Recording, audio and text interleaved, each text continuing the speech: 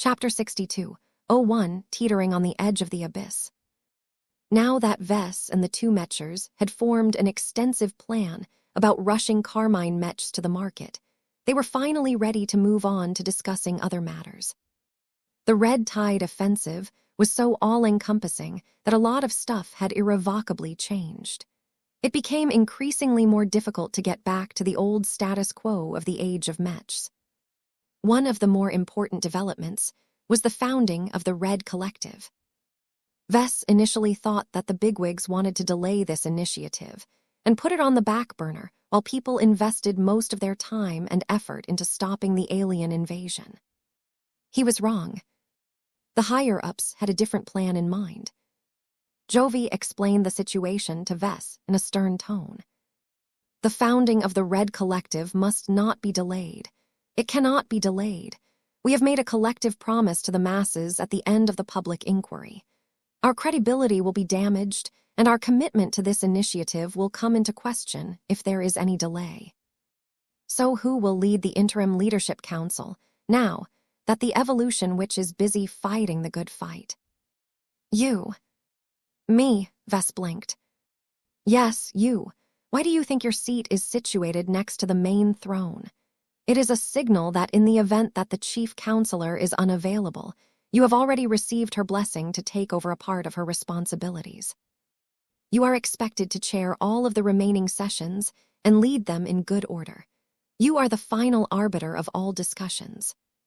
Wait, you're serious. You actually want me to preside over the council sessions that will determine the structure and the policies of one of the most powerful human organizations to exist in the Red Ocean. Jovi smiled at Vess.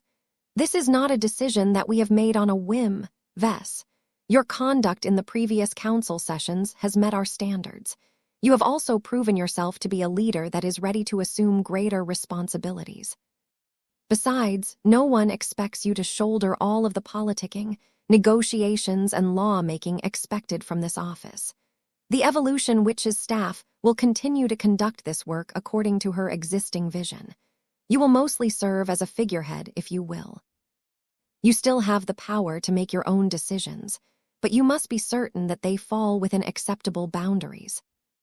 The survivalist did not explain what acceptable boundaries entailed, but Vess understood the gist of it. He was not allowed to change anything that was highly consequential, but he could probably get away with tweaking a few minor details in his favor. You guys trust me that much, huh? Well, as long as the additional workload is not too great, I am not opposed to chairing the meetings in the continued absence of Her Holiness. I have talked to her enough times to understand her overall goals and priorities. Vector Lobin grinned. You have earned the trust and support of the transhumanist faction. Master Dervidian and other allies will support your decisions. It is not a catastrophe if you make a decision that the Evolution Witch disagrees with. As long as the matter is not too serious, she will not care too much. The Evolution Witch has made plenty of mistakes during her career, some of which could have ended her career and life.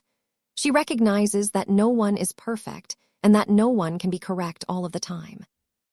As long as the overall trend remains optimistic, then all remains well. Vess had no illusions that he could shape the Red Collective completely according to his own ideas. A lot of stakeholders had a vested interest in the new super-organization. Far too many big players would object if the Red Collective excessively favored one group of people over another. The entire setup of the Interim Leadership Council was based around consensus. A proposal could only make it through the session by obtaining broad majority support. That said, becoming the Evolution Witch's substitute was not an entirely symbolic move. It was the clearest expression of the Evolution Witch's trust and backing towards Vess. That should help a lot with deterring people from stirring up trouble against him. Nobody wanted to earn a rebuke from a god pilot. By the way, this change means that you are officially promoted from a counselor to a deputy chief counselor. This is a substantial rise in status. When the Red Collective is ready to start its operations, your position in the Interim Leadership Council will probably transition into a more permanent office that is of equal or slightly lesser weight. You can consider this as a reward for proposing the Red Collective and serving as a good steward in the council sessions. In other words, Vess better not mess up in his capacity as the deputy chief counselor. If he botched this job, then he could kiss his powerful and influential office in the Red Collective goodbye. Though Vess was reluctant to assume a lot of heavy responsibilities when the Red Collective started to execute its mandate, he was even more reluctant to let go of all of the power that this position entailed. Becoming a big shot in the Red Collective was almost equivalent to getting promoted to the rank of admiral in the Red Fleet. If Vess was afraid of getting bogged down with too much paperwork, then he would do as he had always done and hire enough assistants and subordinates to do all of the actual work on his behalf. As long as he checked in from time to make sure his minions did not secretly abuse his trust, everything should proceed normally, hopefully. At worst, the Red Collective would just get tired of his antics and kick him from his office so that a more serious administrator could take over. That was fine with Vess. He was a Mech designer first and foremost. He had no time to waste on power plays and convoluted political schemes that comprised the workload of those who lived for this exclusive game. "I'll do it," Vess confirmed. "I will agree to exercise the responsibilities of a deputy chief counselors and herd all of the remaining unruly cats of the interim leadership council." "Good, you will hear from us later. As promised, we will continue to undertake much of the work. Your only job aside from presiding over the meetings is to receive our period reports that summarizes the most important developments related to the Red Collective. We will not demand you to do more than that, as it would be counterproductive for us to keep you away from the design lab for too long. Your swarm project takes precedence over everything." "That is good to know." Even the Red Association acknowledged that Mech designers should not split their attention on too many side activities. As the meeting was about to wrap up, Vess asked one more question about the war effort. "Be honest. With the information available to you, how likely do you think we will be able to hold onto the border regions?"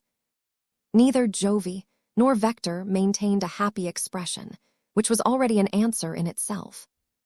Jovi sighed.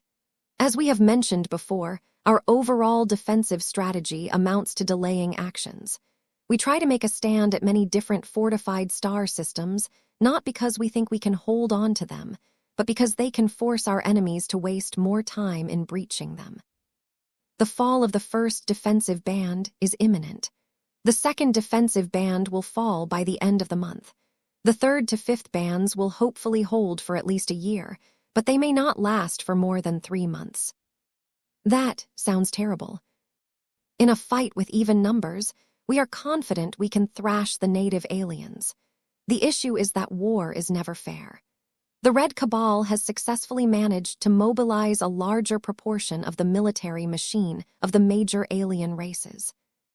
Even then, we loosely estimate that well over 60% of native alien warships have never budged from alien space. Also take into account that our enemies can still raise more warfleets with relative ease. Their manpower pool is practically endless, and they can produce more face fighters and warships with their vast industrial capacity. This is how badly we are outnumbered. If just 40% or so of their standing navies can push us to extinction, how the hell do you expect us to hold onto any part of the border regions, especially now that we lost access to Bridgehead 1? Vector Loban replied this time. "We already gave you the answer to that as well, Vess. Our size limits the scope of human industry. Our manpower pool is tiny compared to that of the enemy. Our technological development is one of our strengths, but not even our star designers can come up with a killer weapon that allows us to annihilate all hostile forces with a single move. That can only be done by relying on the only trait of our race that is theoretical unlimited." It did not take much guessing what the answer may be. Human potential. "Exactly," the transhumanist grinned. Our faction exists because there are Mechers that believe wholeheartedly that we must put more emphasis on human evolution as opposed to obsessing about Mech alone. Right now, the god pilots stationed at the front are hopping from star system to star system in an effort to destroy every concentration of enemy forces they come across. That is how we are barely able to hold on for the time being. All 5 defensive bands would fall within just a single month without their enormous contributions. How could red humanity be driven to this point? The regular and irregular military forces of human civilization were completely incapable of holding the line against the native alien threat. Humans had fallen far from their previous dominant position, where the mobilization of any god pilot was completely unnecessary to defeat any single alien polity in the Milky Way. So let me get this straight, Vector. We will all get wiped out within a couple of years if not a single peak ace pilot manages to break through during the current offensive. Is that right? The transhumanist liaison stiffly nodded. We are all pining for a miracle. You should already possess a basic understanding of the terror of the road to no return. It is no exaggeration to claim that peak ace pilots such as the Mace of Retaliation face certain death if they attempt to initiate the Mech body merger process today. If the 5th defensive band is getting close to being overrun, most peak ace pilots will initiate the process, hoping that the desperate circumstances and overwhelming need for strength may offer them the tiniest glimpse of salvation. This was undoubtedly an act of extreme desperation. Peak ace pilots were indispensable champions on the battlefield. They may be a lot weaker than god pilots, but they were far more numerous. Red humanity relied on this exalted group to counter most phase whales and phase lords that took part in the offensive. If all of these peak ace pilots perished on the road to no return at the same time, then red humanity was no longer able to keep so many enemy phase leaders at bay. The fall of the human race in the new frontier became an unstoppable trend at that point. Do you understand now why we cannot give a damn about many matters anymore, Vess? Jovi asked. Yes. You guys have done a good job at enlightening me. I never realized how closely we were teetering on the edge of the abyss. Even if we have a few more reasons to be more optimistic about the future, this is irrelevant if we cannot last through the present. Chapter 6202, The Egocentric Saint. I have heard our guest is more eccentric than most of his kind. You do not know the half of it. The saint assigned to defend our fortified star system has proven to be uniquely abrasive. His unique personal quirks and obsessions has led him to develop a particularly delusional perspective on reality. Please do not take offense, even if he denigrates your intelligence, your personhood, and your humanity. It is not that he lacks understanding how insulting he comes across, but when you believe with all your heart that you are the only human in this plane of existence that is real, then you will develop a natural contempt towards those who you consider to be false existences. What? The staff officer tried his best to maintain a professional expression. It is a consequence of combining a childhood obsession with suffering an accident while piloting a Mech with an enhanced and frankly dangerous neural interface. Most pilots would have died or suffering lifelong crippling brain injuries after such an ordeal. Our guest defied the odds and managed to break through under these adverse circumstances. Ever since then, he has continued to immerse himself in the delusions that has often served him well. The fact that he managed to reach the limit of what an ace pilot can be is unquestionable proof of his success. With an attitude that can be summed up as if it ain't broke, don't fix it.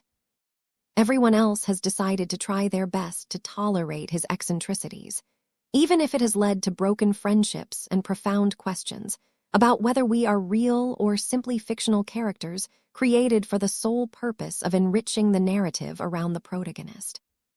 The expert pilot struggled to understand that last sentence. Do not think too hard about it. Your additional responsibilities are to accompany him and compel him to take targeted action according to our strategic directives and your best judgment. You can do so by specifically wording your instructions to him. You will understand what I mean by that when you have earned his recognition as a slightly more important false existence. Is this saint truly as bad as you say? Eddie frowned as he could not entirely wrap his mind around how an ace pilot was allowed to flagrantly disrespect other humans. Even if he harbors contempt towards us all, shouldn't he be able to mask his callousness with a polite and professional demeanor?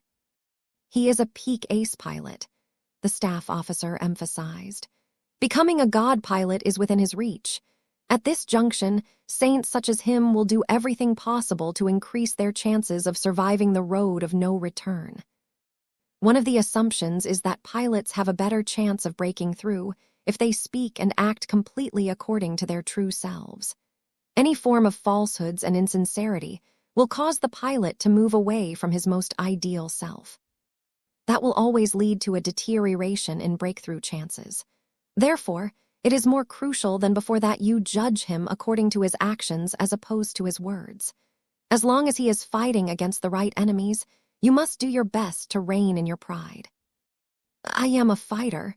I can take it. This is not the first time that I have been forced to work alongside an egotistical maniac. To be able to evolve to this extent, I have endured many trials. A blow to my self-esteem is the least of my concerns. I can distinguish between allies and enemies. Good man, hold on to that thought and think of nothing else. No matter what, do not indulge in any desire to kill or harm our guest. There have been incidents in the past when the unrestrained hostility that others have directed towards him has caused them to register as hostile in his peculiar friend or foe identification system. He knows better than to resort to lethal options right away, but the well has been poisoned by then. We cannot allow this to happen.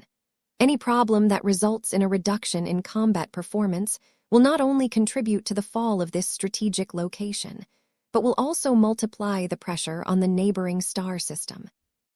At worst, a blunder during this sensitive time may spark a domino effect where the aliens gain more and more momentum as they continue to topple our faltering strongholds.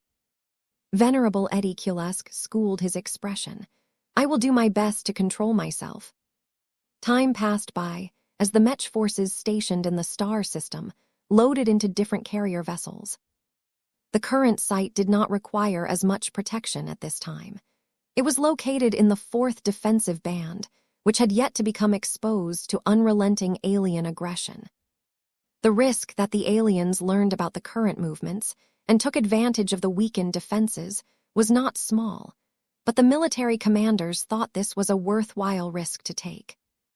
There were many locations in the 1st and 2nd defensive bands that had already been breached or became unsalvageable within a week. The situation was far more dire than the planners had anticipated. The strategists accounted for the fall of the 1st defensive band, but they underestimated the scale and ferocity of the alien offensive. The 2nd defensive band should have lasted a lot longer. Now, the accelerated fall of both defensive bands threatened to disrupt the defensive strategy chosen by the leaders of Red humanity. The higher-ups hastily initiated a grand shuffle. A lot of Mech forces stationed in the rear of human space had previously held off on participating in the war. That was no longer permissible.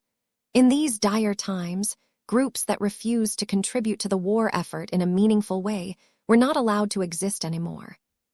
The major powers collectively declared a state of emergency across human space. Martial law came into effect in many regions, and even the most peaceful areas needed to get more serious about supporting the war effort. A lot of second echelon forces were hastily being reassigned to the front.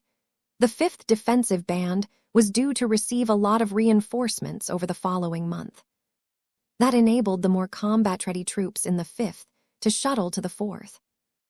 Those stationed in the 4th moved on to the 3rd, which meant that Venerable Eddie Kulesk and his soldiers in the star system were about to dive headlong into the fighting, as the native aliens had already begun to attack numerous strategic locations in the middle band.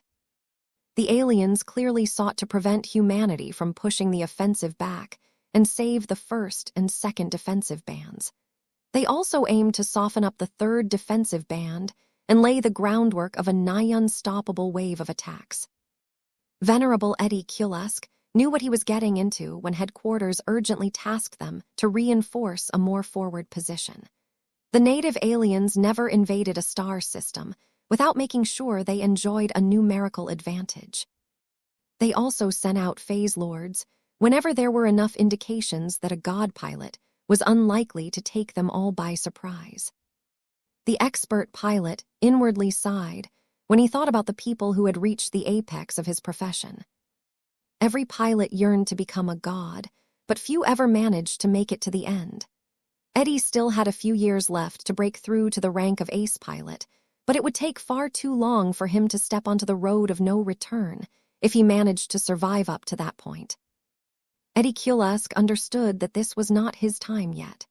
That honor went to the existing god pilots who were doing their utmost to slow down the alien advance, as well as the peak ace pilots who had the potential to achieve greatness in the not-so-distant future. He's arrived. Many people in the star system awaited the arrival of their newly assigned protector and champion with bated breath. The capital carrier ship that transported the peak ace pilot looked uncommonly plain and unpretentious. The design clearly emphasized function over form, to the point where the shipbuilders had added and removed a huge collection of modular compartments and systems without putting any thought towards aesthetics. The surface of the hull was uncoated gunmetal gray. The exterior depicted many different variations in hue, revealing the many different alloys used to construct and upgrade the ship. The only decorative aspect about the fleet carrier was her name, which the owner emblazoned in the side with illuminated white letters, as if he was afraid that people would mistake the ship for another hull. Wait, did the guy who was supposed to name the ship forgot to input an actual name, causing the shipbuilding company to mistakenly print out this instruction? No, it is not an accident or an oversight that caused so many laughs that people decided to embrace this joke. It is a deliberate choice. The ace pilot had to present his arguments to many different people before they finally realized that he was being utterly serious. A man with a naming scheme as bad as this was doubtlessly not right in the head. The vessel that was creatively named the insert ship name here, yes, the all caps were mandatory, eventually approached the rest of the reinforcement fleet and took her place in the center as she deserved. In line with a prior agreement, Venerable Eddie Kiolesk and his high-tier expert Mech transferred to the insert ship name here so that they could remain close to the most powerful champion of the reinforcement fleet. As expert Mech touched down in the hangar bay, Eddie hopped out of the cockpit and spoke with the chief technician about maintenance-related issues. "Where is?" "He is training," the chief technician responded. "In fact, if he is not obliged to do anything else, you can often find him in one of his many training rooms. You can follow the projected line to reach his current location. Do not be afraid to speak your mind. It is better if you can be as direct as possible. Our superior hates long and convoluted discussions. Thank you for your advice. It is my pleasure to serve you, Venerable." Eddie did not bother to change out his piloting suit as he followed a projected line that only he could see. It threaded through all of the corridors and ultimately led to a large but extremely solitary training chamber. The sight that greeted him took him aback for a moment. The unmistakable form of the peak ace pilot that many people looked up to was engaged in a bizarre training ritual. He was running on a treadmill while at the same time lifting weights with both of his arms. He was also conducting a complicated higher math test, showing that the peak ace pilot was determined to exercise his mind as well.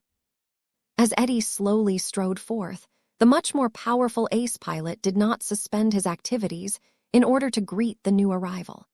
He merely persisted in his multifaceted training approach, which was so intense that ordinary humans could never imitate this method without destroying themselves. Having been warned in advance on how he should behave, Eddie did not wait for a greeting that would never come, but instead presented himself in plain words. I am Eddie Kulesk. I have been assigned to accompany you and convey the instructions of my superiors. If you do not object, I will endeavor to stay by your side on and off the battlefield, St. Kamen. St. Ryder Kamen finally deigned to stare in Eddie's direction, but only for a second. Level 47. They finally sent me a faction NPC that can issue high-level missions to me. I can finally get back to earning serious XP, especially now that I am about to grind lots of high-level aliens. By the way, you are glitching. That happens from time to time. Can't you see the glowing title above my name? Eddie looked confused for a moment. What was the ace pilot talking about? There were no letters of any kind floating above the saint's head. The ace pilot snorted. The AI of this game is as cheap as ever. Call me by my title. I worked hard for it in order to earn the perks that I have long been waiting to acquire. If you don't recognize it, then that means that I am clearly affected by a bug. I cannot afford to lose these unique advantages. Tell me who I am, NPC. You are the gamer. Chapter 6203, The Poor Saint. All seemed lost as death and destruction unfolded before the eyes of the defenders. When the Red Tide offensive swept across the border regions like an unstoppable force, a lot of defenders struggled to keep their head above water. The most intense and destructive battles took place in the upper zones. Though relatively small, the upper zones served as critical territories to red humanity, as these regions happened to be abundant in face water or other rare exotics. The Red Two and the first-rate colonial superstates often stationed large quantities of their own standing forces at these strategically important locations. The middle zones were much larger and more expansive. They formed the backbone of human-occupied space as far as people were concerned. Although many of the Mech stationed in the middle zones could not compete against first-class multipurpose Mechs, they were much cheaper and easier to mass-produce in vast quantities. Second-class Mechs hit the sweet spot between affordability and combat power. They were the most suitable choice to defend large swaths of territories of moderate value and importance. Pilots of this class might not enjoy the best training and augmentations, but they arguably possessed the greatest control over their own futures.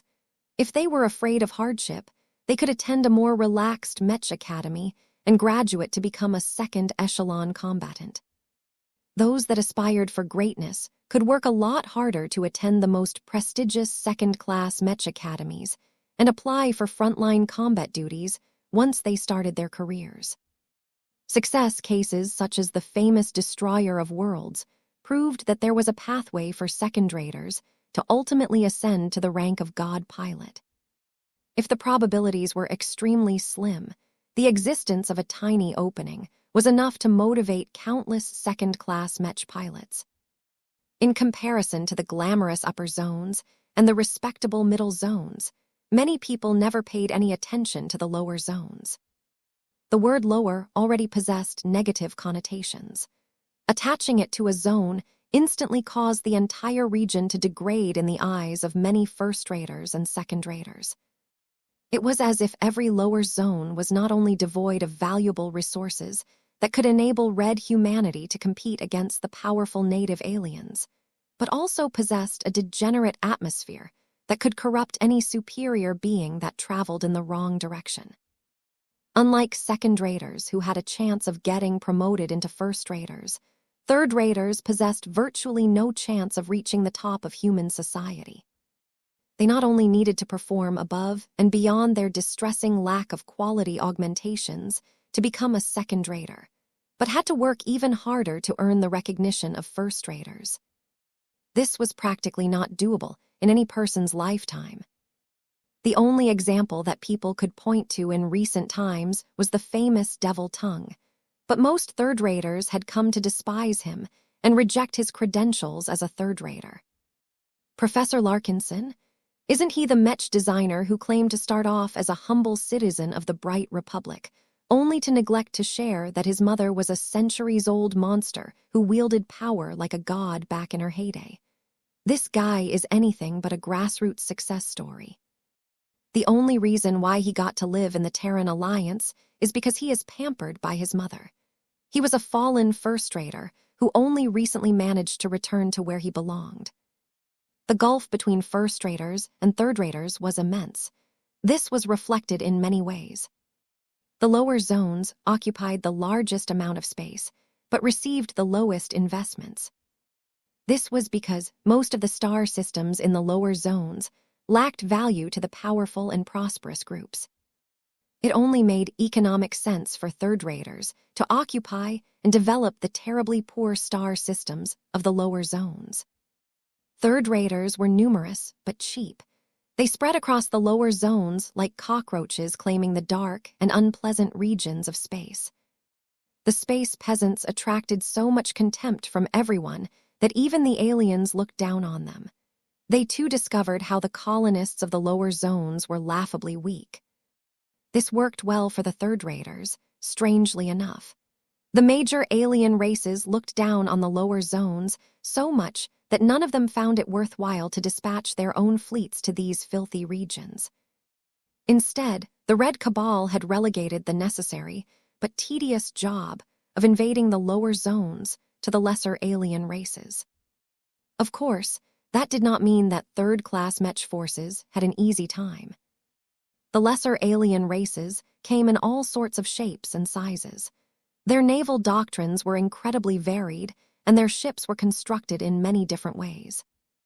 Developing in a galaxy dominated by the 13 major alien races may have caused every civilization to conform to a set of common rules and standards, but that did not reduce the sheer diversity between lesser alien races. Whatever the case, they might not pose a threat against the major alien races, but they were often more than a match against third-class Mech forces. We have lost our left flank. Those alien face fighters are tearing through troops from the side.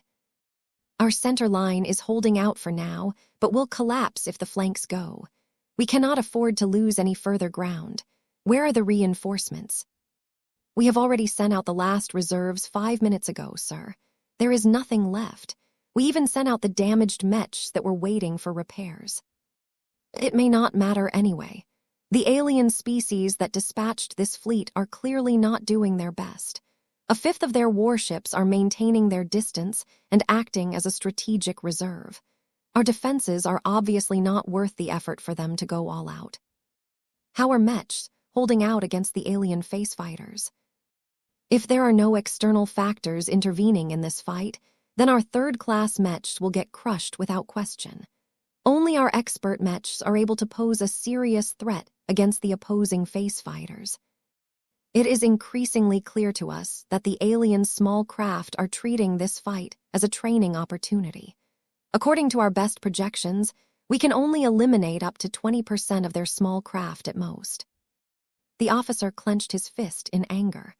Why are these aliens sent to a lower zone like ours? The technologies mastered by this species are not that impressive. They are no match against second-class Mech forces. The only reason why they are thrashing us is because they have access to enough face water to add it to all of their military assets, if only to a small extent. That makes it so that they are too weak against second-raters, but too strong against third-raters. The aliens did not adhere to a strict division of class and power level, so strange cases like these happened on occasion. The leaders at the top didn't care. The Red 2 formed a few fast response squadrons that patrolled the lower zone and took action whenever an alien force appeared that displayed strength beyond the norm. However, there were too few of them to cover the entire lower zone. The descriptor of fast response could only be treated as an aspiration, as the Mechers and Fleeters all too often only arrived when the aliens had crushed all human resistance in a star system.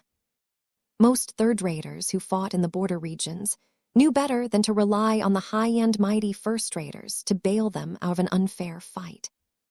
The aliens did not play by the rules, and only sent out their more incompetent vassals to the lower zones because they did not want to be bothered with conquering large stretches of worthless space. We are on our own, the commanding officer concluded in resignation. Our Mech are completely within the grasp of the aliens. Once our enemies finally tire of this game, our orbital defenses will not last long against these foes. Their transphasic attacks can rip through our thick alloy plating like nothing. The only satisfaction we can gain from this fight is to play hide-and-seek with the aliens by tunneling deep underground. Transphasic weapons have limits and cannot possibly penetrate kilometers worth of soil. Those of us who have survived up to that point won't be able to live comfortable lives, but the aliens won't be able to control this planet with confidence. Just as the commander was about to order a partial retreat and evacuation, a sudden development took place. "Sir, our sensor network has detected the approach of a strong source of emissions.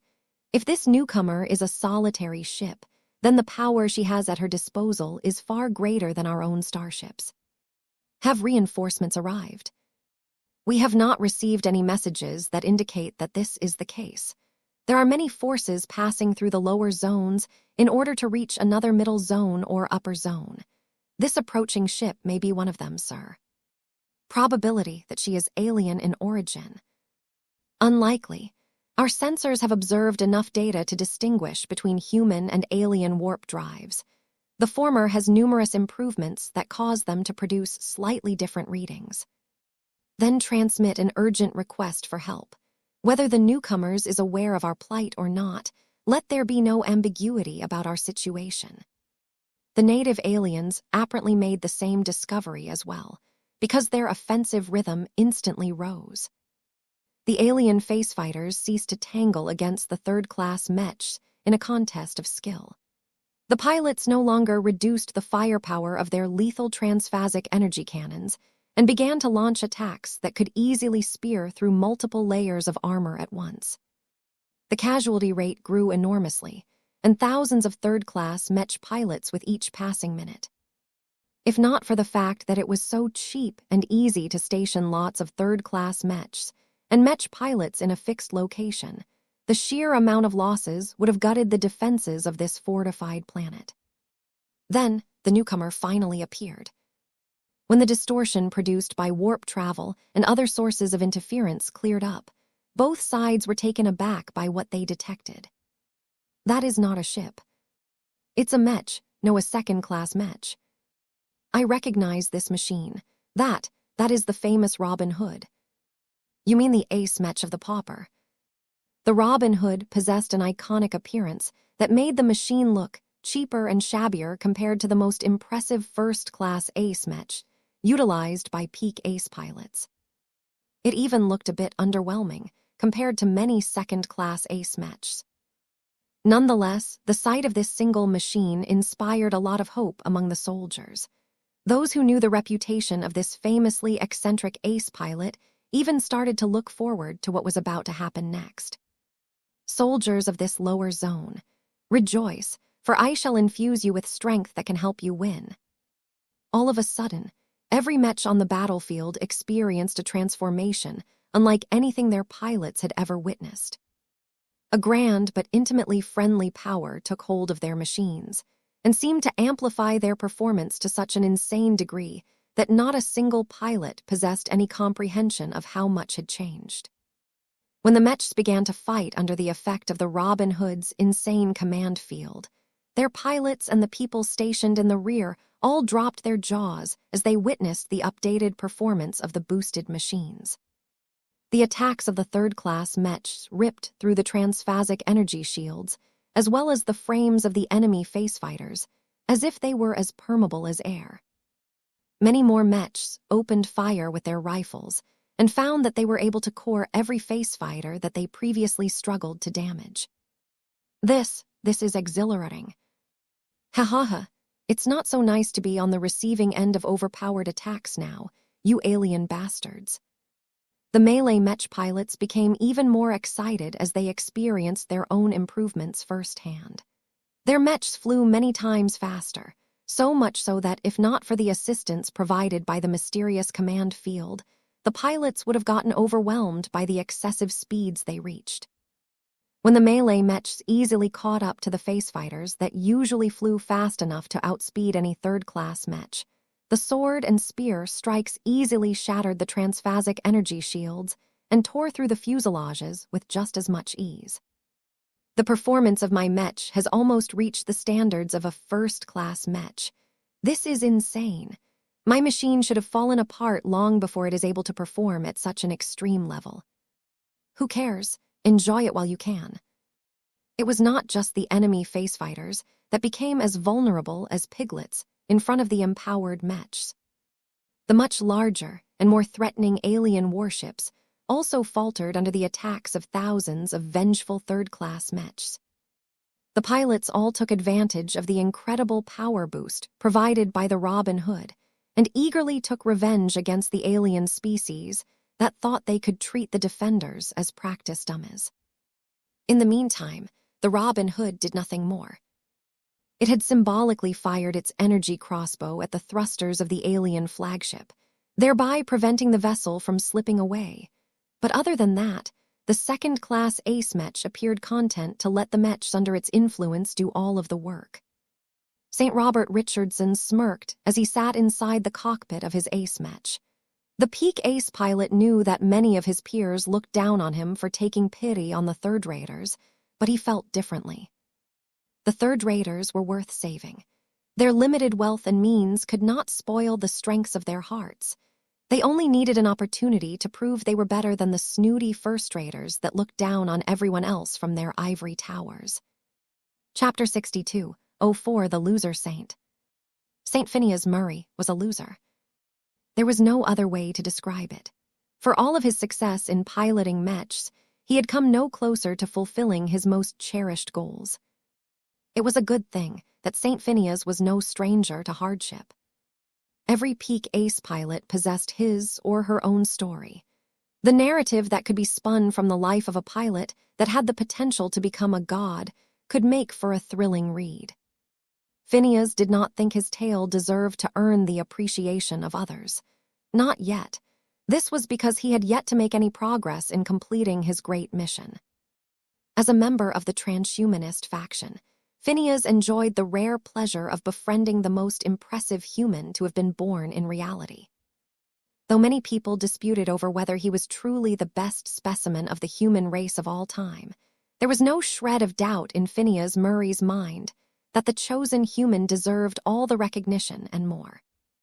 Phineas still felt as if he was dreaming when he met with divine Hussein Albedo the first few times. Even after years of working together to preserve the essence of the human race and prevent humanity from degenerating into genetic freaks, Phineas still felt deeply undeserving to receive the chosen human's attention, let alone respect. We became friends anyway. The public mistakenly thought that the chosen human was so spoiled and elitist that he looked down on everyone else. That was a mistake. Perhaps there may be a kernel of truth about this impression, but Phineas always believed that the chosen human only treated humans with less respect, because it was seriously questionable whether those people could still be classified as humans. The chosen human was a racist, and that was a good thing. The legendary God pilot believed with all of his heart that the human race in its purest form possessed endless potential. Augmentations, particularly the kind that modified one's very own genes, only diminished people's humanity and caused them to go further and further astray. Though Phineas was not as committed to this extreme standpoint, the chosen human had always stood by this belief, as he led the transhumanist faction in the Milky Way with a firm hand. Biotech researchers had a tendency to go out of control and engage in all sorts of illegal and gruesome experiments if left unchecked. This was why the transhumanist faction had always acted as a yoke around the biotechs that constantly sought to push the limits, if only to satisfy their curiosity. When the red ocean opened up, the chosen human understood quite well that his ability to restrain the biotech researchers over at the New Frontier was a lot more limited. He needed to transfer a trusted confidant with plenty of strength of his own in order to act as an agent and convey the will of the leader. St. Phineas Murray was that person. Though he loathed the assignment that would take him away from perfection incarnate, the chosen human's will could not be defied. "I need you there, my friend." The radiantly glowing human with absolutely perfect proportions spoke to the ace pilot in person at the time. I have already received notification that the evolution which is ready to relocate to the Red Ocean, possibly on a permanent basis. Her intentions are obvious, especially when she is taking along many of her sycophants. So many of her fellow radicals are representing our faction in the new frontier that very few people are left in the faction branch that holds my trust. None of them can stand up to Miyazaki. They will fold like a house of cards. I need a human who can issue my directives to her without being reduced to a gibbering fool.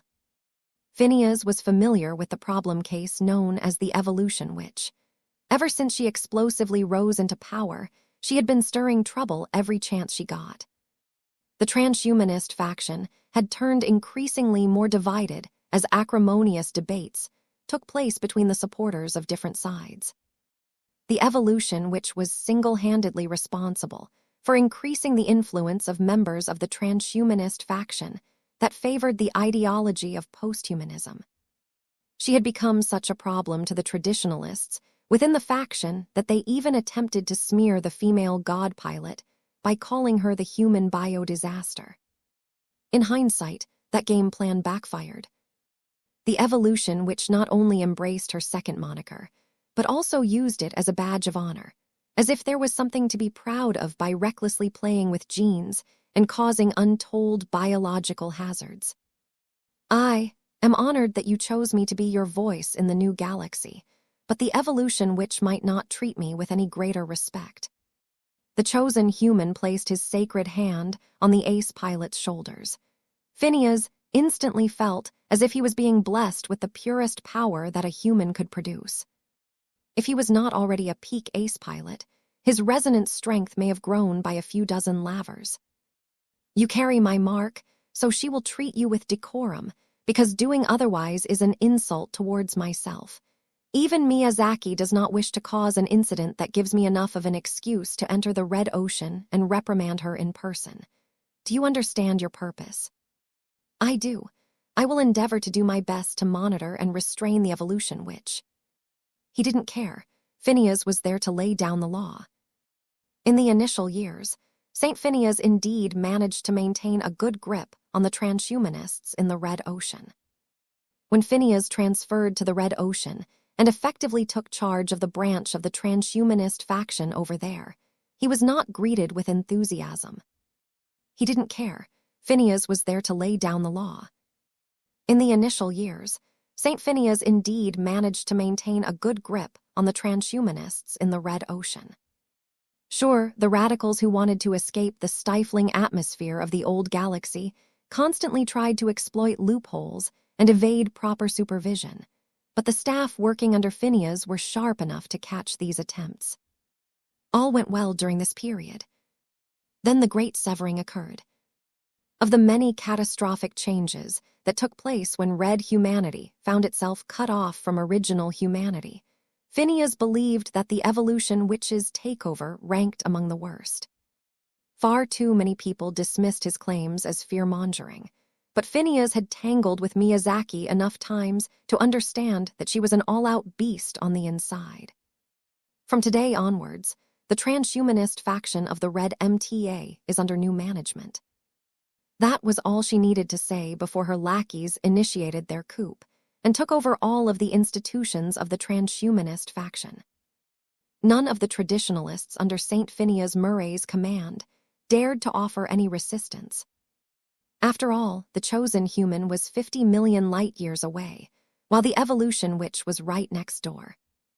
Ever since then, the transhumanist faction degenerated into a haven for biotech researchers who had long sought to exceed the limits of what it meant to be a human.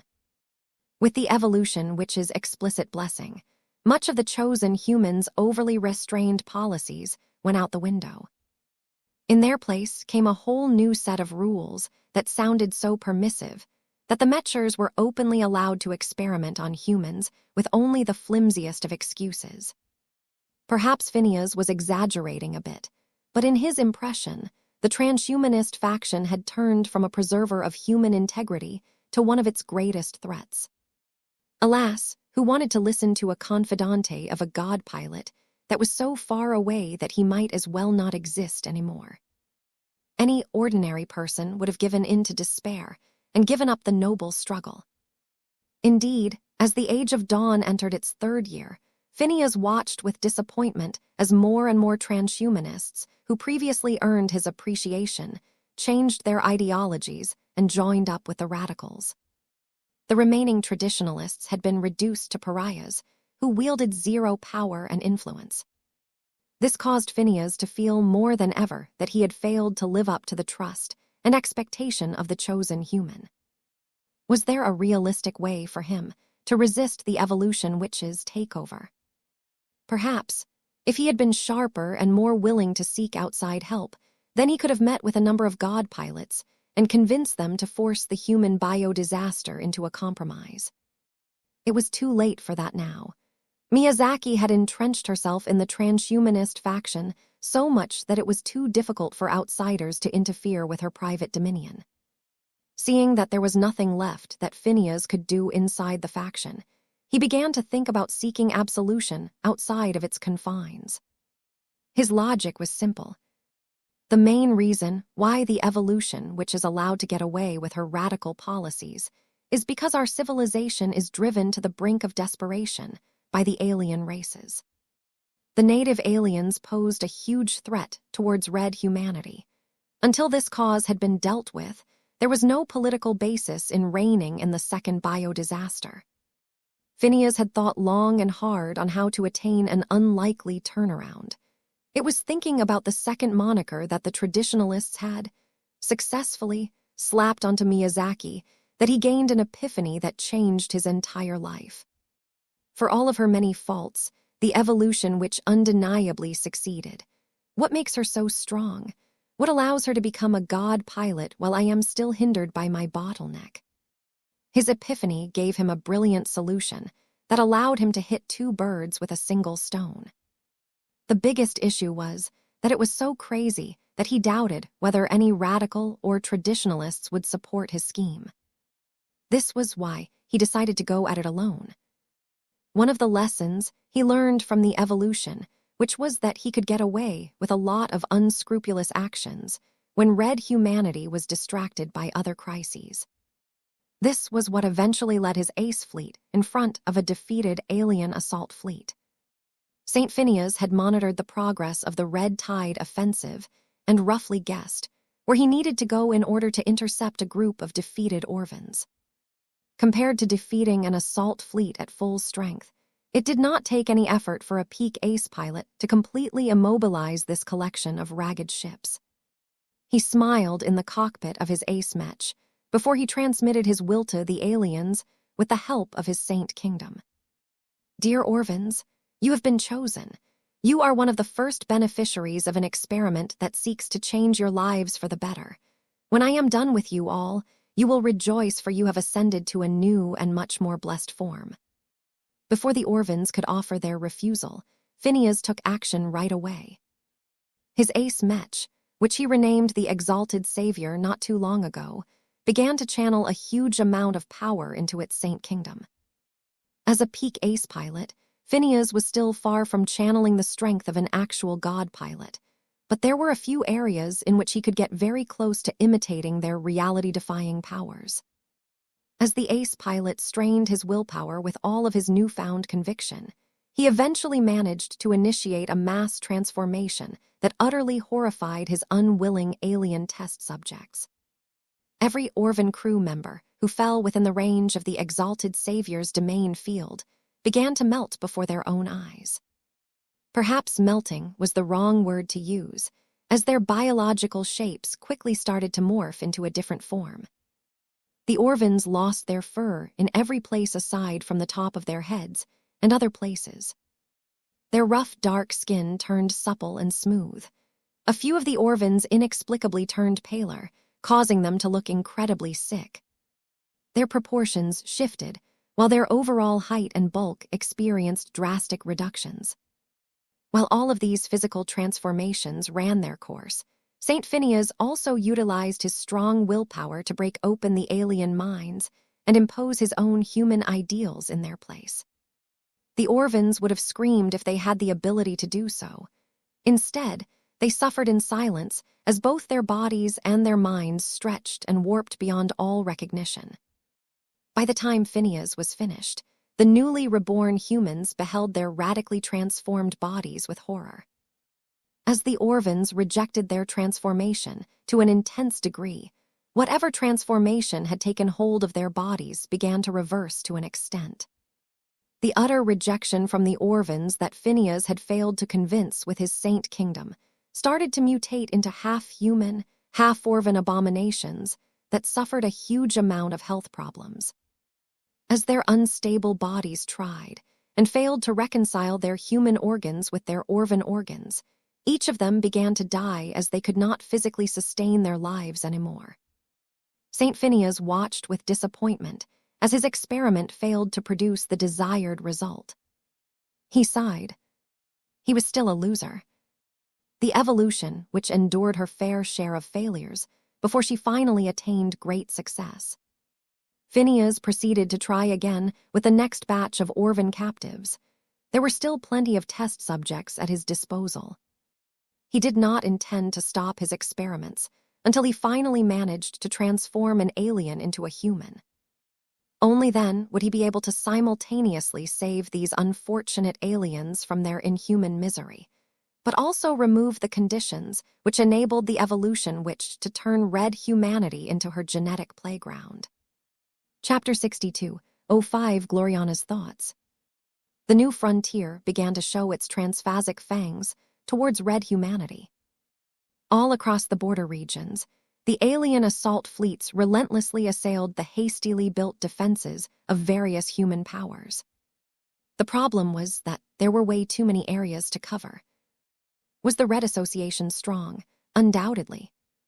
Did the Mechers have enough warships, first-class multipurpose Mech, and high-ranking Mechs to cover each and every single star system across all of the zones that bordered alien space? No way. The answer was no different when the forces of the Red Fleet, the Terran Alliance, and the Rubarthan Pact were also taken into consideration. The cold, hard truth was that humanity had too little time to transfer enough personnel and war material to the new frontier. The Great Severing occurred too soon, preventing the humans from completely consolidating their foothold in the Red Ocean. This was the clever part about decisively pulling off the ancient refuge plan. These brilliant choices proved that not all of the leaders of the native alien civilizations were stupid. They would rather overestimate the threat posed by the extragalactic invaders than to do the opposite. Although the native aliens paid a heavy price in order to teleport their entire galaxy in the orbit of Messier 87, all of it appeared to be worth it as they decisively took advantage of red humanity's many shortcomings. As Vess returned home after his lengthy and informative visit to the Terrask, his mind became filled with all kinds of messy thoughts. From learning about how red humanity's entire fate rested on the successful but extremely unlikely breakthroughs of all of peak ace pilots, to learning that he had been saddled with presiding over the Interim Leadership Council in the absence of the evolution which. His entire life had taken a drastically different turn. Vess was not ready for all of this. He felt overtaken by events beyond his control. When he returned to Diandi Base, he waited until evening fell before he selectively shared the recent developments with his wife. Of course, with the R-Ray eavesdropping on his conversations at all time, Vess was being extra careful not to divulge any classified information. This meant that he did not mention anything about how red humanity could go extinct if not a single peak ace pilot managed to break through by the end of the year. Still, his wife made sure to keep herself informed, so even if she did not possess the same information channels as himself, she most certainly suspected that the situation was not good. The Red 2 has already imposed an obligation for every state and large organization to contribute to the war effort, Gloriana said. Many groups have already announced their intention to transfer their Mech forces to the front. The faster the reinforcements arrive where they are needed, the lower their future obligations. Time is of the essence. It's a good thing that we don't have to do anything extra. Our expeditionary fleet has been making plenty of waves in the border regions in the past few years. Even now, it should already be on the way to reinforce one of the many beleaguered star systems in the third defensive band. Last he heard, the expeditionary fleet was en route to reinforce and defend one of the future focal points of the alien offensive. The Golden Skull Alliance was not afraid to participate in a larger and much more dangerous campaign. The Mech pilots yearned to make a greater difference. They were no longer satisfied with fighting one-off alien fleets from time to time. Only by trying to fend off an alien invasion on a strategically important planet would the soldiers gain more direct feedback on how many lives they directly managed to save. The rationale was the same for many other Mech pilots. The front did not lack for brave and ambitious soldiers. The strong and those who aspired to become them did not need to be mobilized at all. It was only the part-timers and those who possessed greater attachments in their lives that needed to be pushed into the meat grinder. His wife showed a touch of concern. The analysts on the galactic net predict that the first and second defensive bands are destined to fall. Once that happens, the third defensive band will have to face the full brunt of the alien offensive, the expeditionary fleet. I have no doubt that a lot of forces will suffer losses over at the third defensive band, Vess stated. Attrition cannot be avoided in these kinds of campaigns. Our Mech legions are bound to suffer a lot of attrition, but it will be okay.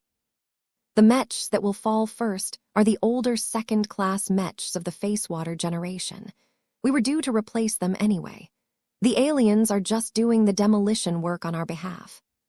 So long as the Mech pilots manage to eject and return to their motherships alive, they can quickly get back in action by supplying them with new living Mechs. What about their old living Mechs? Do you not think it is a pity to abandon the living Mechs that have experienced several years of growth and familiarization? Gloriana asked. Mechs are not the same as humans, honey. While I value the lives of my products, I have never overlooked the fact that they are war machines. None of my living Mechs will be able to reach their full potential if they do not experience the threat of death. Sure, the elimination of third-order living Mechs will hurt our Larkinson army in the short term, but it will lead to a healthier martial tradition in the long term as the remaining machines will work harder in order to increase their chances of survival. His wife nodded. If you think this is the case, then I will not interfere. I believe that our expeditionary fleet should at least be able to preserve itself when the star system is on the verge of falling to the alien invaders. With at least 2 ace pilots watching over the joint fleet, it should not be easy for the native aliens to persecute all of our warships. 3 ace pilots, not 2, Gloriana corrected. Did you not forget that Tusa won't be sticking around for long? Once his expert Mech is upgraded to a first-class ace Mech, he is ready to enter a higher battlefield. It is time for our clan to make a name for itself among the first raiders. I can think of no better way to make a splash than to fight the strongest alien fleets in the most critical star systems of the border regions.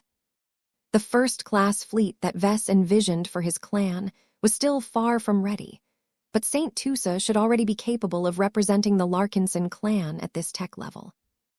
Although Vess did not entirely like it, a lot of human leaders only truly paid attention to first-class combatants. Anyone who was not capable of fielding a strong enough first-class Mech force would never be taken as seriously as those who could fight at this level. Now that the Mechers wanted him to take up the position of Deputy Chief Counselor, it became more important than ever for Vess to prove that he had the muscle to back up his high position.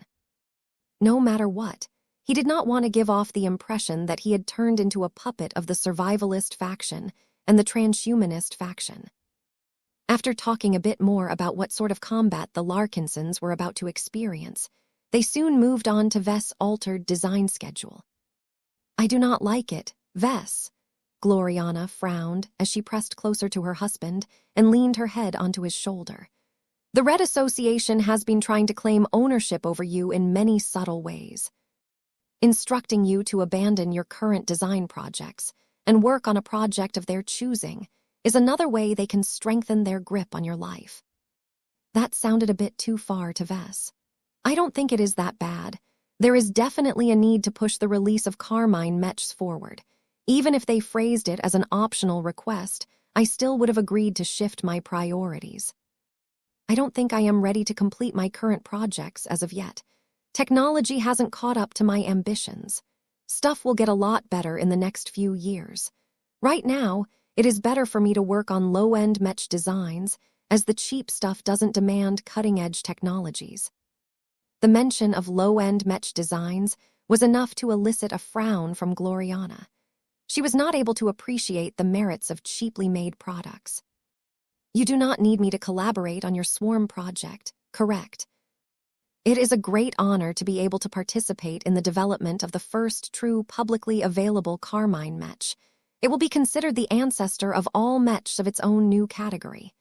His wife noted with a bit of envy. Which names are you considering?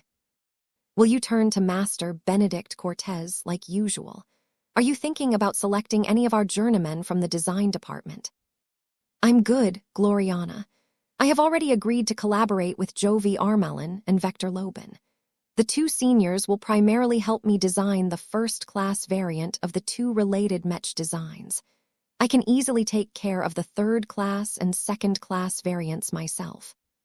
There is room for 2 more collaborators. I am still considering who I should invite to participate in this historic Mech design. It is a great honor to be able to participate in the development of the first true publicly available Carmine Mech. It will be considered the ancestor of all Mechs of its own new category. His wife noted with a bit of envy. Which names are you considering? Will you turn to Master Benedict Cortez like usual? Are you thinking about selecting any of our journeymen from the design department? Neither. Vess shook his head. Master Benedict Cortez is a fine collaborator, but he is a bit too similar to you. He only truly cares about high-end Mech designs. The Swarm project is a collection of low-end workhorses where he isn't able to display his true strength. Besides, I do not want to involve any master Mech designer for this critical Mech design project, as I do not want their design philosophies to overshadow mine. As for the journeymen from the design department, I don't think they are suitable either. The Swarm project is too important for journeymen to mess around. I am thinking about inviting other seniors. Do you know of any?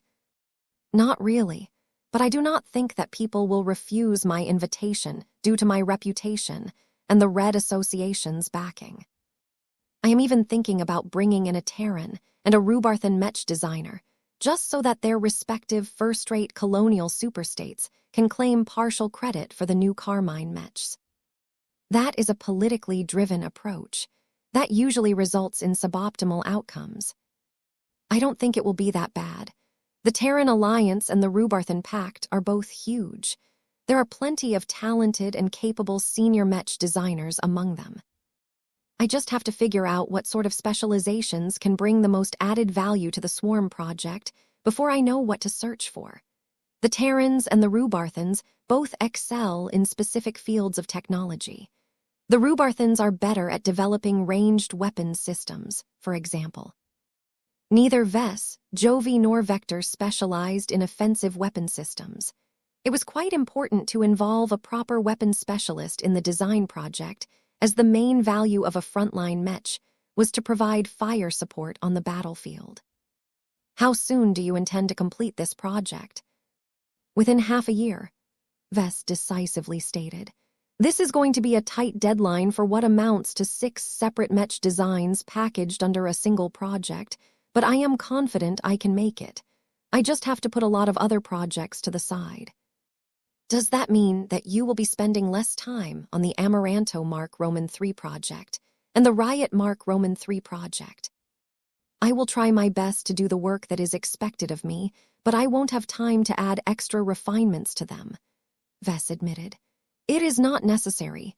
The Amaranto and the Riot already exist. I have put a lot of unique touches on them the first time around.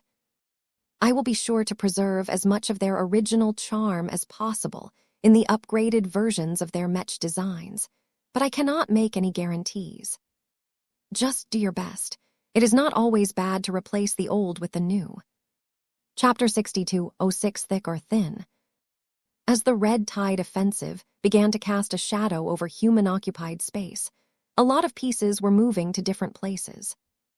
Vess had no doubt that human strategists and their alien counterparts were standing before giant projections displaying a map that contained many icons representing different forces along with their routes. He wished he had access to a complete overview of the progression of the Red War as well, but he hadn't been invited to this very exclusive club. It was not his turn to involve himself in the war planning of Red humanity. His main responsibilities after the start of the Red Offensive were threefold. First, as the leader of the Larkinson clan, he had to make sure his forces actively contributed to the war effort. Second, as the newly appointed Deputy Chief Counsel, he had to preside over the remaining sessions of the Interim Leadership Council without causing them to end up in disaster. Third, as the inventor and chief developer of the Carmine system, he had to rush the ambitious and expansive Swarm project to completion in just half a year. On top of all of this, Vess also retained many of his old duties and responsibilities. His schedule still remained extremely busy as he found it hard to put down his obligations. This was the inevitable fate of a successful individual. Those who managed to climb up to this height never did so by drifting along the current. Only by actively swimming upstream were they able to defy expectations and produce more dazzling results than their peers. Vess felt as if he was at the top of his game. He had no desire to take a vacation anytime soon. Switching out his design schedule so that he could devote much of his work schedule towards the Swarm project made him feel as if he was making a fresh start. He decided to take advantage of his good mood and begin to work out the preliminary details of this Mech design project. He immediately entered his design lab and started to draw up a few draft designs so that he could visualize the desired Mechs. Meow Tilda. As Lucky laid on the desk, Vess continually flipped back and forth on the sketches that he had made. The command Mechs were relatively easy to design. They were meant to serve as simple and unpretentious machines that were decent in a fight, but should mainly be used to supervise and direct swarms of subordinate Mechs. Since their ability to coordinate lots of Carmine Mechs was more important than their direct combat abilities, Vess intended to design them with the mindset of working on an auxiliary Mech. That did not mean that he intended to neglect direct combat capabilities entirely, but he wouldn't obsess over it like he did when he designed the Ultimatum.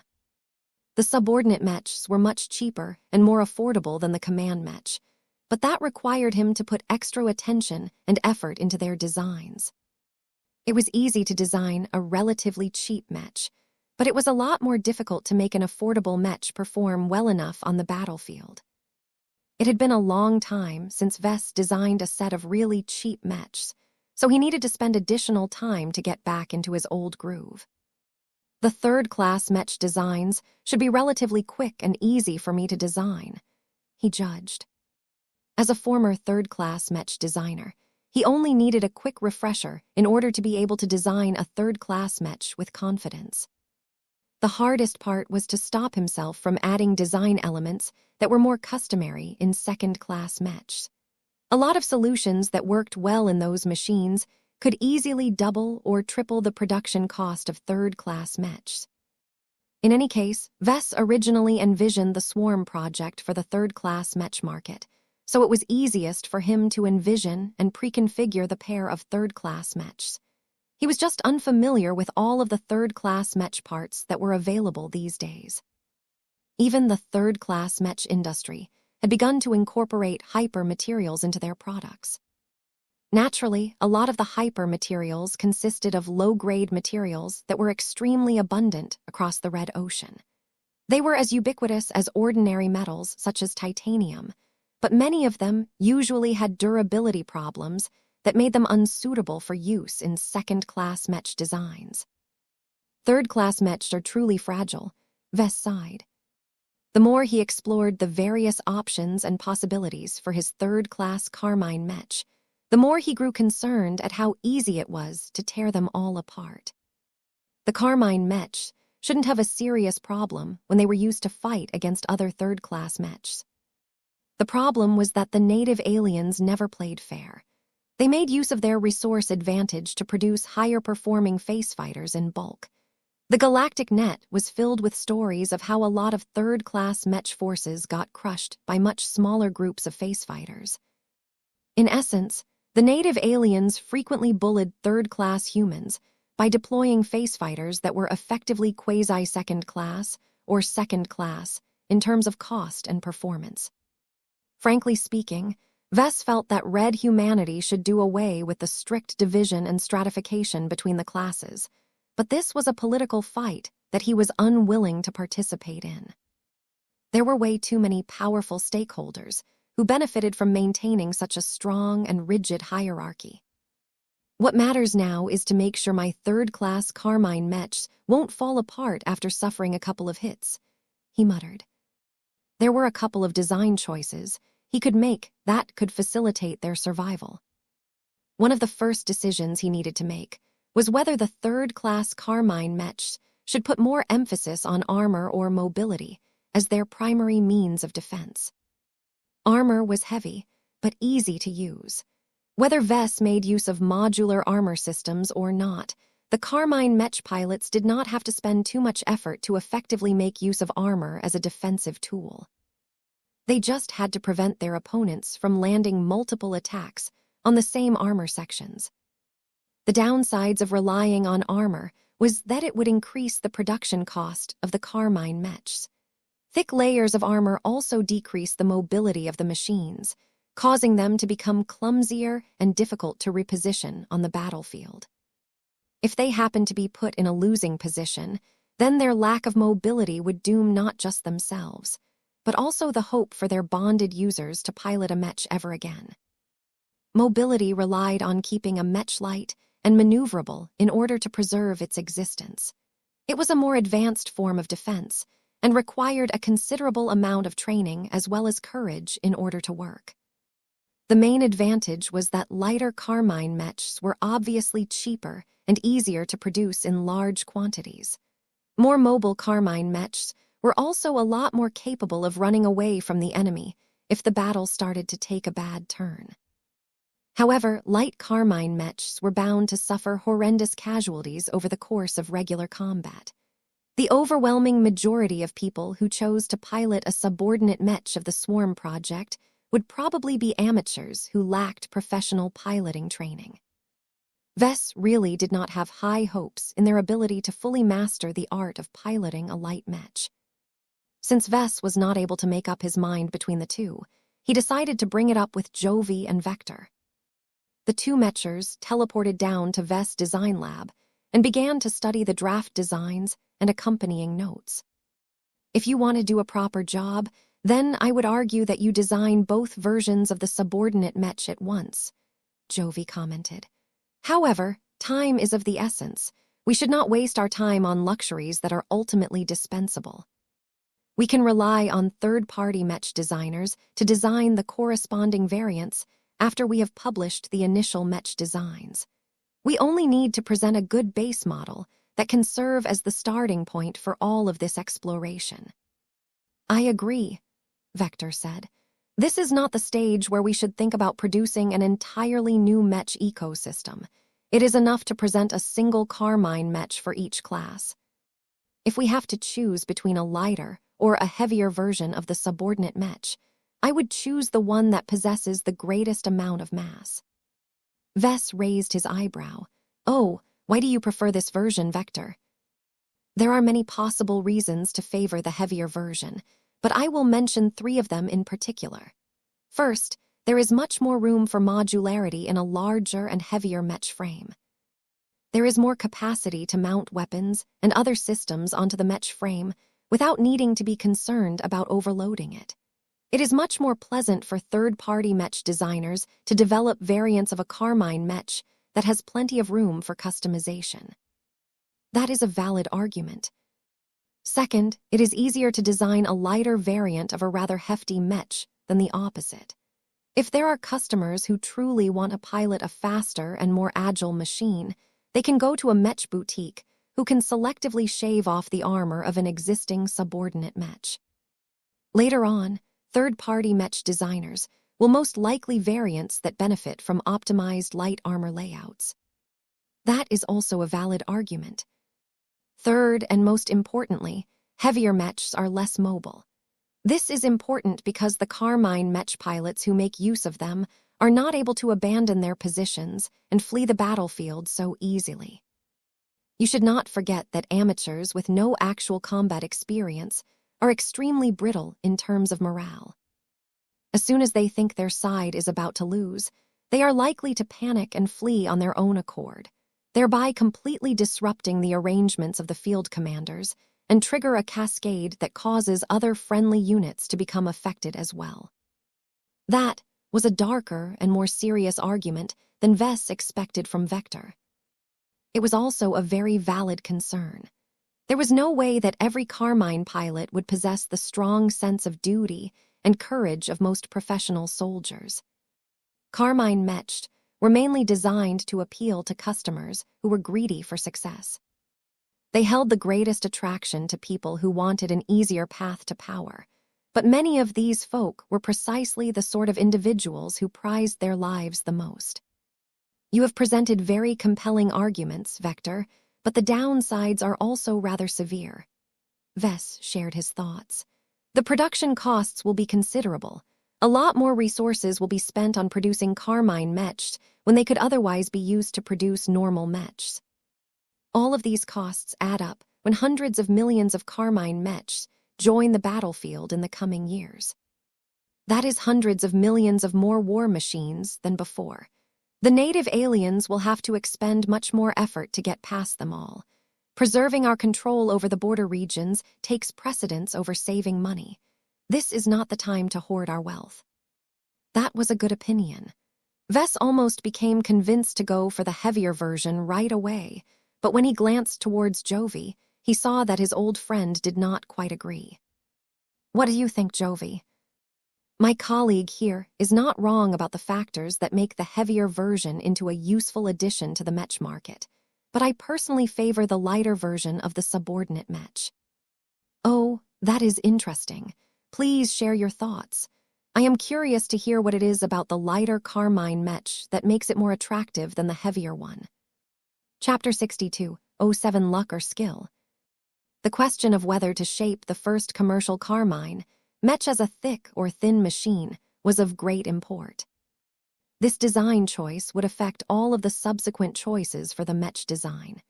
It could change the lives of a huge amount of Carmine Mechs and directly affect their lives and careers. Millions of heroes would rise and fall solely due to the consequences of this critical design choice. Since all three seniors understood the enormous implications of this critical decision, none of them dared to treat the matter so casually. While they weren't willing to start an entire committee presided by master Mech designers over this single issue, they did not want to make a proper decision before they fully explored the implications of either choice. I think that we cannot ignore the economic burden of the first Carmine Mech, Jovi said. Human lives are important, but resources are important as well. Small decisions can have a disproportionate effect on the economy and the industry of human civilization if the product becomes popular enough. It is practically set in stone that the first Carmine Mech will be produced on a scale unlike anything we have witnessed in the new frontier. The less of a burden we can impose on the producers and resource extractors of red humanity, the better off everyone else will be. It is difficult to point out the benefits of designing a lighter Carmine Mech, but they definitely exist. Vess nodded in agreement. He could easily see how this may be true despite the fact that he had no background in economics and industrial policy. Many more Carmine Mech pilots will die, though. He voiced a counter-argument. Is it truly right to make life more difficult for these enthusiastic, if incompetent amateurs just to save on costs? Jovi remained unperturbed. I am aware that most early Carmine pilots will not possess the skill to know how to evade damage while piloting a highly maneuverable machine. as callous as it is to say it, but the lives of norms who are neither professional soldiers or a member of another high-value profession are not that valuable. That does not mean that we should squander their lives at will. What matters is what sort of Carmine pilots will survive the crucible of war and thrive in the coming years. Please elaborate. Think about it, Vess. The heavier Carmine Mech is more user-friendly, but that will also make Carmine pilots lazier and less incentivized to practice the art of avoiding damage. As far as casualties are concerned, it is not unacceptable for the Carmine Mechs and pilots to die or lose their combat effectiveness, but the sacrifices must be worth it. Death as a consequence of lacking skill over the normal course of combat is a productive process. Those who are luckier, more skilled or more attentive will survive more often than not. Those who die are simply the less powerful of the group. What if they die because they are a poor fit for light mechs? Vector asked. Then they should wait until a heavier Carmine Mech becomes available. Jovi shrugged his shoulders. What I despise are losses that result from poor retreat capabilities.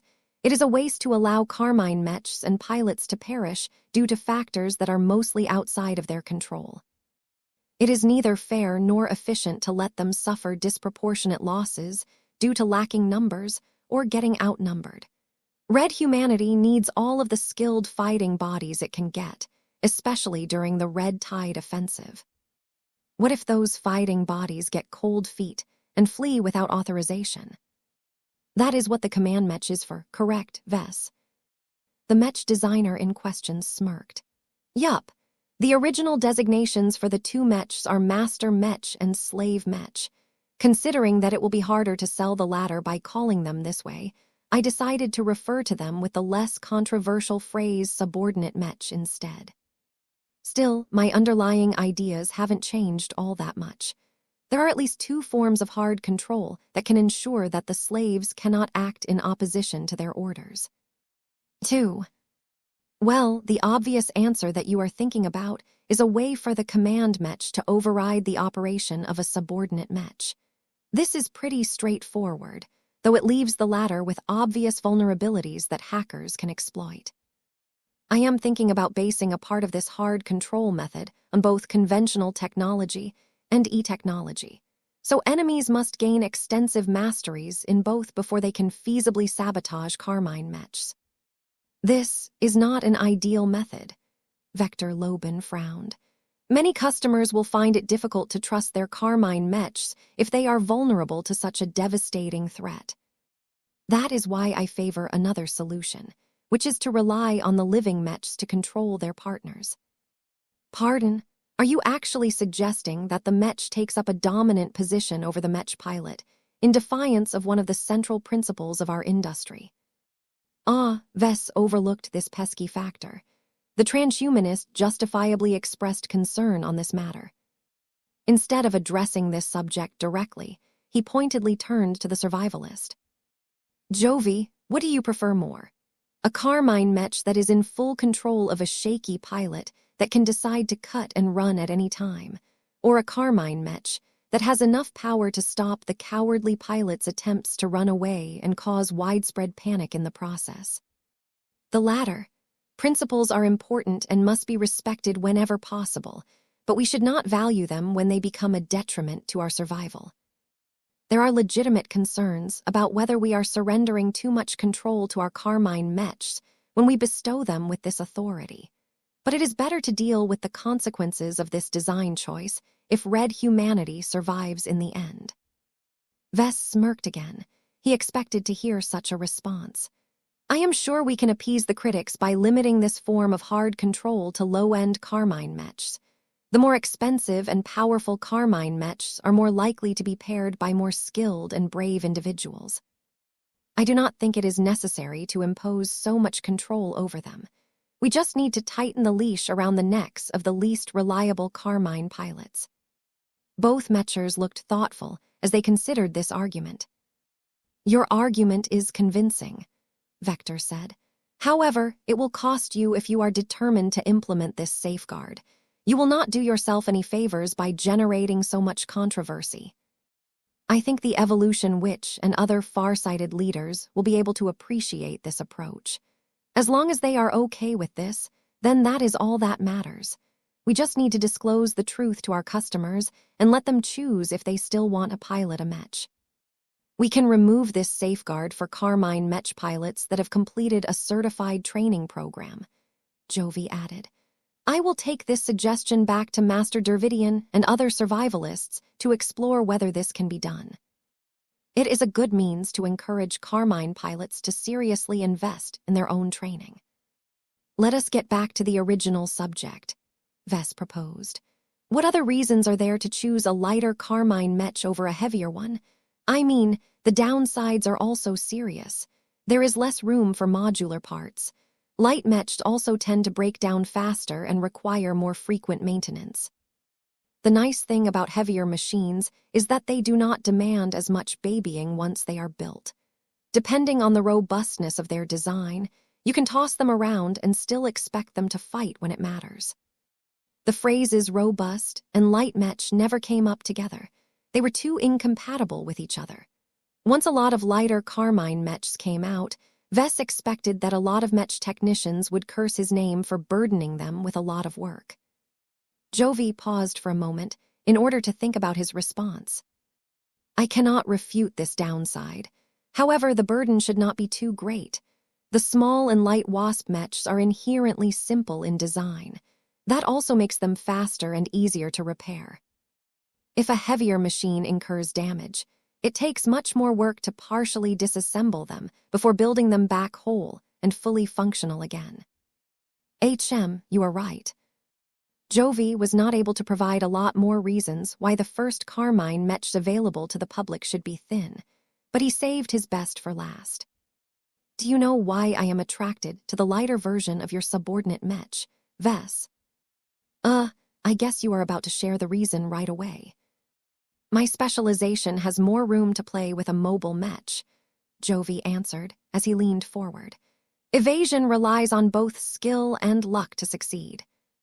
The point where a pilot does not know which side will turn dangerous, but has to move his Mech into a direction is a test of his skill, judgment, reaction speed, intuition, as well as plain old luck. Different from others, I can actually affect this variable.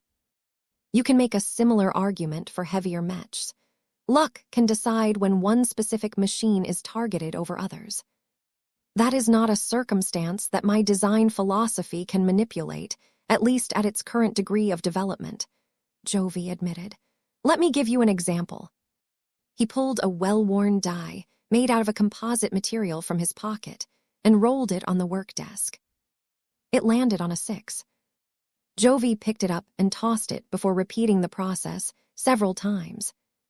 The die always landed on a 6, and Vess did not think it was because it was loaded or being affected by a technological cheating method. Why don't you try and toss the die? Vess looked confused. Won't that end up rolling numbers in a completely random pattern? No, I will try the same trick I employed just then. Vess curiously picked up the die and casually tossed it onto the table. Again. Again. Again. Again. Have you seen enough? I think I get it, Vess said. You can manipulate probabilities a lot easier if you have greater agency over the outcome. Trying to get lucky by trying to manipulate the behavior of enemies is much harder and more energy-intensive than trying to manipulate your own actions. The same argument applies to your Carmine Mech. The lighter machine relies much more on factors that are under the control of the Mech and Mech pilot to survive and perform well. The heavier and clumsier products do not possess this advantage. If you want to maximize my contribution on this project, then proceed with the smaller and lighter version. That was a very compelling argument. Vess already became convinced. He really wanted to see a proper Mech that properly took advantage of Jovi's exotic specialization. He had been waiting for many years to witness the performance of such a reality-defying machine. Vector, I am convinced. My colleague here possesses a design philosophy with high potential that is hard to counter and guard against. It would be a dereliction of our duty if we do not give full play to Jovi's strengths. They came to a consensus on this matter. Vess had no doubt that heavier and much better armored Carmine mechs would come out in due time, but the first ones had to be light and maneuverable. It was a lot easier to make other design choices after making this key determination. It is fitting for the subordinate mechs to be light and fast. Jovi smiled. That does not mean they must be fragile. The more premium first-class and second-class variants that can be developed later can mount Azure shield generators in order to boost their survivability. They will resemble alien face fighters much more closely in this regard. He did not mention anything of the sort for third-class variants. Chapter 62, 08, Getting Schemed Against. What is a deputy chief counselor? Marvane asked in confusion as he idly played with a plushy doll modeled after the famous Radiant God Mech. Merchandising was big business at any stage of human history. Pretty much every god pilot except for the really sensitive ones agreed to license out their likeness, not because they were short on cash, but because they desired to increase their presence in human society. Even though Marvane held a simple toy, no reproduction of a god mech was cheap, especially in the Terran Alliance. The plushie, a whole range of exquisite synthetic materials that tastefully evoked the fastest mech in the Red Ocean and possibly in existence. The toy even included a light amount of hyper materials, just enough to evoke a sense of light and speed. Although many consumer rights groups expressed concerns about the potential dangers and side effects of exposing developing children to hyper materials, most people didn't care. The exotic radiation from Messier 87 was already in the process of transforming everyone and everything in the Red Ocean. Hypermaterials became increasingly prevalent and a part of everyone's lives. A deputy chief counselor is a big deal, Andrast explained as she casually tossed Lucky in the air. Though the gem cat was not exactly light, the red-headed girl was not an average kid either. Lucky did not even need to reduce his own weight to allow the girl to toss him close to the ceiling until he fell back down again. Meow. Why is it a big deal? Because Popper is a chief. A chief is a leader. He's a leader of something. Big sis, you tell him. You know what it is all about, right? The older and more elegant-looking girl nodded. The black-haired girl calmly sat on the divan while brushing Clixie's lovely calico cat coat. The Rubarthan sentinel cat squinted with pleasure. Meow Tilda. A deputy chief counselor is the second in command. That means that our papa will be in charge if the chief counselor is not available. The girl answered as she continued to pamper Clixie. As long as the evolution which no longer wants to lead the Red Collective, our papa will be in charge. Really? No way. Vess grinned and leaned over to give Aurelia a rub on the head. You are not completely wrong, but not completely correct either. There is more to leadership than a fancy-sounding title. Not every organization is as centralized and untainted with mixed loyalties as the Larkinson clan. Everyone participating in the Red Collective project seeks to enrich themselves or their respective states and organizations. Do you understand how difficult it is to ride herd on them all? They are completely unlike our clansmen, who have relinquished their old loyalties and voluntarily subject themselves to Goldie's supervision. The children looked at their father with a mix of incomprehension. Even the cats did not completely understand his explanation. I thought the Red Collective was supposed to be as powerful as the Red Association and the Red Fleet. Why do people refuse to take you seriously? That is a complicated question to answer, Vess sighed.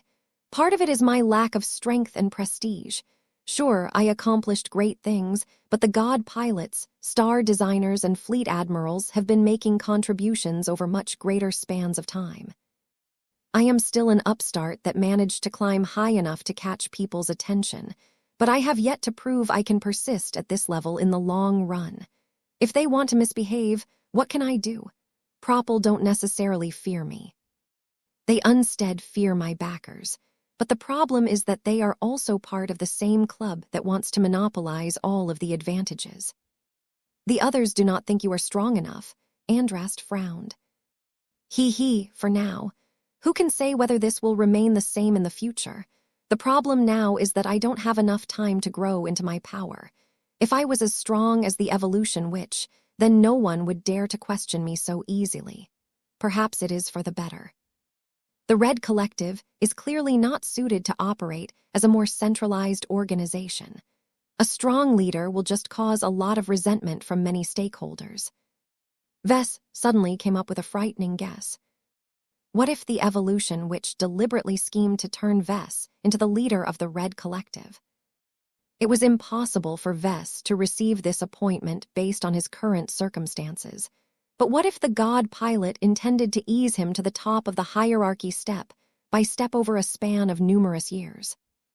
As long as Vess did not screw up while fulfilling the duties of a deputy chief counselor, the others would naturally harbor less objections towards bestowing him with authority. By acclimatizing the other counselors to the idea of letting him exercise actual leadership to a limited extent, they would show less rejection when he began to assume greater authority at a later date. This was probably the most feasible way for an upstart like himself to enjoy a position of great authority that was put him on the same level as other Tier 1 galactic citizens. As for why the evolution witch was so readily willing to relinquish her hold on the Red Collective, it was because she already commanded a lot of power and authority by virtue of being a god pilot and the head of the transhumanist faction. Obtaining more power did not necessarily grant her any additional benefits. Instead, continuing to lead the Red Collective would become a burden to her ambitions. She not only became bogged down with organizational affairs, but would also get saddled with the blame if anything went wrong. More detrimental than that was the increased suspicion and scrutiny she would attract from her peers and rivals.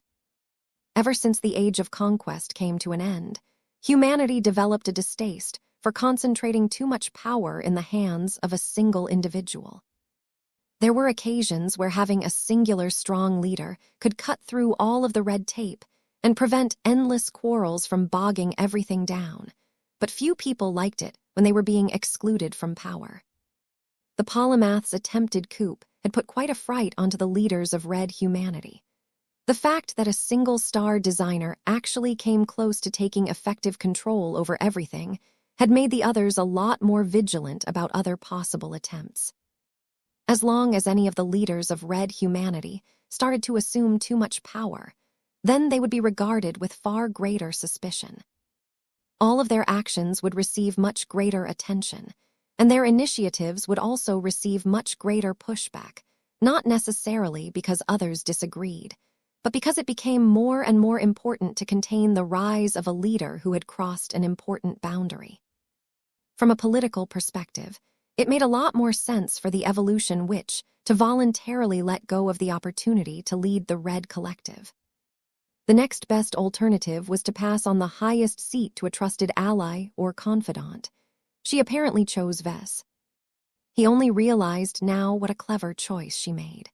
Vess may be a bit too young and inexperienced to hold a position of great authority, but that just happened to serve the interests of those that wanted to make use of the Red Collective for their own purposes. A younger, pliable, and less experienced leader was much less likely to take them to task. It would cement the decentralized nature of the Red Collective and prevent anyone from gaining too much power over others. Vess also had a special destiny with the Red Collective. He proposed its existence. He convinced a huge majority of people to support its formation. He also possessed mystical powers and knowledge that granted him greater expertise in the areas of responsibility that the collective was meant to oversee.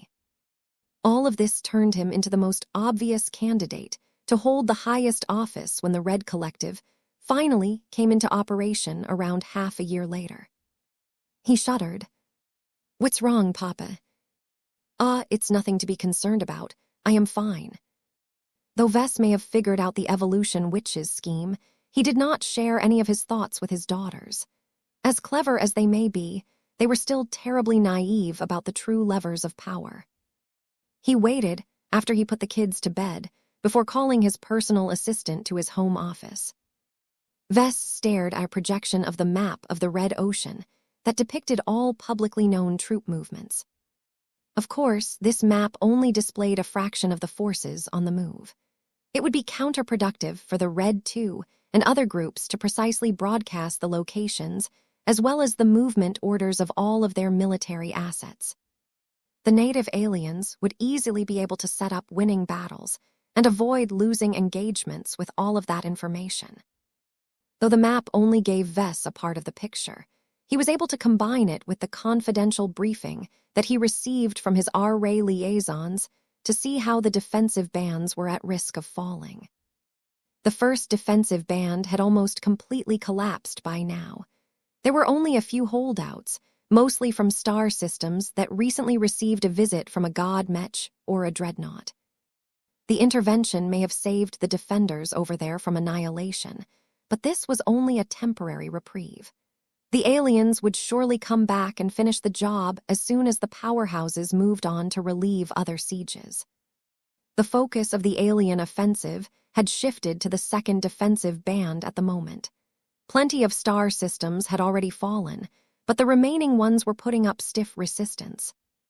Vess felt gratified when he read the reports that the defenders did their duty without fail. There were only a few instances where the Mech pilots and other troops displayed cowardice in the time where they were needed the most. It would be great if the quality of soldiers on the front lines remained high, but he was afraid that was not a realistic possibility. For now, Red Humanity's pool of high-quality manpower remained abundant, but he was not able to imagine that this would remain safe after a few years of hard fighting. Once the casualties continued to mount, the amount of professionally trained and experienced Mech pilots would dwindle below a point where they could shoulder all of the burdens by themselves. Then others needed to take over in their stead. Carmine pilots had the potential to do so, but their quality and combat effectiveness was bound to be poor from the start. It would take multiple years before they could achieve any sense of parity with professional Mech pilots. It was better than nothing.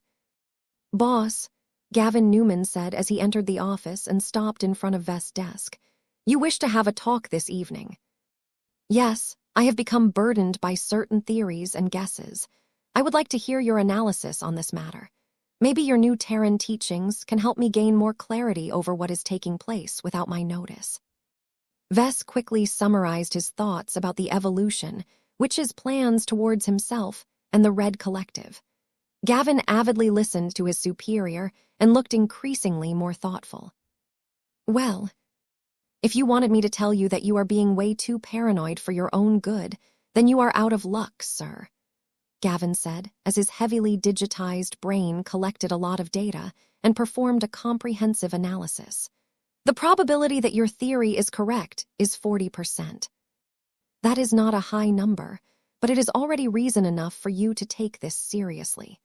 Your chance of occupying the highest seat of the Red Collective is larger than any other name." Chapter 6209, The Unwilling Politician. "Becoming the highest-ranking official of the Red Collective is not a done deal, boss," Gavin said. "If you can figure out the evolution Witch's scheme, then others have deduced her plans a long time ago. She has many rivals and opponents at the top of our society, so she will not be able to get her way on everything. In fact, she is often considered to be on the more extreme end of the political spectrum. She advocates for extreme changes with reduced oversight. Ever since she became unleashed in the Red Ocean, she has become an unbounder in all but name. That tends to ruffle many feathers. The Red Association and the Red Fleet have not shaken off the vestiges of the Age of Conquest just yet. There is still a group that advocates for restraint and moderation. They will be the main source of opposition towards any attempt to put you in the highest seat." Vess didn't know how to feel about that. "You know, I might not actually dislike it if I am denied the highest seat. It is not as if I was asking for it in the first place. A part of me even wishes that they succeed in their obstruction." "Are you sure you want to say that out loud?" PFF, it's fine. If the evolution whichever hears what I have said, then she will appreciate my candor. It is always better to be truthful to a god pilot.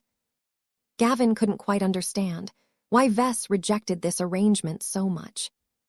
Vess, I understand your concerns about occupying a position that is outside of your realm of competence, but don't you realize how much this will enhance your reputation and career? Even if you are only able to hold onto your office for a year, your name will forever be in the history books for being the founder and initial leader of the Red Collective. You will amass a following that will continue to support you in both good times and bad times.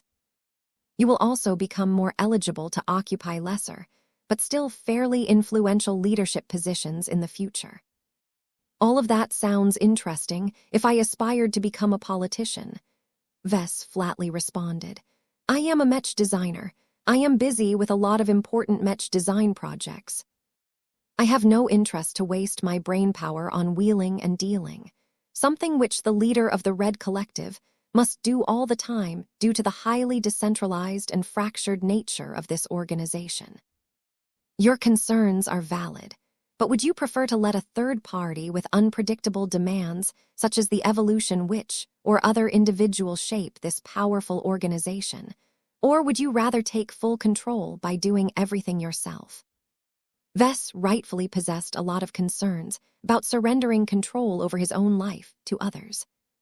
He knew that if other people managed to occupy the highest seat of the Red Collective, he or she gained plenty of official authority to meddle in Vess' life and many works, including the ones that he did not want to expose to the public. Vess furrowed his brows. His determination wavered a bit. There were arguments that were in favor and against aspiring to become the leader of the Red Collective. I don't know. Let's just see how this goes. I won't try to be stupid by acting like an idiot so that no one wants to put me in charge. However, I am not going to go out of my way to schmooze with the other counselors in an attempt to earn their vote of support. I am just going to behave like I usually do. Whether I succeed or fail, people will at least be able to make an accurate judgment about myself. His assistant looked disappointed, but he did not try to persuade Vess to change his mind. If that is what you wish, I do not think this is the most optimal decision you can make, but it is possible that you will be able to win people over through your sincerity. Vess dismissively waved his hand. Enough about this crap. Help me prepare for the next council session. The Red Tide offensive has caused a lot of disruptions, but I haven't heard anything about the next session being postponed. This may be the first time I will have to preside over such a grand gathering. The Evolution Witch's staff are supposed to be working on the actual details, but I have yet to hear anything of the sort. Please get in touch with her people so that I know what I have to say at the right moments. Got it. What are the items on the agenda for the upcoming sessions? I haven't heard much. I think there was talk about expanding the role of kinship networks in light of the Red Tide offensive. It has become more important than ever for Red humanity to become united and more cohesive. A stronger argument can be made that kinship networks can give Red humanity an additional edge over the enemy. Do you agree with this stance? I do, but that doesn't mean that everyone else thinks the same, Vess responded. There are justified reasons why one would be hesitant about letting other non-human entities form a connection to your spirit. To be honest, if people don't trust the spirits who are responsible for overseeing the kinship networks, then they don't have to participate. It is better if kinship networks are only used by those who do not think they have anything to hide, and those who really believe in the benefits they provide. This was a contentious topic, so much so that the rollout of kinship networks suffered many delays. People kept bringing up potential vulnerabilities and exploits that could turn the networks into liabilities. Gavin looked a bit more optimistic. Starting the session with this topic is actually a great political move. By letting you preside over a discussion on a subject that you understand better than anyone else, you can keep the other counselors in check while simultaneously demonstrating how you prefer to wield your authority. Vess helplessly shook his head. Did everything have to be political? I cannot claim to be unbiased on this subject, so I won't even try. That said, I won't try to fight too hard to empower our kinship networks. They talked a bit more about the other subjects that could come up during these council sessions. They ranged from the possibility of raising in-house armed forces to add muscle to the Red Collective, to fine-tuning the complex relationships it should maintain with the other major powers of Red humanity. These were all big affairs that Vess and Gavin alone could not possibly figure out and decide for themselves. It was up to the big shots and their extensive staff to figure out much of the elaborate details. Once Vess and Gavin were done with their discussions, the latter left the office after promising to get in touch with the relevant parties. Fortunately, they still had a bit of time before the next council session commenced. That should allow Vess to make sufficient preparations. He could not guarantee that he would do well, but he was already happy if he could survive the event without making a faux pas. The next day, Vess took care of his daily affairs before turning his attention to his Mech design projects again. The Swarm project remained his highest priority. He could not afford to use other activities as excuses to miss his obligations towards this critical endeavor. Vess and his two collaborators had already completed a lot of preliminary work in the past few days. It was easiest for Vess to fill in the gaps related to the third-class versions of the two machines.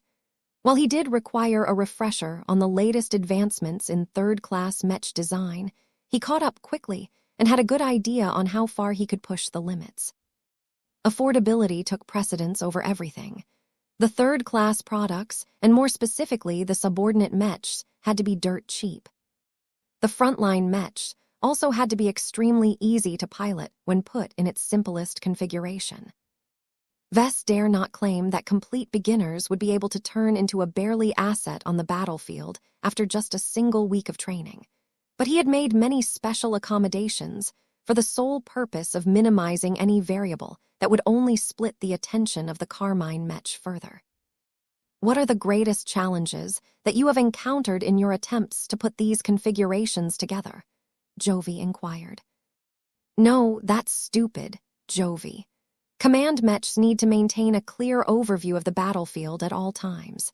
It is not impossible for command Mechs to lead from the front, but they are usually reserved for those who are truly committed to this path. Most Mech commanders prefer to stay close to their troops, but not to the point where they become consumed by all of the fighting. The command Mech is fairly standard and easy to design, Vess responded. It is not my intention to turn it into anything revolutionary. The only aspects that make it different from others is that it will be a living Mech, with all of the cool features that are associated with my work. Aside from that, I don't want to change too much, because I want professional Mech pilots of any specialization to be able to pilot it with as little adaptation time as possible. If you want to make your command Mech universally compatible with every Mech pilot, then will you add melee combat capabilities to its design? No, that's stupid, Jovi. Command Mechs need to maintain a clear overview of the battlefield at all times. It is not impossible for command Mechs to lead from the front, but they are usually reserved for those who are truly committed to this path. Most Mech commanders prefer to stay close to their troops, but not to the point where they become consumed by all of the fighting. Perhaps you are correct about this when it comes to the second-class and third-class versions of the command Mech, but I highly recommend you to take this demand into account when we begin to work on the first-class version. A first-class Mech pilot is accustomed to having both melee and ranged solutions at their disposal. Mech commanders are no exception to this rule. Vess frowned. Aren't there any C-grade genetic aptitude Mech pilots that have chosen to specialize in field command as opposed to personal combat? After all, genetic aptitude is not really all that necessary to effectively coordinate troops. It doesn't work, Vess. Mech pilots do not respect a Mech commander who is not able to fight nearly as well as them. The pilots of first-class multipurpose Mechs are a breed of their own. They naturally look down on the pilots of inferior machines and will not be pleased if they are being ordered around by a field commander who they can easily beat in a virtual duel. I see. Vess forgot about that. Mech pilots could be so stupid about these kinds of things. After a bit of discussions, the three agreed to make an exception for the first-class version of the command mech. They would try to design it as a first-class multipurpose mech with command and control capabilities already baked into some of its modular slots. Since Vess had never designed a proper first-class mech before, he allowed Jovi and Vector to take the lead in sketching up a draft design. The three stared at the projected image in appreciation. It doesn't look too special for now, but I think I can differentiate it more during the design process, Vess said. After all, if everything goes as planned, this will probably be my first proper first-class mech design. It is a fine mech to start with, Vector mentioned. Most of the first-class mechs designed by us and our peers never have a chance to get used on a wider scale. Yours is completely different. Your debut into the first-class mech market is certain to become popular. This is a rare luxury in our industry. Let's not get ahead of ourselves. We still need to complete the damn designs and make sure they work as intended before we can think about sales. Chapter 62, 10 First-Class Arrogance. What is it like to design a first-class multipurpose mech? Gloriana asked, as she and her husband sat behind the same desk terminal. Though Vess had reduced many of his commitments, he made sure to spare enough time to work on the Larkinson expert mech design projects together with his wife. He did not want to lose touch with the Amaranto and the Riot. They were unique and stellar expert mechs that possessed unlimited potential. Just their upcoming upgrades was enough to make him excited beyond measure. Designing a first-class multipurpose mech is like being a kid in a candy store with unlimited money in your pocket, Vess vaguely responded. The only hard limitation is that your stomach can only fit so much candy. It is extremely liberating to be able to stuff a lot of different advanced technologies into your mech frame. It is also very frustrating to keep hitting capacity limits so many times. Does the Swarm project truly include a first-class multipurpose mech? Sort of. It depends on the exact definition of this phrase. The reason why we do not want to go cheap for this specific mech design is because this is the only way the pilot of the command mech receives any respect from his subordinates. You have to understand that first-raters are all arrogant to the bone. They do not easily bow down to professional mech pilots with slightly inferior genetic aptitudes. The first-raters revere their multipurpose mech pilots so much that every other type of pilot is seen as inferior stock. Even though it makes more sense for the latter to take up command duty, this is a culturally unviable idea. Gloriana actually looked like she agreed with this sentiment. That is an understandable idea. Mech pilots do not prefer to be ordered around by those who have no understanding of their plight. Vess looked at his wife as if she had just said something alien. Carmine pilots are not originally mech pilots at all. They have no qualifications to pilot something as difficult to control as first-class multipurpose mechs. It is truly absurd for them to put themselves on the same level as those top mech pilots. That still does not defeat my point. Moving on, how affordable are the first-class versions of your WASP mech concept? They won't come cheap, that is for sure. They need to perform well enough to survive on a first-class battlefield. You cannot skimp too much on anything important because doing so would introduce clear vulnerabilities that the enemy can exploit. The Carmine mechs at least need to possess a fighting chance against the more powerful face fighters employed by the native aliens. Those face fighters that are designed to fight against first-class multipurpose mechs are not all that strong, correct? Gloriana asked. They mainly rely on quantity to overwhelm the numerically disadvantaged first-class multipurpose mechs. Shouldn't the demand for first-class Carmine mechs be less as it is much easier to field them in large numbers? Vess nodded. That is true, but there are many other hazards on the battlefield that mechs have to contend against, no matter whether they possess the Carmine system or not. Those new anti-mech warships are a real pain. The native aliens haven't replaced their entire fleets with the new generation warships, but there are already enough to make the lives of many Mech pilots hell. A first-class version of my subordinate Mech needs to be tough enough to withstand as many attacks as needed to flee to safety. We cannot afford to drive too many first-raters to their deaths. Are you not afraid you are coddling your first-class Carmine Mech pilots too much? I don't think so. Vess shook his head. Despite their arrogant tendencies and their demands to pilot Mechs that are way outside of their ability to control, each of them deserves to be treated as heroes as long as they actually step onto a first-class battlefield. The fighting in the upper zones are extremely intense. Mech pilots can die for all sorts of reasons outside of their control. Both sides are a little bit more likely to resort to weapons of mass destruction that can wipe out lots of Mechs at once.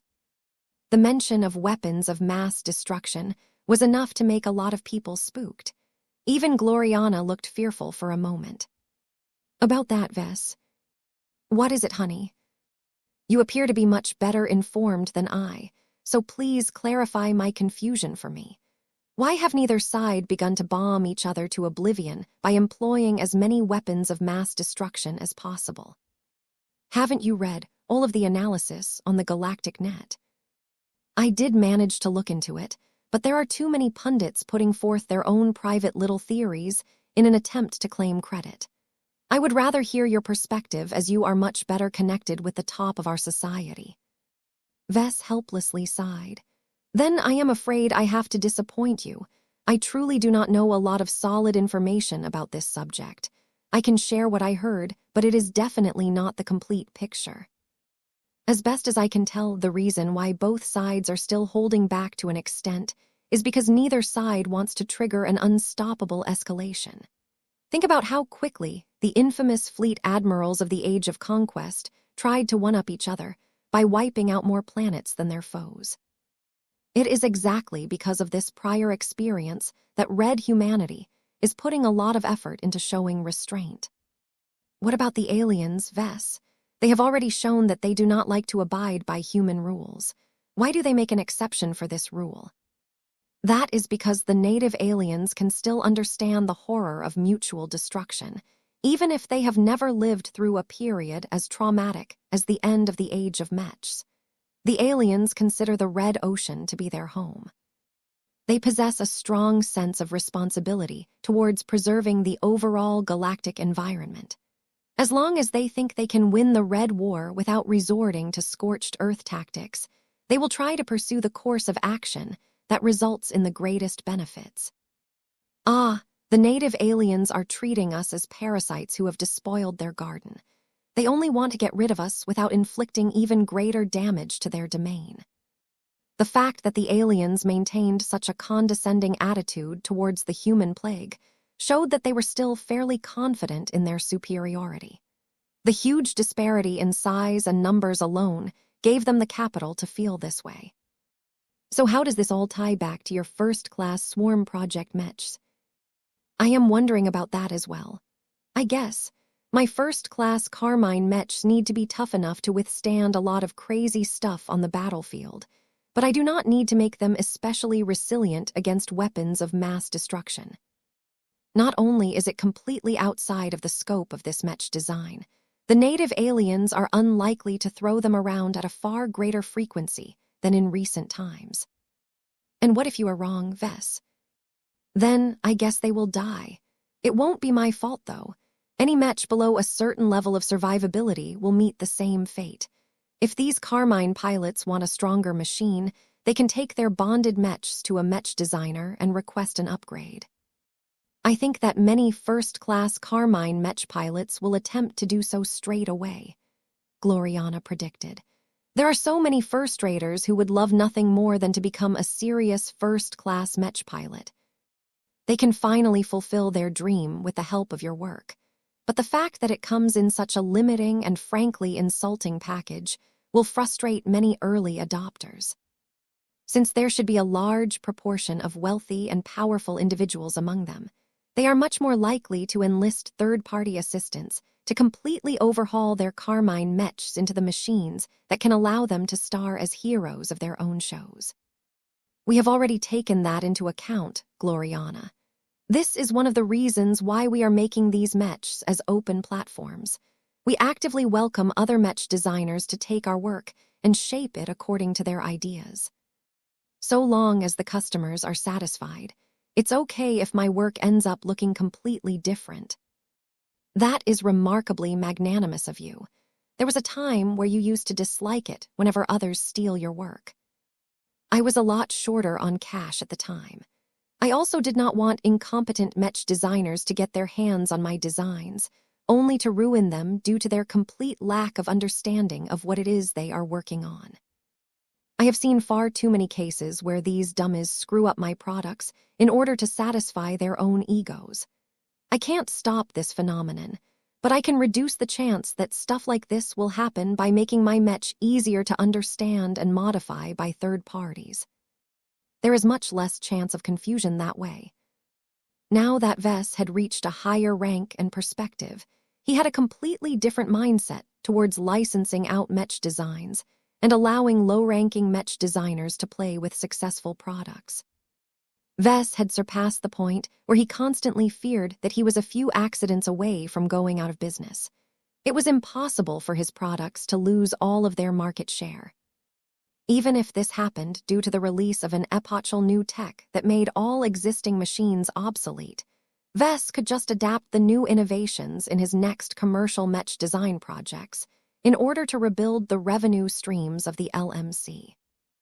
A competent man would always find a way to succeed. In any case, now that he was working towards promoting to the rank of Master Mech Designer, he had already started to adopt the perspective of a senior and master. There was never enough of them. The Mech industry constantly needed to put a lot of effort into raising new Mech designers. Giving them various conveniences encouraged them to persist in their craft and attract more to join their industry. It was not as if the Mech industry was short of Mech designers. In fact, far too many Mech design universities were pumping graduates into the job market, where most of them received a brutal introduction of adulthood. What the Mech industry was desperately short of were innovative Mech designers who possessed the courage, intelligence, judgment, and initiative to develop radical new products. Even if the proportion of a true innovator to an average Mech designer was as little as 1 to 1,000, the Mech industry still earned a profit if the Mech design universities managed to achieve this ratio. Now, the Swarm project was on track to present these hopeful young Mech designers with another classification of machines to sink their teeth into. As long as they read all of the instructions related to Carmine Mechs and never touched the crucial Carmine systems without a deliberate reason, they should be able to do good work on these machines. Wait, Gloriana suddenly widened his eyes. If your Swarm project Mechs all become popular to the point where so many people want to work with your products, you will be able to earn astronomical licensing fees from these works. Yup, to be fair, the profits aren't as exaggerated as you think. Jovi and Vector are making a lot of contributions and deserve a commensurate share of the profits. I don't think they get to keep all of their money, though. They are representatives of the Red Association and rely heavily on its resources and other advantages to make so much progress. In the end, I think the Red Association will be the biggest beneficiary. That is not important, Vess. Even a fraction of the share of profits will still amount to more than enough to commission a new fleet carrier in a short amount of time. So, we are finally rich enough to buy the most exclusive and prestigious handbags made out of phase whale skin. Chapter 62, 11 The Arvest Lima System. As the Red Tide offensive intensified, a strategic location known as the Arvest Lima System already came under siege. The site not only served as a defensive bulwark, but also functioned as a logistical hub. All kinds of warehouses, factories, and repair centers worked around the clock to supply the surrounding star systems with the Mechs. Manpower and other hardware needed to put up the best possible fight. The importance of defending this node could not be overstated. If the aliens ever managed to knock this site out, then a lot of beleaguered and vulnerable star systems in the vicinity could not fight as hard as they wished. The rate of losses could not be replenished, and the artillery mechs could not fire as many shells anymore. War was a capital-intensive business. Not only did Red humanity have to produce a lot of war material, but the goods and personnel also had to be shipped to the destinations that most needed the help. There were plenty of organizations that were willing to use their transportation vessels to ship goods around, but they needed secure routes and plenty of human-controlled transportation nodes in order to prevent their precious convoys from getting raided. Any disruption in the link could lead to delays stretching on for days or weeks. Other facilities positioned further to the rear were already working at close to full capacity. If they had to fulfill a huge load of orders due to the fall of Arvest Lima, then that would adversely affect the supply of other fortified star systems. The delays, dropped orders, and inability to safely ship essential goods and supplies to the front may subsequently contribute to the fall of an entire border region. The expeditionary fleet of the Golden Skull Alliance had set off from the Bordel system and arrived in the Arvest Lima system just recently. The Golden Scullers arrived just as the defenders beat back another offensive. The native alien assault fleets that sought to take down the main planet, where all of the important operations took place, did not leave after getting punched in their metaphorical noses. They fell back to the outer system and began to lick their wounds over there. Many alien crew members began to perform field repairs to their damaged home ships and tried to fix up as many face fighters as they could. The aliens weren't making stellar progress considering they were trying to recover in a location that was devoid of friendly infrastructure, but it didn't matter. Reinforcements were on the way. The native aliens still had plenty of assault fleets at their disposal. More were being transferred from the rear, while a lot of other alien fleets became available again after they successfully toppled the main form of resistance in the fortified star systems in the first and second defensive bands. Trying to hold on to the first, as well as the second defensive bands, had become a lost cause. Great tales of heroism and sacrifice spread across the galactic net, but they provided little comfort to their families, as well as the line fighters expected to face the brunt if alien aggression very soon. No one among the expeditionary fleet was in the mood to take this matter lightly. Shortly after the Golden Skull Alliance's arrival, Commander Kaysela Ingvat, along with the military commanders of the other alliance partners, attended a briefing where they quickly became apprised of the local situation. When Kaysela returned to the fleet, the Sentinel commander convened an urgent meeting with all of the available senior officers and champions of the Larkinson clan. As you can see, the Red 2 maintains a strong defensive ring in the orbit of the fortified planet. They have also stationed first-class multipurpose mechs and warships in the vicinity. The Mechers and the Fleeters should be able to block the advance of the strongest and most elite alien forces, but our enemies never limit themselves to that. The Torald Middle Zone has become filled with large quantities of slightly inferior enemy assault fleets that are still more than a match for second-class mech forces. A tactical officer raised her hand. How many line fighters outside of our own alliance will be fighting alongside us to secure the Arvest Lima system? The numbers are in flux as mech forces are constantly being reassigned or diverted to reinforce critical positions. Commander Kaysela replied.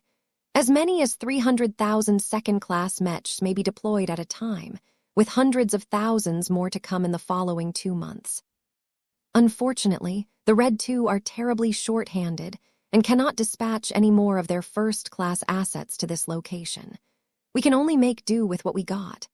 The fall of any first-class multipurpose mech or warship signifies that we cannot count on their support in the next engagements.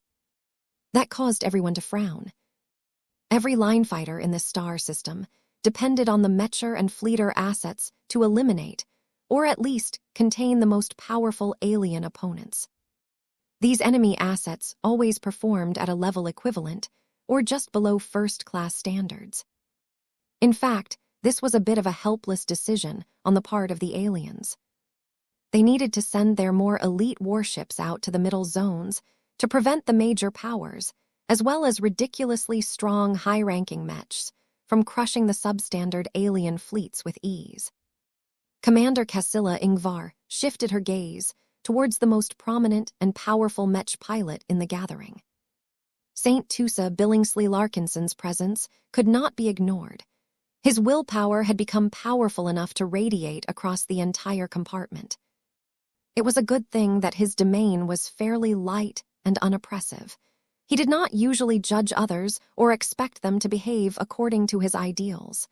Many people enjoyed his company for that reason. Saint Tusa, you and every other ace pilot in the star system are expected to shoulder heavy burdens during combat. I do not have to explain to you how the military commanders are salivating at the options that you in particular bring to the table.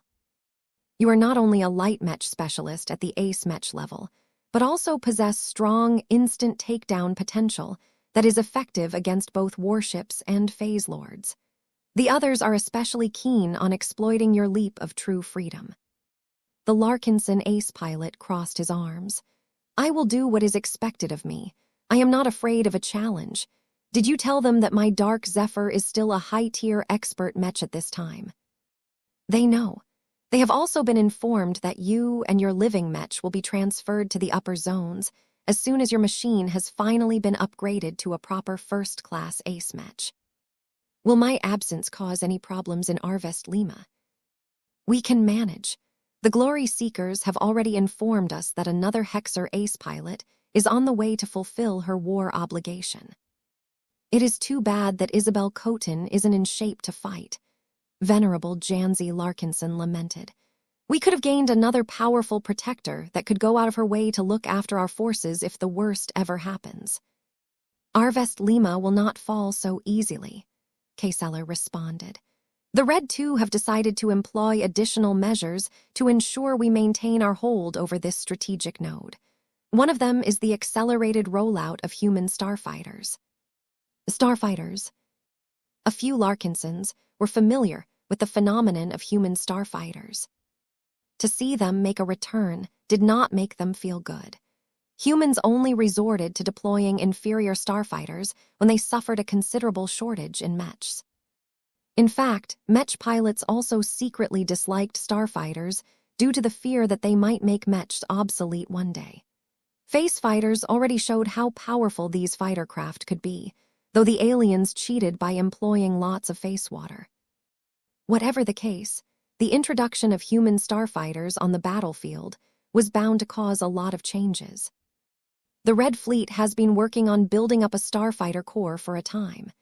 Commander Casella explained to the gathered Larkinsons. This is one of the first instances where their much-hyped craft will be put into action on a large scale. The fleeters have already tested out the starfighters in small trials on other battlefields, but this is where they intend to make a statement. This is why they are prepared to deploy 80,000 starfighters at once in the next major engagement. The Mech commander activated a projection that displayed 2 different series of starfighters. Though each series encompassed a range of variants with different loadouts and material compositions, they were very clearly designed around a predefined template or type. The fleeters have developed many different small craft models, but they only chose to deploy 2 second-class small craft lines in the Arvest Lima system. They are the Siddich line of interceptor craft and the Armadillo line of bomber craft. It did not take much thinking to understand that the 2 were designed for very different purposes. The Siddich interceptors were predominantly built for ease of use and cost reduction. They looked quite similar to their slimmer alien face fighter counterparts, but they possessed distinct human design elements to differentiate them by sight. None of the starfighter pilots wanted to get shot down by mistake by their own side. This was a serious risk because many human soldiers became so accustomed to shooting down fighter craft that they did not develop the habit of checking whether their targets fought on their side. Do they have any face-water technology? Tusa asked the obvious question. No, Kaysella shook her head. These are entry-level machines designed to cater to masses with the lowest possible cost. There are many compromises to their designs. Not even the fleeters expect these fighter craft to last that long on the battlefield. What they do have is mobility. Their forward acceleration exceeds that of most light mechs, and they gain impressive maneuverability if they are not going all out in trying to move forward. That was actually quite impressive, considering how cheap they looked. As their fighter type suggests, these interceptors are meant to catch up to alien face fighters. Due to their fairly cheap construction, they rely on speed and maneuverability to evade enemy attacks. Based on the performance of other starfighters in smaller engagements, the attrition rate of any single battle will be brutal, but the interceptors may actually have a good chance of achieving their operational objectives. How skilled are the pilots of these craft? Not that much, I believe. The second-class volunteers trained by the Red Fleet are just as green as their alien counterparts. There are no veterans among them.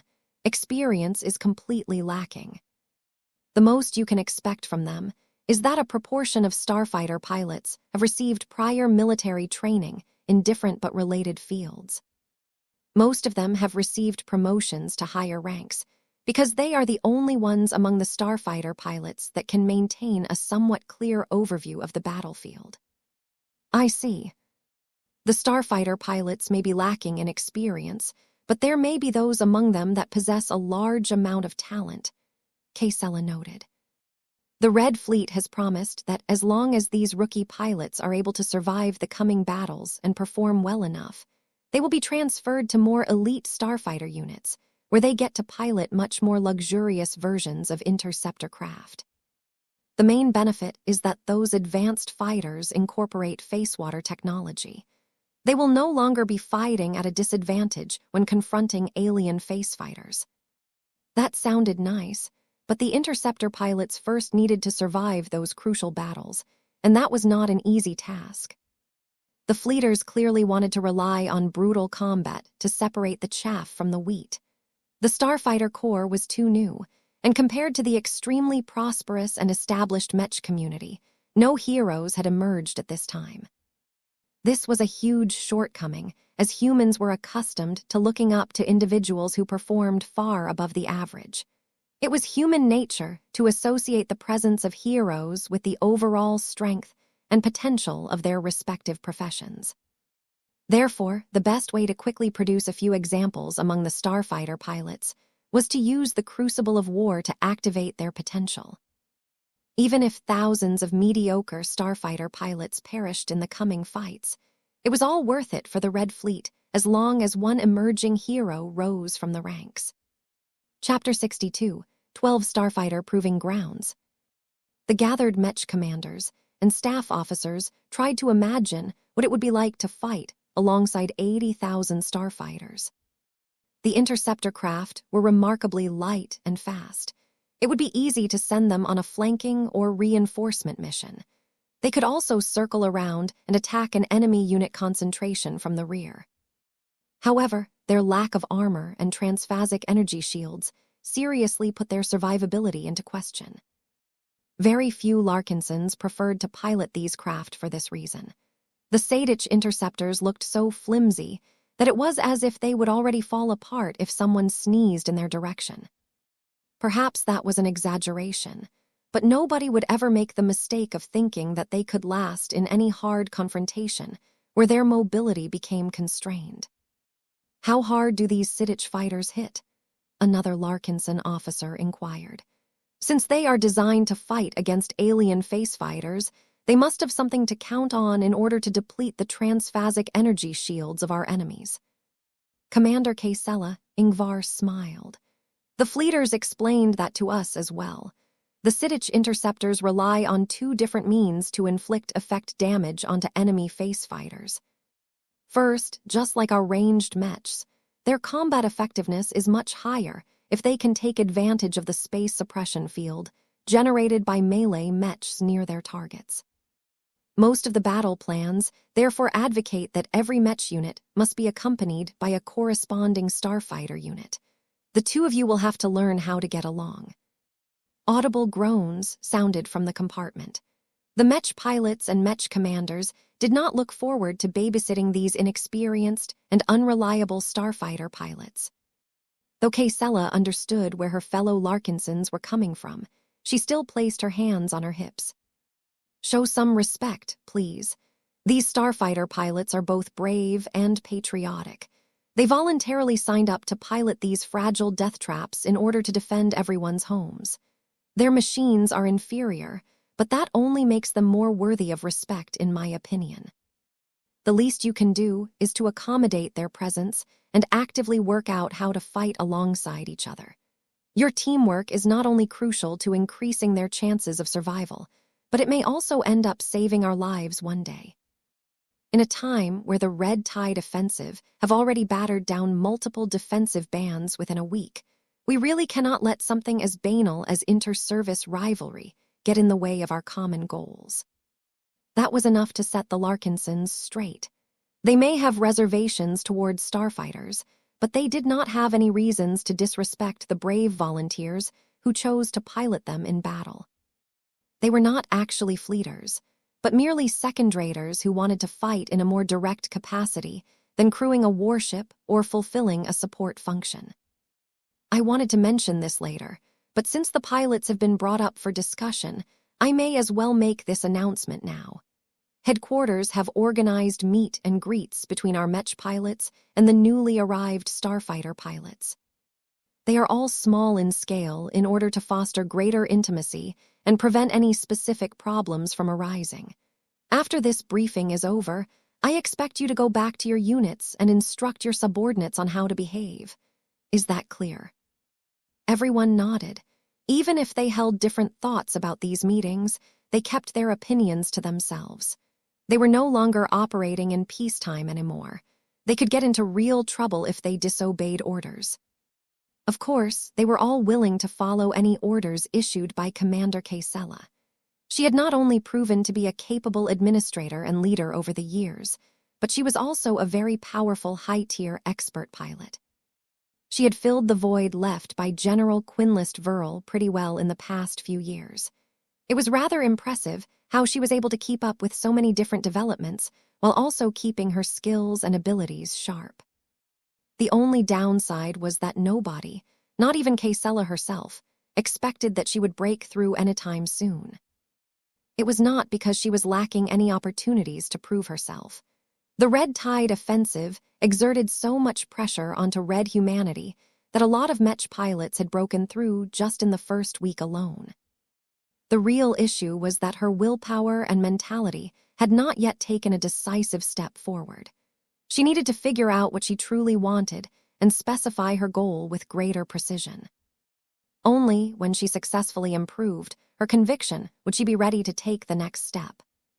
The Sentinel commander understood her own shortcomings, but did not have an easy way to address them yet. Her increase in resonance strength came too quickly. One of the reasons why Tusa and Isabel managed to get ahead of the rest was because their goals, motivations, and convictions were remarkably simple and direct. It was easy for them to refine their convictions and transform their willpower because they did not really have to put too much thought into their reasons to fight. Commander Kaysella was in a different boat. Most Mech commanders tended to advance slower and break through at lower rates due to all of the additional variables that came into play. It was already quite remarkable that one of the 8 god pilots of humanity possessed a command specialization, but even that was questionable. The army of one did not exactly attract universal praise among other high-ranking Mech commanders. The god pilot completely gave up on commanding human Mech pilots in battle in favor of controlling battle bots and other automated war machines instead. Although the army of one managed to make it work at an exceptionally high level, many critics took his decision to favor lifeless bots over flesh-and-blood Mech pilots as a betrayal against the Mech industry. Of course, few people dared to utter this criticism in a public forum. Only his peers at the same level could command his attention, but it didn't seem that any god pilot or star designer managed to get him to reform. Not that it could ever happen. God pilots were the most stubborn people imaginable. In any case, Commander Kaysella would try her best to find her breakthrough opportunity in the coming rounds of fighting, but she did not expect to make any gains in the short term. The odds were too low, and she personally felt she hadn't earned it for the time being. One thing was for sure, though. Once she finally managed to become a saint, she would be able to make an enormous difference in combat, easily surpassing the impact of Saint Tusa. While Tusa was a high-level asset that excelled in targeted, long-distance strikes, Kaysella was capable of empowering a huge amount of standard Mech and Mech pilots at once. At her current level, she was already able to elevate thousands, if not tens of thousands of Mechs to the point where they fought like quasi-expert Mechs. Once she became a saint, she theorized that she may actually be able to amplify the combat power of the same amount of Mechs to the level of a full low-tier expert Mech. Even though it did not sound that impressive, low-tier expert Mechs had already surpassed the threshold of mundanity and gained the power of a god, if only on a really small scale. The emergency of one low-tier expert Mech in a large-scale battle probably wasn't that big of a deal, but what about 10, 100, 1,000? Even though ace Mechs were so superior to expert Mechs that the former should easily be able to crush 100 of the latter. But when Commander Kaysella Ingvar was able to mobilize the equivalent of a full Mech division's worth of low-tier expert Mechs, all of that quantity had a way of producing qualitatively terrifying results. Kaysella reigned in her thoughts. This was not the time to think about her potential advancement direction. She had a briefing to finish. Let's get back to the starfighters. Most of you will be fighting alongside the Siddich interceptors in the coming defensive actions. The interceptors are exclusively designed to fight against alien face fighters. They are absolutely not suited to go anywhere close to alien warships. The fleeters have designed a different sort of starfighter for this purpose. The ones that are stationed in the orbital space fortresses and fighter bases within the defensive ring all consist of the Armadillo model of bomber craft. The contrast between the two small craft were clear and obvious. The Armadillo was several times larger and much heavier armored compared to their fighter counterparts. Although their budgets were not that high, the fleeters had made a good effort to strengthen their defenses and allow them to withstand more attacks. Subsequently, their mobility was not that great, and their ability to dogfight was frankly terrible. They were completely unsuited to fight against other small craft. Just like the bomber craft of previous ages, the Armadillos are expressly designed to withstand a certain degree of anti-fighter attacks and get close enough to release short-range but extremely powerful explosive munitions. A Mech officer raised an arm. "Ma'am, pardon the interruption, but why employ bomber craft when we can just launch missiles from anything else?" That is a good question. Let me explain what makes this ordnance special. First, they have short ranges. Most missiles are actually filled with propellants, which can add extra power to explosions, but are not as effective as purpose-built warheads. By devoting the majority of their space to stuff that explodes, they can be much more effective than other missiles despite sharing the same dimensions. The bomber munitions are also laced with face water. The Red Fleet deems it worthwhile to add small amounts of face water to these special bombs in order to amplify their penetration and effective damage potential by several times. The third and most important reason is that the bombs include the latest advancements that the fleeters have made to space suppression technology. That caused a lot of people to look puzzled. Space suppressors had become familiar tools to them, but that did not change the fact that they were newly introduced. Had the fleeters truly improved them to the point where they made bombs a lot more effective? Commander Kaysella zoomed in the projection so that it displayed a detailed image of one of the bombs mounted on the underside of the Armadillo. This section here holds a new gadget that the fleeters call the pulse space suppressor. Just as its name suggests, The device can produce the same effect as a conventional space suppressor, but instead of producing a continuous field where spatial activity becomes suppressed, it tries to produce the strongest possible field in a short interval of time. This interval can be as short as half a second. During that time, the device will dump all of its energy into weakening spatial activity generated by face water technology as much as possible, thereby allowing the bomb to either destroy the transphasic energy shield with devastating effectiveness or pass through it entirely. What? Why don't our mechs have these weapons? We can make much better use of them than these clumsy mechs. The fleeters invested a huge amount of R&D resources into enhancing the power of their guided munitions. They have the most say in how they are being used, Commander Casella said. Besides, these bombs and the craft that carries them are anything but cheap. The bomber pilots are also specially chosen elites that have demonstrated good aptitude in piloting small craft and bombers in particular. Do not mistake the armadillos for being as disposable as the sitiches. Once they are thrown into battle, you have standing orders to escort them and clear the way ahead for them. From the perspective of the fleeters, the fall of every bomber is as painful as losing one of our quasi-first-class mechs. The Red Fleet was still trying to experiment what sort of small craft worked best in the Red War. Their fighter designs, technological development, pilot training, combat doctrines, and martial traditions were still being worked on. The fleeters chose Arvest Lima system as one of the proving grounds of the new Starfighter Corps. Chapter 62:13, Captain Lucas Sakali. The meet and greets between Mech pilots and Starfighter pilots proceeded, tamely. There were huge differences among them, but most people managed to get along with each other due to their shared willingness to step up and fight on behalf of Red humanity. There were no cowards among either group. The more reluctant conscripts that had been forced to participate in the front lines were still being mobilized for the most part. Whether they were Mech pilots or Starfighter pilots, they would soon have to depend on each other to defeat the enemy. The inter-service rivalry that a lot of people feared might break out among these groups remained relatively tame, at least for the time being. The most they did to each other was light ribbing. So all you can pilot is a stick with engines on it or a fat armored shell. Is that right? What a big industry. I am sure that there are tons of Starfighter designers waiting to cater to all of your needs. You might be laughing now, but I don't think you will be laughing quite as hard 5 or 10 years from now. When the aliens keep pressing against our lines, way more Mech pilots will fall in battle than your vaunted Mech academies can replace in the same amount of time. You will have far more Mechs than pilots to control them. Who do you think will be shouldering most of the burden by that time?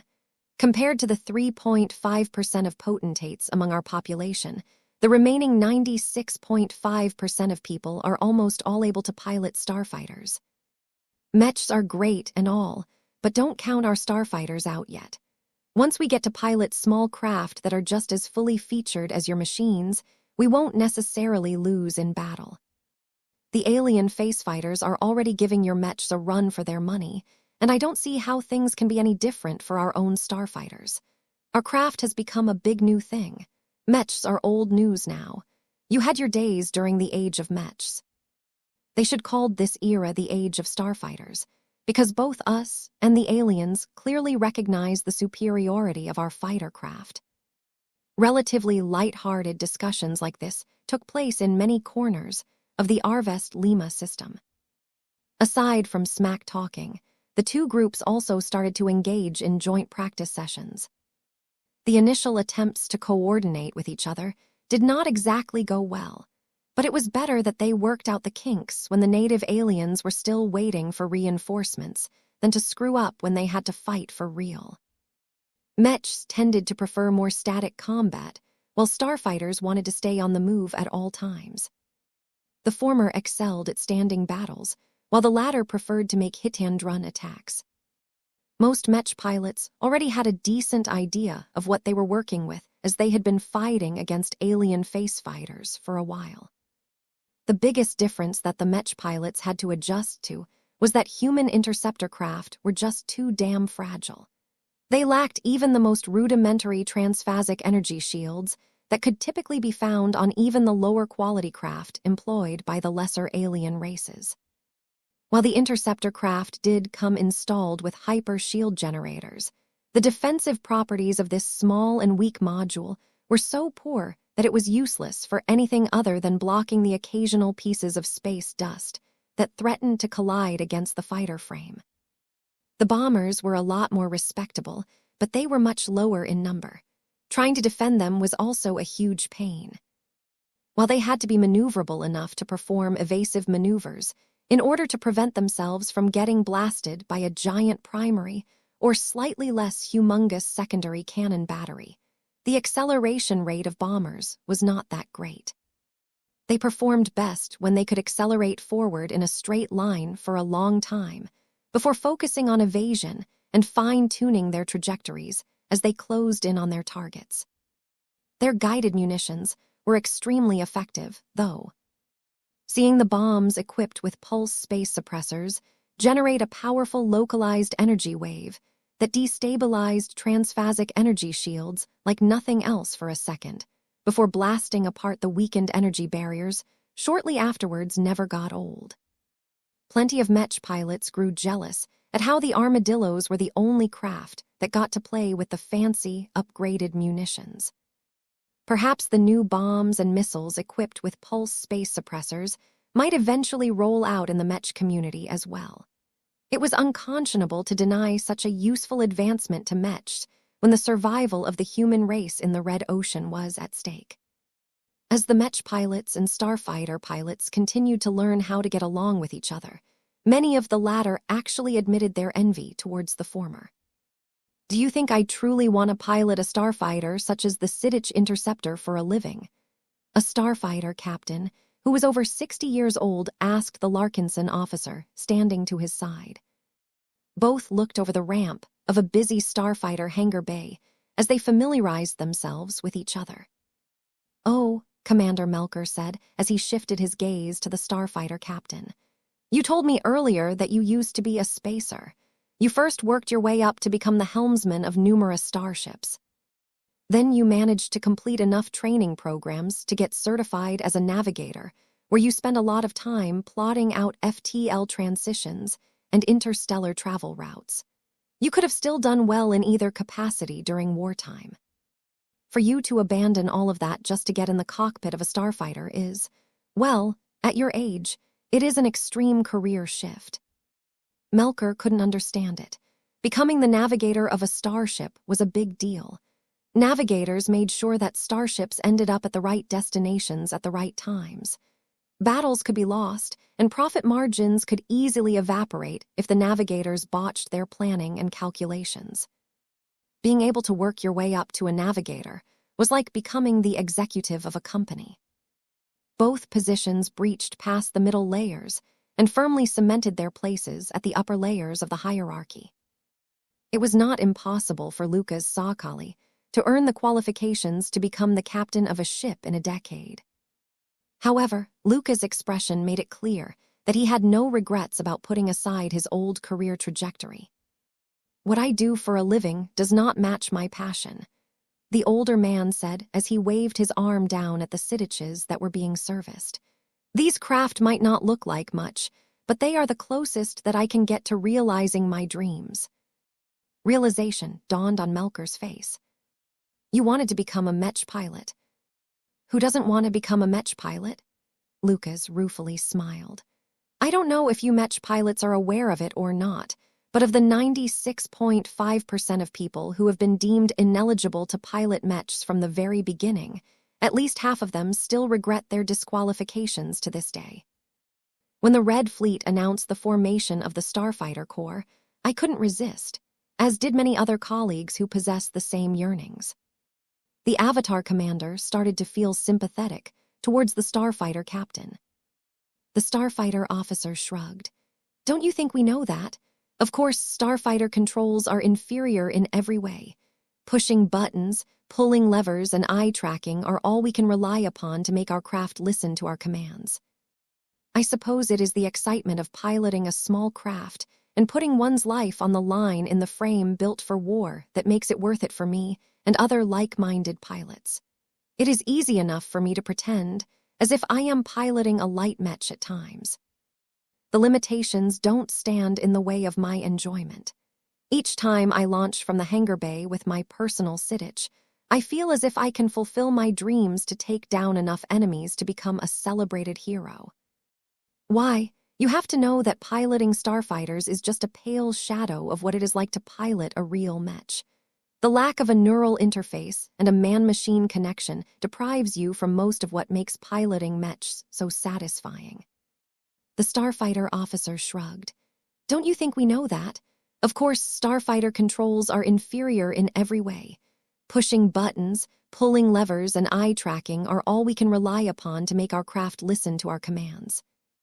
I suppose it is the excitement of piloting a small craft and putting one's life on the line in the frame built for war that makes it worth it for me and other like-minded pilots.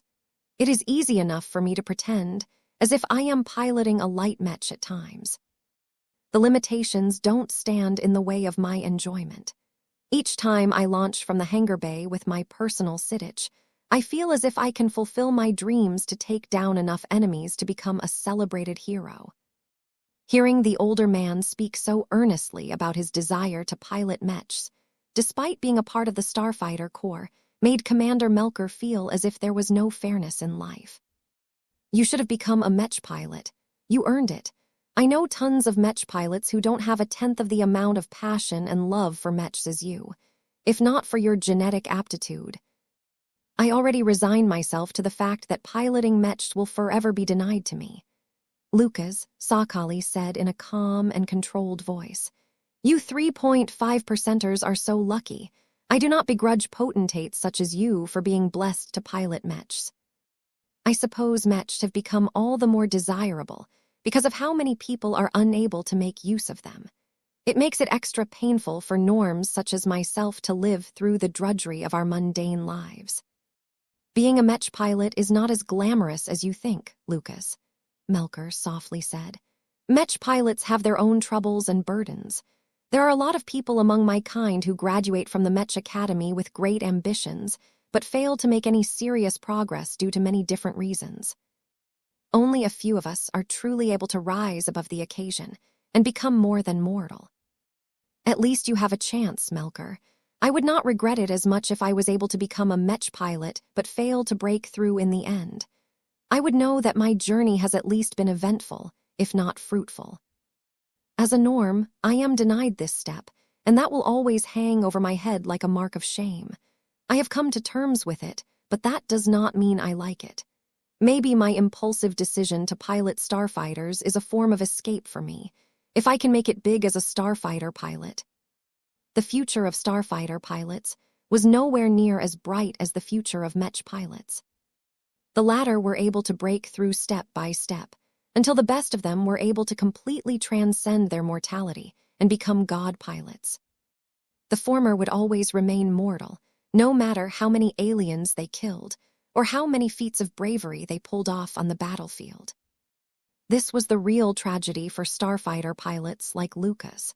Even if they possessed the spark of greatness, it would always remain dim and inactive so long as they did not do anything that could activate this hidden seed. Lucas eventually stepped back and gently patted the younger man on the bank. Don't let an old man like me burden you with unfulfilled dreams. There is ultimately more to life than piloting Mechs. Starfighters are pretty awesome if you think about it. They are much more satisfying to pilot than big and lumbering starships. If you feel regretful about my inability to pilot Mechs, then do your best to make the best use out of your own chances now that you are still in your prime. I am rooting for you, kid. Go and show them what a hero you can be when you are in the cockpit of your own Mech. I will. I truly think that you could have become a great Mech pilot yourself. Maybe in my next life, Lucas casually responded. I have no chance in this one. In the 4 centuries since Mechs have been invented, not a single star designer managed to break the necessity of neural interfaces and genetic aptitude. The chance that this will change is much lower now that we only have a fraction of star designers and scientists left in this dwarf galaxy. I have already resigned myself to living and dying as a starfighter pilot." Melker inwardly shook his head. If it was up to him, he would watch out for Lucas and make sure that the dying part never happened under his watch. Chapter 62, 14 Catching Up with Sigrund. As the fighting at the front lines intensified, both sides employed new technologies and tactics in order to gain an advantage over their opponents. Starfighters, face fighters, pulse space suppressors, and ever more sophisticated transphasic missiles all resulted in greater results, but also increased casualties and misery. Both the humans and the native aliens were locked in a conflict where neither side wanted to stop until they either managed to wipe out their adversaries or gained enough dominance to secure their own survival. The Red Tide offensive directly raised the stakes. With the first defensive band gone and the second defensive band moments away from total collapse, the third defensive band had become the new focal point of the conflict between the opposing civilizations. Fortunately for Red humanity, the third defensive band was much more fortified than the previous two bands. The major powers invested much more manpower, resources, and assets to secure every major node along this crucial defensive line. The native alien offensive had also slowed down just enough due to meeting stiff resistance in the doomed first and second defensive bands. As news about the struggles in the third defensive band continued to circulate over the galactic net, Vess faced his own struggles well away from the front lines. Although he did not have to risk his life, like the brave men and women who were putting themselves in the crosshairs of deadly transphasic alien weapons, his decisions could easily lead to the deaths of millions or even billions of people in the future. This kind of pressure was enough to push many Mech designers to their knees, but to Vess, it was just another workday. Many of his works had already affected the lives of trillions of people. From the moment, his Ilvanen Mechs produced wondrous results during the Sand War by accurately identifying and eliminating the very difficult-to-detect Sandman admirals. He had become accustomed to influencing the lives of entire sectors with his works. Speaking of admirals, how is my liaison from the Red Fleet doing these days? Vess wondered. Ever since he returned from his latest business trip, he hadn't really exchanged anything substantial with his favorite fleeter, who he happened to know from the days before entering the Red Ocean. This was rather odd.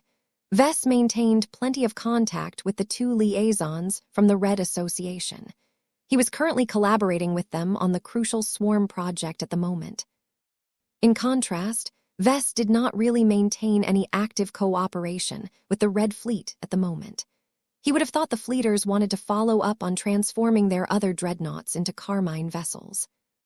He decided to arrange a meeting between himself and Captain Zonrad Rizet. The latter had no objections to a personal meeting. Vess soon found himself teleported aboard the Babylon excavator. Vess took in the atmosphere of the fleeter reconnaissance cruiser as he strode across the corridors. Few people were moving about at this time, which was not unusual as the ship had been parked in high orbit of New Constantinople Roman 8 for a long time. Vess could easily sense that the crew members were not content at the moment. Frustration, impatience, and unwillingness welled up inside their spirits. They were fleeters. A war was being waged at the front lines. They would all rather have their ship get sent to the front lines or even deep behind enemy lines doing something that could make a difference. None of them wanted to remain stuck in this safe Terran star system in the hinterland of human space while babysitting a Tier 3 galactic citizen. Of course, it was not as if the fleeters disrespected Vess and his many accomplishments, but it was in their nature as soldiers to yearn for more action. Not only were they missing out on the fights that could determine whether Red humanity would survive or go extinct, they were also missing a lot of opportunities to earn merits and work towards their promotions. As their colleagues stationed on other warships began to confront the native aliens and earn merits, recognition, and glory in the process, the fleeters assigned to the Babylon excavator continued to remain shackled to a Mech designer who was prohibited from coming anywhere close to the front lines. There was no way for people to climb up the ranks faster than to actively participate in combat missions. As their colleagues stationed on other warships began to confront the native aliens and earn merits, recognition, and glory in the process, the fleeters assigned to the Babylon excavator continued to remain shackled to a Mech designer who was prohibited from coming anywhere close to the front lines. How frustrating. Vess deeply sympathized with the plight of these spacers, but that did not necessarily mean he was willing to speak up on their behalf and recommend that the Babylon excavator should fulfill her purpose as a reconnaissance cruiser. He wasn't stupid. The Red Cabal and the Cosmopolitan movement were more than happy to chop off his head. Without enough military deterrence, a native alien strike force could drop by at any time in an attempt to pull off a decapitation strike. Vess was quite happy with the current situation.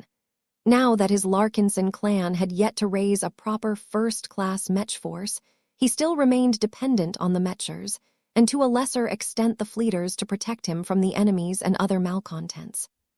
He soon reached a work compartment where Sigrund in his human guise was working on a software program for a purpose that Vess was not able to discern. He was not only busy with finishing a few lines of code, but also supervised a team of other fleeter software engineers. "I will be there in a minute," the captain of the ship called from his desk.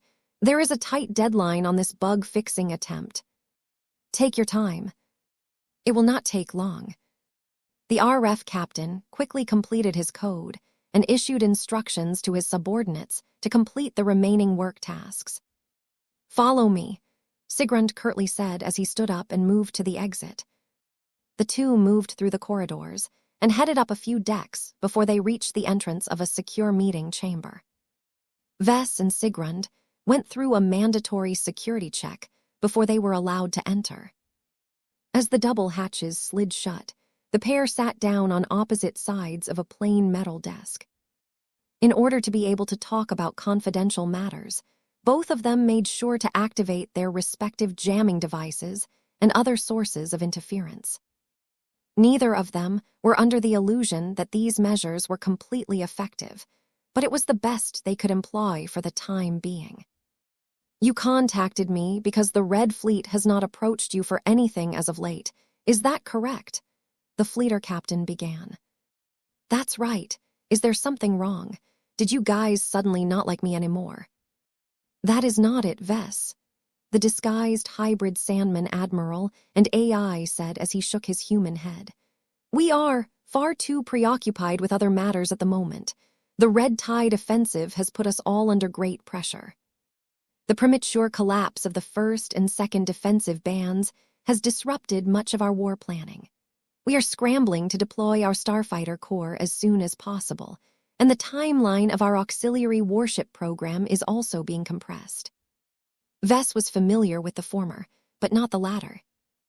"Wait, the auxiliary warship program is the scheme where you would allow second-raters and third-raters to field their own warships. Is that right?" "Yes, not much visible development has taken place at this time, as it takes much longer to construct the hulls and train the crews in their use. Starfighters are much smaller, easier to mass-produce and faster to gain proficiency in. So our current focus is to deploy enough of them to negate the numbers advantage that the native aliens are relying on to overwhelm our defenses. As long as the third defensive band holds out long enough, we can begin to roll out our first, second-class, and first-class auxiliary warships. They may lack many of the features that make our own warships so powerful, but their scale advantages alone should be more than enough to even the odds against most alien adversaries." Vess looked impressed. The fleeters not only put serious thought into the auxiliary warship program, but also had a clear idea in mind how they should contribute to the war effort. "How long do we have to wait until auxiliary warship fleets begin to reinforce the middle and lower zones on a larger scale?" Vess inquired. "From what I have heard, the fighting at the upper zones is really intense, but you guys are mostly successful at managing to keep the native aliens at bay. It is the middle and the lower zones that we are experiencing mixed results. The native aliens occasionally send out their stronger fleets to bully the humans who are not as well equipped. We are aware of that. I have heard that we are taking more active countermeasures against this phenomenon, but it is difficult to prevent every tragedy from occurring. This is one of the reasons why we are eager to press auxiliary warships into service.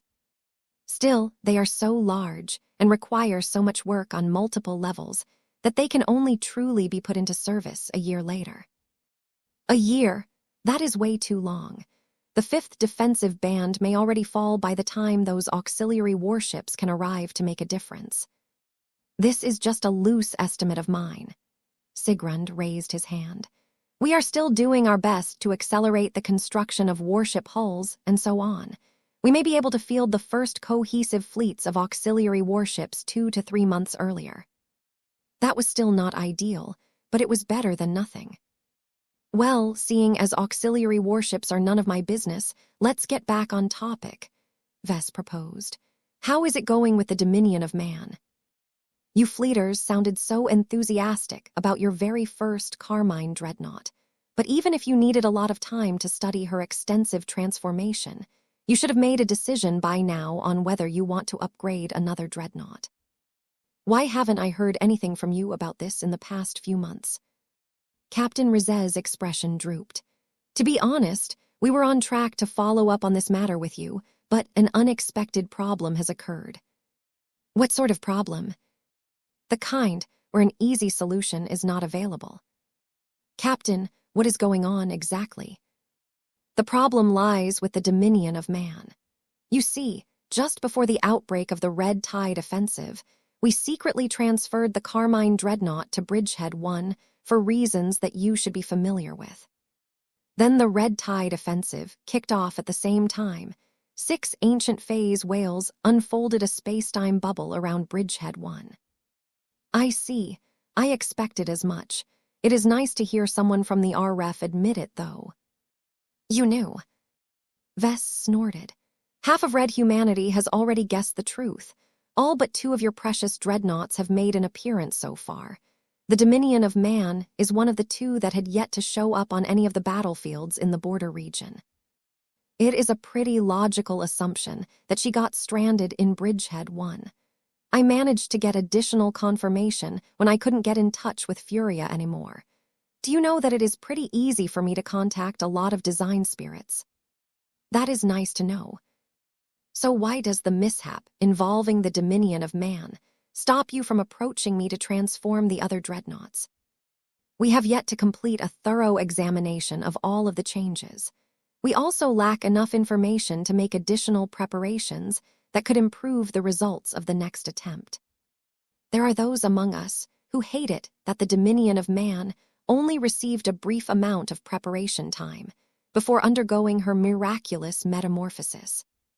We would like to increase the yield by making targeted modifications and alterations to another dreadnought, but without the latest data from the indisposed vessels, we cannot make any significant progress on this end.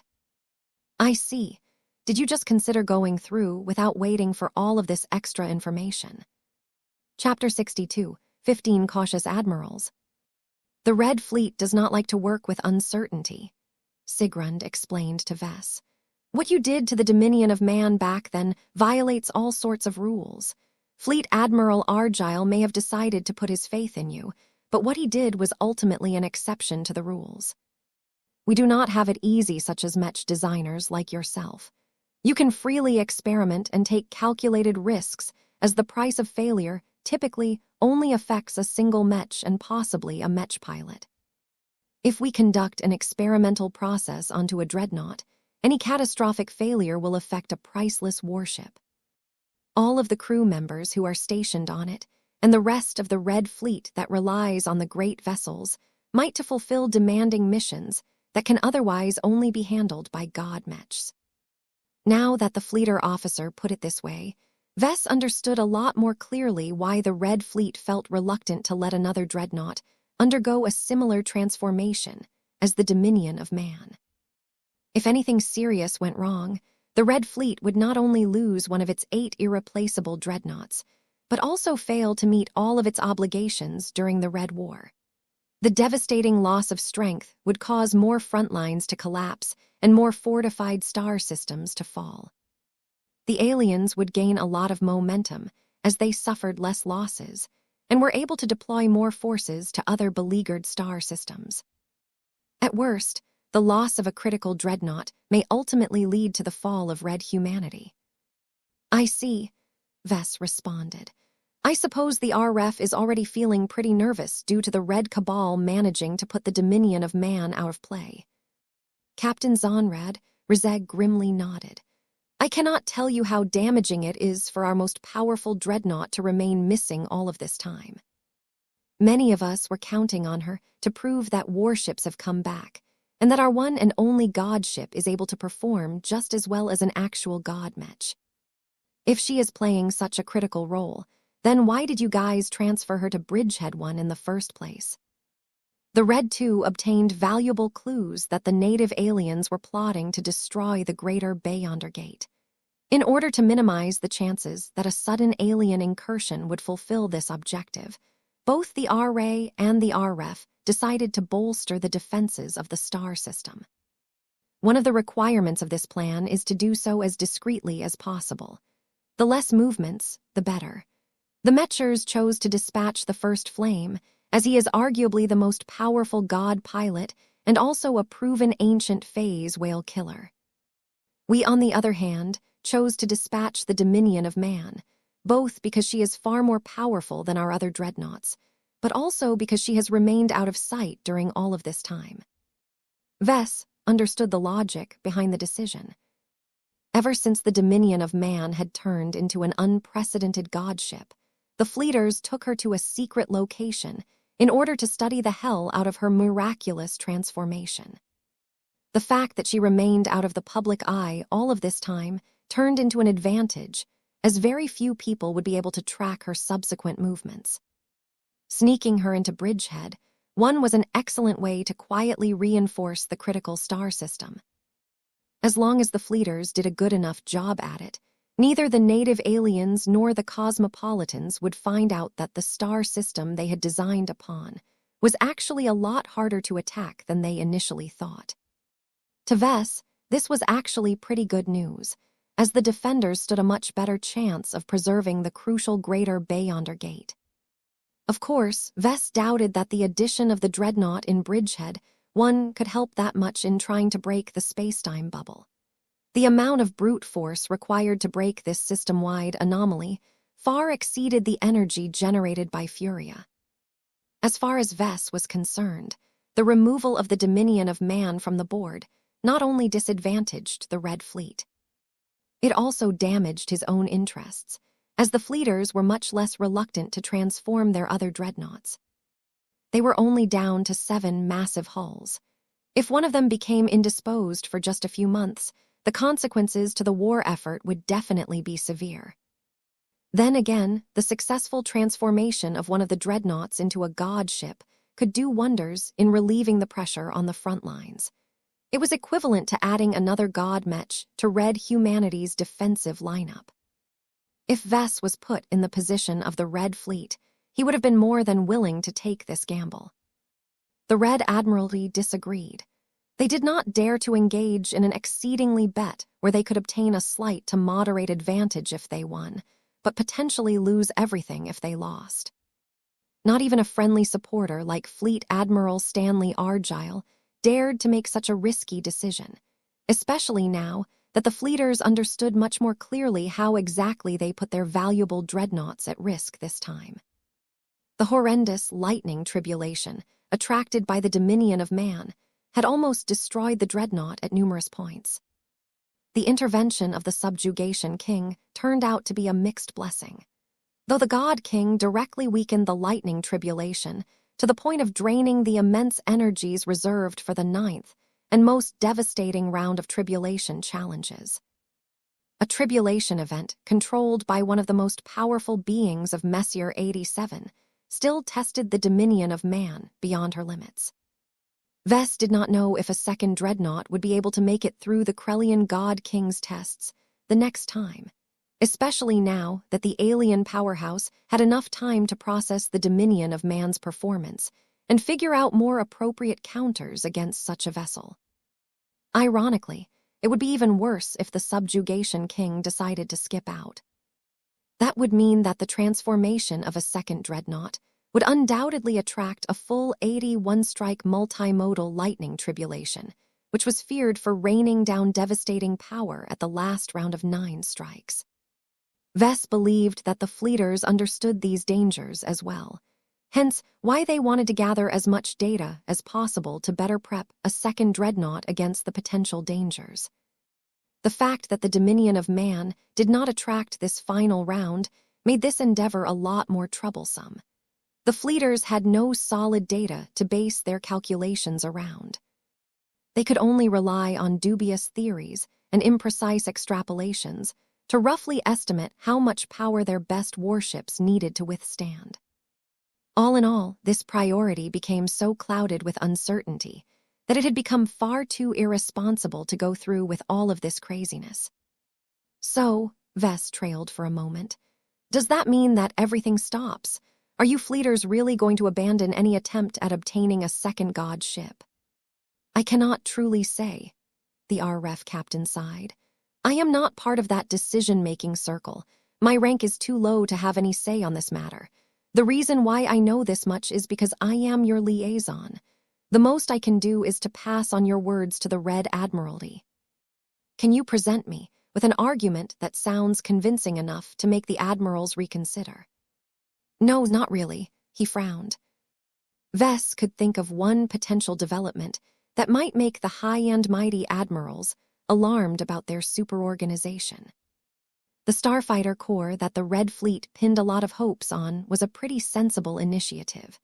If it worked as promised, it would provide a lot of substitutes for Mech that could be fielded in much greater numbers at a very low resource and manpower cost. Yet what would happen if he could finally unveil the Swarm project to the public? Norms would suddenly have another option if they wanted to experience action in the cockpit of a small and maneuverable craft. Given how much Mech had played a dominant role in human culture for the last 4 centuries, Vess truly couldn't imagine how people would prefer to pilot starfighters over Carmine Mechs. Perhaps only the wannabe fleeters and hardcore haters of Mechs would opt to join the Starfighter Corps, but these were such tiny fringe groups in today's society that their influence amounted to nothing. Vess was not sure how much the Red Admiralty knew about Carmine Mechs and the Carmine system. Just because they possessed a dreadnought that had gained the benefits of the Carmine system did not necessarily mean they understood how it was actually supposed to work in Mechs. It was pretty impressive of the survivalists and the transhumanists if they successfully managed to keep the essence of Carmine Mech a secret from the fleeters. The Mechers had always been a lot more avid towards monitoring and spying their fellow humans. It went all the way back to the original division of responsibilities between the Mech Trade Association and the Common Fleet Alliance. Although the two organizations did not entirely stick to their own domains, the Big Two had made a general agreement for the Mechers to focus on internal threats, while the fleeters turned their attention to external threats. This caused the fleeters to remain a lot more detached from human society. Their purposeful isolationism did not help matters either. They were leagues behind the Mechers when it came to uncovering secrets from other human powers. Since the fleeters were so incompetent at spying, should Vess take the initiative to expose a few key details about the Carmine system to Sigrund? Vess predicted that it would certainly light a fire among the admirals. However, the Red Fleet was already incredibly busy at the moment. Vess did not want to add another distraction to their plate when they were already burdened with trying to prop up the front lines. Besides, it was not his turn to disclose information about the Carmine system. He may have invented it, but the survivalists and the transhumanists had taken effective control over the political and societal aspects of this groundbreaking innovation. "It is okay," Sigrund ignorantly said.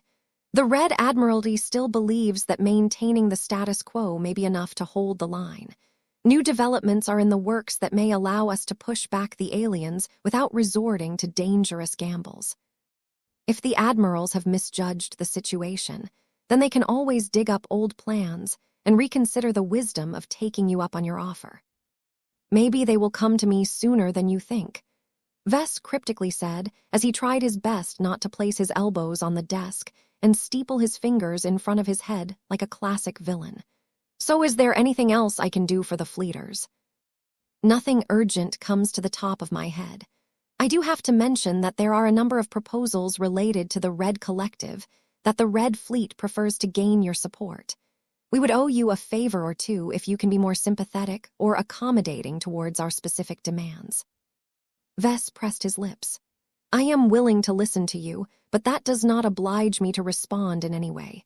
I might not have asked to become the deputy chief counselor, but now that I am thrust onto this seat, I won't dishonor it by violating my duties. Oh, we do not expect you to take specific action. We only wish for you to consider our arguments and weigh them over an ample amount of time. The sessions are too short for you to obtain a clear understanding of the pros and cons of our ideas. If that is the case, then that's fine. Let's hear it then, Captain. Oh, we do not expect you to take specific action.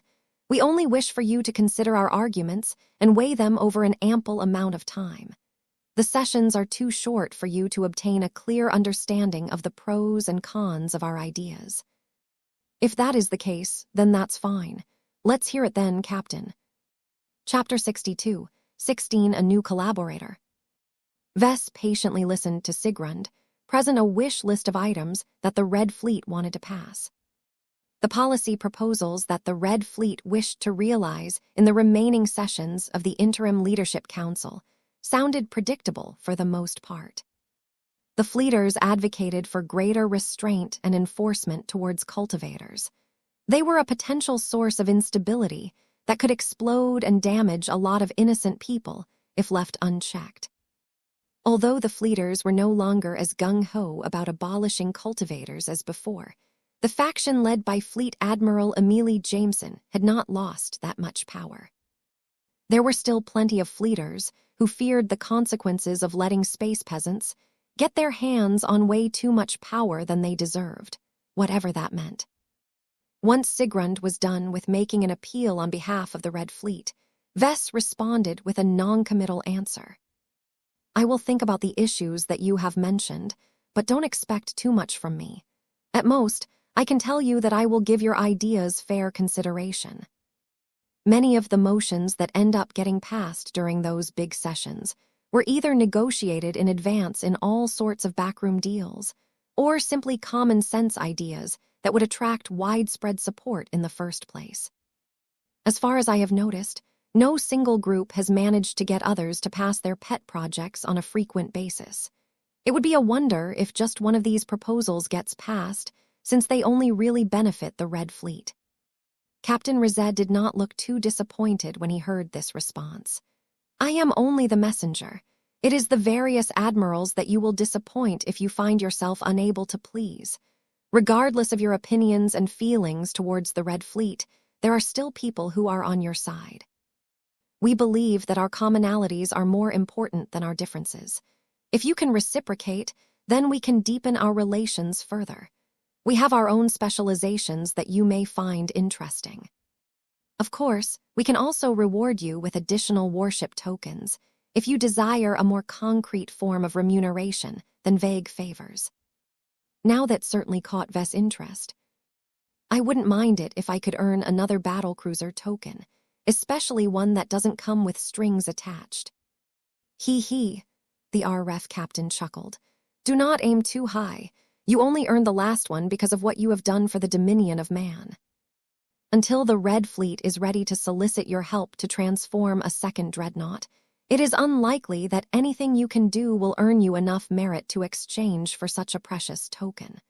The right to field a battlecruiser is of great significance. By granting you this right, we are putting our trust as well as our credibility on the line.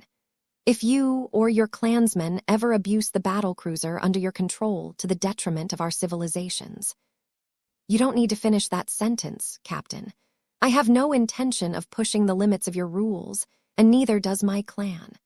Once the tortured Scream is converted into a human-operable battlecruiser, we only intend to direct her formidable arsenal against our alien foes. At least for the time being, Vess could not predict what could happen in the future. What if a human force got in the way between him and his objections? That better be the case. If you ever violate this rule, you will instantly lose the trust and support of many fleeters. They will instead turn against you because you have proven your critics right. It is better for you if you do not make enemies out of the entire Red Fleet. We may not be as familiar to you as the Red Association, but we can be just as powerful. Is that your opinion, or is that what your superiors instructed to tell me word for word? Captain Rizes smiled at Vess, but did not offer a solid response. Instead, he stood up and shut off all of the jamming devices. I believe that is all. I need to get back to my programming duties. The rapid expansion and the influx of people with a much wider range of backgrounds has put a much greater load on Archie. As intelligent as the evolved AI has become, there are still improvements to be made in its programming and subroutines. How are the fleeters taking to Archie after learning that their former evaluation S-item has already started to outgrow its base parameters? Vess inquired as he exited the secure chamber alongside his fleeter friend. The initial shock and indignation from the more cautious fleeters has already begun to fade. They have become increasingly less reluctant to make active use of Archie, considering that those who are willing to employ the expanded range of services are receiving the lion's share of commendations and promotions. If the skeptics do not begin to take Archie seriously, then they will find themselves eclipsed by their more open-minded colleagues. This must feel really good for Sigrund, considering that he was secretly an AI himself. Vess wondered once again whether fleeters had caught onto Sigrund's real identity. He was always leaning towards yes, but he could never quite make up his mind about this issue. Perhaps only a small group of fleeters learned the truth, but kept it to themselves in a desire to see whether the first sentient AI within their ranks could help the Red Fleet in ways that actual humans could not replicate. As he eventually got teleported back to Diandi Base, he barely had a second to take a step forward when a different teleporter brought him right back up to the Terrask in orbit. Ahem, if you wanted me to go up, you could have shown some courtesy by asking first, you know. This is too important. Vess, please head down to the design lab. Vess had entered the flagship of the Blue Jay fleet enough times to know the route to the place where all of the Mech designers were working. Once he reached the design lab and entered a secure section, both Jovi and Vector looked eager as they sat around the central projector. So what got you all excited? Vess asked as he came closer. Seeing as you invited me over to this lab, I can already guess it is related to the Swarm project. You are correct, Vess, Jovi said with a grin. As we have mentioned before, we have taken it upon ourselves to find 2 suitable collaborators for the Swarm project in order to round out our specializations. We have expressly sought candidates that satisfy our requirements among the Terrans and the Rubarthans.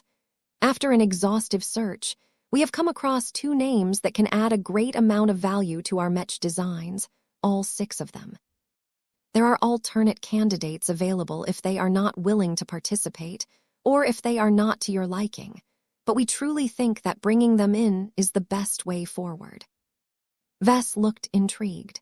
For both of the Mechers to feel so excited about the candidates suggested that they were truly worth consideration. You have my attention. Vector decided to introduce the first candidate. Let us begin with the Terran.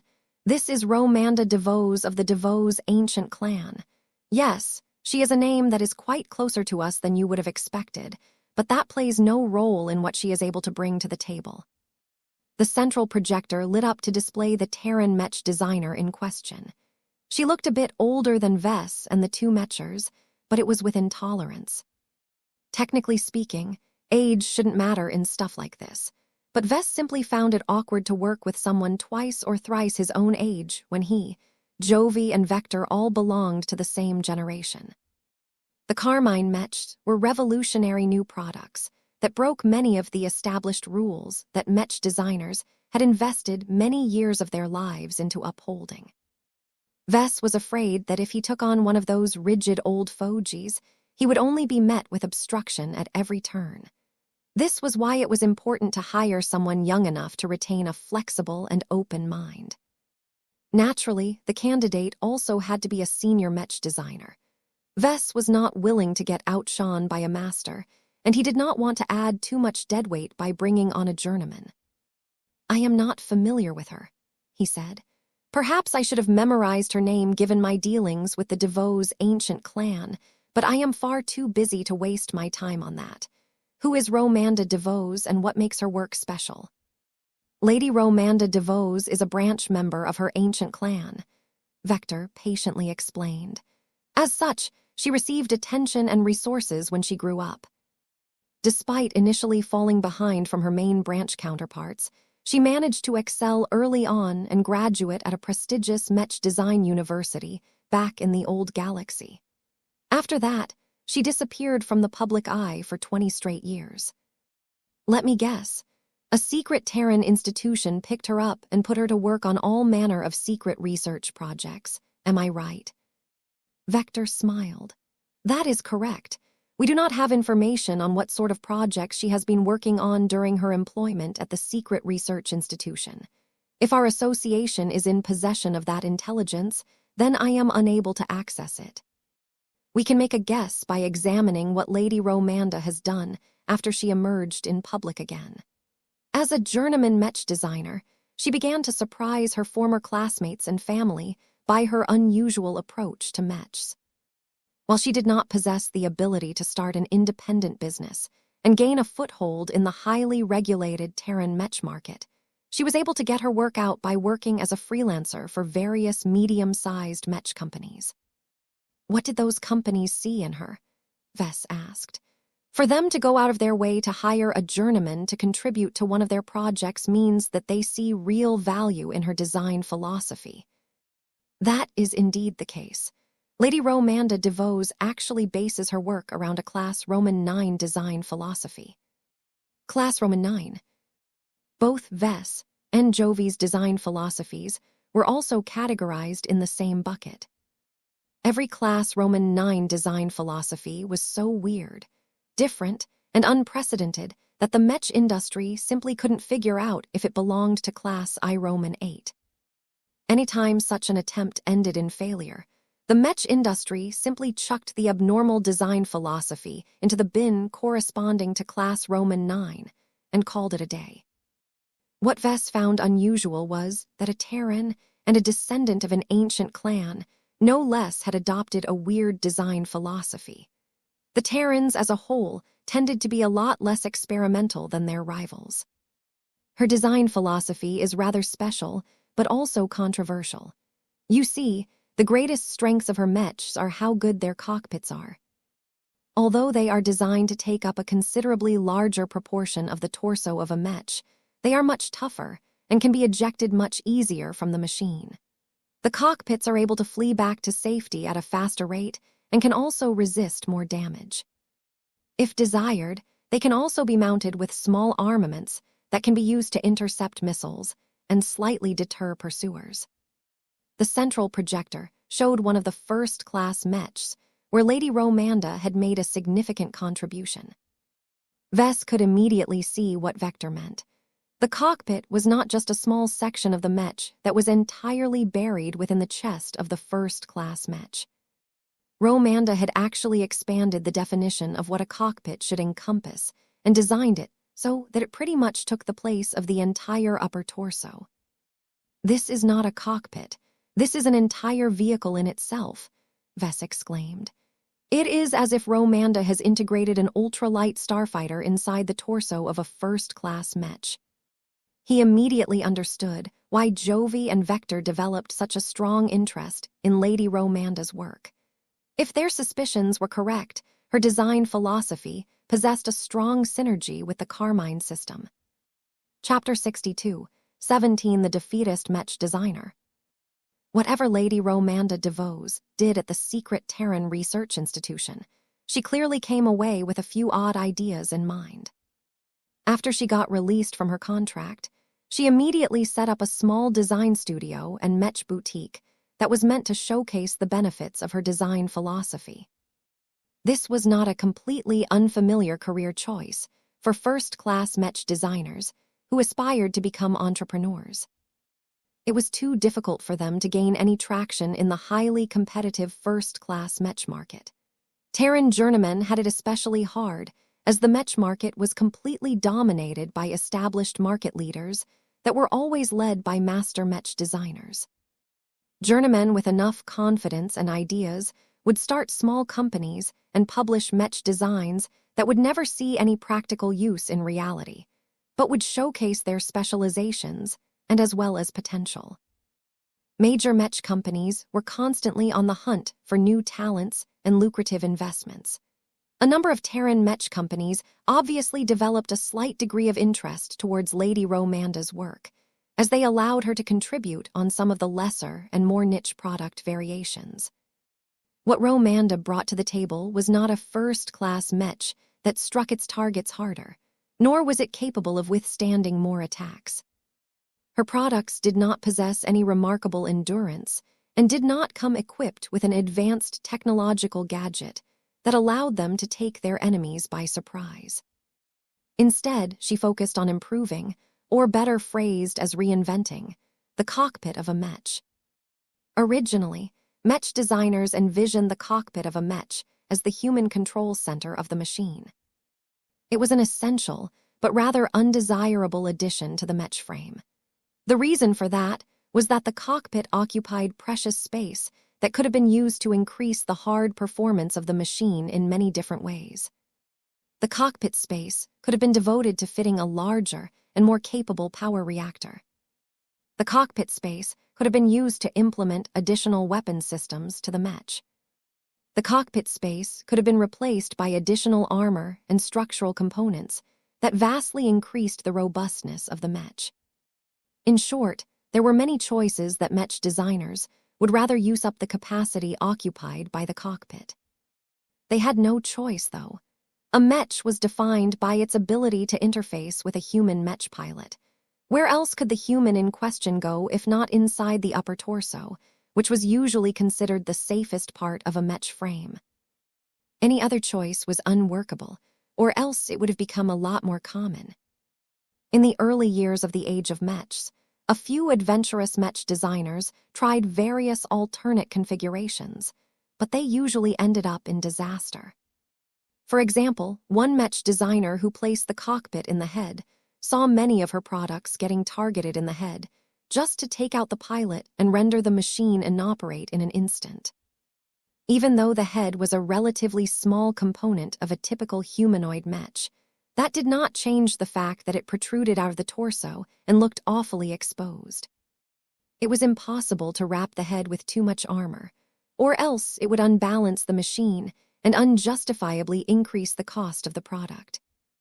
At most, the mech designer who came up with this concept was only able to make certain adaptations, such as shaping the head into an angled dome or pyramid that did not look as obvious as a target. The thickened and angled layers of armor also helped with blocking and deflecting incoming attacks more easily. Ultimately, the mech industry came to a consensus that the only place this idea belonged was in the trash bin. Another idea was to attach the cockpit as an external module that could be affixed to the upper or lower back of the mech. This proposal worked great as long as the mech faced the enemy from the front and from the sides to an extent. However, a lot of mech combat tended to be mobile and dynamic. Mechs presented their rear sections to enemies plenty of times.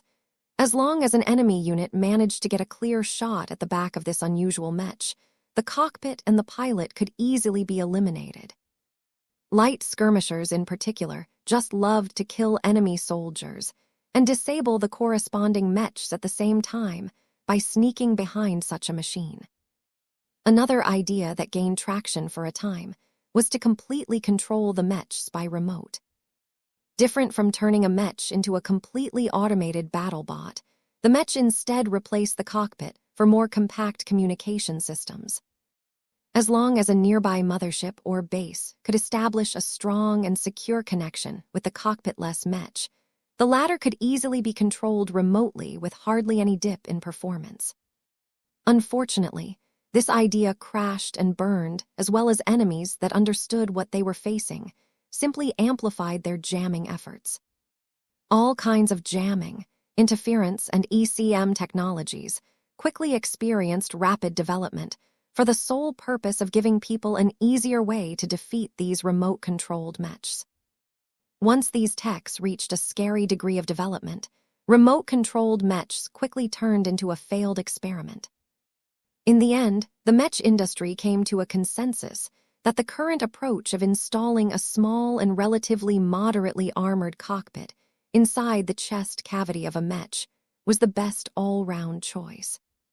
It was not perfect, but it protected the mech pilots from attacks coming in each direction pretty adequately. The only vulnerability was to the rear, but that was because most humanoid mechs did not really bother to layer their backs with too much armor. This compromise solution hit the sweet spot and became the established standard for the entire remaining duration of the age of mechs and beyond. It became so ingrained that the vast majority of mech designers never even questioned this design choice anymore. Not even Vess bothered to question why the mech industry set the standard for cockpits this way. While mech designers were allowed to vary the cockpits a bit by increasing their armor, adding extra thrusters, or even applying a stealth system around the shell, the moment they took it a step too far, people would begin to ask incessant questions about the point of all of these changes. That was exactly what happened to Lady Romanda DeVos. The side branch member of the DeVos ancient clan enjoyed a good start and managed to earn quite a lot of recognition for excelling in her studies and working for 2 decades in a secret Terran research institution. However, her star instantly dimmed when she boldly presented her design philosophy to the public. Of all of the tech that she could specialize in, why did the descendant of the DeVos ancient clan choose to dedicate her craft to turning a normal mech cockpit into a weird, oversized contraption that behaved like a starfighter when separated from the mech frame? It was an absurd idea. It was a solution that was looking for a problem. Officially, the Mech Trade Association designated her specialization as a Class Roman IX design philosophy centered around ultra-large enhanced cockpit systems. This was a rather sophisticated description of an approach to mech design that broke several rules and contradicted numerous core principles of the mech industry. The most egregious violation that Lady Romanda DeVos committed with her works was the fact that she designed her work with failure in mind. Before she thought about how her mechs would fare if they attained success in the battlefield, she already began to add features designed to mitigate the damage in the event of a loss.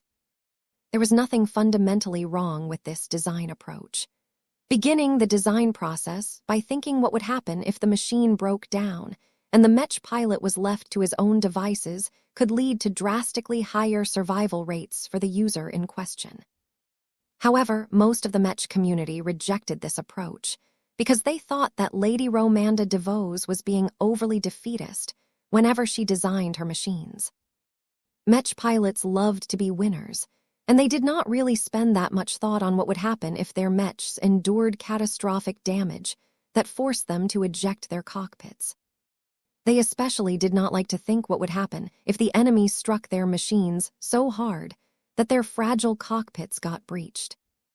Whether these pilots were in denial or not, they would rather imagine themselves as the heroes of their own stories and make use of mechs that better enabled their fantasies. A mech designed by Romanda did the opposite.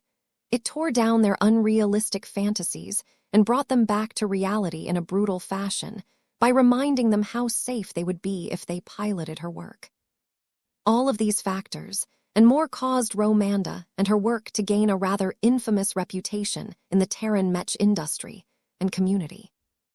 Due to the huge amount of space occupied by the ultra-large cockpits that characterized much of her works, any first-class mech that incorporated such a massive module tended to perform significantly worse than other equivalent machines.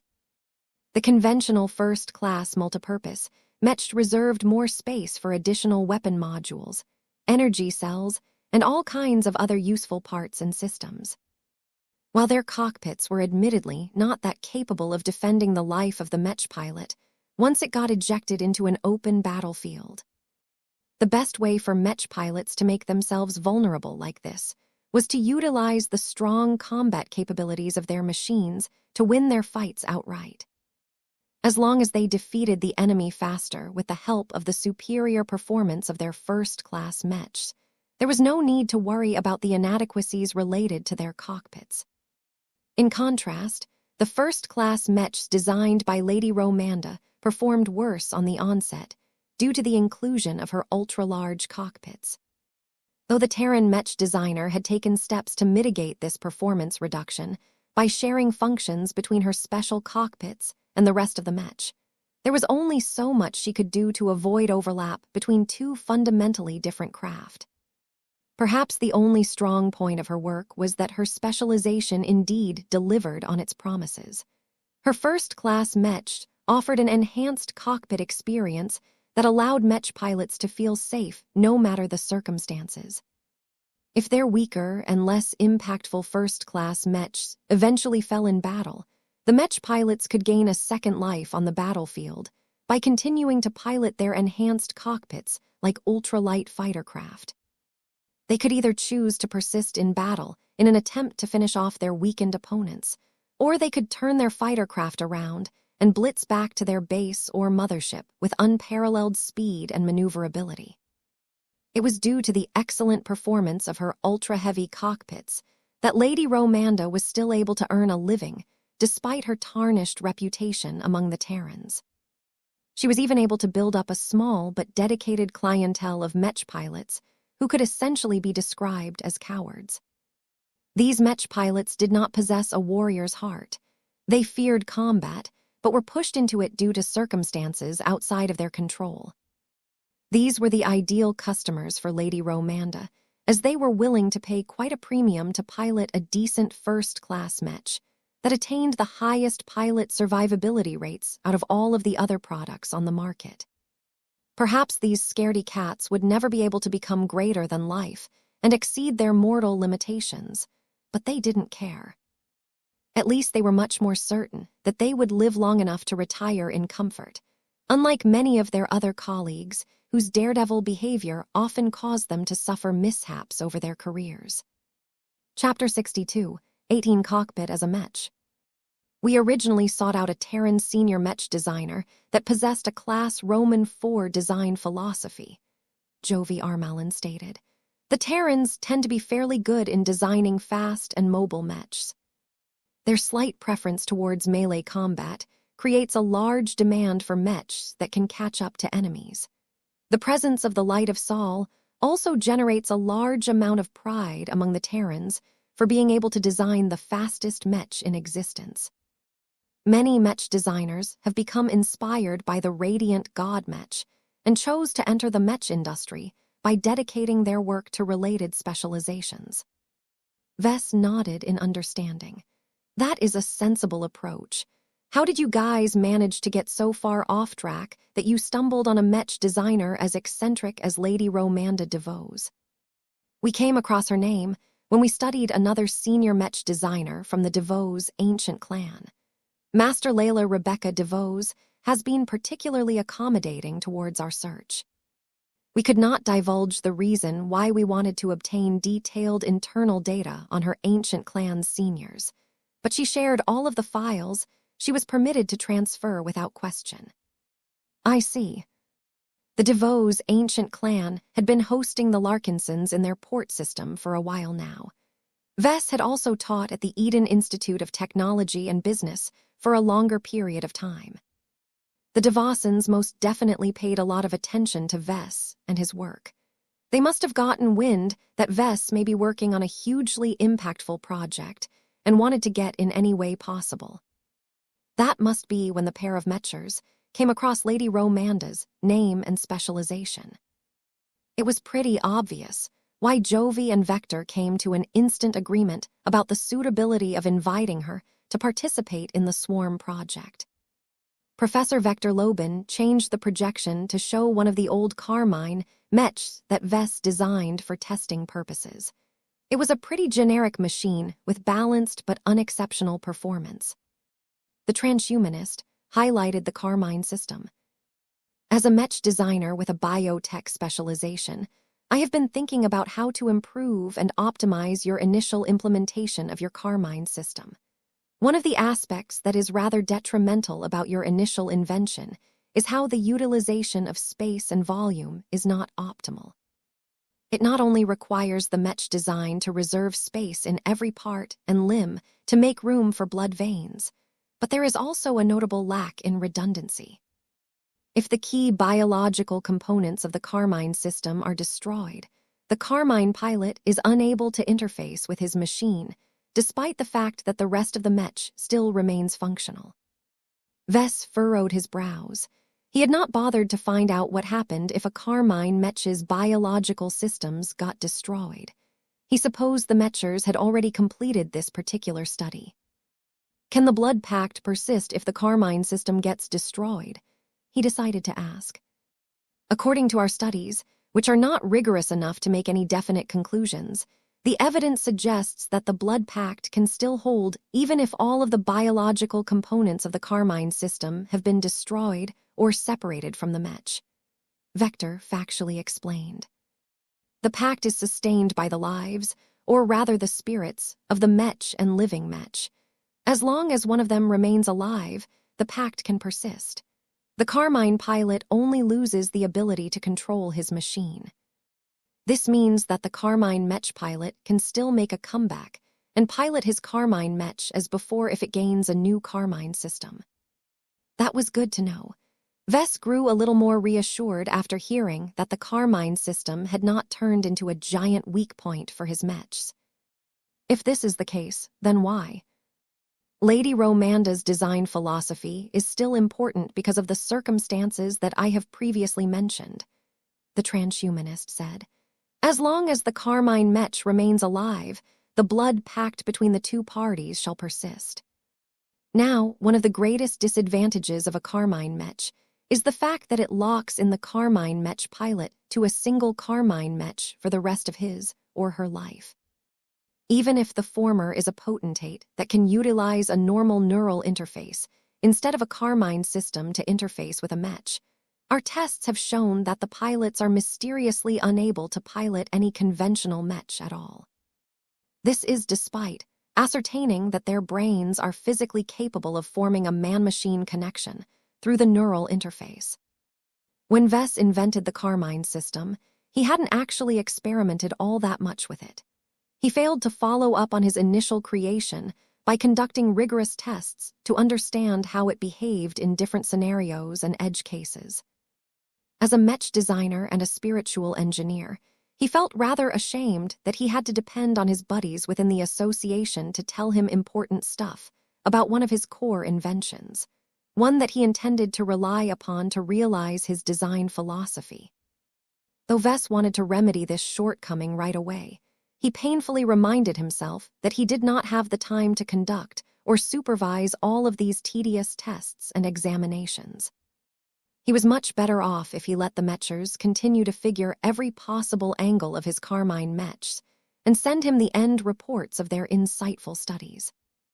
In any case, in the absence of a better solution, Lady Romanda's design philosophy promised to extend the value of Carmine Mech pilots by a large margin.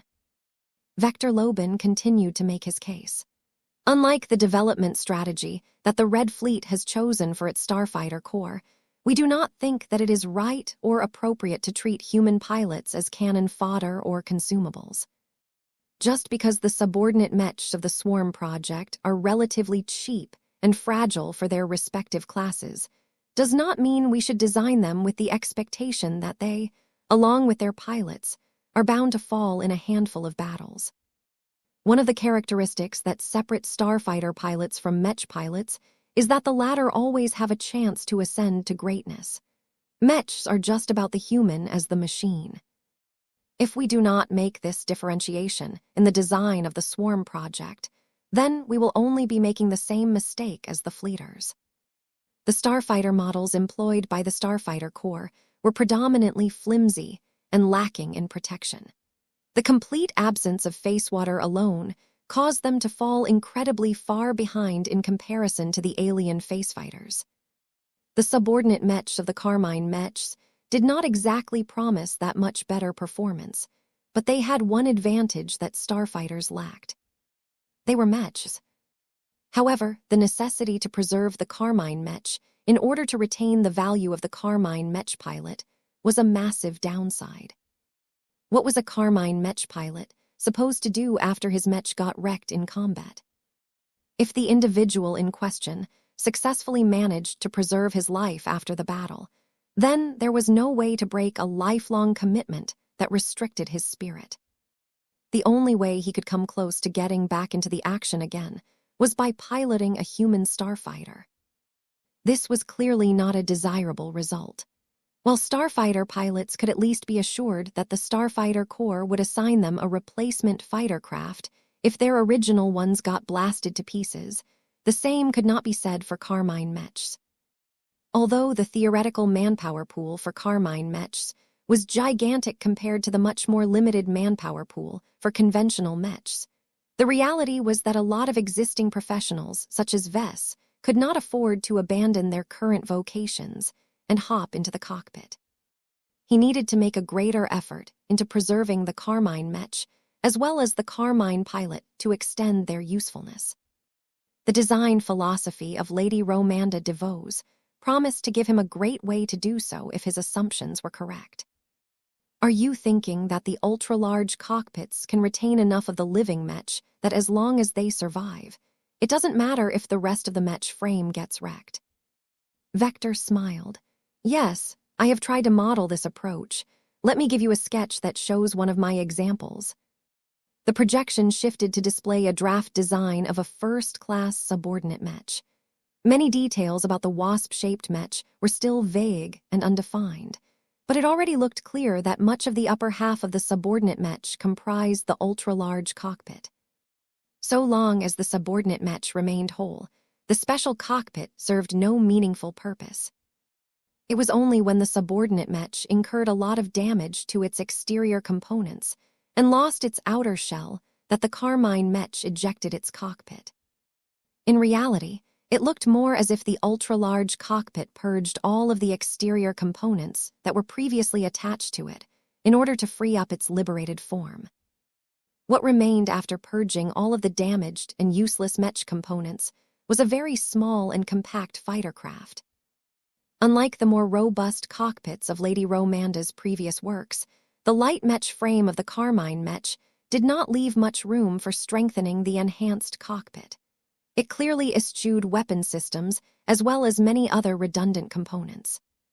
The only goal of this ultra-large cockpit was escape. Nothing else. Its small size and mass allowed it to boost away at an impressive rate. Even if the thrusters operated on a very limited charge, as long as they were powerful enough, their efforts should be enough to separate from most battlefields and return to a friendly base of mothership relatively intact. To facilitate the escape, the ultra-large cockpit also had the option of mounting a one-use hyper-energy shield generator. The device sacrificed repeatable activations in favor of generating a very strong hyper-energy shield that could last long enough to shield the cockpit from most incidental opportunistic attacks. This is a pretty nice concept, Vess said. The premise is that the ultra-large cockpit retains enough of the living mech that it can preserve the Carmine Mech. As long as this condition is true, then I am more than willing to take Lady Romanda on board. We have conducted tests related to cockpits in the past, Vector mentioned. Alas, the cockpits alone are usually not enough to preserve the life of the Carmine Mech, and thereby allow the Carmine Mech pilot to remain useful in this capacity. As far as we can tell, when the pilot ejects the cockpit from the Carmine Mech, the living Mech remains attached to the latter rather than the former. What we aim to accomplish is to borrow Lady Romanda's assistance in designing a Carmine Mech so that its essence is anchored in her ultra-large cockpit as opposed to the rest of the Mech frame. I expect that we will all have to adjust our perspectives on our work as well. We need to consider the ultra-large cockpit to serve as the core of the Carmine Mech. The remaining armor plating, limbs, and other modules are all accessories that we have decided to attach to the core Mech frame. Do you understand what I am trying to convey? I get it, Vector. This is not too dissimilar to some of my previous modular Mech designs. The biggest difference here is that it is taken to a different extreme. I can see how it can work, but the premise is that the ultra-large cockpit possesses enough of the features of a Mech that it can preserve the Carmine Mech upon ejection. We will need to conduct tests in order to confirm that it is fruitful to cooperate with her. A lot of Carmine Mech pilots will be grateful for giving them a better chance of preserving their only opportunity to fight with a real Mech. Chapter 62-19, The Brown Mech Designer. Selecting Lady Romanda DeVos as the Terran collaborator on the Swarm project was a bold and unusual choice. As much as Vess prized her design philosophy and its fantastic synergy with the Carmine system, he still had a few reasons to remain skeptical about this choice. The criticism that other Mech pilots and Mech designers levied against Lady Romanda was not entirely baseless. The woman obsessed so much about what happened when Mechs got defeated in battle that she centered her design philosophy around that scenario. She designed her Mechs with defeat as the starting point. Vess did not know how to feel about that. He personally felt repulsed by the very idea, even though his mind could understand the logic behind this approach. It would be good if at least one Mech designer directed serious attention to preserving the life of the Mech pilot after his Mech got shot down. This became an even greater priority after the Great Severing. Getting cut off from the old galaxy meant that Red Humanity's manpower pool just became a lot more finite. This meant that Lady Romanda DeVos and her work should have gained a lot more appreciation as of late. Somehow, he did not think this was the case. A Mech designer that focused more on defeat rather than victory would always remain out of lockstep with the rest of the Mech community. Her solutions only amounted to a more advanced form of loss mitigation. She was not like other Mech designers, who focused on strengthening the aspects of a Mech that could allow their products to win harder and inflict more decisive losses onto their opponents. The big question of the current times was whether Red Humanity could secure its own survival by adopting a defensive or offensive posture. The mainstream still preferred to act aggressive. Even though the Red Tide offensive forced humans into playing defense, many people were still waiting for the day they could finally turn the tables against the native aliens and launch daring counterattacks. However, what if dreaming about attacking the native aliens was never a realistic prospect? What if Red Humanity stood a greater chance of securing its own survival by digging in and trying its best not to suffer too many losses? The native aliens were clearly banking on attrition warfare to grind Red Humanity down in both the short and medium term. The simplest way to prevent the enemy from having its way was by reducing the loss rate of war material and Mech pilots. As long as the native aliens ended up crashing too many of their warships and face fighters into the defenses of Red Humanity, then the Red Tide offensive would eventually run out of steam by itself. From that sense, adopting a defensive approach was not an entirely imbecilic idea. This was a situation where Lady Romanda's design philosophy would definitely prove its value, even if many people wanted to deny it the recognition it deserved. Please arrange a meeting with her, Vess eventually decided.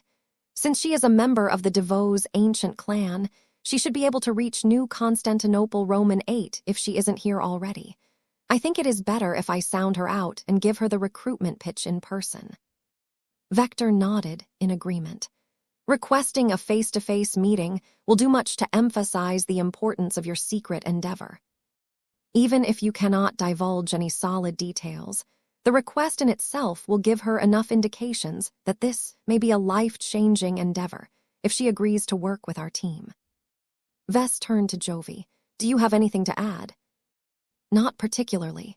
If I have to give an opinion, then let me state that I am of the opinion that she is seriously underappreciated by the DeVos ancient clan and the Terran Alliance. Perhaps you can think about recruiting her after we have completed the Swarm project. She only needs to possess the status of a Terran during the design process. Once we have completed our work, you are free to recruit her if you wish. The thought had crossed his mind, but it did not linger for long. I am not too sure whether she is a good fit or whether she wants to become a part of my clan. My design department is getting increasingly short-handed, and we definitely need to take on more first-class Mech designers. But I want to be more careful about hiring more Mech designers from the first-rate colonial superstates. Besides, senior Mech designers as old as Lady Romanda DeVos are a bit less flexible than journeymen who are a generation younger. I much prefer to hire them instead, because they are much more likely to integrate into the Larkinson clan. A senior Mech designer was no longer a junior who did not know his or her way around anymore. Lady Romanda was a professor who had already begun to teach her craft and pass on parts of her design philosophy to her students. Such professionals were usually past the age and phase of their lives where they yearned to leave their nests and set up in a completely different state or organization. If Romanda never saw any reason to leave the Terran Alliance despite all of the pushback she received, then she was probably a committed Terran. Vess inwardly shook his head. He was making too many assumptions about a woman he had never met. He needed to meet with her in person in order to gain a better impression of her true personality and desires. Let's move on. Now that we have tentatively set our sights on a Terran Mech designer, we need a Rubarthan Mech designer as well in order to fulfill our political quota. Who do you want to present next? Jovi took over from this point. The central projection began to scroll down the names at a rapid pace. Vess barely had time to register even a single name before it was already gone. He did not consider this to be a big deal. It is better to have too much choice than none at all. So what did you do to narrow down the list of candidates? The search for a Rubarthan Mech designer proceeded a lot more straightforward than our attempts to find a suitable Terran Mech designer. We did not get sidetracked a second time. From the onset, we sought to find a Mech designer with a specialization in ranged weapon systems. The Rubarthans have a slight preference in ranged combat, as they cannot fully compete against the Terrans in melee combat. The problem we faced this time is that we have formed a list filled with hundreds of senior Mech designers who fulfill our basic criteria. The central projection began to scroll down the names at a rapid pace. Vess barely had time to register even a single name before it was already gone. He did not consider this to be a big deal. It is better to have too much choice than none at all, so what did you do to narrow down the list of candidates? We set tighter age and background requirements. We wanted to take on elites who have accrued enough experience in a large organization as well as on an independent basis. Furthermore, we wanted to find a senior whose specialization has proven to be both deadly and cost-effective. That last demand is particularly difficult to meet. Most weapon systems are powerful after investing a disproportionate amount of high-quality resources into their construction. It is not typical for Rubarthan Mech designers to develop weapons for the more budget-conscious customers. The huge list rapidly shrunk until there were only 12 names left. Wow, a lot has disappeared. I bet the ones that remained are all good choices. That is true for the most part, Jovi answered. Vector and I have extensively studied each and every name. Each of them are excellent in their own ways, but there is one name that stands out more compared to the rest. The list eventually shrunk until there was only one name left. A Lord, huh? That is not a title given to a normal Rhubarthan, especially when the Rhubarthan Pact is supposed to be highly meritocratic. Vess said with a frown. Wait, Brownstone is a familiar name, isn't that? Jovi nodded. It is just as you may have guessed. Lord Richard is one of the many grandsons of Prince Havelake, the Brownstone Prince. As the 1335th Prince of the Imperial Rhubarthan household, Prince Havelake has long chosen to invest in mining and economic development. His children and grandchildren are all engaged in a part of his many industries. I take it that Lord Richard is an exception. Partially, Lord Richard chose to become a Mech designer. Though his parents did not fully support his choice, they provided him with the wealth and resources needed to excel in his craft. Lord Richard largely met expectations and went on to work for a Mech company owned by the Brownstone Prince for a time. Eventually, Richard appeared to have grown dissatisfied with working under another person's regime and decided to strike out on his own, similar to Lady Romanda. Vess looked more intrigued. What did he do next? Lord Richard decided to found a small Mech company and focus on designing custom mechs for affluent or more adventurous clients. The Rhubarthan Mech market is much more dynamic and less dominated by the top, so the man was able to achieve small-scale success. Did his customers decide to conduct business with Lord Richard because his products are that good, or because his last name happened to be Brownstone? Vess curiously asked. We believe both may be true. Lord Richard Brownstone has never tried to evade his ties to the Brownstone Principality. In fact, it is one of the reasons why he was able to progress his design philosophy so quickly. His work is heavily dependent on access to many different resources. With the support of his parents and possibly grandparents, Lord Richard fully took advantage of his background to build up a reputation for success. What the hell is his design philosophy? His Class Roman II design philosophy is labeled as follows: high-attribute kinetic damage application. To put it in simple terms, his mechs are all armed with Gauss rifles or rapid-fire machine guns that can release kinetic projectiles. What Lord Richard Brownstone is focusing upon is upgrading and modifying the properties of kinetic projectiles. Whereas most people tend to ignore or dismiss these rounds, they are the primary means for the Rhubarthan Mech designer to implement his improvements.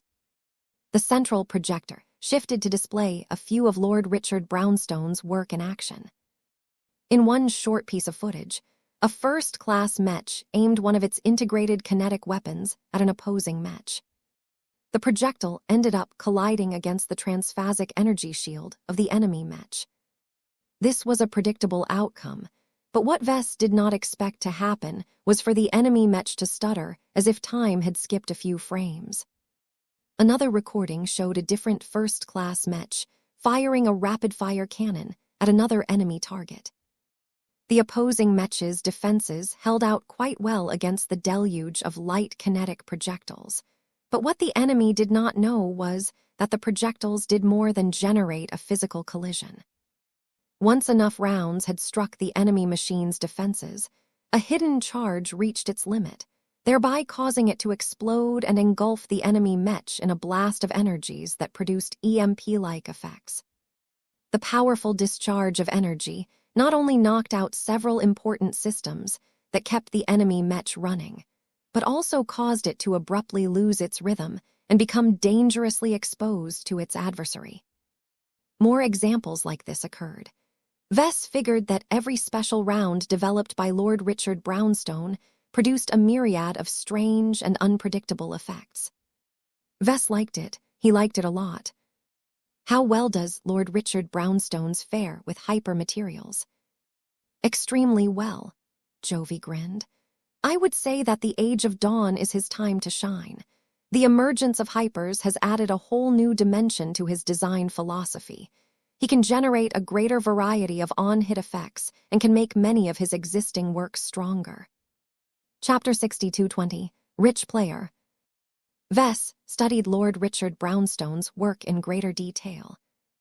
He manipulated the projected interface and took a close look at his past Mech designs, paying close attention to the ranged kinetic armaments. From what he could tell, Lord Richard did not try to reinvent the wheel when it came to his mechs and weapon designs. They were serviceable for the most part if he designed them by himself, and quite good if he collaborated with others. The grandson of the Brownstone Prince did not grow too conceited despite his imperial background. The scion of the imperial Rubarthan household figured out his specialization pretty early and focused all of his efforts into improving his ability to develop more powerful and useful kinetic rounds. By focusing on imparting his projectiles with unusual effects, such as generating EMP bursts or starting up fires, Lord Richard occupied a useful niche that not a lot of competitors explored to the same extent. As far as specializations were concerned, Lord Richard had picked the right one for his background and income level.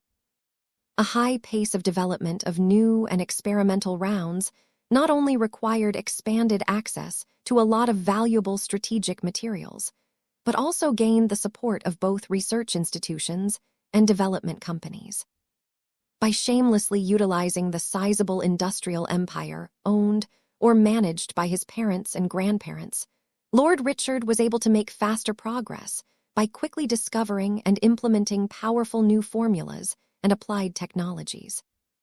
However, just because Richard did not have any qualms about using a large existing support network to fuel his progress, did not mean he was incompetent. He was around 52 years old, which made him a bit older than Vess and Jovi, but for a man like him to reach the rank of senior Mech designer proved that he was on the right track. Any Mech designer that thought they could make most of their progress by leeching off the work of others would never be able to make senior, let alone journeyman. As Vess skimmed through the Rubarthan Science product catalog in order to gain an overall impression, he noticed that Lord Richard's approach towards his Mech designs was fairly focused. That meant that Lord Richard did not invest an excessive amount of time on designing the parts of his mechs that fell outside of his specialization. From his perspective, his mechs were merely the carriers of weapons that utilized his special ammunition products. In the years that Lord Richard plied his business, he mostly assisted other mech companies in enhancing the kinetic armaments of certain first-class mech models. As long as the customers were willing to pay a premium, the mech companies were glad to provide solutions that relied on exotic ammunition to gain additional advantages in combat. That's interesting, Vess said as he looked at the timeline of mechs designed by Lord Richard Brownstone. There is a clear shift in style and approach after the Great Severing. In the months after the start of the Age of Dawn, Lord Richard not only set aside most of his expensive exotics in favor of cheaper and more widely available hypers, but also started to develop a lot of experimental new weapons that incorporate the new materials. Although the quality and the performance of these experimental ammunition products are mixed, I can tell he is really eager about playing with the new materials. Jovi nodded and smiled. That is part of the reason why we view him with greater favor. Lord Richard Brownstone is successful not just because he possesses a good background, but also because he is serious about his craft and is not afraid of being met with failure after investing his time and attention on different projects. That said, the Age of Dawn has produced new conditions that happen to facilitate his design philosophy exceptionally well. By playing around with hyper materials, Lord Richard has not only found ways to improve much of his existing works, but also developed brand new high-attribute ammunition that can produce even more uncommon effects. How costly are his products? It depends on who he is marketing his products to. As you can see, Lord Richard Brownstone's mech and weapon designs are mostly targeted to the upper segments of the Rubarthan mech market, but that is because they are the easiest clients and customers that he can reach. The lower segment of the Rubarthan mech market cannot afford to make use of his more expensive ammunition products. The absolute cost of a single high-attribute round may sound reasonable at first, but when people start to fire them on a regular basis, the cost of purchasing a large amount of new rounds will quickly add up. In fact, the main reason why Lord Richard's Mech company is able to maintain a positive balance sheet is due to his growing clientele who have grown dependent on his proprietary ammunition. Hardly anyone puts serious thought in the cost and effort required to feed the kinetic armaments of a Mech on a regular basis. This was actually a big deal and a serious money earner for the companies that mass-produced all of these kinetic projectiles. How easy is it for other companies, or even the clients themselves, to produce additional ammunition in-house? Vess inquired. Unless we are speaking about his most high-end ammunition choices, Lord Richard's products are not too technologically complex. Most clients have the means to produce the special ammunition in their own factories. However, many of them do not bother to do so because it is considerably cheaper and less burdensome to purchase large orders of finished ammunition. Lord Richard has invested a considerable amount of attention into retooling factories so that they are able to produce his most popular ammunition types on a wider scale at a considerably lower unit cost.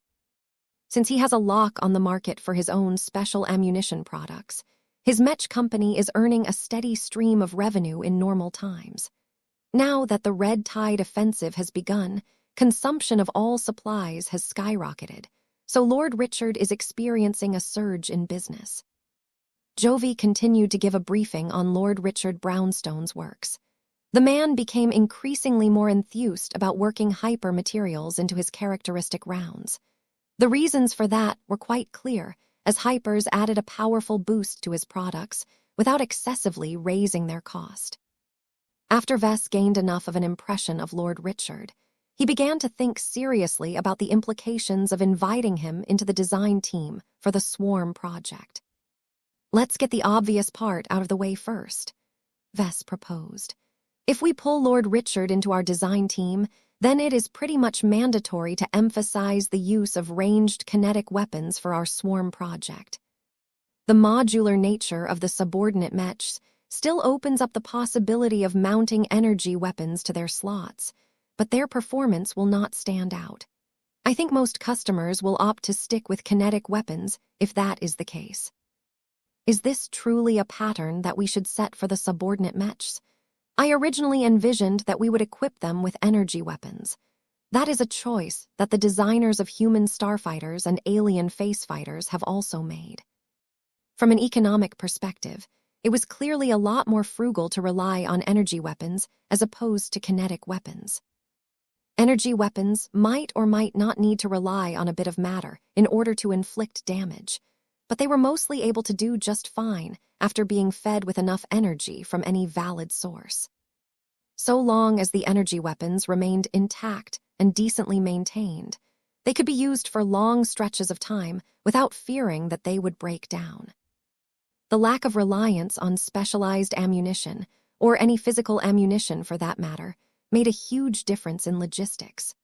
The groups that fielded small craft that relied on energy weapons to inflict damage only had to worry about replenishing the energy cells or recharging the craft themselves. A lot of different Mechs or starfighters could operate seamlessly alongside each other as they were replenished in approximately the same way. All of that might change once Vess released a Carmine Mech that predominantly relied on kinetic weapons to inflict damage. Not only were Mechs in the field constrained by their ammunition counters, their bases or motherships regularly had to be supplied with shipments of high-attribute rounds.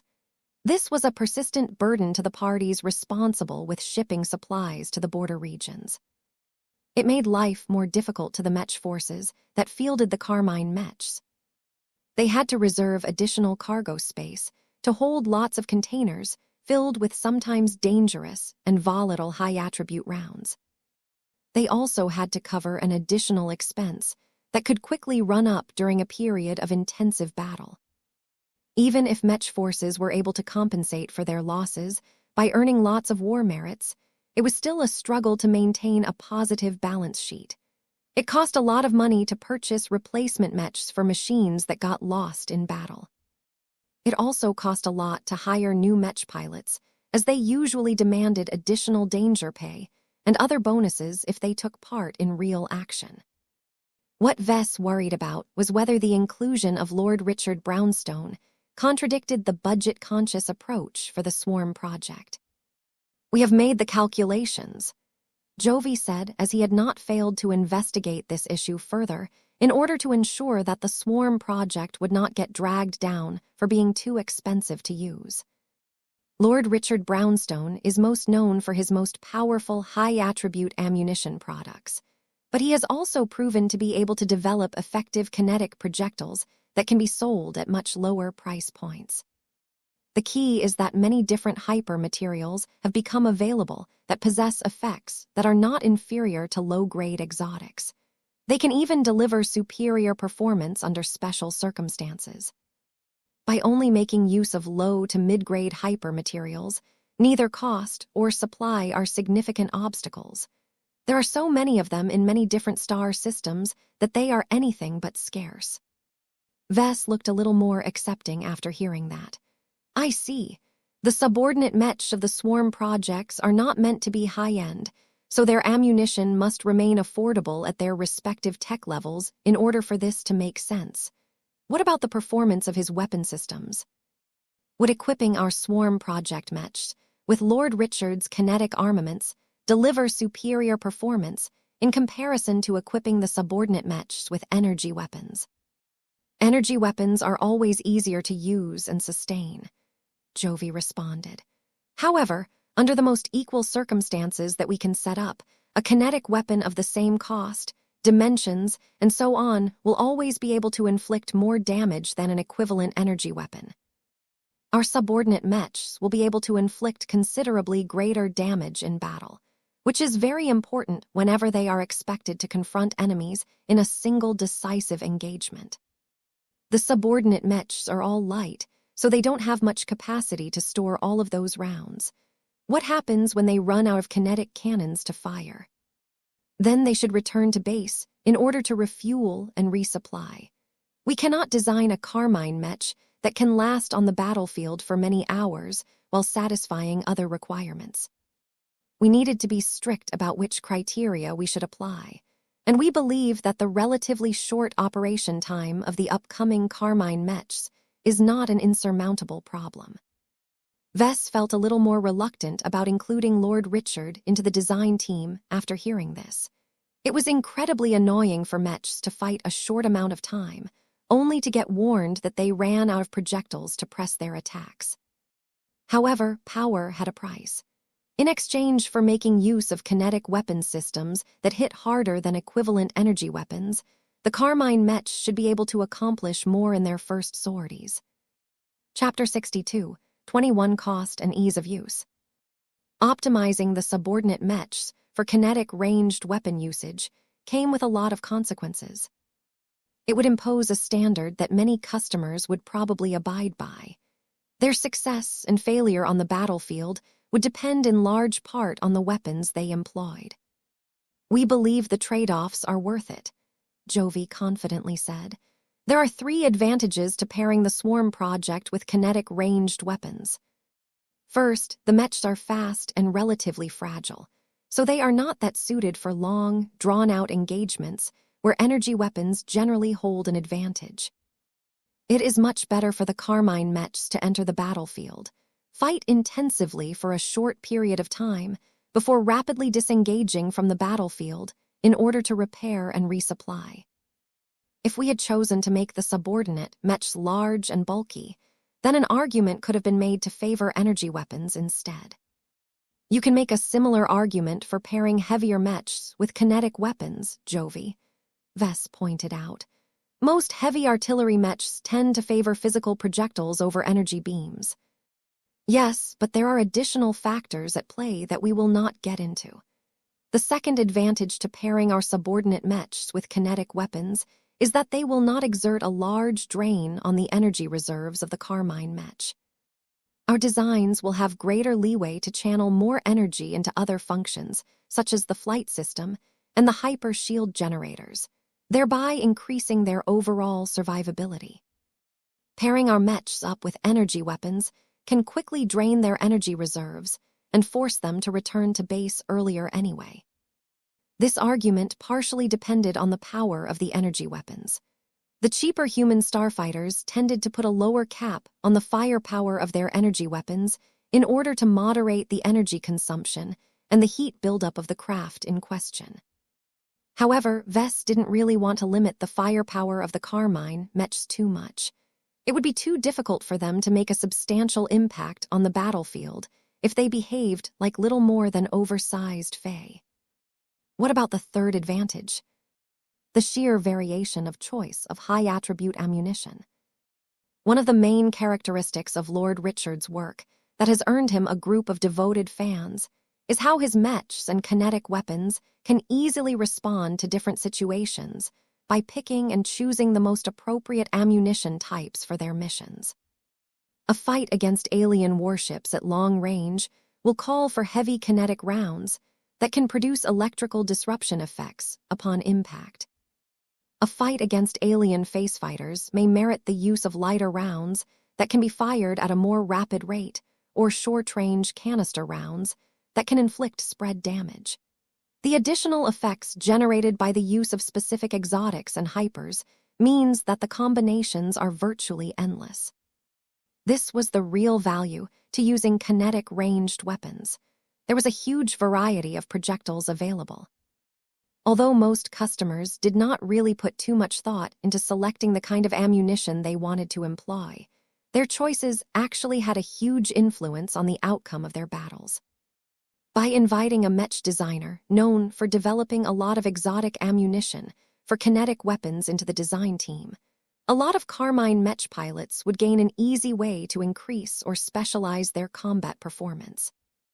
This was especially important as so many subordinate mechs would probably get sold and used that it was impossible to upgrade and customize all of them according to the desires of their users.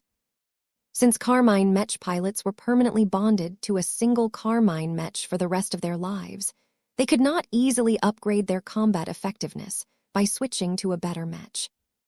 They had to wait until a mech designer or mech company became available to upgrade their existing Carmine mechs, and that could only happen if the clients found a way to cover for the expenses, which probably wouldn't happen all that often. Upgrading a Carmine mech in order to increase its performance was impractical for most Carmine mech pilots. In lieu of upgrading the mech itself, a much more convenient way to increase their combat power was to switch to using better high-attribute ammunition. The cost of these superior rounds was undoubtedly greater, but it should still be within a tolerable range as long as they did not make use of overly scarce materials.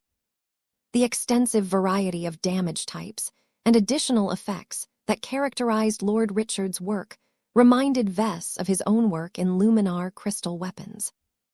Many of his ranged mechs were armed with Luminar crystal weapons. One of the more notable features of these alien-derived armaments was their ability to switch their damage types by swapping out their attack phase crystals. The two different weapon systems obviously possessed a lot of similarities, but differed in numerous key details. Luminar crystal weapons were more cost-effective over the long run as long as the guns as well as their corresponding attack phase crystals remained intact. However, they were difficult to repair and also troublesome to mass produce. Their cost was also on the higher end, as they relied on good materials to form good Luminar crystals. Although Vess personally preferred to equip his first commercial Carmine mechs with Luminar crystal weapons, the alien nature of their underlying tech held them back.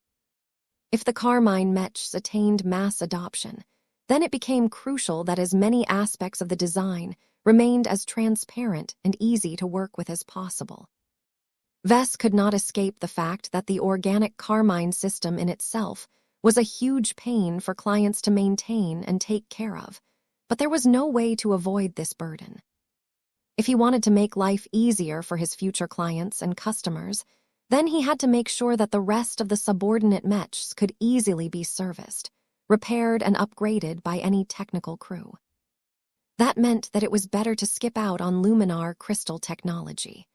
The Larkinson clan may be well equipped to produce, repair and maintain the abundant amount of luminar crystal weapons in use, but that did not apply to other groups. Lord Richard Brownstone's design philosophy was a lot easier to work with on this level. The kinetic weapons themselves weren't anything special. Any generic first-class, second-class, or third-class kinetic weapon could be used to fire any appropriate high-attribute round for the caliber, weapon type, and tech level. Vess looked more and more intrigued. Let's schedule a meeting with Lord Richard as well. How long will it take to bring him over? I would prefer to talk to him in person, but if the delay is too much, we can chat by remote. Lord Richard Brownstone currently resides in the Brownstone Principality. Since the Rubarthan Pact has to bridge the Red Ocean Union in order to enter the Terran Alliance, it will take at least several weeks for the Rubarthan Mech designer to arrive in New Constantinople Roman 8, and that is assuming he boards a fast courier vessel equipped with a modern superdrive. That's too long, Vess frowned. Since our project needs to deliver 6 Mech designs within half a year, a week is already too much of a delay. This is not an unacceptable circumstance in my opinion. Jovi shared his own thoughts. Lord Richard's work is much less tied to the Mech frame than what is typically the case. We can start our work in advance and wait until he has arrived before he begins his own work. It shouldn't matter too much if he arrives late, as his obligations are not as demanding as that of Lady Romanda. The survivalist made a good point. Vess thought for a moment before he made a decision. Then allow me to hold a brief discussion with Lord Richard before we invite him to New Constantinople Roman 8 to hold a more elaborate talk. I do not want to call him over just to waste time by concluding that he is not a good fit for the Swarm project. We could have spent that time to examine and invite another Rubarthan Mech designer. Jovi briefly frowned. I shall see what I can arrange for you. Do note that your Carmine system should still remain confidential. You are not allowed to leak any direct information about it to third parties. Even if it is becoming increasingly more difficult to maintain total secrecy over the Swarm project, the longer it remains in the shadows, the less likely that enemies such as the Cosmopolitans will take action to sabotage our endeavor. The mention of Cosmopolitans instantly made Vess' blood boil. He still hadn't forgiven Master Zealot Quan for his bizarre assassination attempt. I know. I will try my best to control the information I reveal to the man in our upcoming call. They talked about a few other related subjects before they ended the meeting. Since time was of the essence, Vess already had an appointment to meet with Lady Romanda DeVos later in the evening. It was quite fortunate that she was not only present on New Constantinople Roman 8, but also willing to meet with Vess on short notice. Just before Vess was about to get teleported back to the surface of the planet, Vector Lobin briefly held him back by touching him on the shoulder. Yes. Please make a good effort to recruit Lady Romanda, the transhumanist quietly said. There are other Terran candidates that we can choose from if she rejects your invitation, but I would prefer it if that does not happen. I have no intention of botching this recruitment attempt, Vector. Why are you going out of your way to plead for Lady Romanda in particular? I have an exciting design application in mind that has the potential to transform the Carmine Mech even further. If you have managed to get her on board the Swarm project, then I intend to hold a long discussion with her about combining our design philosophies to develop a joint design application. Vess raised his eyebrow as he thought about what the two seniors could produce together. You want to turn Lady Romanda's ultra-large cockpits into partial or fully organic systems. Vector nodded. That is a rough description of my idea. Won't that make the subordinate Mech a lot more difficult to maintain and produce? A lot of Mech outfits simply aren't equipped to service bio-Mechs or cyborg Mechs.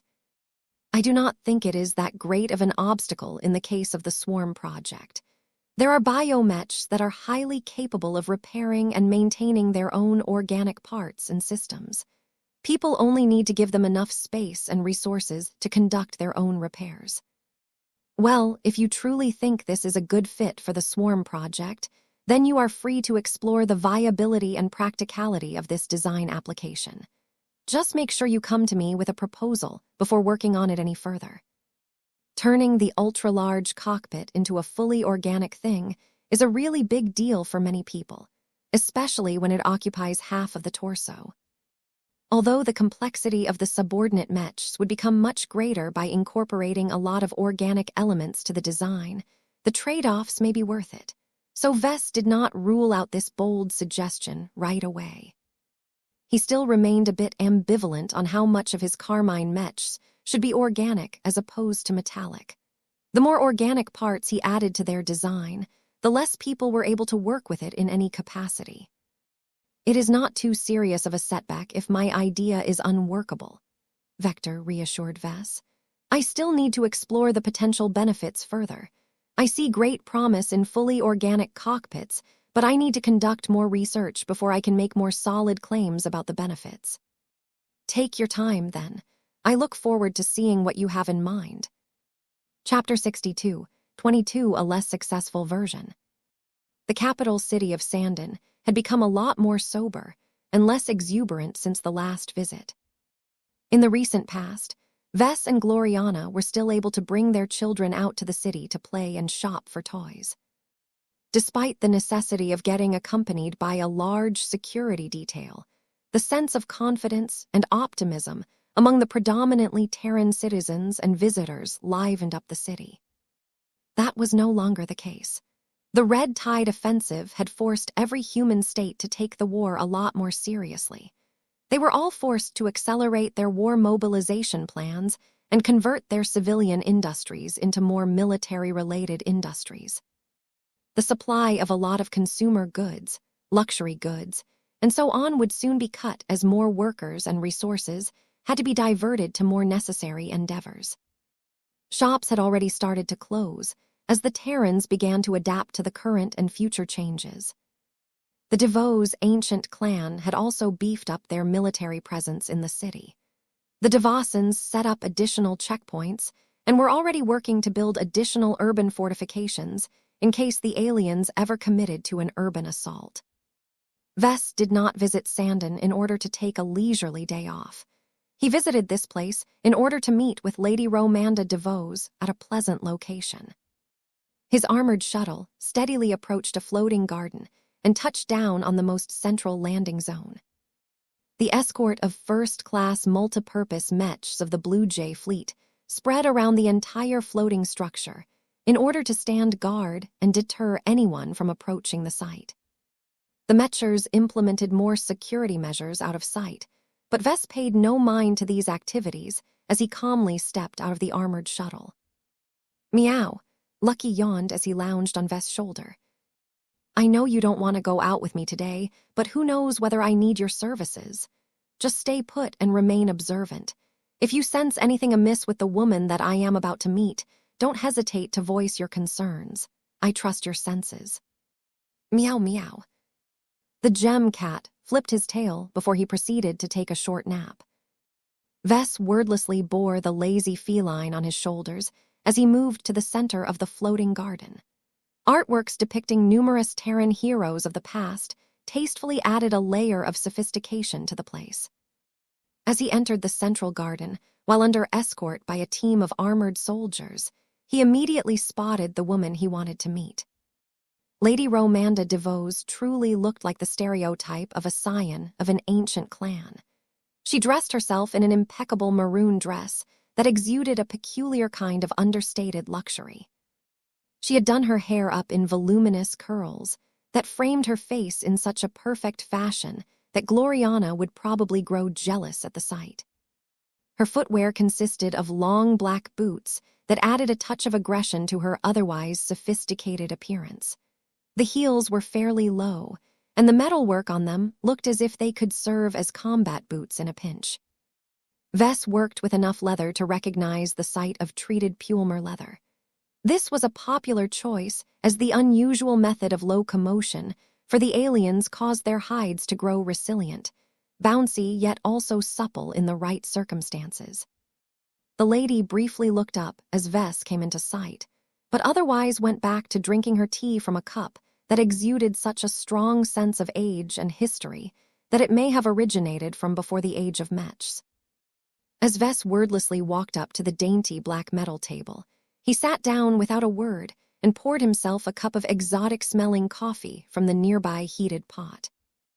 As he lifted the cup to his lips and took a sip, he honestly couldn't taste anything aside from a tiny amount of warm water. He might look like a normal human on the outside, but his physiology had already exceeded human limitations for a long time. Phase Lords still needed to eat and drink, and lots of it, but they had a lot more flexibility on the timing and frequency of filling their stomachs. They could easily go for years without ingesting anything and still remain in relatively good condition. Ever since their bodies exceeded the confines of the material dimensions, they gained the ability to derive a lot of energy from other dimensions. That was why the humongous ancient phase whales did not need to eat enough food to comprise a small planet every once in a while.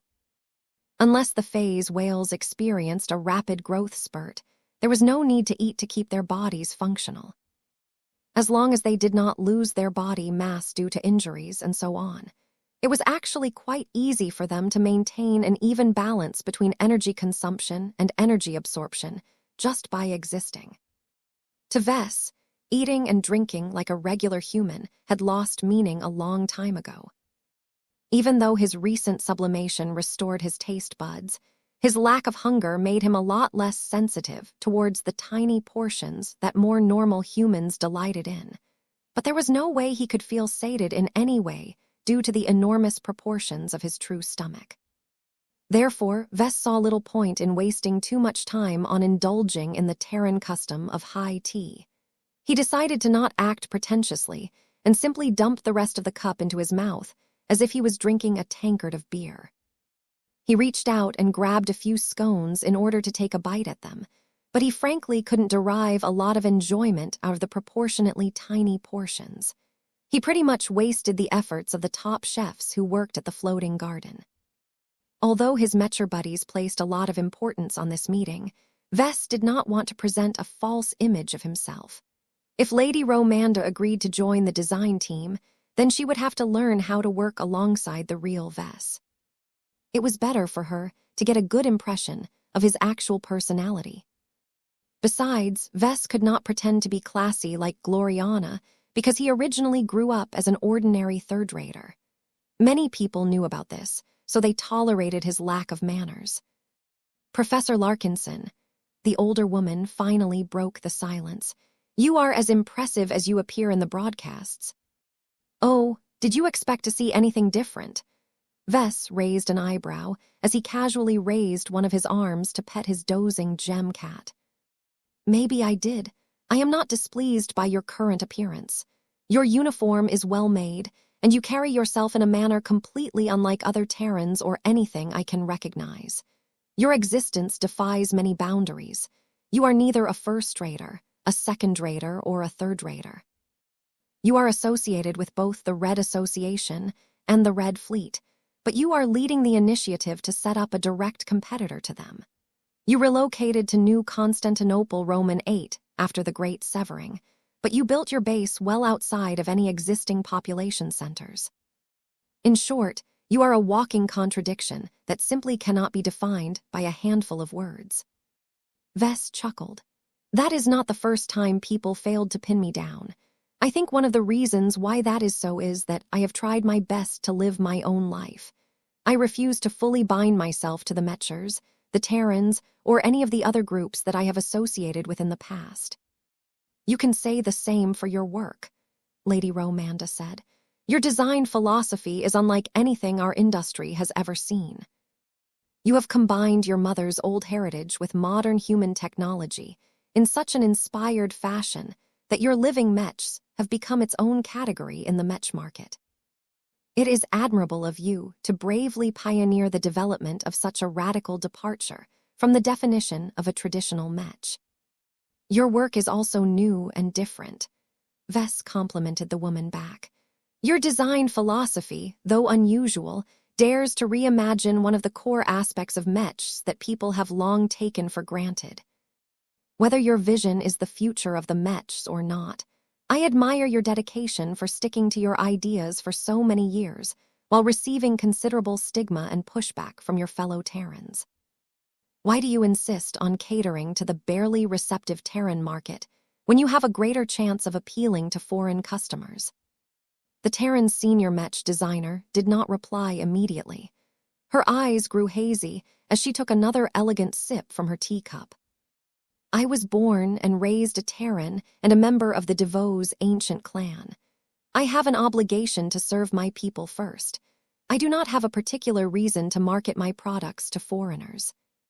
Maybe it is true that I can attain more success if I do so, but my accomplishment will feel hollow so long as I have not been able to gain more traction in my home market.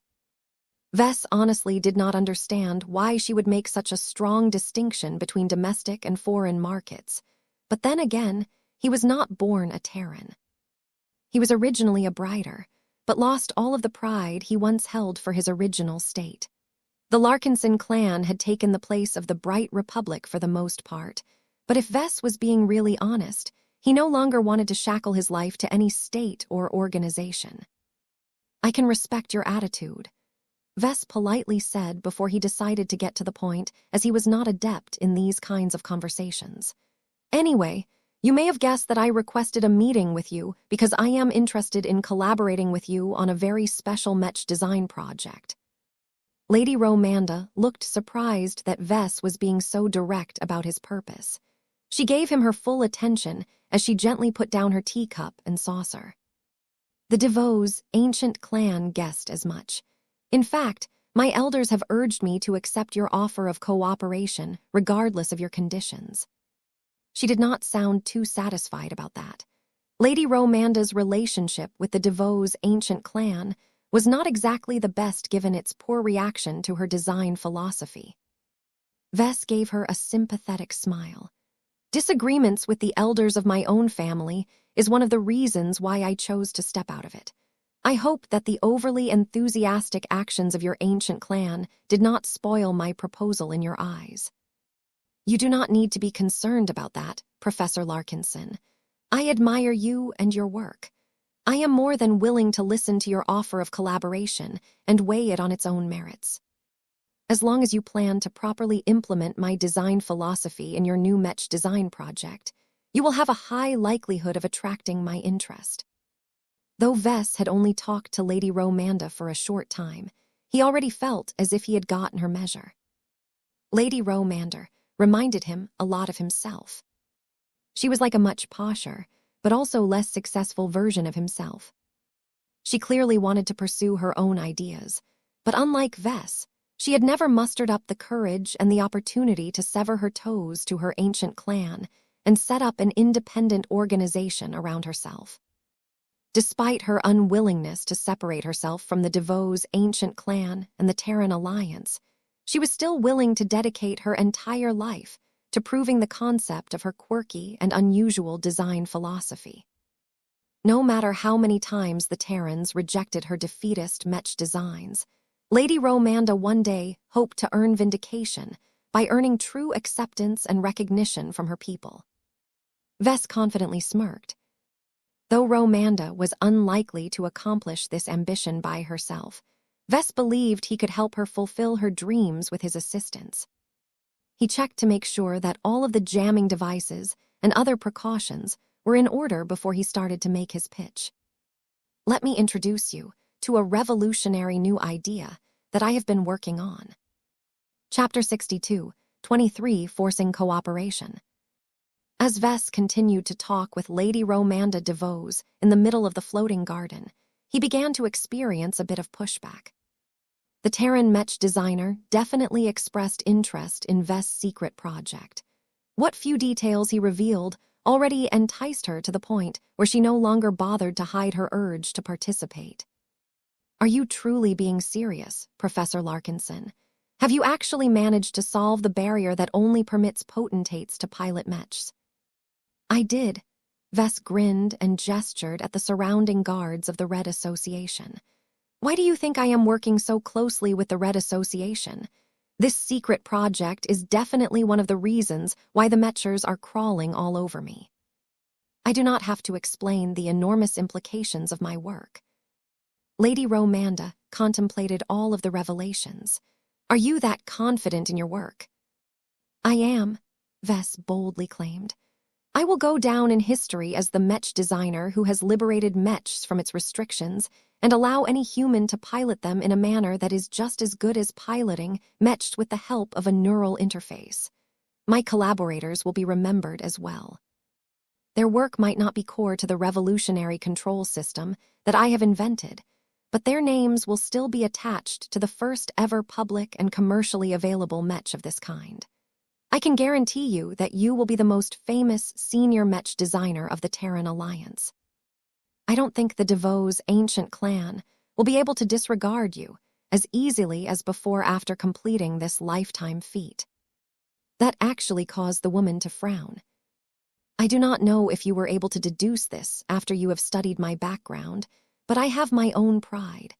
I have fought for over 40 years to earn recognition from fellow Terrans. I have received opportunities to collaborate with others in the past, but even if those collaborative Mech designs have met their goals, it is almost never because of my contributions. I tire of this outcome. I feel honored that you have sought to cooperate with me on a historic Mech design project, but I do not want to contribute to a work that does not make better use of my ultra-large cockpits. Their inclusion may actually decrease the popularity of your Mechs and cause them to sell less units than if you have chosen to collaborate with another Mech designer. You are wrong, Vess shook his head. I have not divulged all of the details about the new control system that I have invented. Once you sign up with me and gain access to more complete information, you will understand quite well why I have sought you out. Your design philosophy is a near-perfect complement to my new design application. I can promise you that as long as you contribute to my secret project, you will be more than just a name on a list. Many Mech pilots, whether they come from the Terran Alliance, Rubarthan Pact, or elsewhere, will all be grateful that you have made my work more practical. Their piloting experience will be significantly worse if you are not able to lend your expertise on recovery after a loss. That caused Lady Romanda's expression to soften.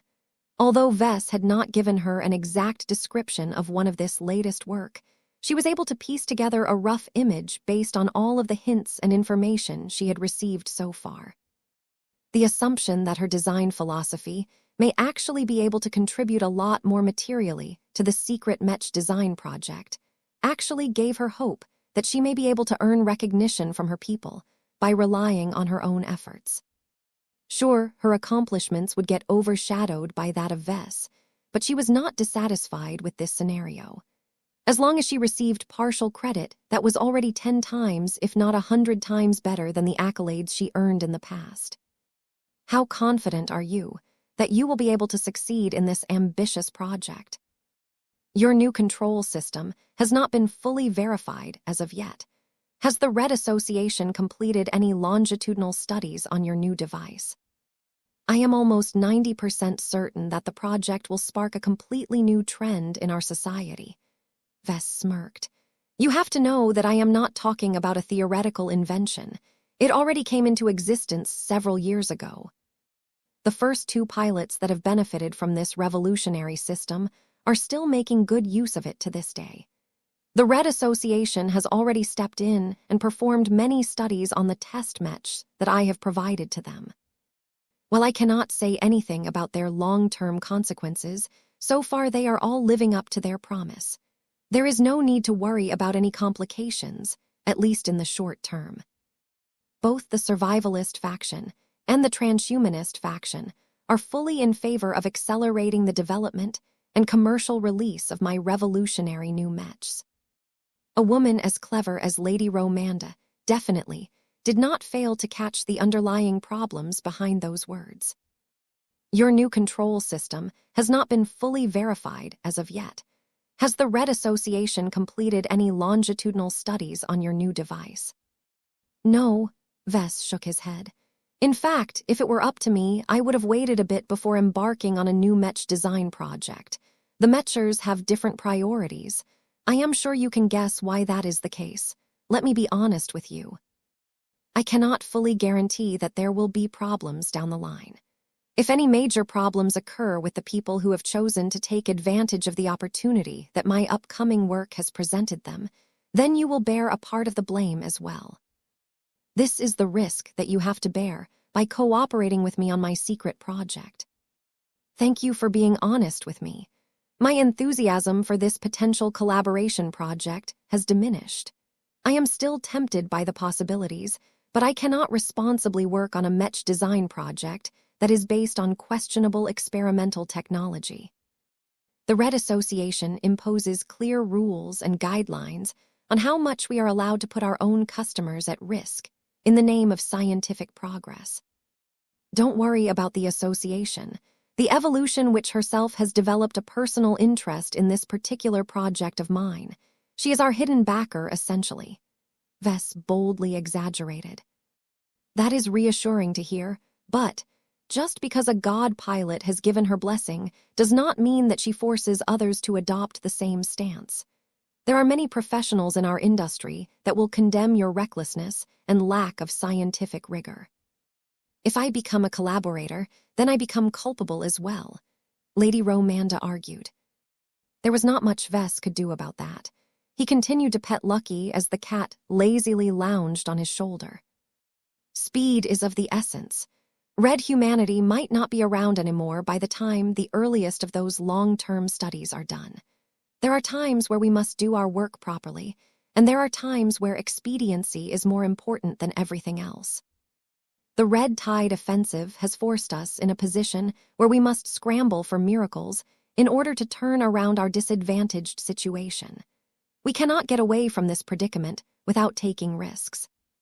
I am willing to bear the potential infamy for introducing an experimental new control system that has unpredictable long-term side effects in exchange for reinvigorating red humanity. What about you, Lady Romanda? Will you let your professional ethics stand in the way of a priority as important as the very survival of the human race? The Terran senior clearly felt pressured by his plea. She clearly disliked it that he was cornering her with his words.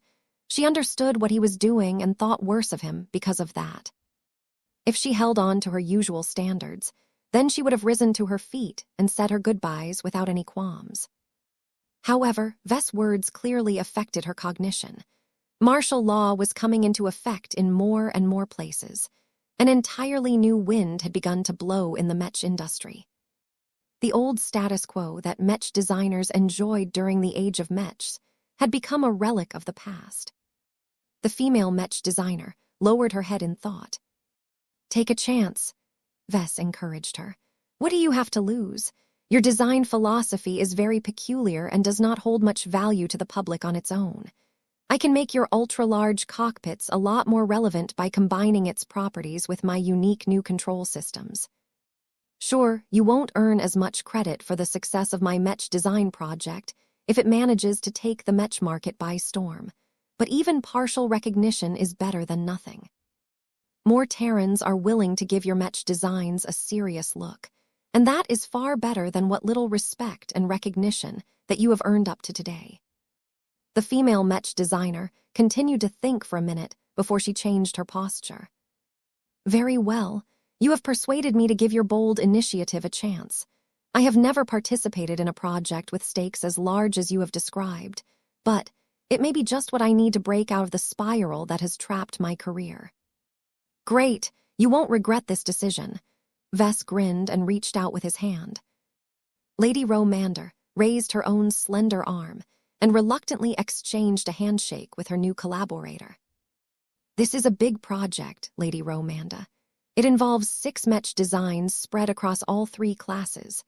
3 of them are fairly conventional Mechs, while the other 3 are completely new machines that rely on an alternate control system to enable norms to pilot their new craft. I will give you the full details once you show up at my workplace that is located on another side of this planet. Can these new Mechs of yours be piloted with conventional neural interfaces as well? Not for these particular Mech models. They are exclusively targeted towards norms and should not be used by professional Mech pilots. It is possible for the latter to control Mechs with both a conventional neural interface and my new control system at the same time. The combination has proven to be quite effective, so much so that I think that a lot of Mech pilots will end up embracing my work. The older woman looked more and more intrigued. My curiosity grows. I am beginning to understand more and more why the Red Association has developed such a strong interest in your work. Once we have concluded this meeting, I shall return to my own design lab and prepare for an extended leave of absence. I have a suspicion that both of us will be better served if I devote my full time and attention to our collaboration. My clan welcomes you to stay at our base on this planet as our guest for the duration of our collaboration. I hope you do not have any objections about working with a Rubarthan guest.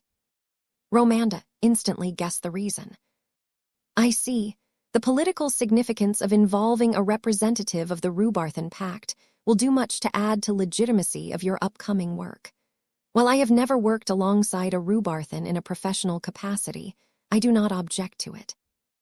There are Terrans who obsessed a great deal over their rivalry with the Rubarthans, but most members of my generation do not think it is worth obsessing over.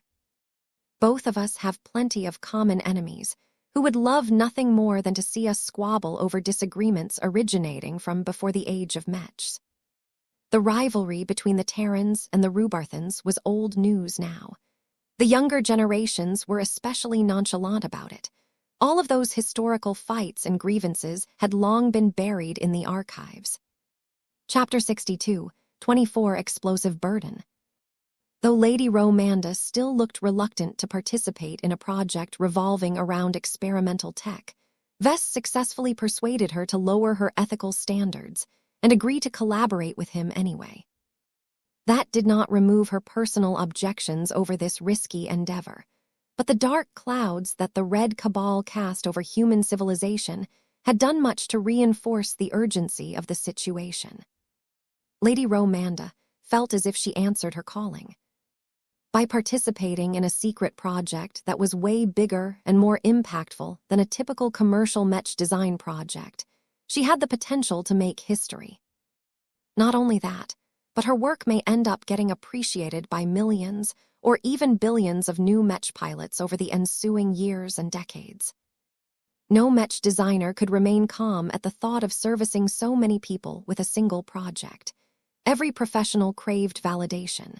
The more validation they received from their customers and their peers, the more they understood that they were on the right track. Obtaining validation was not a luxury for Lady Romanda. It had practically become a necessity, as her Mech designs had still not gained significant traction on the Mech market. How would her career progress if she did not accept the offer? Perhaps she would continue to toil while remaining stuck in a marginal position until external events finally caused a shock through the Mech community. It was very much possible for the native aliens to overrun Red humanity and make it impossible for Lady Romanda to sustain her business activities. This was part of the reason why she said yes. She wanted to gain more control over her life and not be governed by events outside of her control. She recognized that as long as she participated in this monumental Mech design project, she would be able to alter the course of Red humanity in her own way. Whether her contribution ended up helping or hurting Red humanity remained to be seen. Lady Romanda had a feeling that she had boarded a pirate ship that had an unclear destination. It could either lead her to paradise or straight into a bottomless cliff. As Lady Romanda left in order to put her affairs in order, Vess boarded his shuttle and made his way back to Diandi base. As he sat down on the piloting seat, he grabbed hold of Lucky and placed the cat on his lap. "So, what are your impressions? Did you sense anything special about Lady Romanda?" The cat sleepily yawned, as if to send a signal that he had been dozing all of this time. Vess smacked the archimetal cat on the head. "Be serious. Have you sensed anything off or abnormal about her? It is better to hear about it now than later." To be honest, Lady Romanda did not give Vess the impression that she was more than what she appeared on the surface. First impressions were anything but perfect, but Vess had a good feeling about the Terran senior. Surprisingly enough, Lucky did not entirely concur with that assessment. Meow, meow, meow, the cat explained as he continued to lay on Vess' lap. Oh, you sensed an unusual cranial implant inside her head. Meow. Lucky activated a projection that showed one of his scan results. Just as Vess expected from a Terran and a scion of an ancient clan, Lady Romanda's brain was extensively modified and digitized. Though she did not engage in any extreme genetic modification, her brain and cell structures were far stronger than usual. Meow. Lucky pointed at a specific implant buried close to the center of her brain. It looked quite different from the others because it was not obviously connected to any of her brain tissue. That was highly unusual, as implants installed into the brain were always supposed to integrate with the surrounding brain matter in order to do their jobs. Vess did not recognize its function. What is it? Do you have any clue, Lucky? Meow. Lucky's powerful senses towards metal allowed him to sense a high concentration of high-quality exotics inside the pill-shaped implant. It was also filled with other substances that confused the gem cat. It's okay. I'll take this scan to the Mechers and see what they make of it. I don't know if it is a potential source of trouble, but it is best to make sure. Once the armored shuttle returned to Diandi Base, Vess waited until he got teleported to the Tarask in orbit before he proceeded down to the design lab to discuss the results of the recruitment attempt. The transhumanist liaison especially looked forward to working with Lady Romanda. Good job, Vess. You successfully managed to gain her cooperation. I can proceed to approach her with my proposal once we have brought her up to speed. I think many Carmine Mech pilots will have reasons to be grateful that you have persuaded Lady Romanda to work with us on this project, Jovi said in a more measured tone. Accommodating her design philosophy into our subordinate Mechs will force us to make numerous painful compromises. But I believe that many people will agree that it is worthwhile to sacrifice a small or even a moderate amount of performance to give Carmine Mech pilots a much greater chance to preserve their piloting careers. Professional Mech pilots may be able to switch to other Mechs with ease, but Carmine Mech pilots play by different rules. It is only natural to rethink the purpose of the cockpit to this group. This reminds me that we may need to reimagine or reinterpret many of the assumptions about Mechs that we take for granted. Vess nodded in agreement. You have made a good point. We can explore this issue in depth later on as we begin the actual design process.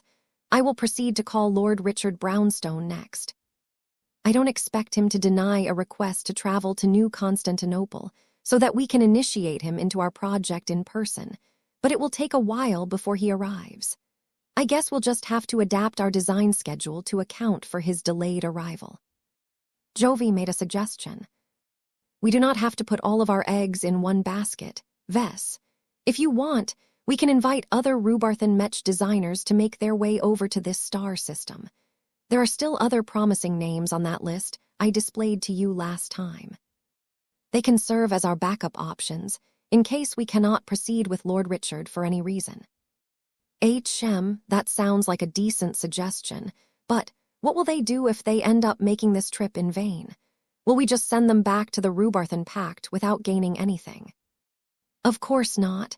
Our association is more than happy to compensate them with MTA merits for their trouble. We have the ability to do so. Even if they are not entirely pleased by our requests, it is of little concern to us.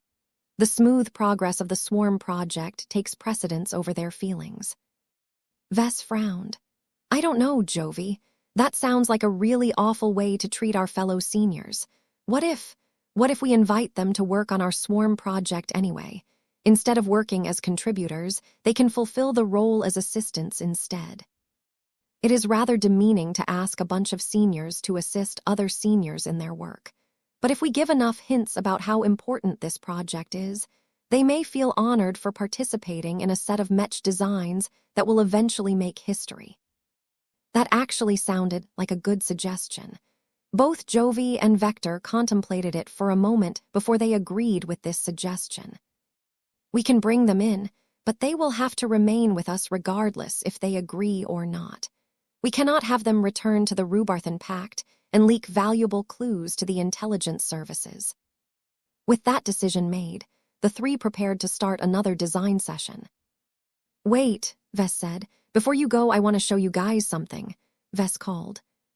He proceeded to show the scan that Lucky had made of Lady Romanda's brain and peculiar cranial implant. Jovi did not recognize the function of this implant, but Vector possessed more knowledge in this area. I know what it is, the transhumanist said. It is a security implant that is designed to prevent a person from divulging classified information in any way, whether directly or indirectly. There is a large amount of advanced technology packed inside this deceptively small implant. Do not ask me how it works, because I do not specialize in this field.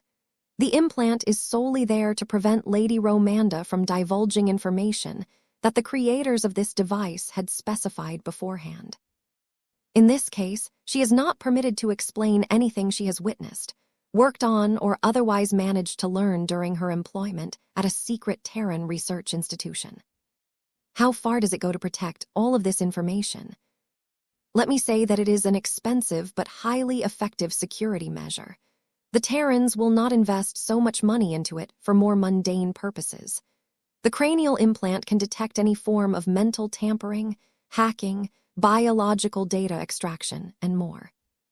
If it detects anything amiss, Lady Romanda only has a short amount of time to take corrective action. If she is unable to do so, then the implant will explode in an attempt to physically deny anything recoverable that could be used to learn about the activities of the secret Terran research institution. I see. The amount of times this mysterious Terran research institution popped up made Vess suspicious about it. What kind of sick and twisted research were the Terrans engaged in? What was so important that her former employers forced her to carry this implant for the rest of her life? Perhaps he was exaggerating. Every state maintained a few secret R&D institutions here and there.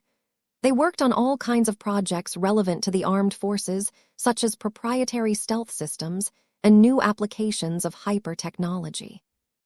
Just because they were secret did not mean that there was anything objectionable about their existence. Will this strange implant affect her cooperation with us in any way? No, Vess. You can rest assured that it will not do anything suspicious, such as recording what Lord Romanda is able to sense and transmitting the files to a secret Terran listening post, or anything. I will tell the specialists of the Blue Jay fleet to examine Lady Romanda thoroughly before letting her get through, if only to rule out any unlikely dangers. Good. I would hate it if she ends up being a member of a secret cosmopolitan cell. Don't be ridiculous, Vess. The Cosmopolitans would have attempted to assassinate you the moment they came in close proximity. Your head detached from your neck is much more valuable than keeping you alive. You still represent their best chance for one of them to integrate into the Red Cabal and grow into a greater phase whale. That was right. This goal had become such a strong obsession to the Cosmopolitans that even a master Mech designer as old and prestigious as Zelik Kwan blew his cover in order to make an impressive attempt at his Vess life. With this concern out of the way, Vess proceeded to sit down behind a desk terminal and begin his design work. While Jovi and Vector mainly spent their time on the first-class iteration of the subordinate Mech, Vess already made brisk progress in designing the third-class version of his upcoming Carmine Mech. He avoided the sections that required the input of his potential future collaborators, but made good progress elsewhere.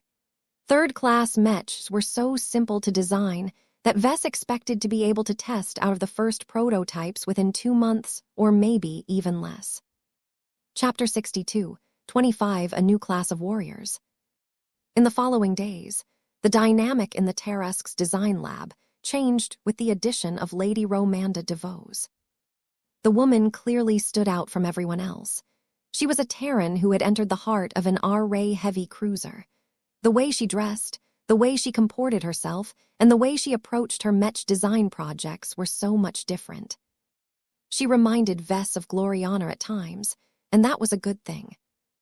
Vess and Gloriana formed an effective design team because their perspectives diverged by a lot. They argued frequently about many design choices, which was not bad because it allowed them to refine their arguments and become more attentive towards any shortcomings in their work. Although Lady Romanda was not as eccentric as Gloriana, the Terran Mech designer brought a fresh perspective to the Swarm project.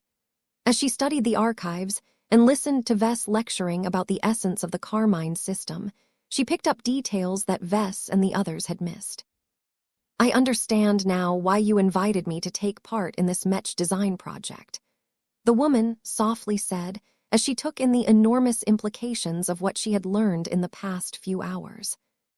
This Carmine system of yours is truly amazing, but the unique restriction that everyone has to abide by is an enormous constraint that can prematurely end many people's ambitions to become a Mech pilot. The rate of Mech breakdowns is relatively high enough that most Mech pilots lose their machines twice on average over their careers. However, this is a generalized figure derived from a dataset from the age of Mechs. In the current age, a Mech pilot is twice as likely to lose her machine in combat. The only reason why this figure is not higher is because the likelihood that the pilot outright dies has grown too high after so many near-death incidents. It made sense for a Mech designer with a specialization in ultra-large cockpits to possess a good understanding of the relevant statistics. Vess agreed with the idea that a pilot could only get lucky so many times. When Mechs got damaged to the point where they turned inoperable, there was less than 100% chance that the cockpit remained intact enough to be able to eject and flee to safety. A pilot might be able to get away like this once or twice, but how many times in a row could they flip a coin and have it land on heads? The native aliens understood the significance of cockpits and tried to shoot them down whenever possible. The enemy clearly understood that eliminating Mech pilots who were probably experienced combat veterans would save them a lot of grief in the future. The fundamental issue with Carmine Mechs is that a Carmine Mech pilot can only ever forge a single bond, Vess stated. Before you ask, there is no easy way around this rule. It is a promise that the Carmine Mech pilot must abide by for the rest of his life. I have already thought of a potential solution that can shift the other end of the bond from a single Mech to a whole related family of Mechs, but that is a story for another day. For now, we must work on the assumption that a single Carmine Mech pilot can only ever use a single Carmine Mech. This is why your ultra-large cockpits are more important than ever.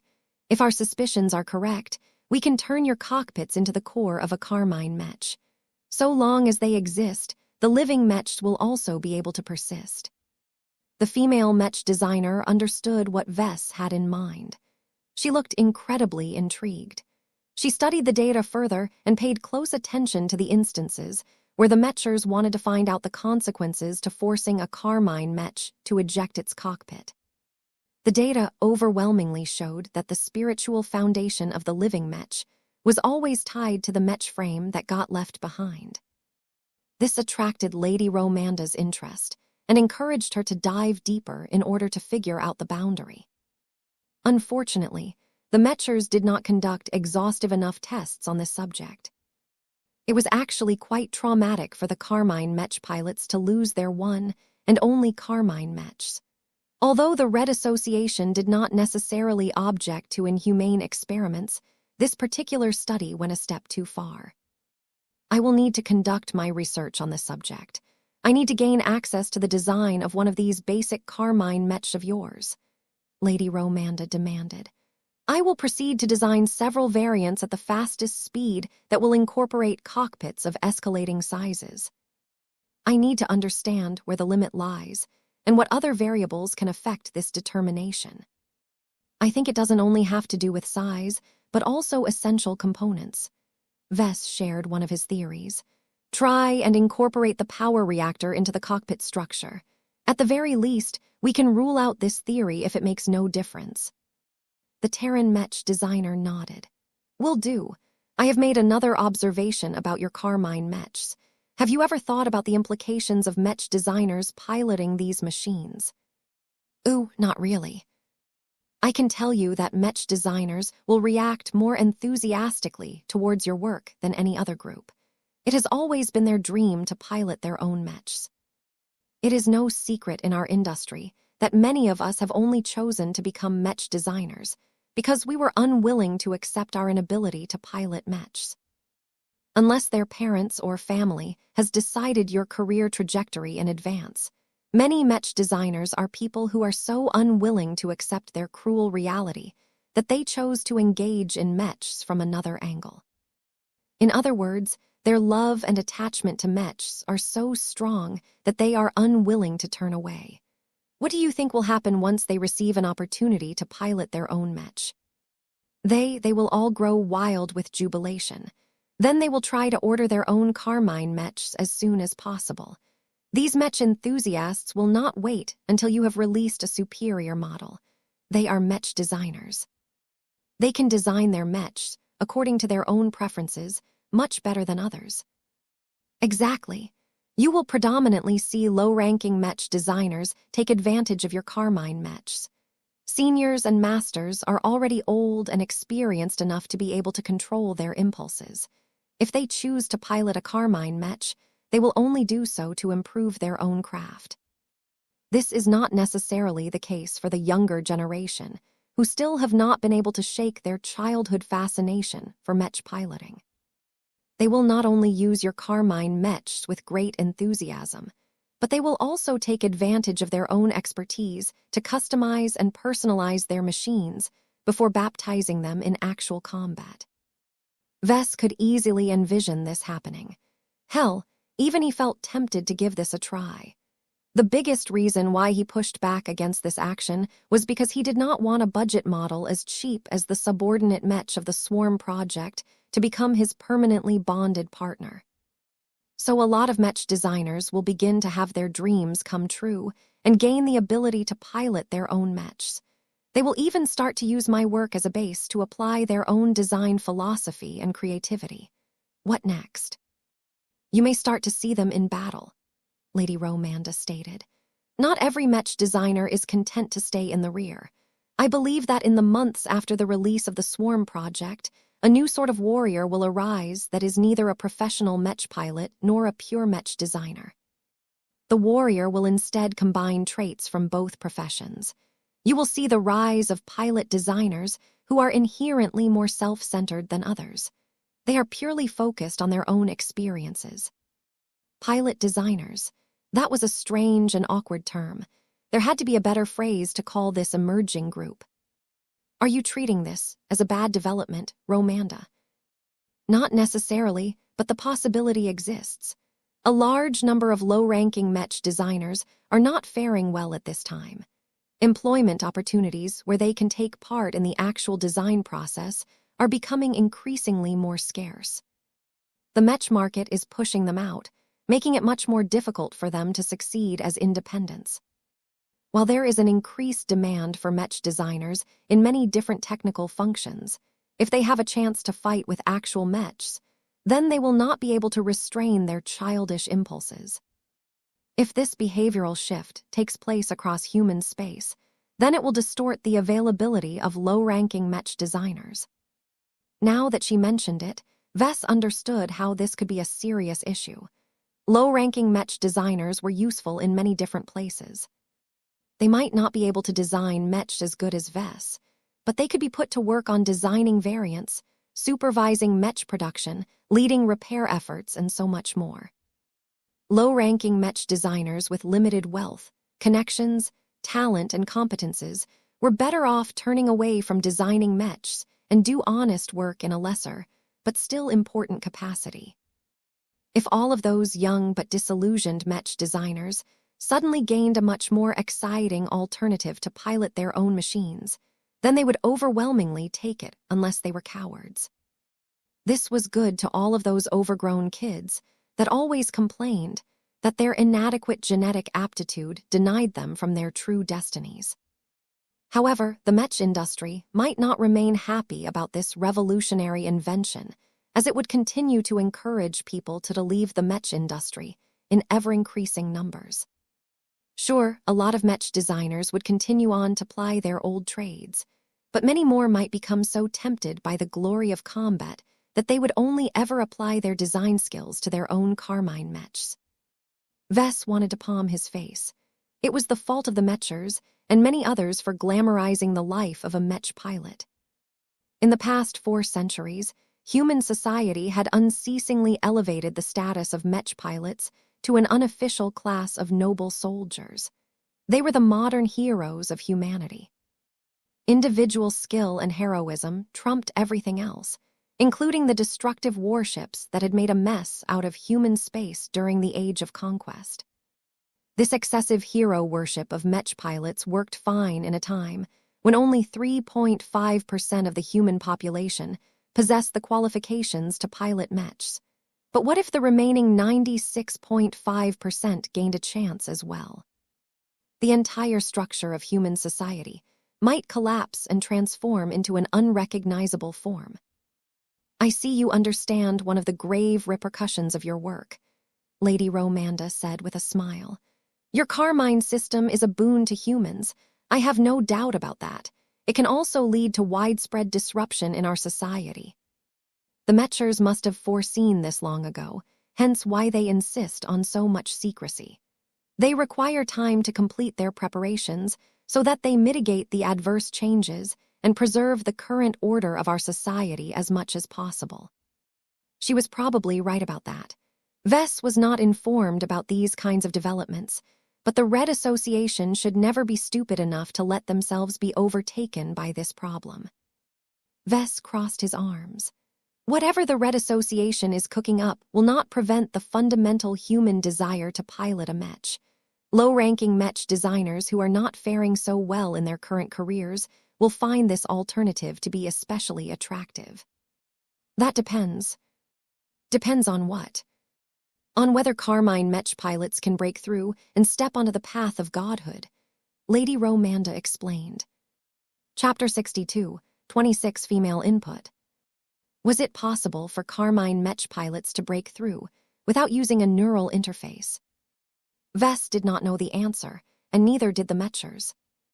They were not entirely clueless, though. His grandfather Benjamin not only regained his power as an expert pilot, but had grown until he had reached the limit of his rank. This proved that existing high-ranking Mech pilots could fully control their Carmine Mechs without any apparent complications. The only question was whether Venerable Benjamin was able to break through. Although he was far older than the other expert pilots of the Larkinson clan, Vess was growing less confident in his ability to break through. Benjamin was too old. His restoration had rejuvenated him to an extent, but there was a limit to how much his willpower was able to reverse the damage and decay wrought by the human aging process. Not only that, but he had stayed idle for far too long. He was no longer the vigorous Mech pilot of the past. He was an oldster who was supposed to enjoy the twilight of his life. Switching gears to such an extreme extent was such a big change that he needed to spend a long time to become accustomed to a much more active lifestyle. One thing was for sure. As long as Benjamin successfully managed to break through, he would serve as proof that it was possible for Mech pilots to break through with the help of Carmine Mechs. This single instance could serve as convincing proof that the Blood Pact was fully able to substitute the role of man-machine connection. Vess closed his eyes for a moment before he faced Lady Romanda with a confident demeanor. We have yet to obtain any hard proof that it is possible for Mech pilots to break through with the help of the Carmine system, but I think it will not take long for relevant data to arrive. Even if it turns out that neither norms nor potentates can break through by relying on the Carmine system, it is not a major setback.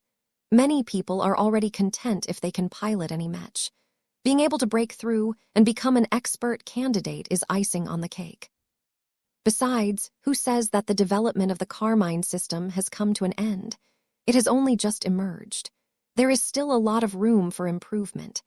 I myself have already come up with a very ambitious idea that involves combining my invention with hyper-technology. Early results have been promising. There was no need for him to elaborate on this advanced topic. He proceeded to get back on track and complete his lecture on the Carmine system. Lady Romanda looked intrigued to the point where she wanted to work with Carmine Mechs right away. I will need the design files of one of your early Carmine Mechs, as well as R-Ray assistance on the fabrication of a new proof of concept Mech. Before I proceed with collaborating with you on the Swarm project, I must understand the limits behind combining my design philosophy with your Carmine system. I will report to you as soon as I have discovered an ultra-large cockpit configuration that satisfies both of our requirements. I will tell the Mechers to facilitate your experiments as much as possible. How likely do you think you'll be able to find a good solution that we can use as the basis of the subordinate Mechs of the Swarm project? 60%, the Terran senior calmly replied. The percentage should be higher, but I am lacking too much reliable data. My experience tells me that it is very much possible that this combination will yield the desired results. If we are unable to produce the right cockpits, then that is due to our own shortcomings, not the underlying tech. That was an interesting remark. She must be feeling really confident in her tech if that was the case. Then go ahead and conduct your research. Please keep in mind that while you are working on the Swarm project, your movement space will be limited. You are only permitted to stay aboard the authorized sections of the Tarrasque and inside Diandi base. The need for secrecy for this project is too great. I hope you understand. The woman nodded. I am already aware of what my commitment entails. This is not the first time I am working under a strict regime. You do not need to be concerned for me. I will dedicate my time to the Swarm project on a full-time basis. That is good to hear. Vess left the Terran Mech designer to her work after a while. He was not entirely certain whether she would be able to advance the Swarm project by leaps and bounds, but he had a good impression of her so far. She displayed enough interest, intelligence, and initiative to up to this point. After spending time on his own work assignments, Vess eventually teleported back to Diandi base hours later. He dropped by his wife's design lab shortly afterwards and brought her up to speed on how Lady Romanda DeVos fared in her first day at work. She sounds competent enough, Gloriana said as she tinkered on the incomplete design of the Riot Mark Roman III project while holding a napping Marvane in her arms. Your project is in good hands. Adding a woman to your otherwise male-dominated design team will keep you all focused and on track. She lovingly kissed her son's head as she continued to refine the Archimech frame that was supposed to embody chaos. Marvane smiled and snuggled up to his mother even more as a response. Vess did not even deign to respond to her insane argument. He only cared about the specializations and other work-related competencies of the members of the design team. The overarching goal was to deliver the best possible result for the Swarm project. Being a man or woman should not have anything to do with this goal. Let me worry about the progress of the Swarm project. Unless you are willing to assist in our work, please do not make any judgments like that, he said. Gloriana rolled her eyes. You are the one who felt the need to talk to me in order to reflect on your decisions. No matter. You are all seniors who have accumulated enough work experience. The most you need to do is to find a good teamwork dynamic for your specific group of Mech designers. I know what to do. Anyway, enough about the Swarm project. Give me an update on the expert Mech design projects. How are the Amaranto Mark Roman III project and the Riot Mark Roman III project doing as of late? Our work is continuing to proceed according to schedule. Vess, much of the labor lies in converting them from a conventional Mech frame to a near-total Archimech frame. The complexity of my work is not excessively high, but I have to manually solve many problems. I suppose I can automate these processes if time is of the essence, but I refuse to surrender this task to AIs. I need to do all of this myself. I need to know exactly why an archimetal component is designed and shaped in a certain fashion. If I cannot grasp the construction of a Mech, then it is not my product anymore. He understood what she meant. Mech designers could automate their work to a much greater extent in order to save a lot of time and effort. However, this not only resulted in qualitatively worse outcomes, but also caused Mech designers to lose their understanding of their own work. The more egregious downside was that Mech designers that relied too much on automation lost the ability to solve these problems themselves. The lack of practice and improvement would eventually come to bite them in their behinds when they sought to design a more advanced Mech that could not effectively be done by relying on heavy automation. This reason and more was why Gloriana insisted on the manual approach. This was not just work to her. It was the method that Mech designers used to improve their own cultivation, in a manner of speaking. Wes had not been keeping up in his architect studies as of late, so he still did not understand all of the complicated design choices made by his wife. The more he looked at the projection of the incomplete Mech design of the Riot Mark Roman III, the more he felt as if he was looking at a fundamentally alien machine. It didn't matter. The whole point of bringing Mech designers of different specializations together was to pool together rare and valuable skills. His wife did not fully understand how he designed his more advanced living Mechs to this day, and that was also fine from her perspective. It was better to leave every complex design task related to e-technology Wes.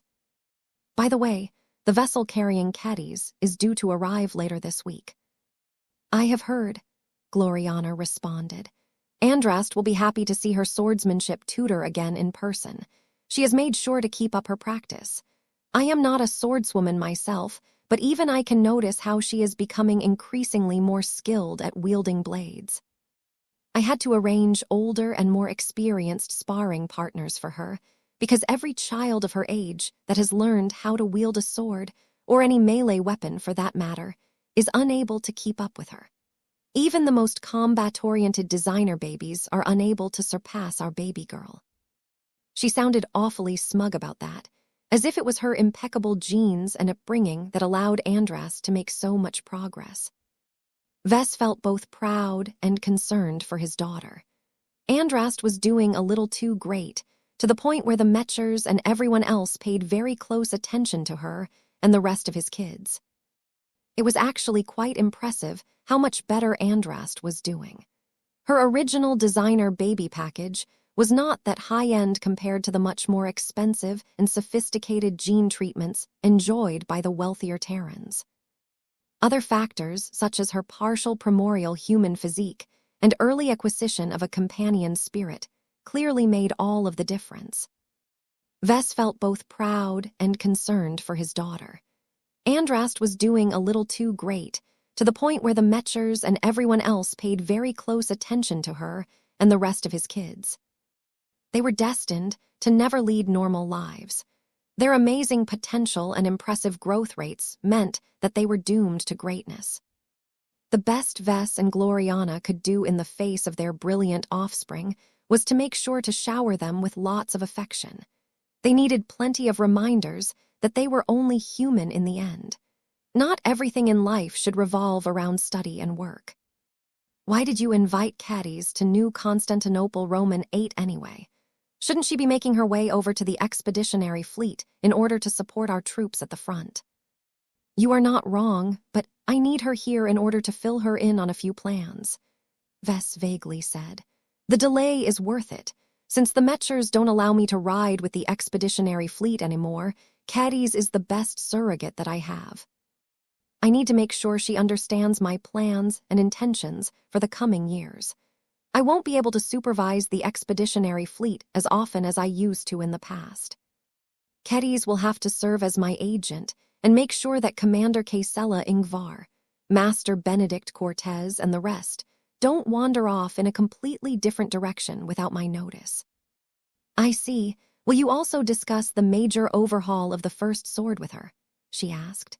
She has already approached me in order to inquire about the most significant changes to turning the first sword into an archimech.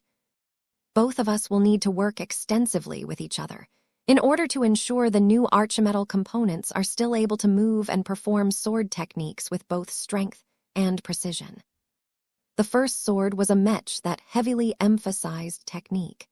If the archimetal conversion caused the machine to perform worse in this aspect, then caddies would probably reject the notion of transforming the expert mech into an archimech.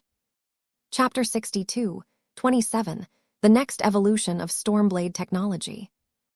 I miss you, Mommy. I miss you too, Kyrian. Keddies embraced the virtual projection of her son in a hug. Meanwhile, Joshua watched on while holding their little girl in his arms. Mayra giggled as she reached out with her smaller arms towards her mother. I miss you as well, my darling girl. After showering the physical projections of her two children with kisses, she continued to cuddle with them for a few minutes before Joshua gently shooed them to the side so that he could speak with his wife in earnest. You are almost about to reach New Constantinople, Roman 8, right? I am, Keddies confirmed. And you have just arrived in the Arvest Lima system. How is the expeditionary fleet doing? Everyone is doing fine as far as I can tell. The fighting in the border system has not broken out in earnest, so everyone still remains in high spirits.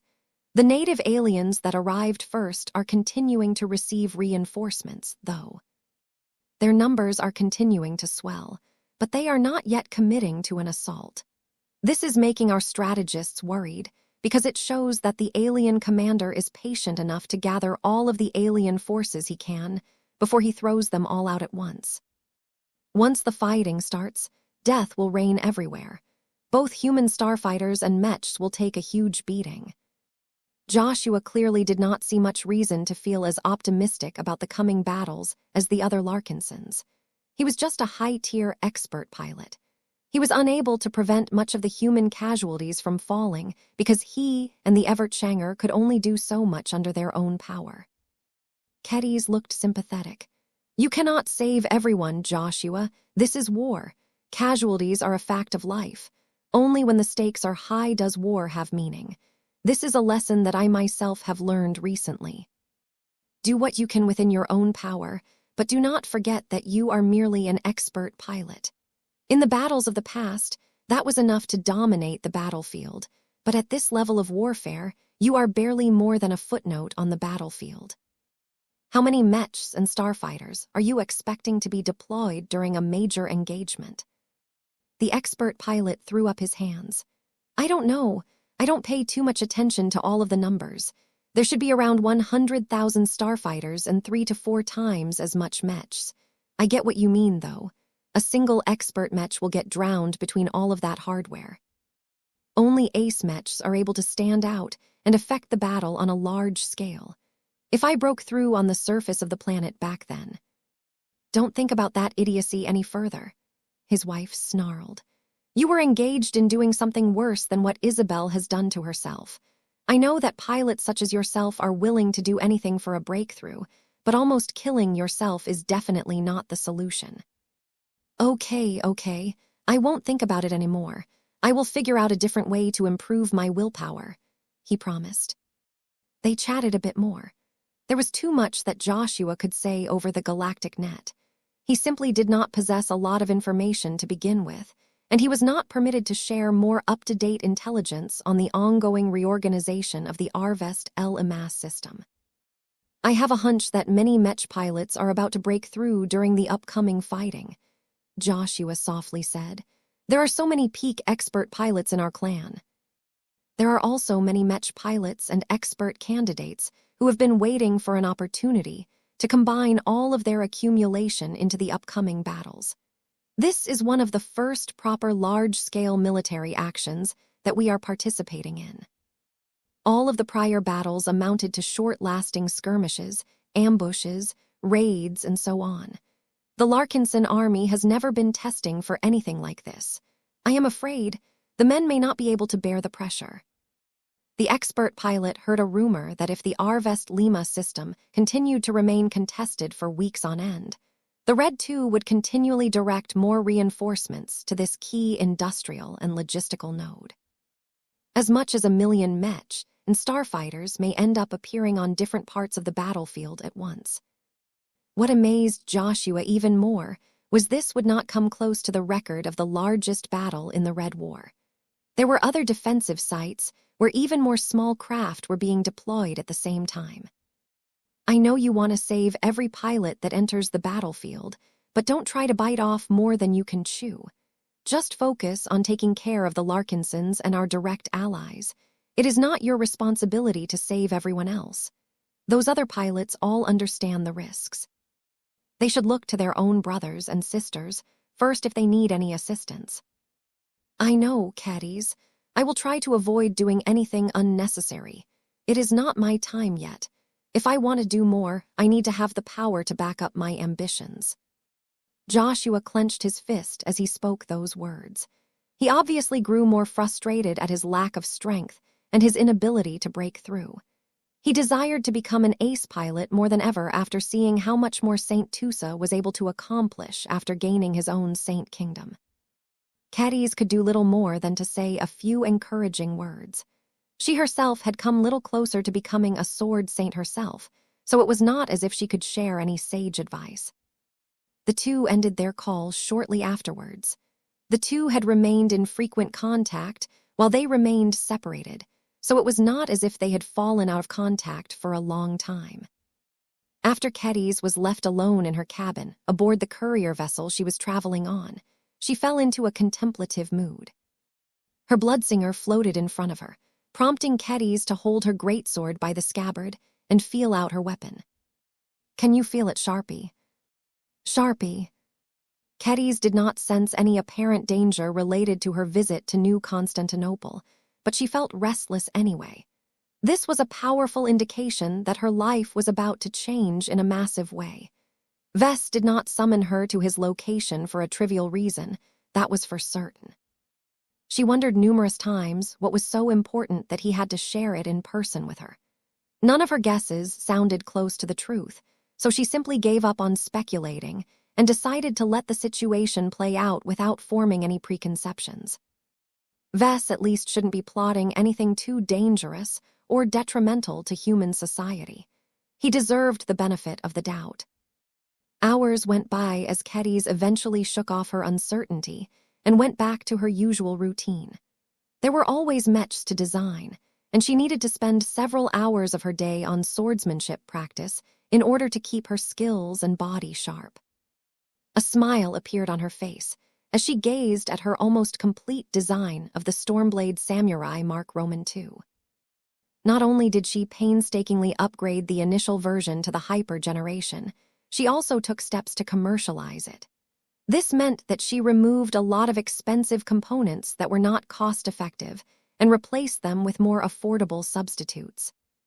She also changed a lot of design characteristics to make the Stormblade Samurai more universal, as the Larkinson clan had developed a very specific set of standards for its own mechs.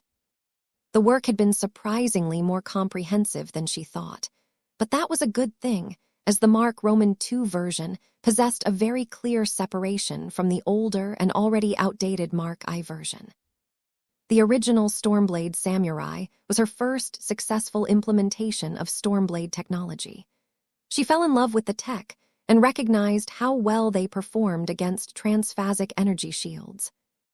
Now, the Stormblade Samurai was poised to provide melee mech pilots with similar options. Stormblade technology was designed to be commercialized from the onset, so it was not difficult for her to adapt the tech to a true mass production model.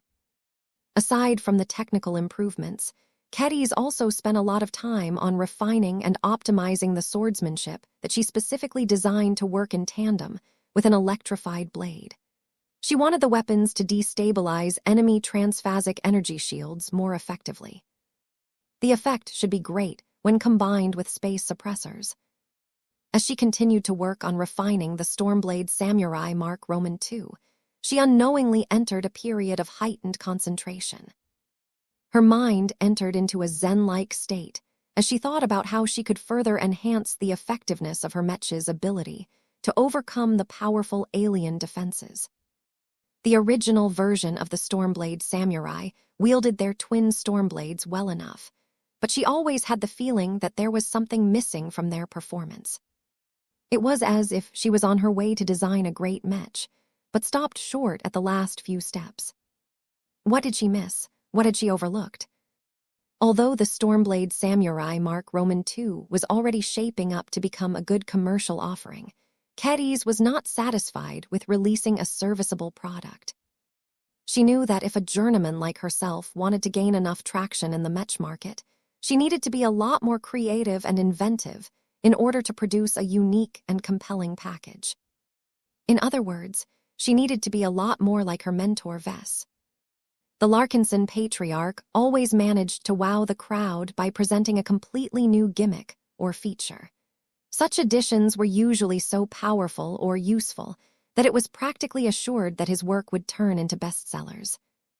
If Kedys wanted to enjoy the same degree of widespread success, then she needed to take her design a step further. She knew how Vess would react when he saw her current mech design. He would call it boring before proceeding to propose a radical change that could easily cast the mech design in a different light. What would Vess do in this situation? Wait. An idea suddenly came to mind.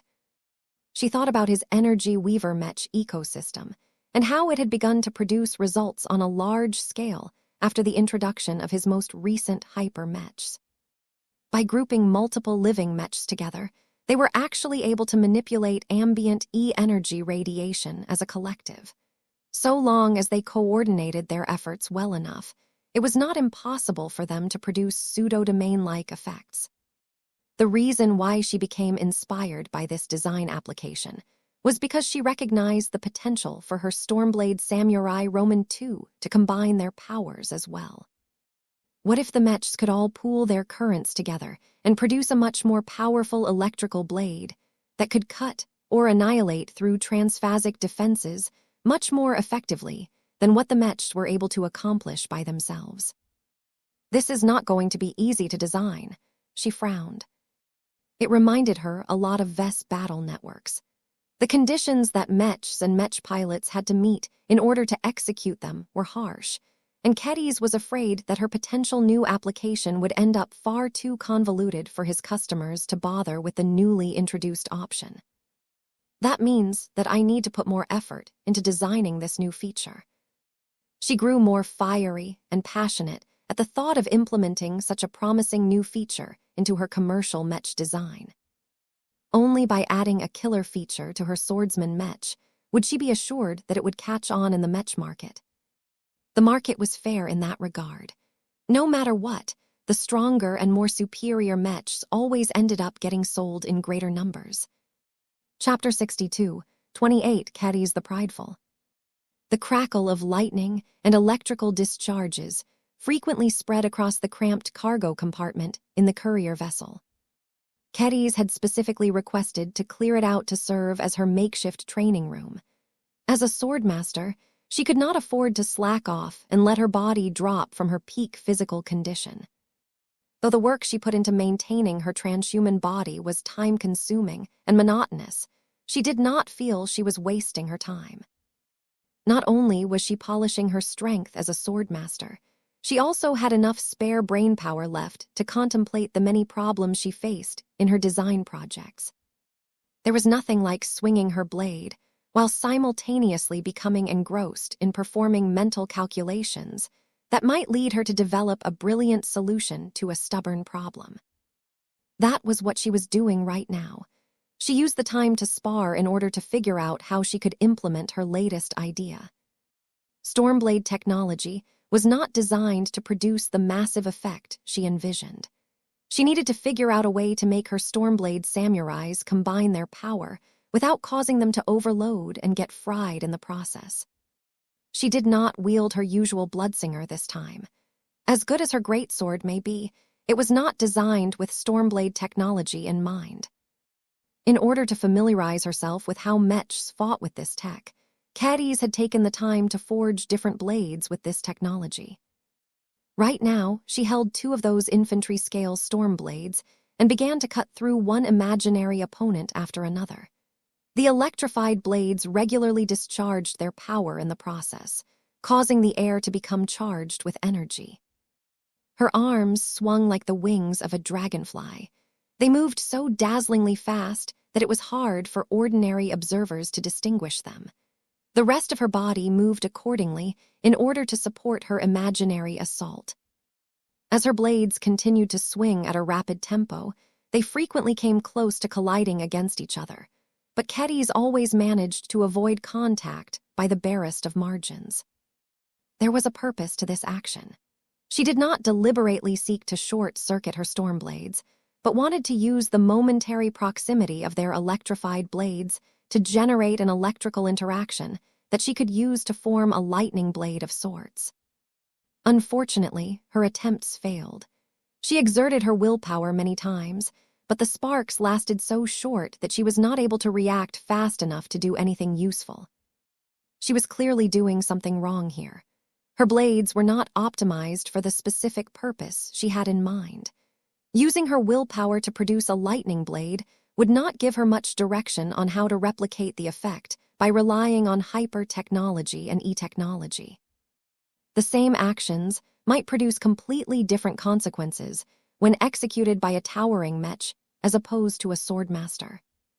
Kedys knew all of this, but she wanted to give this approach a try, if only to see that she was not completely going off track. "I need more time," she eventually concluded as she steadily reduced the speed of her sword swings. Her body had become stronger than ever after ascending to a swordmaster, but it was still limited to human boundaries in many ways. She could not endlessly swing her twin storm blades without accumulating fatigue.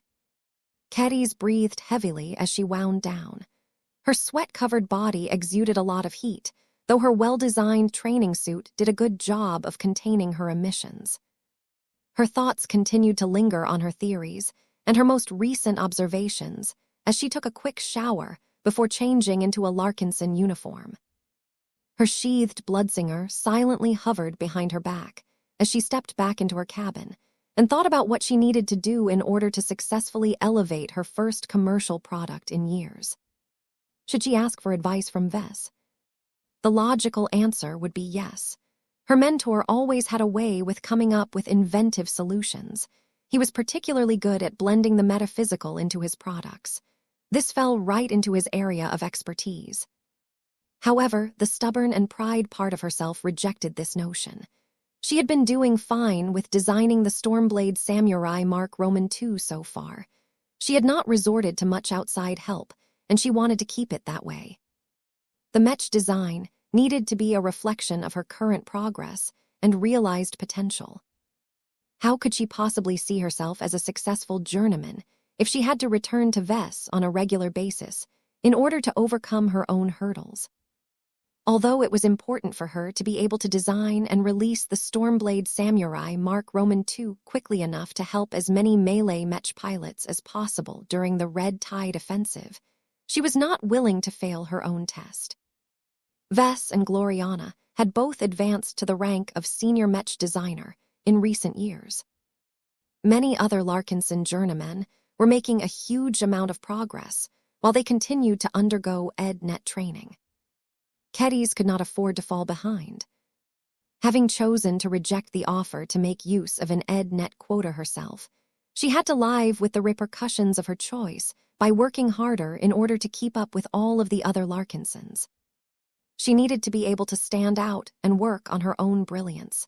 She needed to leverage her unique advantage of being a journeyman and a swordmaster at the same time. Above all, she wanted to take a solid stride towards reaching the next ranks of her dual professions.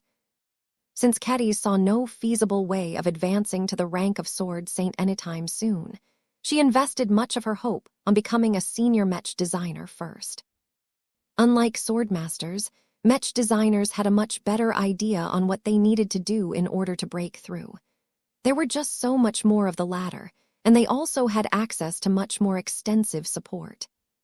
Kedys knew that if she wanted to cut her time as a journeyman short, she not only needed to design a lot of mechs and accumulate a lot of knowledge, but also develop a brilliant solution that seemed so compelling that she wanted to rely on it to realize her design philosophy in the future. That was quite difficult, as she had yet to stumble upon a specific application that satisfied this exacting demand. She could choose from multiple viable directions. For example, she could choose to commit to Stormblade technology and try to reach an entirely new height with her Stormblade mechs. While she considered Stormblade technology to be a nice complement to her Swordman mechs, she did not feel passionate about it to turn this tech into her main specialization.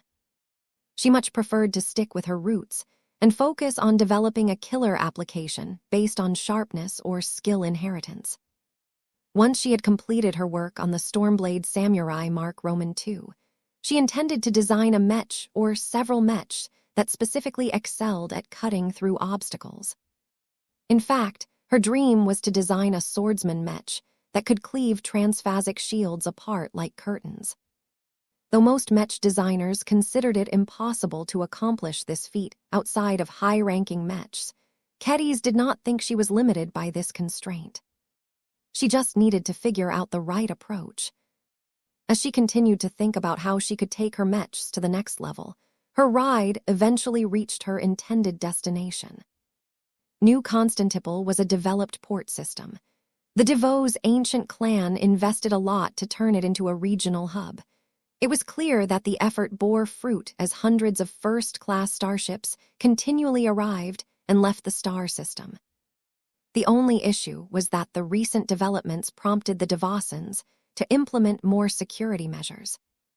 Every arriving vessel had to complete a thorough inspection before they could head into the inner system.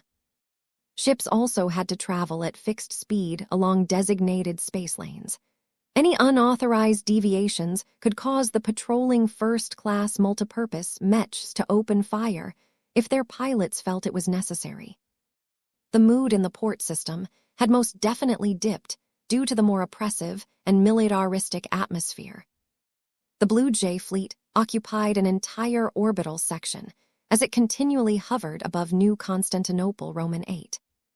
The large collection of R-ray warships and the odd presence of an RF heavy cruiser exerted enough deterrence to force most arriving or departing vessels to stick to the opposite hemisphere of the planet.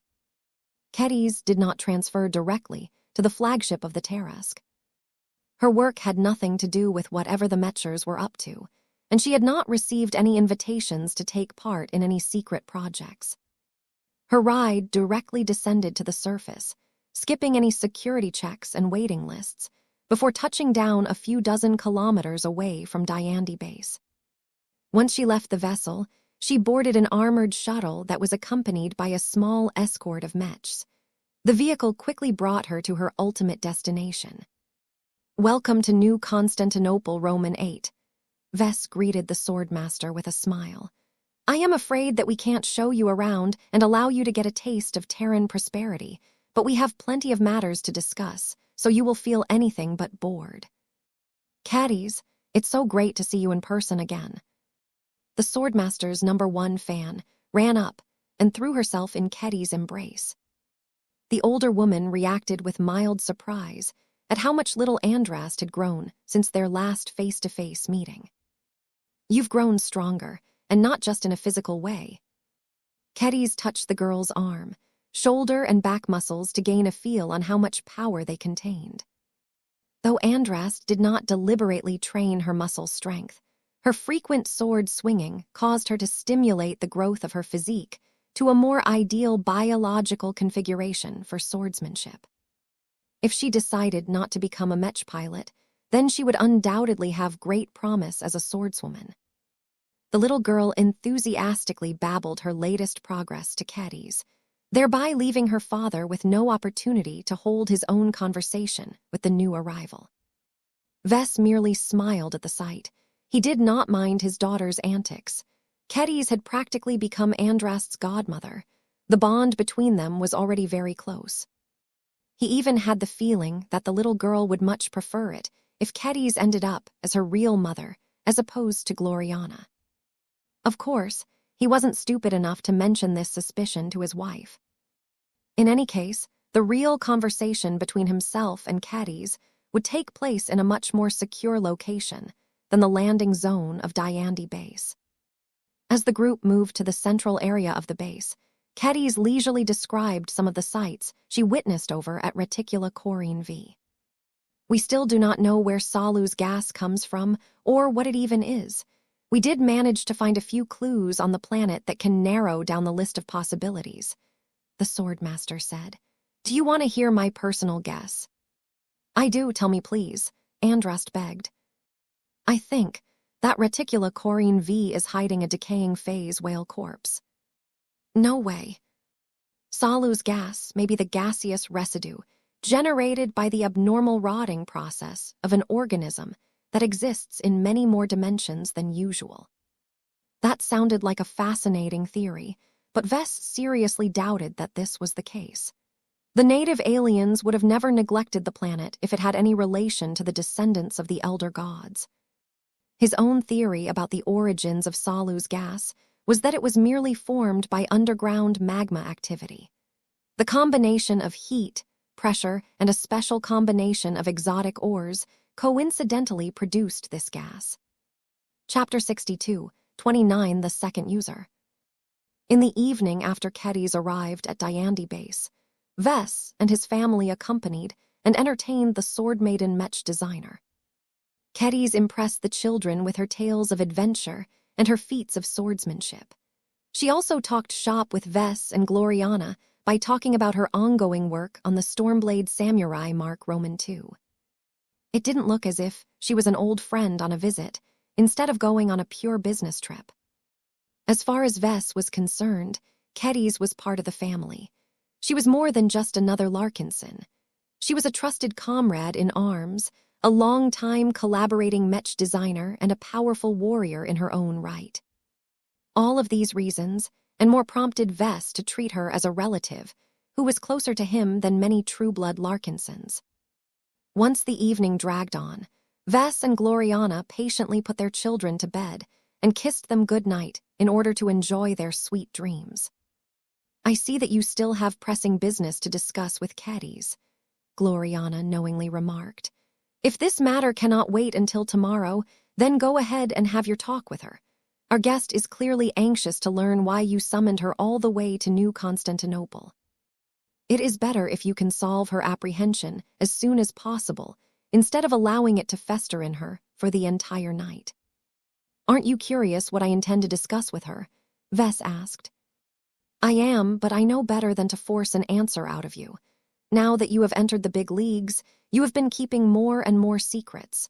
I would not be a good wife if I insisted that you share everything with me. You have your life, and I have my life. I am already preoccupied with designing the upgrades to a pair of expert mechs, as well as supervising the transformation of the Dark Zephyr Mark Roman III into our first ace mech. On top of that, I also have to lead the design department since you have handed it over to me. If I want to spare enough time to raise my children when they return from school, I truly cannot handle any further responsibilities. His wife was just as busy as himself, and that was good. Gloriana was clearly a woman who wanted to prove herself. By taking over many of the chores that Vess would otherwise have to handle himself, she was doing a great job at relieving his burdens. Vess smiled and leaned over to kiss her. Thank you for your work. Your contributions are truly indispensable. I hope that you can keep up the good work. Gloriana smiled back and pecked him on the cheek. I will do so as long as you continue to make us all proud. Our division of responsibilities outside of Mech design are clear. You should continue to handle all of the external affairs of our clan, while I make sure that our internal affairs remain in order. Vess did not recall that he had surrendered so many leadership responsibilities to his wife. He only gave her the right to take charge of the design department and supervise all of the R&D institutions of the clan. That was still a far cry from being able to lead the clan from the inside. It didn't matter. Once his oldest daughter grew up, Vess hoped to ease her into the role so that he could rest assured that his clan had fallen into more responsible hands. He rose to his feet and moved to depart. Don't wait for me. What I am about to discuss with Kedis is so important that our talk will probably consume the entire night. As he left his secure mansion and headed underground, The weight of his upcoming actions seemed to press down onto his shoulders. Each step grew heavier as Vess momentarily became plagued with doubts and concerns. He was about to reveal the Mech designer system to another person. Outside of his parents, Vess had tried his best not to spread this secret any further. Even Sigrund and Calabast only vaguely found out that he was the holy son of the metal scroll a long time ago. Perhaps they might suspect that he had access to a miraculous relic with the functions of the system, but they most certainly should not have access to detailed information. Now, Vess was on the cusp of exposing nearly everything about a powerful device that he had relied upon so long to propel himself to success. He would be lying if he claimed he was not feeling nervous. If his control over his body wasn't so excellent, his feet would have been shaking by this time. As a paranoid Mech designer who had suffered many instances of betrayal in the past, Vess still felt extremely reluctant to expose such a sensitive secret. Keddies would essentially have blackmail material over Vess after he made the big revelation. She could go to the Red Association or another big organization and spill all of the secrets she learned from him in order to do incalculable damage to his interests. The fear that the wrong person in possession of this information could ruin his life at any time was one of the biggest reasons why Vess had yet to make use of the opportunity to invite another Mech designer to make use of the system. He would rather keep the Mech designer system severely underutilized than to put himself at personal risk. "I can't go on like this, though," he sighed. The main reason why he changed his mind this time was because the circumstances had changed. The Red Tide offensive was more effective than people anticipated. The third defensive band was being battered at this very hour, and the continued separation of Bridgehead, one from the rest of human space, had disrupted many plans. Vess also needed the help of another contributor in order to pay for all of the necessary upgrades to the New Dimension Observatory. Even though months had already passed since the system completed its third upgrade, Vess had yet to make use of it, which was ridiculous. If future upgrades to the Mech designer system added more and more expensive functions, then the time where Vess could take care of everything by himself was over. Vess considered this to be an experiment of sorts. He could not predict what would happen after he brought in a second user. It would be better for him and his clan if he started to bestow access to the system to other trusted Mech designers. Keddies was the first. Vess considered this to be an experiment of sorts. He could not predict what would happen after he brought in a second user.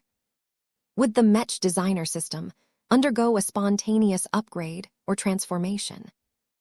Would Keddies change overnight after getting overwhelmed at all of the options that had become available? Would others somehow find out what he had done? All of these questions and more continued to plague him, but they did not deter him from going through with his plan. Time was running out. Vess needed to take action regardless of the risks and consequences. It was better to be proactive and face the possibility of failure than to do nothing and suffer a guaranteed loss. Besides, Vess possessed so much trust and confidence in Keddies that he did not think she would deliberately betray his trust.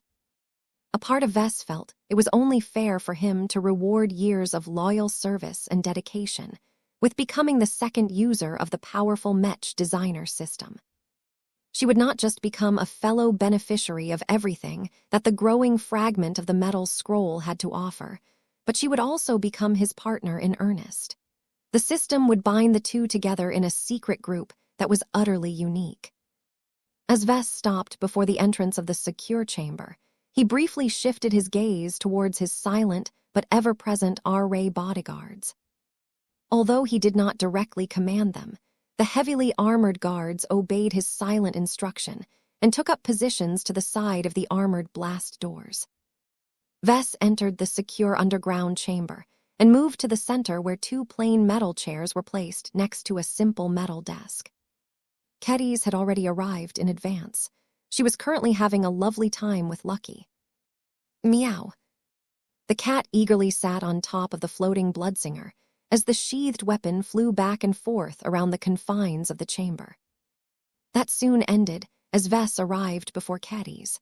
The Bloodsinger returned to her rear while Lucky floated over to the metal desk. "Did you perform the checks, Lucky?" "Meow." "Good. Keep watch and make sure that no one is able to find out what is happening." In order to make sure that Lucky did his job, Vess reached into his pocket and threw a chunk of high-grade exotic ore onto the desk. "Meow, meow, meow," Lucky enthusiastically promised before he began to dig into his reward. Vess did not start to talk to Caddies right away. He deployed his usual suite of jamming devices and other sources of interference. He utilized his spatial senses, as well as Blinky's sharp spiritual senses, to perform a quick sweep to ensure that nothing strange had slipped into the chamber without his notice.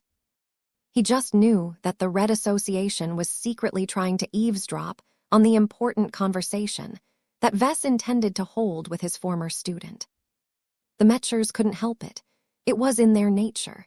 It did not even matter that he had become one of their strongest allies and associates.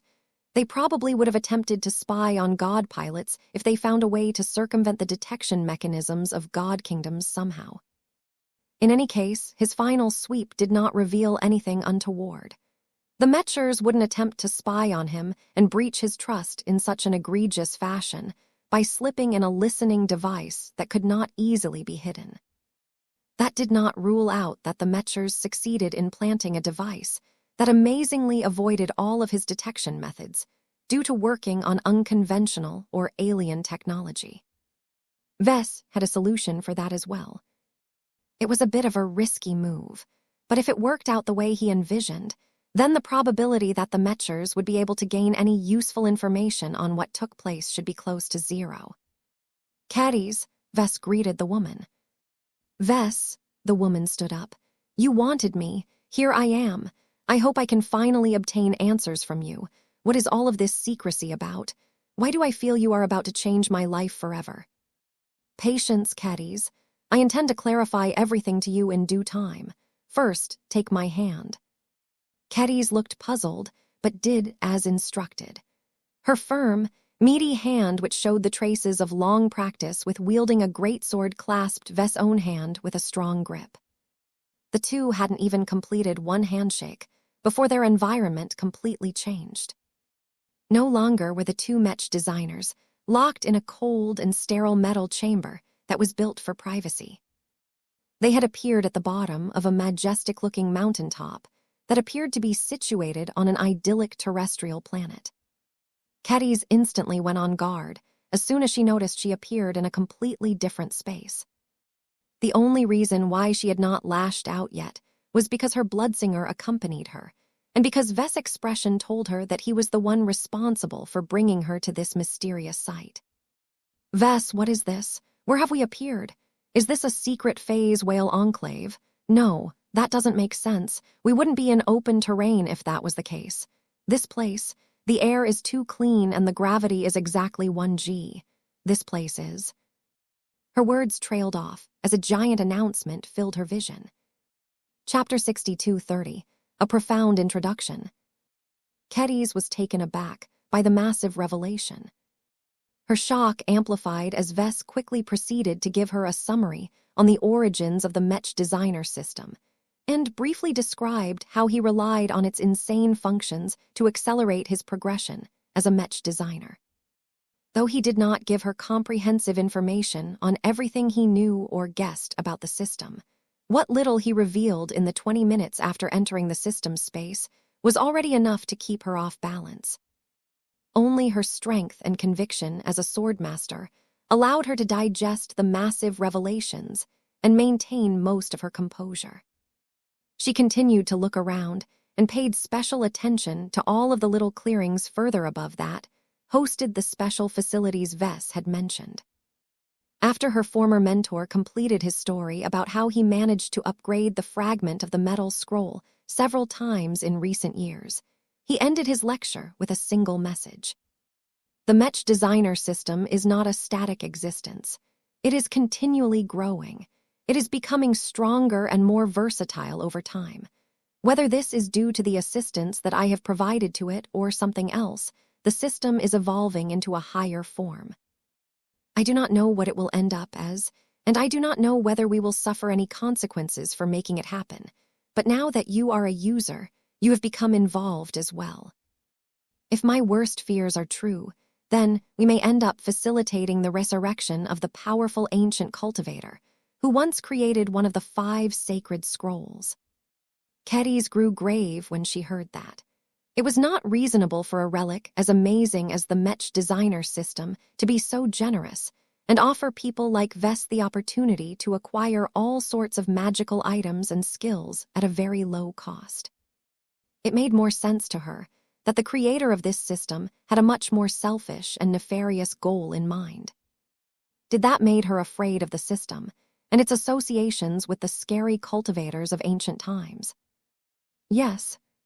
Did it deter her from seeking to take advantage of its many useful features, ones that had helped to turn Vess from an average third-class Mech designer into the most powerful and successful senior Mech designer of the Red Ocean? Hell no. As a swordmaster and an ambitious journeyman Mech designer, Kedis was not afraid of trouble. Just like most Larkinsons, she was more than willing to take certain risks in order to obtain a huge payoff. She did not begrudge Vess from forcing her into a mystical contract with the powerful Mech designer system. He considered her to be a true friend and would never go out of his way to deliberately harm her interests. Kedis fully understood why he was being so incredibly cautious about the Mech designer system. It was not just his inherent paranoia that prompted him from taking action. The system was way too magical and desirable to expose any mention of it in real space. She could not imagine how wild and crazy the Mechers would become if they caught wind of the system. Friends and allies, such as Professor Jovi Armelin, or even the awe-inspiring Evolution, which may not be able to resist the temptation and turn against Vess, for the purpose of plundering the system from his possession. In fact, such thoughts briefly crossed her mind as well, but she quickly squashed them because the mere notion of it already desecrated her honor. As a swordmaster, she could never allow herself to act despicably against her family and her friends. She held her bloodsinger and tried her best to center herself.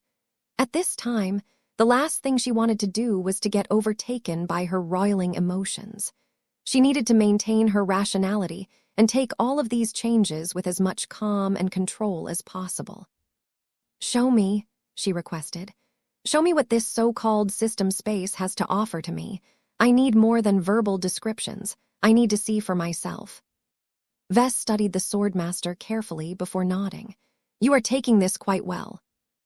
"Well, it is not as if I have always assumed you managed to go from being a small figure in the Bright Republic to a Tier 3 galactic citizen in the span of 2 decades without receiving help from somewhere.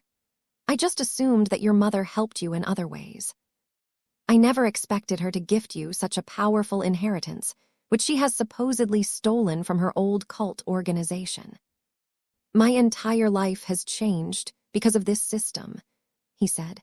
"I have little doubt that if I did not obtain it at the start of my career, I would have trudged along without accomplishing anything worthwhile. Perhaps I possess a bit of talent, but without enough resources and opportunities, it is too difficult for a Mech designer to climb his way up from mediocrity. Do you feel ashamed for relying so much on the system to reach the heights that you have reached today?" "No," Vess shook his head. "Life is not fair. Everyone has a different starting point. People like Alexis Strian and Jovi Armelin are set up for success at the highest level before they are even born. People who are born in a third-rate state like myself can never catch up to those kinds of privileged people, unless we resort to uncommon means ourselves. The system has indeed allowed me to overcome a lot of difficulties without as much effort, but after a few years of taking advantage of all of its services, I sobered up and consciously tried to reduce my reliance on all of its conveniences. Because you do not want to be reduced to a slave to this machine." Vess nodded. Mech designers can only progress as long as they approach their work earnestly. It is okay for us to take shortcuts every now and then, but to do it so much to the point where we no longer bother to put in the hard work to study or design anything that exceeds our limits will mean that we have ceased to grow through an organic development process. Just like how Mech pilots must never rely too much on automation to fight their battles, we must also be vigilant to never rely on the functions of the system alone to produce all of our progress. Kedis nodded in agreement. She knew that Vess was cautioning her out of a concern that she would grow mad with the power provided by the system. Cyrillic letter 475, yeah letter 3FB, Cyrillic letter 4AF, letter 37B aw. It would be a shame for her to ruin her long-term prospects by getting spoiled by all of the amazing benefits that she gained when she became a user of this incredibly powerful relic. While she continually tried to tell herself not to get too excited about what Vess had introduced to her, she could not hold in all of her curiosity. It was impossible for her to deny the system entirely. She had hit several walls in her work as of late. Vess and many others were making rapid progress. Though Kedis was rather special in that she was a Mech designer as well as a swordmaster, none of these professions provided her with any way to accelerate her progress. Even if her future potential was amazing due to being able to develop in two completely different ways at the same time, it didn't matter if she had to wait for several centuries before she had a chance to become a star designer and a sword god. Kedis was tired of constantly being treated as a junior who had yet to develop her potential to a sufficient degree. She wanted to design mechs that could have an immediate and significant impact on human society. This meant that she needed to progress faster. She wanted so badly to catch up and keep up with the likes of Vess.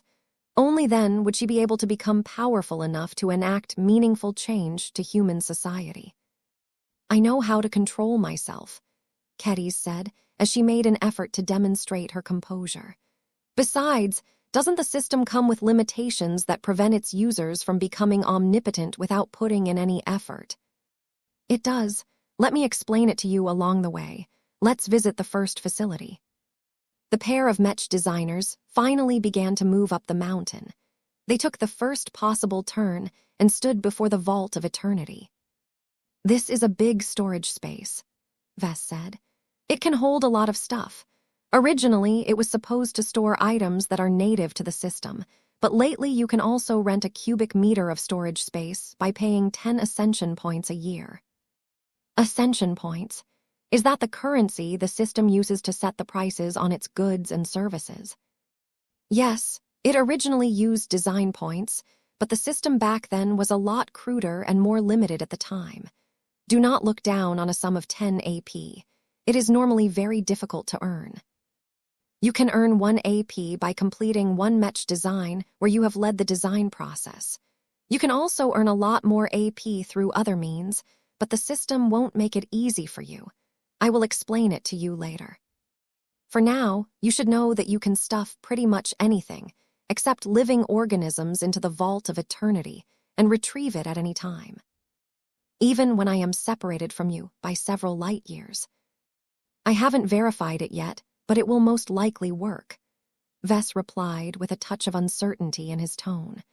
"I believe that the system is currently anchored to me, but that you will still be able to access its many useful services as long as you reside in the same galaxy.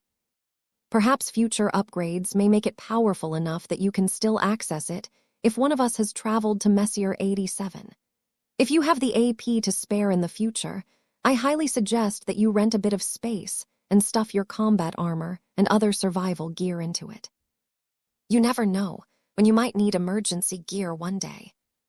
Kedis definitely understood the value of being able to carry around weapons and armor in places where it was not possible for her to sneak in such dangerous equipment. "I will definitely follow your advice." The pair left the Vault of Eternity and reached the Wishing Fountain next. Vess maintained a complicated expression as he gazed at the fountain.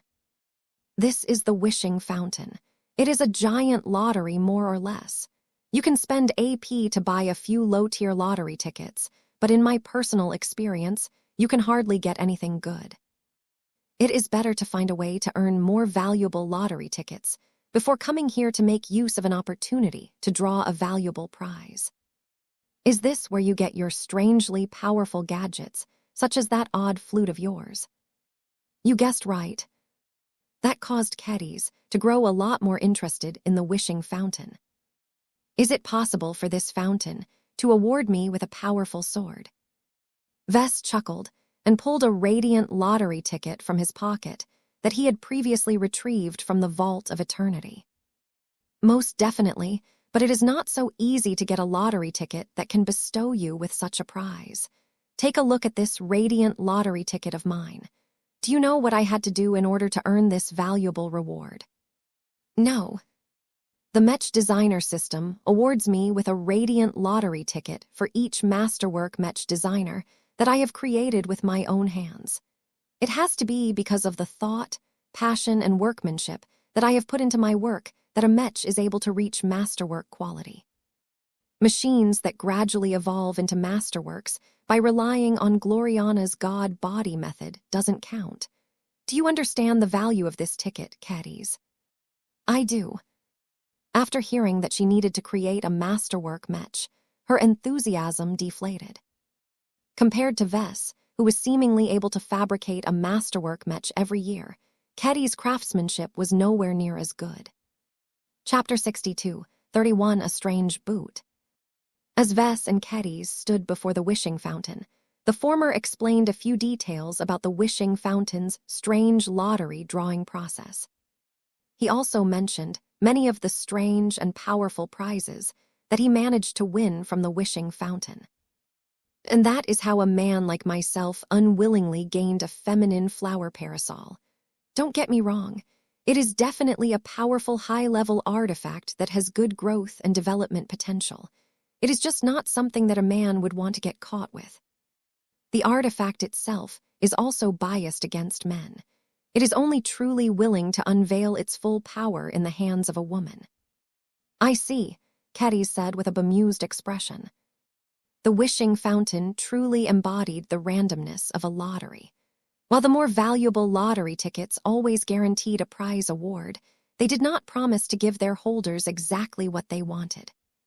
However, as long as the lottery ticket holder got lucky, they had the potential to obtain goods worth hundreds, if not thousands of AP that was normally unattainable through other means.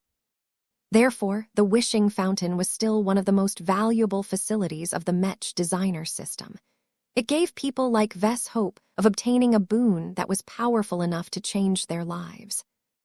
Vess had benefited a lot from the prizes of the wishing fountain.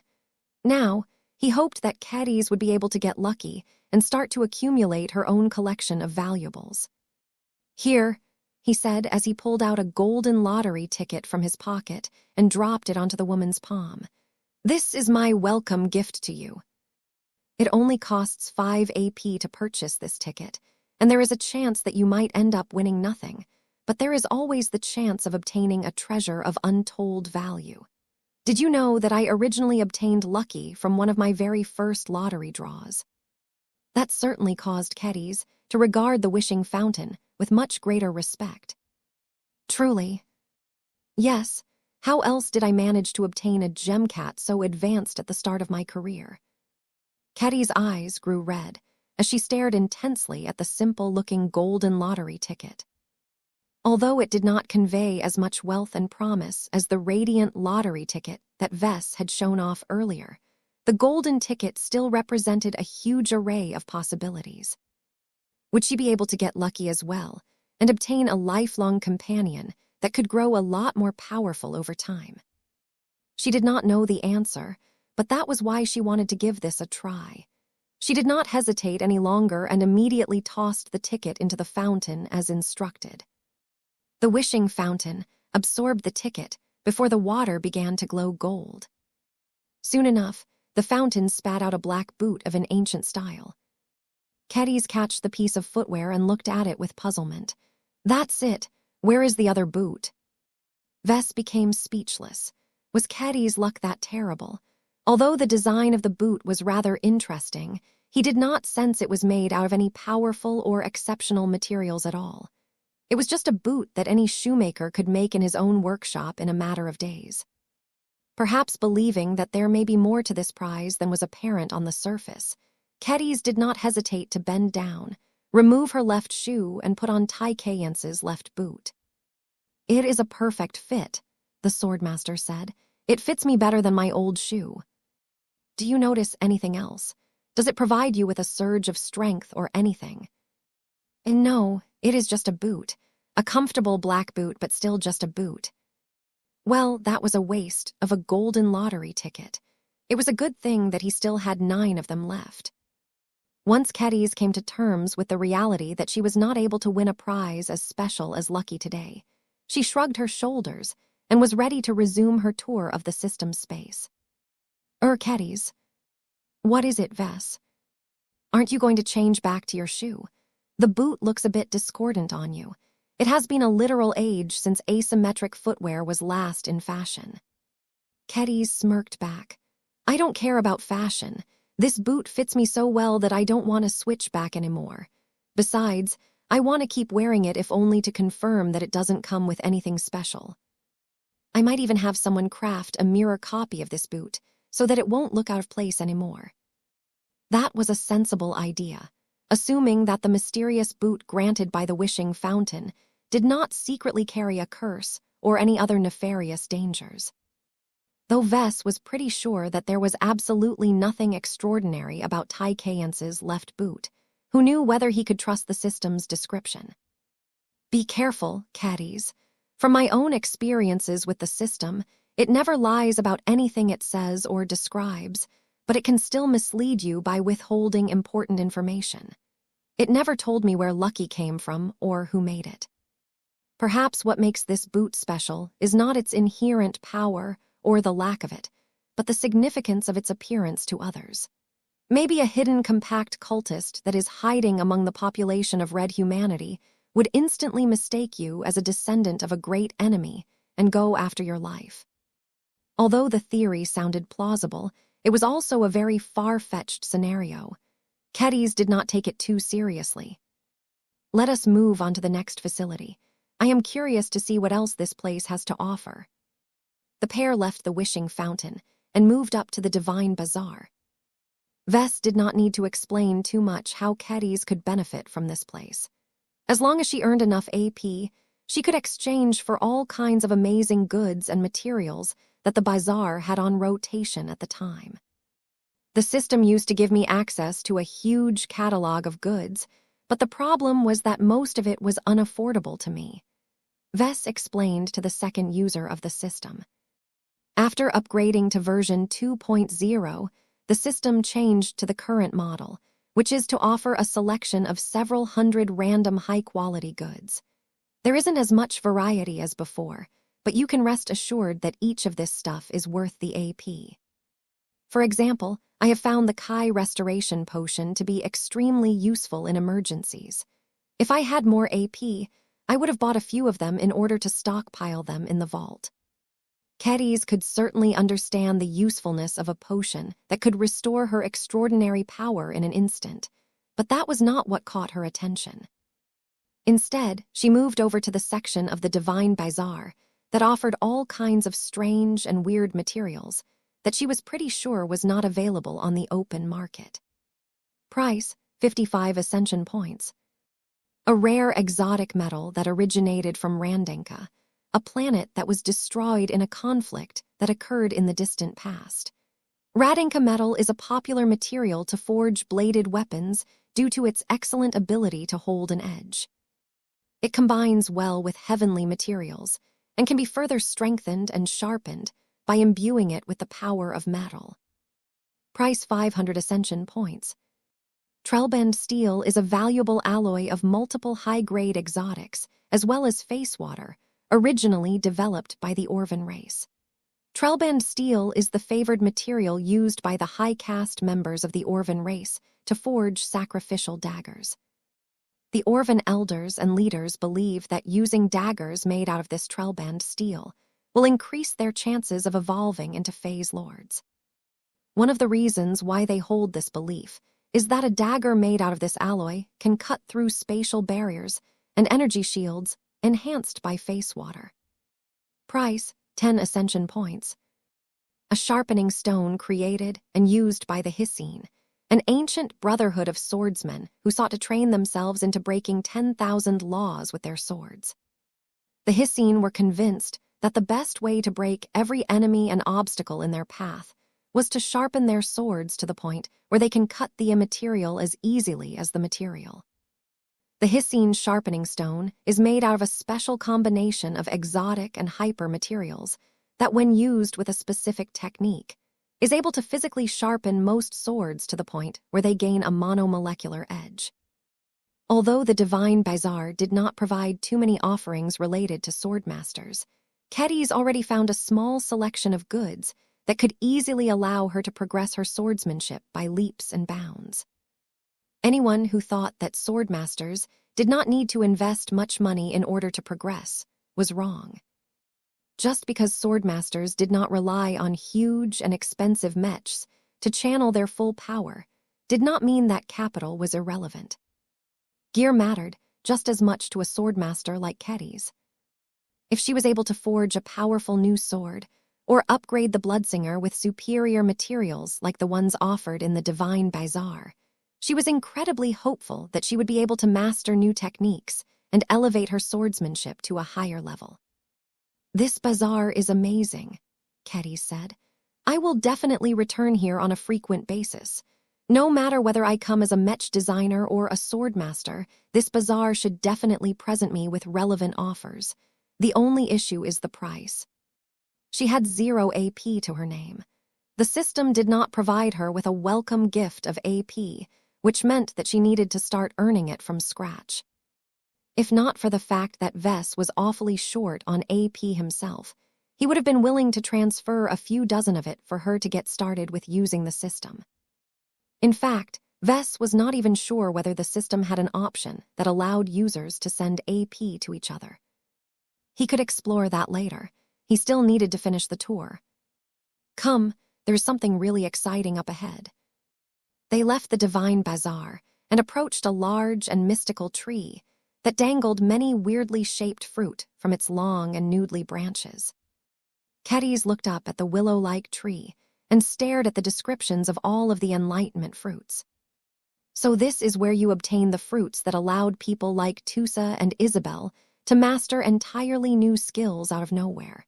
The fruits you purchased here must be why they mastered shadow and explosion powers, correct?" Vess was impressed that she was able to make this connection. "That is true. The fruits here all cost a lot of AP, but they are definitely worth the price. You only have to ingest them to master the knowledge contained within. You won't be able to master it perfectly, but you will gain enough proficiency to be able to use what you have learned in your mech design projects right away. The Tree of Possibilities and its predecessor are the reasons why I have been able to progress so damn quickly. Without the frequent infusion of lots of advanced skills and knowledge packages, I would have still remained stuck as an apprentice mech designer at my age." Keddy's fully understood the significance of the Tree of Possibilities. She immediately thought back on her own problems and shortcomings and knew that she could solve most of them as long as she started to ingest a half a dozen Enlightenment fruits related to mech design. She began to see the Tree of Possibilities in the same way as Vess. This was more than just a tree. It had the potential to become one of the chief contributors to her future success. Chapter 62, 32 Attainable Possibilities. The Tree of Possibilities seductively dangled its fruits over the heads of Vess and Keddy's. For a long time, Vess enjoyed sole access to the Tree of Possibilities. He had exchanged over a dozen fruits over the years, and each of them had provided lots of direct and indirect benefits. There was no better and more efficient way for Vess to quickly learn and gain proficiency in all sorts of useful skills. The best part was that the reach of the Tree of Possibilities was insanely vast. It was able to produce fruit containing knowledge from all sorts of sources, from the lost repositories of ancient cultivation societies to current native alien technological development. Vess had no idea how the tree was able to accumulate so much knowledge. He was pretty sure that a part of the tree's vast database had yet to be mastered by modern humans. This tree, Kedis gazed up at the fruits in wonderment. There is so much variety. There is one fruit that claims I can learn how to construct Pulmer homeships. There is another fruit that claims it can impart me with the knowledge to mutate into a three-headed beast. Then there is a fruit that can teach me how to design active scanning systems that are good at detecting stealth systems, favored by the Red Fleet. This is just the tip of the iceberg, Kedis. There are much more outrageous Enlightenment fruits available, though they also cost an exponentially greater amount of AP. It is a bit difficult to obtain the better ones. You need to work hard to earn a lot of AP to buy a specific fruit, but if too much time has passed, the tree of possibilities has already refreshed its selection with a different rotation. It may take a year or longer before the fruit you have in mind has made a return. This is, frankly, one of the most frustrating aspects about the tree of possibilities. Just like the Divine Bazaar, the tree of possibilities only offered a rotation of a few hundred fruits at a time, but the ones available at the moment already made Kedis excited. If the descriptions offered by the system were accurate, then she could completely imagine herself becoming much more powerful as a Mech designer, as well as a swordmaster, as long as she ingested much of these fruits. No wonder you have improved so quickly despite not spending as much time on studying, Kedis said with clear awe in her tone. Even a pig can turn into a genius with the help of these fruits. As far as I know, no other learning device or method can equal the effectiveness of eating one of these fruits. I am becoming more and more eager to start earning ascension points. Everything good in the Mech designer system depends on it. My intuition tells me that there are numerous fruits above us that can definitely advance my progression as a Mech designer or a swordmaster if I gain access to the knowledge contained within. She gestured at several different fruits of varying shapes and colors.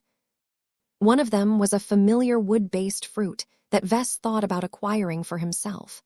Now that he thought about it, Kedis could make much better use of it than himself.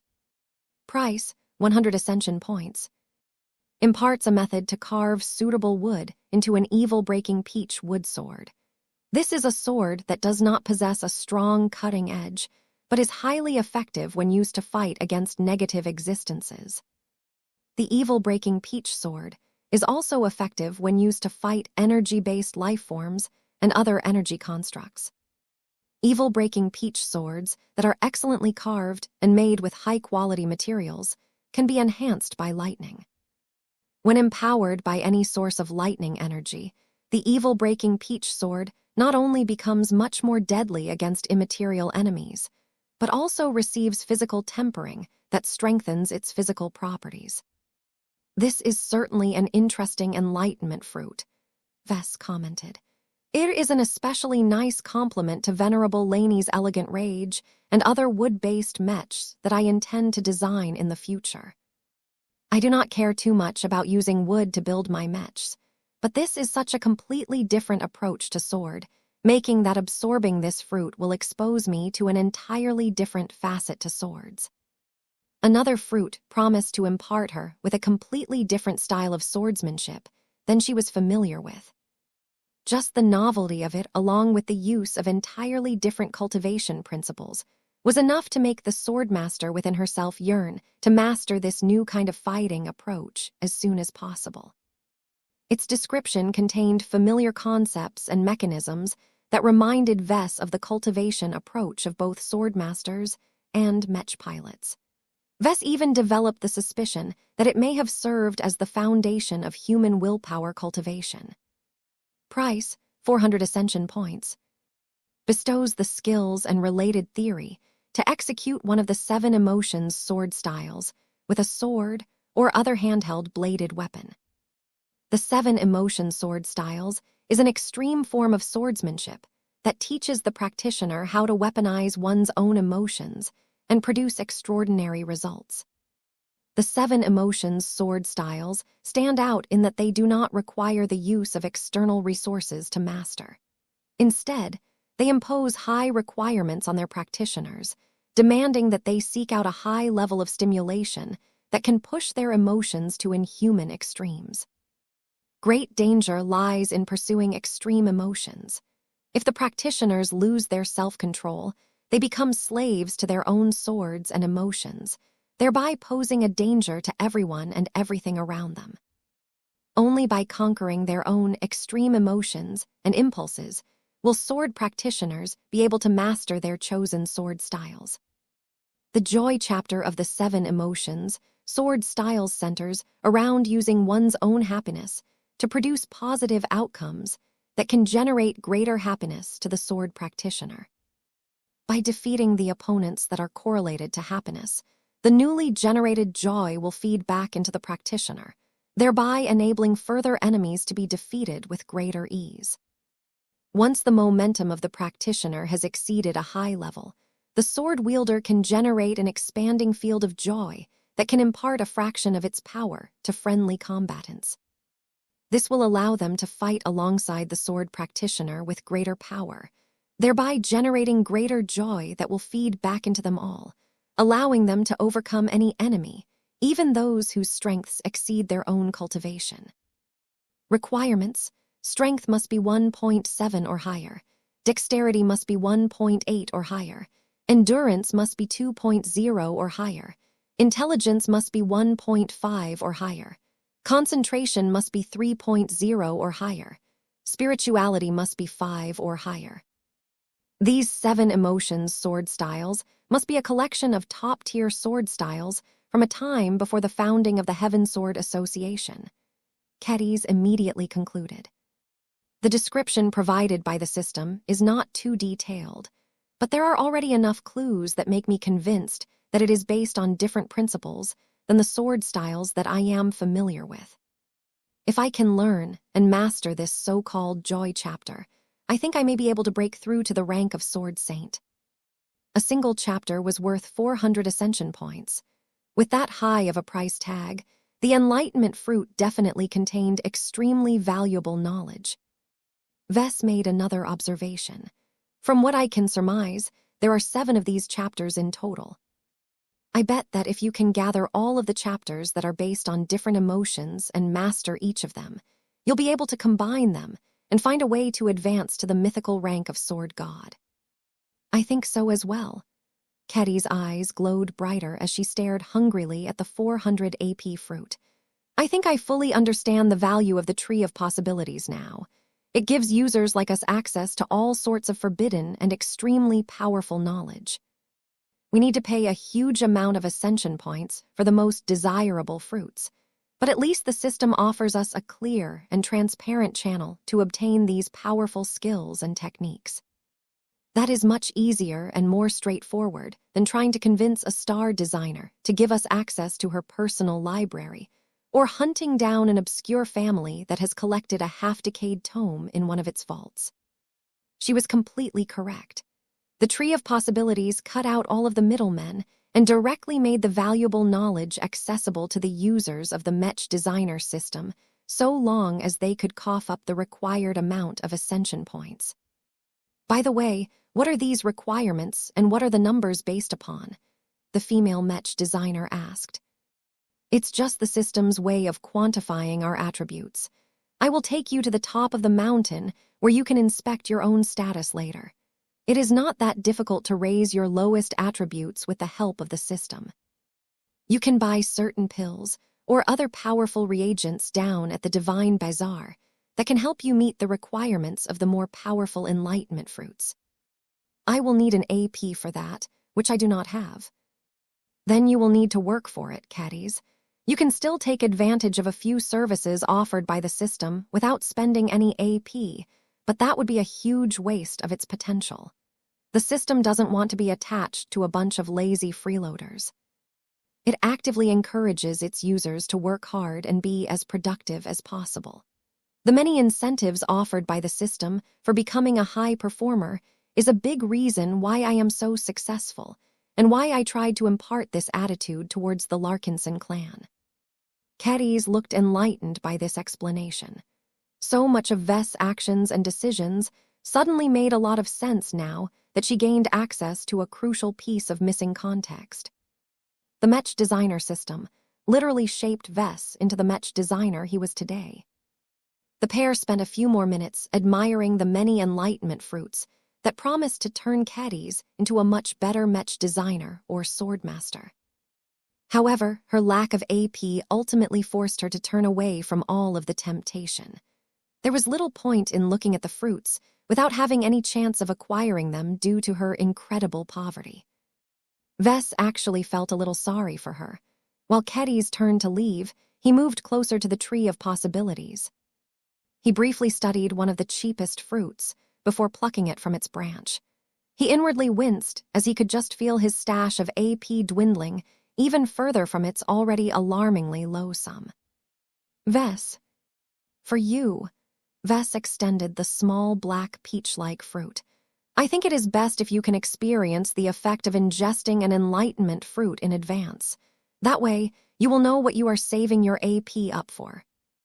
Besides, I have studied your recent works, and I truly think you need to shore up your fundamentals.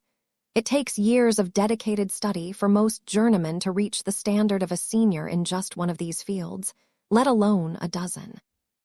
This is one of the reasons why third class, and to a lesser extent second-class journeymen can take decades, if not a century, to advance to the next rank.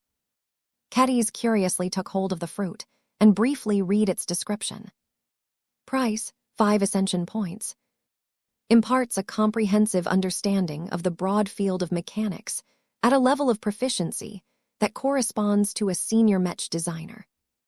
Requirements, journeyman-level mechanics. Though she felt a little insulted that Vess thought so little of her mastery in the field of mechanics, she was honest enough with herself to know that he was not wrong.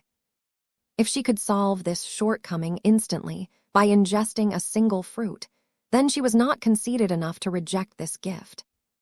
How do I make use of this fruit? Just eat it in a single go. Do not stop until you have finished the entire fruit. Good. Caddies only needed 2 bites to ingest the entire enlightenment fruit. She then began to freeze as the fruit began to burn a huge amount of knowledge related to mechanics directly into her mind. Chapter 62, 33, The Morality of the System. The fruit that Vess bought was disgustingly cheap, but offered so much to Caddies. The knowledge was overwhelming. Caddies had never received such a massive infusion of theory and insights before. Her brain came under a huge amount of strain as the fruit forcibly infused it with so much information that it felt as if her head was about to burst. Fortunately, the enlightenment fruits never actually exceeded her limits. It appeared that it was specifically designed to accommodate its eventual beneficiary to the best possible extent. Since Caddies was not only unaccustomed to enlightenment fruits, but also possessed a lower brain development, it took a lot of time for her to digest its contents. Senior-level mechanics ceased to be a big deal to Vess a long time ago. Let alone this enlightenment fruit, he was easily able to digest a more expensive fruit that contained a lot more theory. Are you okay now, Caddies? I am fine, I think. This is a huge rush for me. Give me a moment to catch my breath. I am used to exhausting myself in physical training sessions, but I never exposed my brain to so much mental drain. I cannot imagine how much worse it will be if I try to absorb one of the more expensive fruits. It is not as bad as you think. If you cannot digest all of the knowledge in a single go, then the fruit will hold most of it back and feed you bits and pieces over weeks or maybe even months. It may take a lot longer before you can grasp all of the contents of an enlightenment fruit, but at least it won't drive you crazy or anything. Caddies grew relieved after she heard that. That meant that she did not have to refrain herself from targeting the more expensive and desirable fruits. If I can eat a dozen or 2 dozen more fruits like this, I am confident that I can become a senior Mech designer much faster than before. I don't have to work hard for 2 decades or so before I can find my breakthrough chance.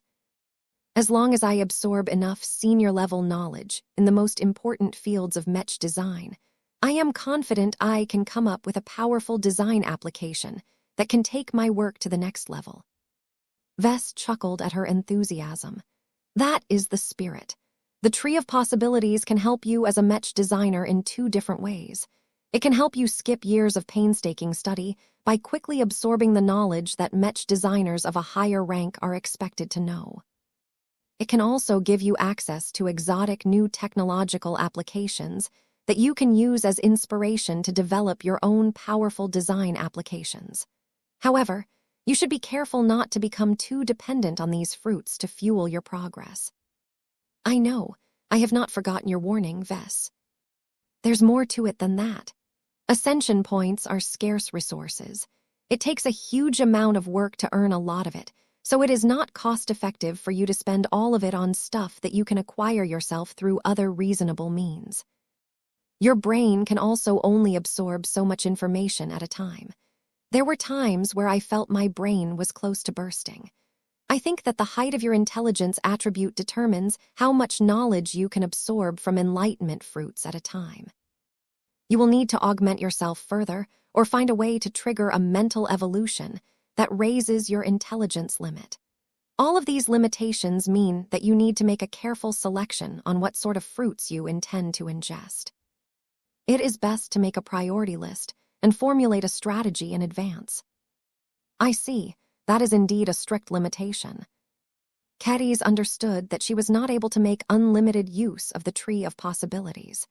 Even if she earned a huge amount of AP, it was not wise to spend it all on a lot of enlightenment fruits. The two Mech designers eventually turned away from the Tree of Possibilities and moved to the next stop. Well, you have been wondering what other way you can rely on to earn a lot of ascension points. The mission hall is your answer. This is the place where you can choose to accept the missions that the system has put on rotation from time to time. None of them are easy, and many of them demand a serious time commitment from you, but the AP they award you is always considerable. After witnessing what places like the Divine Bazaar and the Tree of Possibilities had to offer, Keddies possessed a strong interest in earning lots of AP right away. She quickly browsed the missions that the mission hall made available this time. Many of the missions were somewhat familiar to Vess. The details may have changed, but the nature of the requests were roughly similar to the missions that showed up in the past.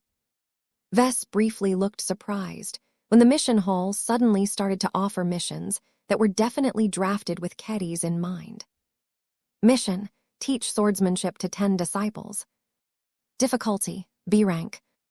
Description: one of the duties of swordmasters is to pass on their legacies and keep their inheritances alive. In order to become a better student of the sword, a practitioner must also become a better teacher.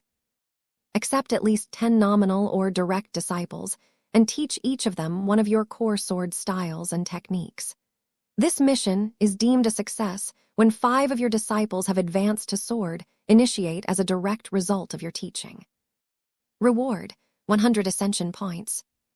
Time limit: 3 years. Penalty for failure: lower your strength by 0.2. This mission, Keddies spoke in a daze. 100 ascension points is a lot for a mission, correct? It is, but don't underestimate the challenge of completing a B-rank mission. I am sure you can teach a bunch of swordsmen and swordswomen well enough that they can break through and become the equivalent of an expert candidate in their profession, but you only have 3 years to complete it. If you end up failing it, you will suffer a major penalty that is difficult or costly to recover from. Are you sure you want to accept such a difficult mission right out the gate? Keddies did not hesitate and accepted it right away. This mission is tailor-made for me. I was meaning to become more serious about passing on my swordsmanship to other aspiring swordsmen. Andrast and my children are only the first who have truly received full attention and guidance. The issue is that they are still too young to become sword initiates, so I better get to work by seeking out older and more practiced swordsmen and swordswomen as my disciples. She would have no difficulty in finding willing pupils. Despite her relative youth, she was a genuine swordmaster that was comparable to an expert pilot. Lots of people would sell everything they possessed just to obtain a chance to become her disciple. Vess felt a little mixed about this mission, though. Teaching is a serious obligation, caddies. Do not be half-hearted about this. You must make sure to allocate enough time on teaching and guiding your disciples so that they can continue to make progress over time. The system can be pretty strict about its wordings and requirements. A disciple is more than just a student. You can't get away with completing the mission by taking on hundreds of students and teaching them in one big classroom for a couple of years in the hope that 5 of them will get lucky somehow. The swordmaster's expression turned serious. I am aware. I have no intention of going against the spirit of this mission. The Mech designer system clearly wants me to develop as a proper swordmaster. I will not disappoint its expectations by resorting to cheating or by relying on exploits. It is good that you know. Keddies continued to browse for more missions, which she had a good chance of completing. The mission hall offered a few more that were clearly related to swordsmanship, but the problem was that they were much less tasteful than the prior one she accepted. Mission: Cursed Sword Birth. Difficulty: C rank.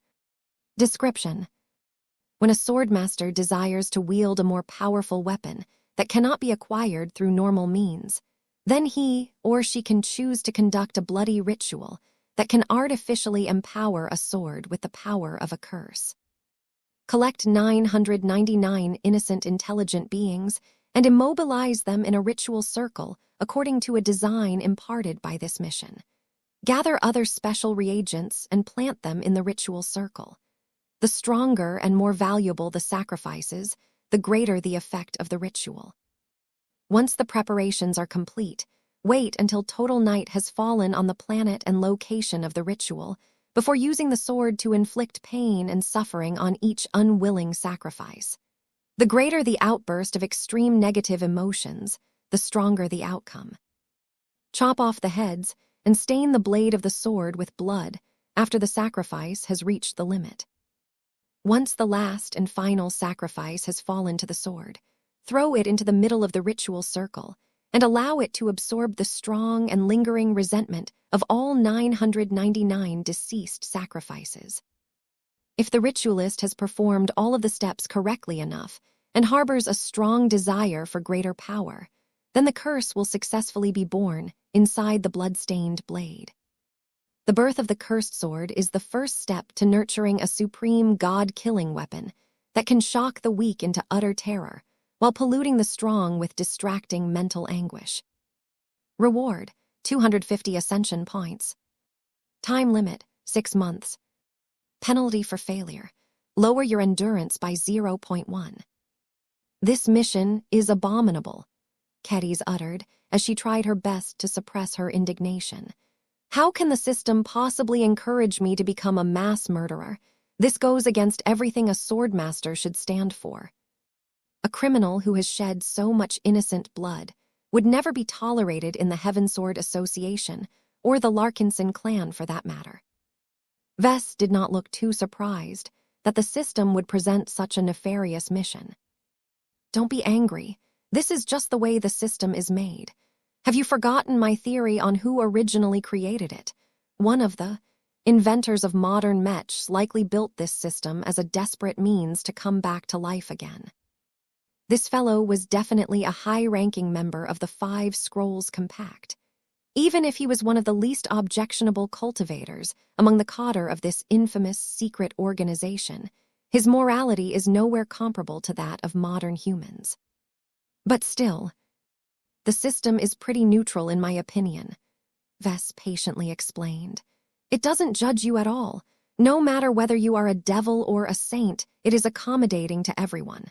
While it offers plenty of options for you to become one or the other, the ultimate choice is up to you. Unless it imposes a mission onto you for some reason, you have complete freedom to decide how you want to develop with the help of the system. 250 ascension points for a single mission is a really great reward. And obtaining a cursed sword sounds like a fantastic way to become exposed to a new and exotic means of empowering swords. In other words, completing this mission was bound to provide massive gains to Keddies and her guys as a journeyman as well as a swordmaster. Keddies did not feel tempted at all. She felt sicker and sicker as she continued to stare at its horrible demands. "No thanks. I am eager to become stronger, but I will never corrupt my soul in the pursuit of power." Don't be in a hurry to dismiss it. Read carefully. Have you found any mention of humans in it? There isn't any. The system won't make such an obvious oversight if the purpose is to work with human sacrifices. This means that it is completely acceptable for you to create a cursed blade by spilling alien blood instead. You only need to ask the expeditionary fleet to capture enough alien POWs to conduct your ritual. Doesn't that sound like a good plan? Think about all of the cool stuff you can exchange for 250 ascension points. Chapter 62, 34 Code of Honor. Vess felt like vomiting. Since when had the system become so generous all of a sudden? The Cursed Sword Birth mission was such a scam. What B-rank mission? It may as well be D-rank in his eyes. The requirement to gather 999 intelligent beings so that they could be tortured and killed was of no particular difficulty. Vess and Cadiz could easily instruct the expeditionary fleet to capture any random alien warship and transfer the prisoners of war into their custody. Since the mission did not specify any particular demands for the sacrifices aside from the need for them to be alive, organic, and capable of bleeding, practically any alien species fighting on the front lines would do. Perhaps the only unsuitable species among the 13 major alien races were the phase whales and the Zizamales. The phase whales were too big and scarce. It was a massive waste to gather 999 of them to conduct a grand ritual just to empower a single sword. The Zizamales were too strange. They were more like jellyfish than traditional animals, and they did not even bleed as far as Vess knew of their strange biology. That still left plenty of other alien species that were perfectly suitable for this ritual. In fact, there was no need to wait for the Golden Skull Alliance to capture the aliens. Many other forces had managed to capture a huge amount of prisoners of war across the front lines. Most of them ended up getting tossed out of the airlock or thrown into the nutrient pack production facilities. There were far too many low-ranking alien soldiers who possessed very little valuable intelligence and took too much space and resources to contain. Since prisoner swaps between the two hostile sides were not established, there was little incentive to keep so many alien prisoners. Even the biotech institutions could only conduct experiments on so many aliens at a time. It was a real pain to keep them all healthy and stable enough, as every species possessed special needs and requirements that were difficult for humans to satisfy. In any case, with so many aliens getting captured all of the time, it should be easy enough for the Larkinson clan to buy several thousand of them. In fact, now that Vess thought about it, there was no need to resort to any outside parties at all. The Larkinson Biotech Institute still kept tens of thousands of sapient aliens locked inside the biomess of the Dragon's Den. He could instruct the LBI to transfer them to Cadiz right away. So long as the captives were in place, Cadiz could start the ritual right away. Whether she wanted to empower the Bloodsinger or a brand new blade forged out of different materials, there should not be any major issue in completing this mysterious ritual. Vess believed that creating a cursed sword was as good as done once all of the pieces fell into place. Not only would Cadiz gain a powerful new weapon that possessed a huge amount of research value, she would also earn 250 whopping ascension points, which was enough to redeem for extremely valuable goodies such as the Evil Breaking Peach, Wood Sword Manual Enlightenment Fruit.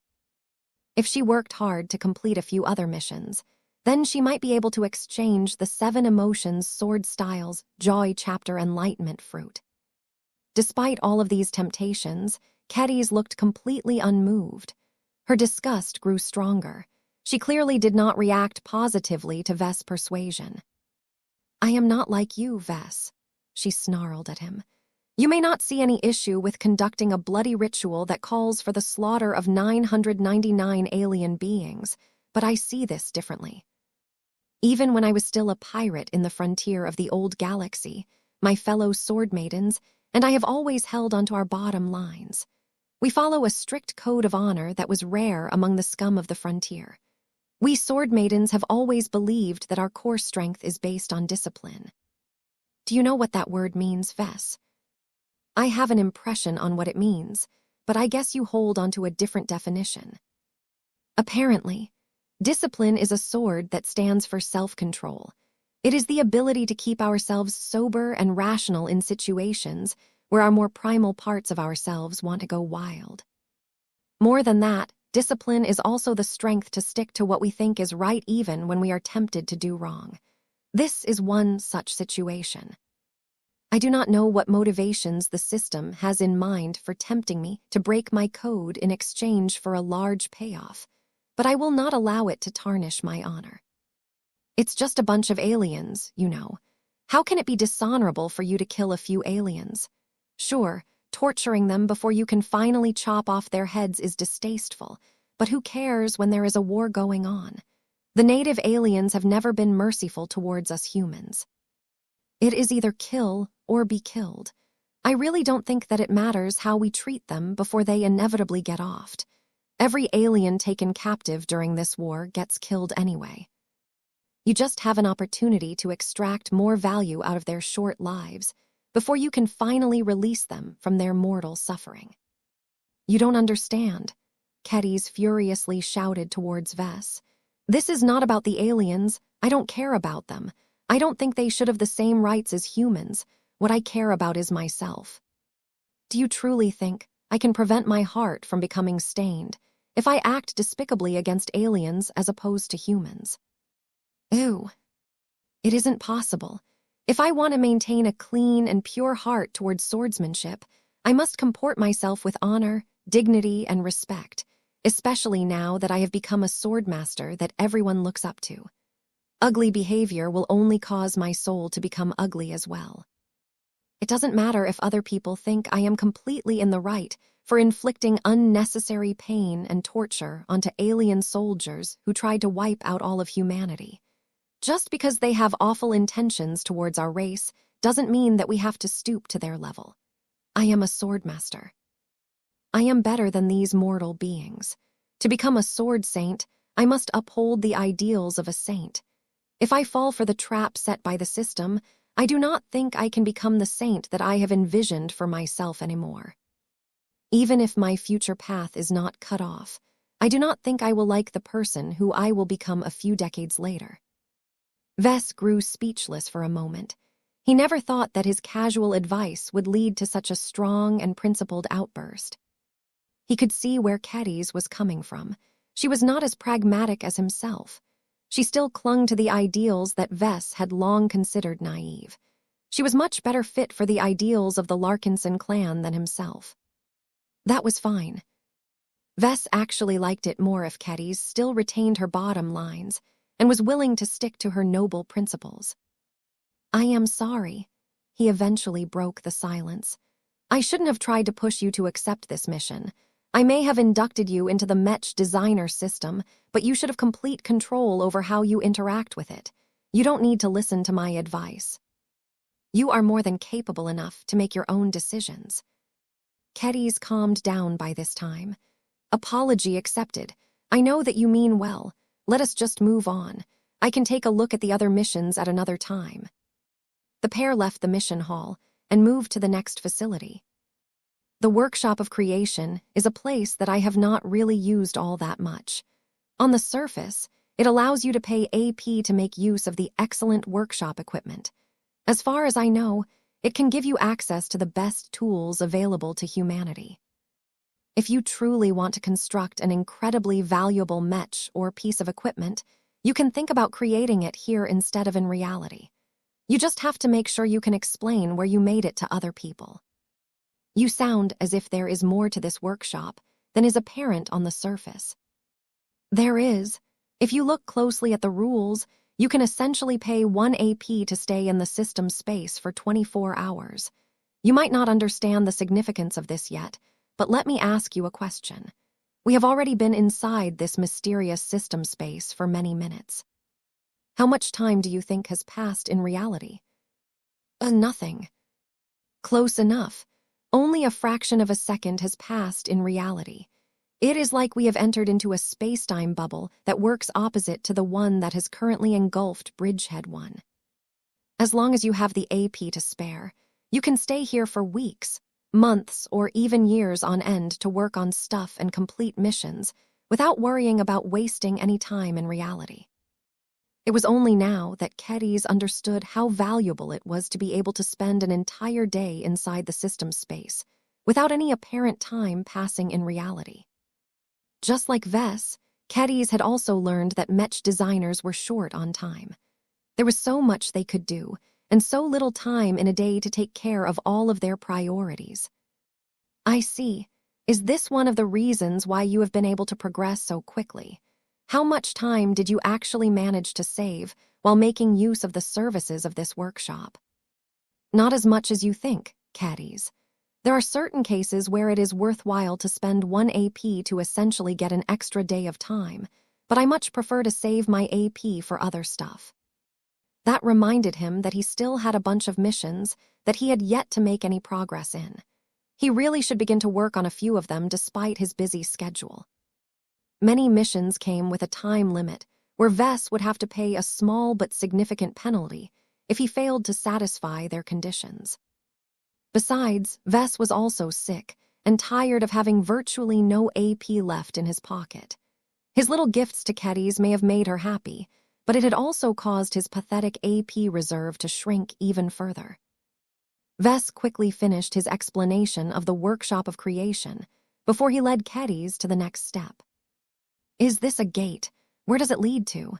Does it allow you to teleport to another place? Not quite. This is the time gate. It is a little bit complicated to explain its full functions. He began to give Kedys an exhaustive introduction of the time gate. The reason why he did this was because he believed that Kedys would definitely pounce on the opportunity to experience how other Mech pilots controlled their swordsman Mechs. Since that was the case, he did not want her to blunder without knowing what she could or could not do. Each mastery opportunity was precious, and it was important for Kedys to get the most out of her first jaunt through space and time. Kedys initially looked unbelieving. Though the other facilities of the Mech designer system already sounded fantastic enough, the time gate completely broke her boundaries on what it should be capable of. She never expected that this relic actually made time travel available to its users. Is this real? Did you really manage to travel back in time and change human history? It's real, believe me. Who do you think the Destroyer of Worlds got her companion spirit from? Vess smirked. Chapter 62, 35, The Real Reason. The time gate completely surpassed Kedys' imagination. She simply couldn't process the craziness surrounding the ability to travel back in time and experience history from the perspective of an actual Mech pilot. The fact that she could potentially interfere with the life of the Mech pilot in question and change the course of history blew her mind. The potential abuses were enormous. What if she leaked a lot of future information to the humans in the past? What if she engineered the downfall of the heroes of the present? What if she produced a butterfly effect that ultimately caused her own birth to be unmade? Don't worry too much about it, Vess reassured a shocked-looking Kedys. The primary purpose of the time gate is to give us the most realistic front-row seat to how a Mech pilot fights with an actual Mech. Everything else is secondary. Just do what comes natural to you, and don't worry about accidentally unmaking our present timeline or anything. From what I have observed, the present time that we currently live in has already incorporated every jaunt that I, and now you, have made in the past. So don't hesitate and feel free to do whatever you want. Every change that causes enough ripple effects to change our society has already happened. We just don't know it yet. If you don't want to engage in these shenanigans, then don't think about it and use these mastery experiences for their intended purpose. Kedys furrowed her brows as she tried to process all of the information provided by Vess. Time travel was a very mysterious subject. There were many people that believed that the Red 2 may have mastered a rudimentary form of it, but the cost was probably so high that it was simply never done. If the Mercers and the Fleeters truly mastered time travel, then they would have never let the Red Cabal pull off the Great Severing. Isn't this too reckless, Vess? I know many people who would kill to be able to travel back to the past so that they could alter their history and set themselves up for future success. He chuckled. I don't think the system can bear all of those consequences. There is always a price for everything. We just don't know exactly what is being paid because the system isn't being transparent about the mechanisms of the time gate. Personally, I believe that the system's selection of mastery hosts is anything but random.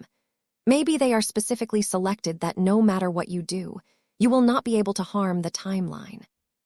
That sounded rather reasonable. Ultimately, Cadiz had to undergo a mastery experience herself in order to get a better idea of what she was dealing with. Descriptions and second-hand accounts alone did not do the time gate justice. If you want to make use of the time gate, do keep in mind that the time you spend in the past will also go by in reality. That doesn't make any sense, Cadiz frowned. Isn't the progression of time in reality slowed down to almost zero right now? Why does it suddenly return to a normal pace as soon as we pass through the time gate?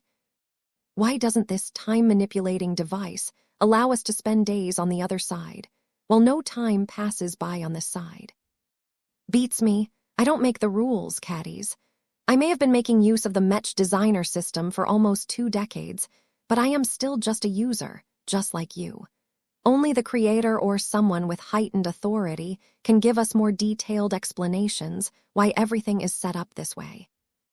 The only person he could think of was his mother, who oddly enough possessed the ability to influence or intimidate the system into acting in a certain fashion. Is there anything else I should know about the time gate before we move to the next stop? Yeah, if my guess is right, you should be able to make use of the time gate for free once every year. Don't waste this opportunity. I do not think there is a better way for Mech designers like us to understand what Mech pilots are going through when they are struggling inside the cockpits of their machines. One of the reasons why my customers enjoy the experience of piloting my Mech so much is because I have incorporated so many lessons from so many mastery experiences in my Mech designs. It is also why I have been able to make so many masterwork Mechs. One of the factors that determine the quality of a product is how well it serves the needs of its intended users. A machine that pilots like a well-fitted glove is most definitely superior to a clunky lump of metal that actively fights its pilot's intentions every step of the way. The Swordmaster looked thoughtful at that. She most definitely understood the implications as well as the value of the time gate. I will not waste it, she promised. From what you have described, this is a far better way for Mech designers to understand the challenges of Mech pilots than the alternatives. Interviewing Mech pilots is a poor means of information transfer, and trying to connect with their minds with the help of neural interface technology is risky and can only be done outside of the cockpit. If Cadiz disregarded the shenanigans related to time travel, then the service provided by the time gate was already invaluable enough to any Mech designer. She would be more than happy if access to these so-called mastery experiences was the only gain she made today. The pair eventually left the clearing that held the gate and moved up to the second-to-last stop. Before they reached the top of the mountain, Vess led Cadiz to a clearing that was built to the side and looked a lot more technologically advanced than the other facilities. Is that an old-fashioned land-based observatory? Cadiz asked in puzzlement. I assumed the sky above us was fake. You are not wrong, Cadiz. This particular facility is looking at something different than the sky of the system's space. This is the primary reason why you are here. I had already been thinking about inducing you into the Mech designer system for several years, but I never pulled the trigger until the appearance of this structure recently has encouraged me to pull the trigger. The two stepped inside the large structure and became greeted by a lot of empty space and 2 very distinctive sights. Though Keddy's attention was immediately drawn towards the smaller object, Vess held her hand and pulled her towards the large array in the middle. This is the Dimension Telescope. It is one of the two main components of the dimension observatory we are in. Simply put, it allows us to peek at one of them in any other dimensions that are normally inaccessible to us. It contains a range of useful features and upgrades that will allow us to look for specific resources and such, but all of it costs lots of AP to acquire. You can take a look yourself by accessing the console. Keddies did so and soon began to look troubled. These upgrades are expensive. There are so many of them as well, and I bet that this device will continue to present expensive new upgrade choices later on. Why are you so eager to make use of this telescope? There is little point in observing different dimensions unless you want to conduct specialized research, but I do not think this is relevant to your research projects. To explain that, I will have to take you to the second component of the Dimension Observatory. Come over here. You have already been staring at it from the moment you stepped inside this place. Compared to the large and impressive telescope, Keddies clearly possessed a much greater attraction towards a giant pillar surrounded by spatial energies. The reason why she felt such a strong affinity towards it was because it was vaguely shaped like a sword. Not only that, but she intuitively guessed that it was able to leverage the spatial energies to form an exceptionally sharp blade that could cut through more than solid matter. As a swordmaster, Keddies already felt the urge to wield this giant pillar and swing the massive blade at least once. Unfortunately, she was not a phase lord. It was impossible for a mere human like herself to hold a pillar that was large and heavy enough to hold up the roof of a medium-sized structure. What is it called? This is the Dimension Blade. Perhaps you may have guessed it already, but this device exists to sever the walls between dimensions in a targeted fashion. This will generate a tier that will connect the material realm with one of the higher dimensions that we have targeted. Anything on the other side can cross into our own set of dimensions and vice versa so long as the dimensional tier continues to persist. For now, the tiers we can make with this dimension blade are not that big. The tiers won't last that long either. This is amazing, Keddies gasped. Wielding the dimension blade is like wielding the power of a god, if only momentarily, can only create minor gaps between the dimensions. The system allows us to upgrade the performance of the dimension blade in several ways, so we can attain much better results as long as we invest enough AP. One of my ultimate goals is to save enough AP to secure one of the best and most expensive upgrades that allows us to make a permanent tier through the dimensional walls. A temporary tier and a permanent tier had completely different meanings. Keddies was smart enough to deduce the consequences of either option. It was already amazing enough to be able to produce temporary tiers for the purpose of quickly plundering valuable dimensional resources, but creating permanent tiers had a much greater impact on society. Keddies widened her eyes in realization. If we can create numerous permanent tiers into resource-rich dimensions, then we can significantly expand the availability of resources in human-occupied space. If we can plant them in strategic star systems to the rear, we can give the Red 2 and every other major power the ability to continuously mine the resources they need to construct powerful mechs and warships. Exactly. Do you see now why I am so keen on using the Dimension Observatory? Why haven't you already made use of it if you think it is so important? It's too expensive, Vess frankly admitted. Not only that, but I don't want to draw any further attention to myself than I already have.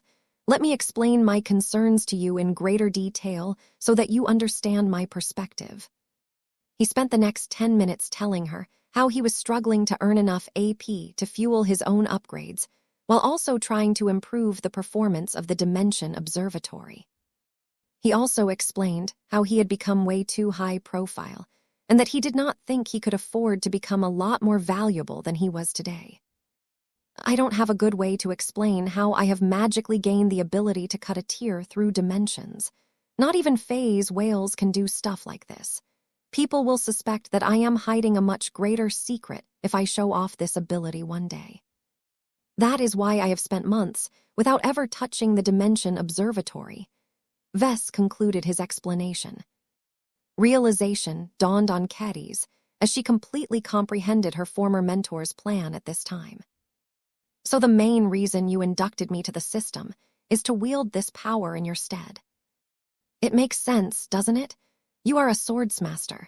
You can do all kinds of cool stuff with a blade in your hand.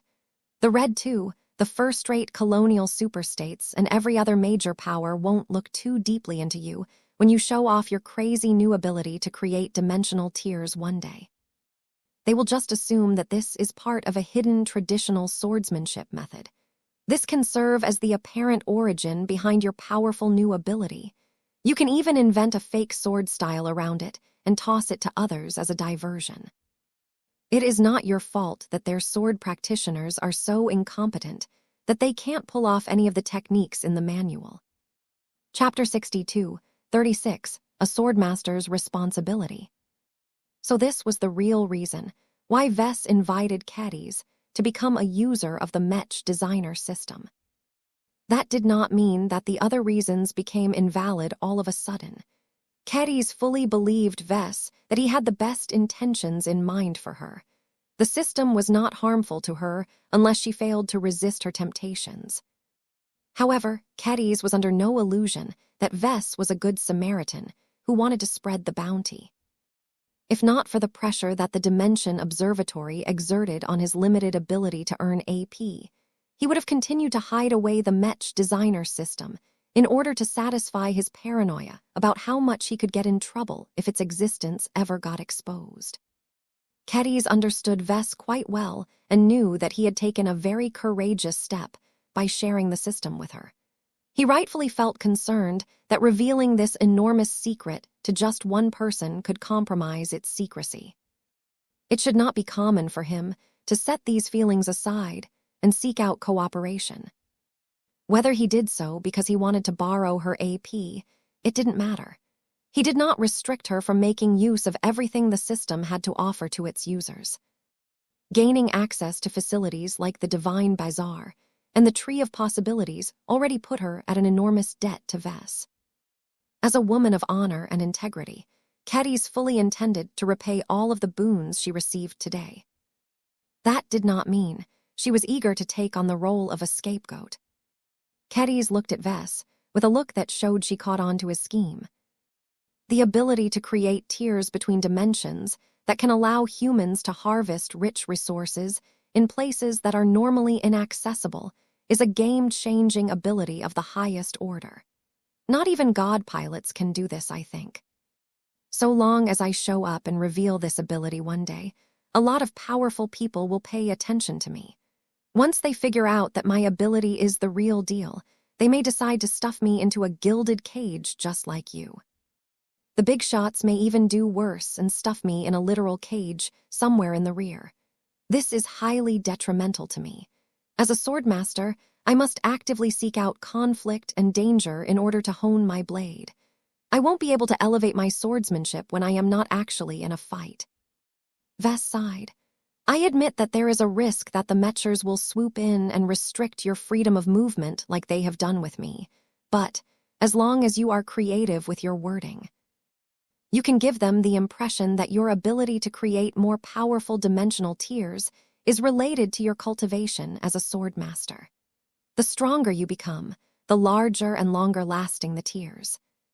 If you can claim that you can create a permanent dimensional tier once you advance to the rank of Sword Saint, then I am sure that they are willing to escort you to enough battlefields where you can give your swordsmanship full play. That sounded like a dubious plan to Caddies. Even if it worked out as he predicted, she still wouldn't be able to go where she wished. She would gain her own Blue Jay fleet that stuck to her like a barnacle and acted like an overprotective mother whenever she attempted to travel anywhere that posed a slight threat to her life. How would she be able to build up her courage and face true life-threatening challenges when the Mechers refused to hold back from saving her? She hated the thought of getting coddled all of the time. You don't have to accept this request of mine, Vess earnestly said. You are by far the best candidate to expose the ability to create dimensional tiers, but you are not the only one. I just need to spend 10 AP in order to induct another Mech designer to the system. Most people in our profession actually like it when they stay as far away from danger as possible, so it shouldn't be too difficult to find a trustworthy partner who is willing to bear this particular burden. Caddies looked a bit guilty after hearing this. I do not want you to feel as if you have invited me in vain. I would hate it if you think I am being ungrateful. There are more ways for you to contribute aside from creating dimensional tiers. If you truly want to repay me for giving you access to the system, then make good use of it and earn lots of AP so that you can make the dimension observatory stronger and more useful to us all. The sooner we unlock the ability to create permanent dimensional tiers, the better. That made Keddies feel a bit better. Now that she had almost completed her tour through the system space, she had a pretty good idea how difficult it was for a user to earn AP. If the descriptions of the Dimension Observatory were accurate, then it clearly possessed a huge amount of potential. However, it cost a huge amount of AP to draw out its greater potential and elevate it to the point where it could relieve Red humanity's persistent resource shortages in a more permanent and sustainable fashion. At this moment, Keddy's mind began to sway. This was because the call of duty beckoned to her. It was clear that Vess was too much of a coward to make use of the Dimension Observatory himself. He would try his best to shirk this duty and pass it off to someone else in order to prevent his heat from increasing any further. How long would it take for him to find a willing and trustworthy candidate? It had already taken him a lot of guts to invite Keddies into the Mech designer system. If he chose Keddies over Gloriana, then Vess clearly had major trust problems. Keddies recognized the incredible value of the Dimension Observatory. In a time where Red humanity suffered one setback after another, any delay in making effective use of the observatory's functions could lead to the defeat of human civilization. The most direct way to solve this problem and minimize the negative consequences was to accept the duty that Vess had thrust upon her. So long as she accepted the consequences of bearing this important burden, she would not only be able to help Red humanity gather more resources to fuel its hungry war machine, but also take personal control over a power that others might abuse for their own purposes. Keddies closed her eyes for a moment. As Keddies tried to come to terms with this responsibility, she felt as if Sharpie had grown a little sharper and stronger. A swordmaster never shirked her duty. A swordmaster did what was necessary in order to fight for her people. A swordmaster should not let the consequences of her own actions keep her sword in its scabbard. As the woman opened her eyes once again, her steel had subtly become stronger and more condensed. This may be just a simple mental test to others, but to a swordmaster like Keddies, it had served as an important reminder of how a true transcendent warrior should behave. I will do it, Vess. Wait, what? You heard me. I did not misspeak. I will go further than spend a part of my AP income on upgrading the Dimension Observatory. I shall wield the Dimension Blade and pretend it is my own sword as I use it to create openings to other dimensions. I do not entirely approve of the deception in your plan, but I understand that revealing the truth will do more harm than good. I shall keep your secret, Vess.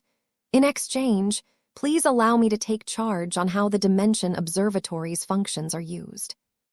If you want to shirk your responsibilities, then be consistent. So long as I am in control, I will ensure it will only be used for the good of Red humanity. Vess blinked. He did not expect his former student to make a counteroffer and add an extra demand of her own to the deal. He did not entirely like it.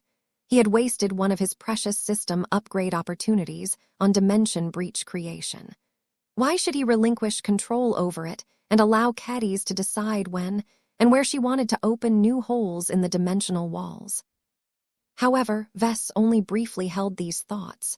Keddies would never deliberately disadvantage him and the Larkinson clan. As far as he was concerned, Keddies just wanted him to delegate this matter properly. As long as he was willing to give her a chance to prove herself, the swordmaster would go on and hopefully live up to his expectations. The most important part about this was that Vess needed to be able to let go. The Dimension Observatory was incredibly valuable to him, but it held a lot of value to others as well. It was impossible for the Larkinson clan to monopolize the ability to create dimensional breaches. Letting Kedys take charge over this matter would make her responsible for maintaining a careful balancing act. Hopefully, she would still be able to grant preferential treatment to the Larkinson clan. Vess did not expect to be able to take sole possession of every portal into another dimension, but as long as his clan gained control of 1 or 2 permanent dimensional tiers, that already put the Larkinsons ahead of most of their rivals. Besides, he already noticed how much good it would do for Kedys to take on this greater responsibility. His sharp senses could not possibly miss how her companion's spirit grew a little stronger and more driven after she had made a decision in her mind. Vess extended his arm. Kedys reached out and shook hands with the man who brought her into the system. It's a deal, then. Both of their lives had changed forever because of this, but it would take time before either of them understood how much their trajectories had shifted. One thing was for sure. Kedys was definitely bound to become as famous and prominent as Vess after she revealed her latest miraculous ability. I truly appreciate it, Kedys. You are the best person I can think of who can fulfill this particular role.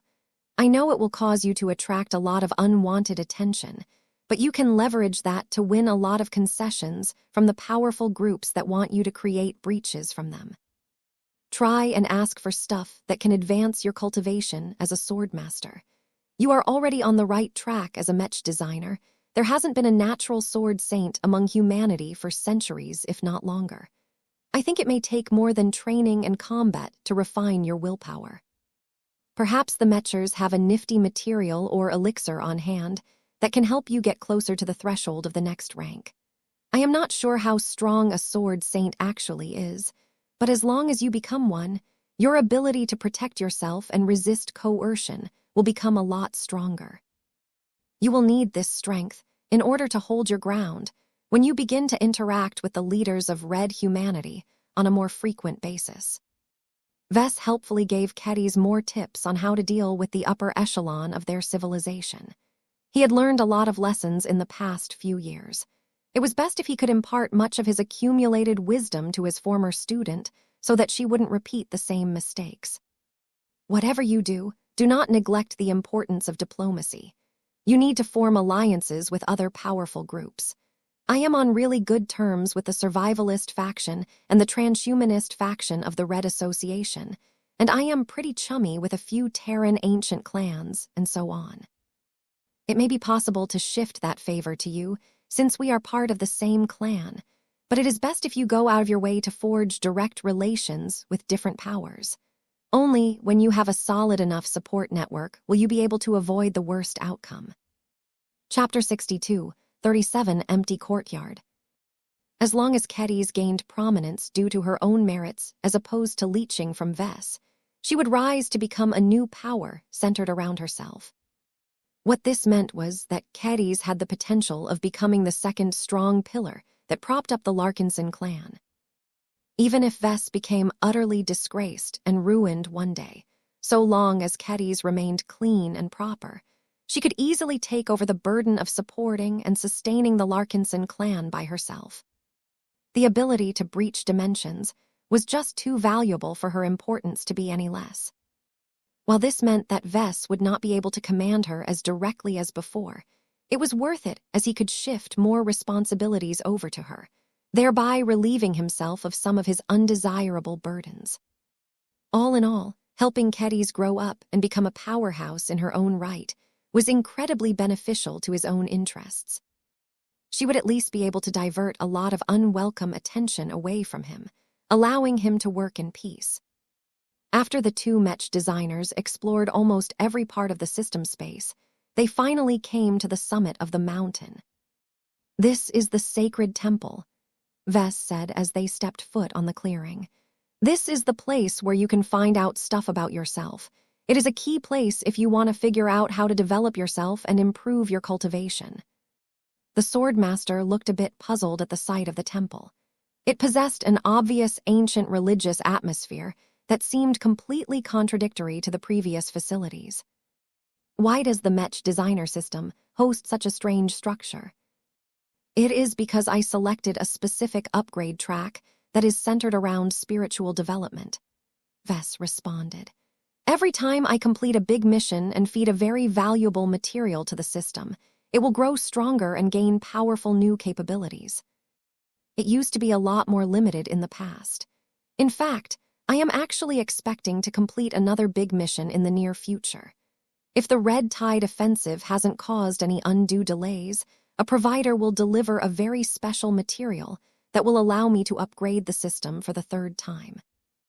We can discuss what upgrade track we should pick once we meet together inside this system space. Wait, Kedis suddenly raised her palm.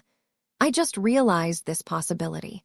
If we can both enter this system space while we are located in two separate locations, we should be able to do more than talk to each other in total confidence. Since we can bring our stuff inside this place, can we transfer it to each other? Vess blinked. He hadn't realized this yet. How could he have overlooked such an amazing possibility?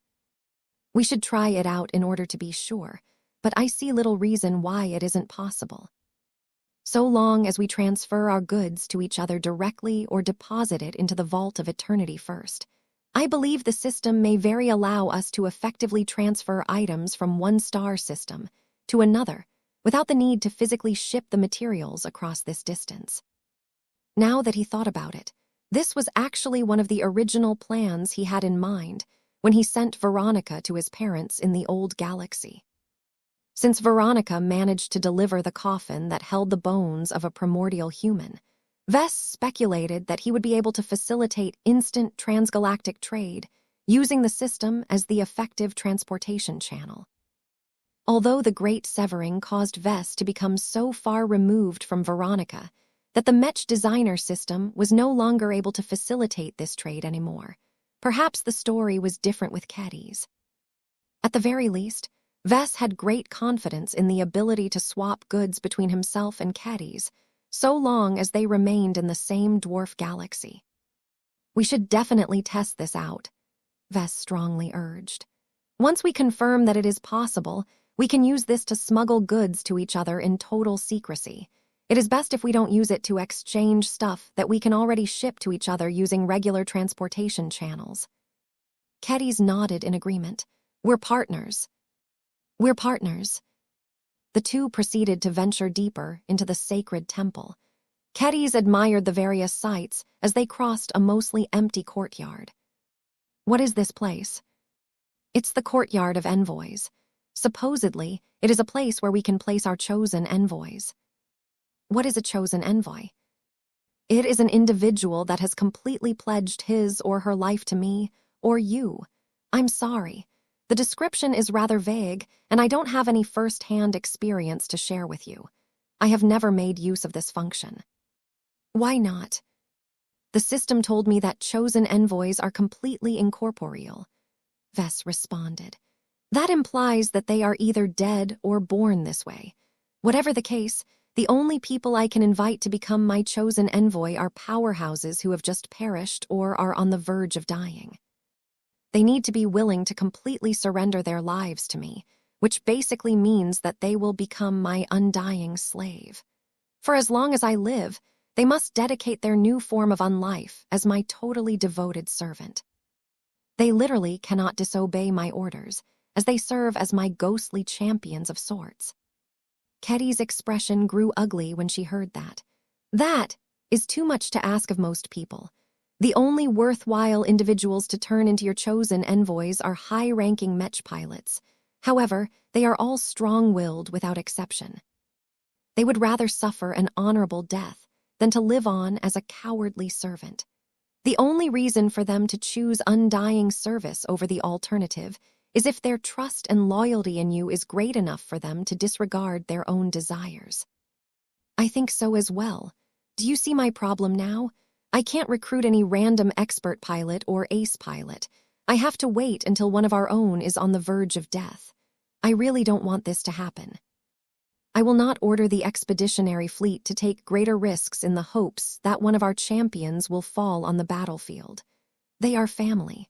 I admit that I will not hold back if I see an opportunity, but given how methodically our troops fight, this may take a while. That is the right attitude to take. I completely approve of your approach, Vess. I can see how the option to turn a dying comrade into a chosen envoy can be good for both us and them. I am already thinking about whether it is possible to turn my fellow sword maidens into envoys. They will need to be strong enough in spirit, Vess reminded her. Having companion spirits should help a lot with that, but given that chosen envoy is clearly a status reserved for the powerful, the candidates should at least reach the rank of a swordmaster or expert pilot. That was a massive constraint. It ended Ketty's hopes of saving every sword maiden who fell on the battlefield. I think it is completely okay for you to make no use of the chosen courtyard. You already enjoy many forms of protection, and you can even turn into a phase lord if you are locked in a hard fight. I don't have so many luxuries. I am a swordmaster. Even if I have the option to become a phase lord, I will not take it because it conflicts with my path. I have a much greater need for chosen envoys, especially if I am still allowed to fight the aliens from time to time. You never know what you may encounter on the battlefield. She made a good argument. The life of an active swordmaster was indeed perilous. She could use a trump card like this to guard herself against unreasonable opponents such as mechs or giant beasts. Anyway, let's continue. This over here is the Pantheon. This is probably a place which you will visit frequently after this, because it is the place where you can find out your attributes and many other useful information. He led her to a set of statues inside the Pantheon. A few of them looked familiar, but one of them had been added very recently. Ketty's recognized Vess and Blinky easily enough, but she grew puzzled when she caught sight of the statue of a completely different individual. This dwarf looks familiar. It's one of my external incarnations, Vess coughed. Pardon. It's not important. I brought you here because you can summon your status, which gives you a detailed quantitative breakdown of yourself. Here is mine. Specializations, mutual growth. Name, Vess Larkinson. Profession, senior Mech designer. Specializations, mutual growth. Ascension points, 40 app. Attributes. Strength, 22. Dexterity, 4.3. Endurance, 27. Intelligence, 6.4. Creativity, 9.1. Concentration, 18.2. Spirituality, 35. Genetic aptitude, F+. Skills. Evaluation. A renowned senior Mech designer who has begun to master the mysteries of life, Mechs, synergy, and the occult. Ketty's momentarily looked overwhelmed, especially when she saw the giant list of skills and subskills. Don't read too much into skills and stuff, Vess advised. The most important pieces of information you can gain from this status are your attribute scores. You will need to know how you stand on them in order to safely ingest certain enlightenment fruits that impose additional requirements. These numbers, what are they based on? Who determined the scale? I don't know, Vess shrugged. I can make a few guesses, though. I suspect that an attribute score of 1.0 conforms to average humans. An attribute score of 2.0 represents the normal limit of ordinary humans. This applies to every attribute aside from spirituality. Why the exception? Because modern humans are spiritually deficient, Vess answered. It's a long story, and it is not that useful to explain it to you. For now, you should keep in mind that normal humans can only improve their scores to 2.0 at most. It may be possible for baseline humans or lightly augmented humans to score a little bit above that, but that is the exception rather than the rule. Implants, genetic modification, and breakthroughs in cultivation are all ways to raise your attributes far beyond those limits. As you can see, I have grown a lot stronger in every way. Ketty's did not really understand the significance of his attributes because she lacked context. Let's go take a look at your own status page instead. You will understand a lot better what these numbers mean. Name, Kedys Larkinson. Profession, Journeyman Mech Designer, Swordmaster. Specializations, Sharpness Unyielding. Ascension Points, 0 app. Attributes, Strength, 2.6. Dexterity, 2.1. Endurance, 2.9. Intelligence, 2.2. Creativity, 1.3. Concentration, 3.0. Spirituality, 13.2. Genetic aptitude, F. Skills. Abilities. Evaluation. A promising young journeyman mech designer and a swordmaster who is only beginning to combine her two professions to develop unprecedented advantages in the field of mech design. The status belonging to Kedys was inferior in every way. Her attributes were a lot lower. Her set of skills and sub-skills were a lot less numerous and developed. Perhaps the only consolation was that she gained access to the same system-granted abilities as Vess. Kedys immediately glowered when she compared her attributes to that of Vess. Even though Kedys was the only professionally trained combatant among the two, if she assumed these attribute scores were accurate, it was impossible for her to defeat Vess in a straightforward battle. Kedys was definitely a lot more skilled in combat than Vess, but the latter's crushing physical attributes alone could easily stomp her flat. She truly felt for the first time that swordmasters were weak. Chapter 62, 38, the information provided by divine cores. Swordmasters were weak. This was the central idea that haunted Kedys ever since she saw the status of both Vess and herself. Even as Vess casually dismissed the numerical differences between their attributes and led her to the innermost section of the sacred temple, Kedys momentarily went through another internal struggle due to this harsh reality. And this is the sacred hearth. It is here where we can directly observe and possibly manipulate our most central parts of ourselves. The theory on divine cores is a bit esoteric and mystical, but according to my own understanding, these cores are the most direct and honest reflections of ourselves. They are the core that defines our spirituality and in turn our personality, behavior, principles, and so on. At the beginning, your divine core looks like a featureless ball. It is only when you grow stronger and begin to develop yourself that it slowly begins to form into a more distinguished shape. Vess stopped in front of his divine core. This is my most central divine core. I call it the hand of creation. I suppose it is taken on this shape because I truly love to create. I not only create mechs, but also other objects and even entirely new life forms. The broad range of my works has shaped my divine core into a form that is more universal than that of a typical mech designer. I quite like it. I suspect that it is one of the reasons why I am able to extend parts of my design philosophy to works that are not related to mechs. The hand of creation looked beautiful to Kedys. The sacred hearth had a way of presenting the divine cores of its users in a way that conveyed their inner brilliance. Vess' divine core was more than just a fancy-looking hand. It glittered with endless possibilities. It was as if the hand of creation was literally capable of bringing anything into existence. The more Kedys stared at it, the more she felt as if she was getting to know the true Vess underneath all of his masks and other social constructs. She understood more clearly now that deep down in his heart, Vess was just a really avid creator. He loved the act of making new stuff, simple as that.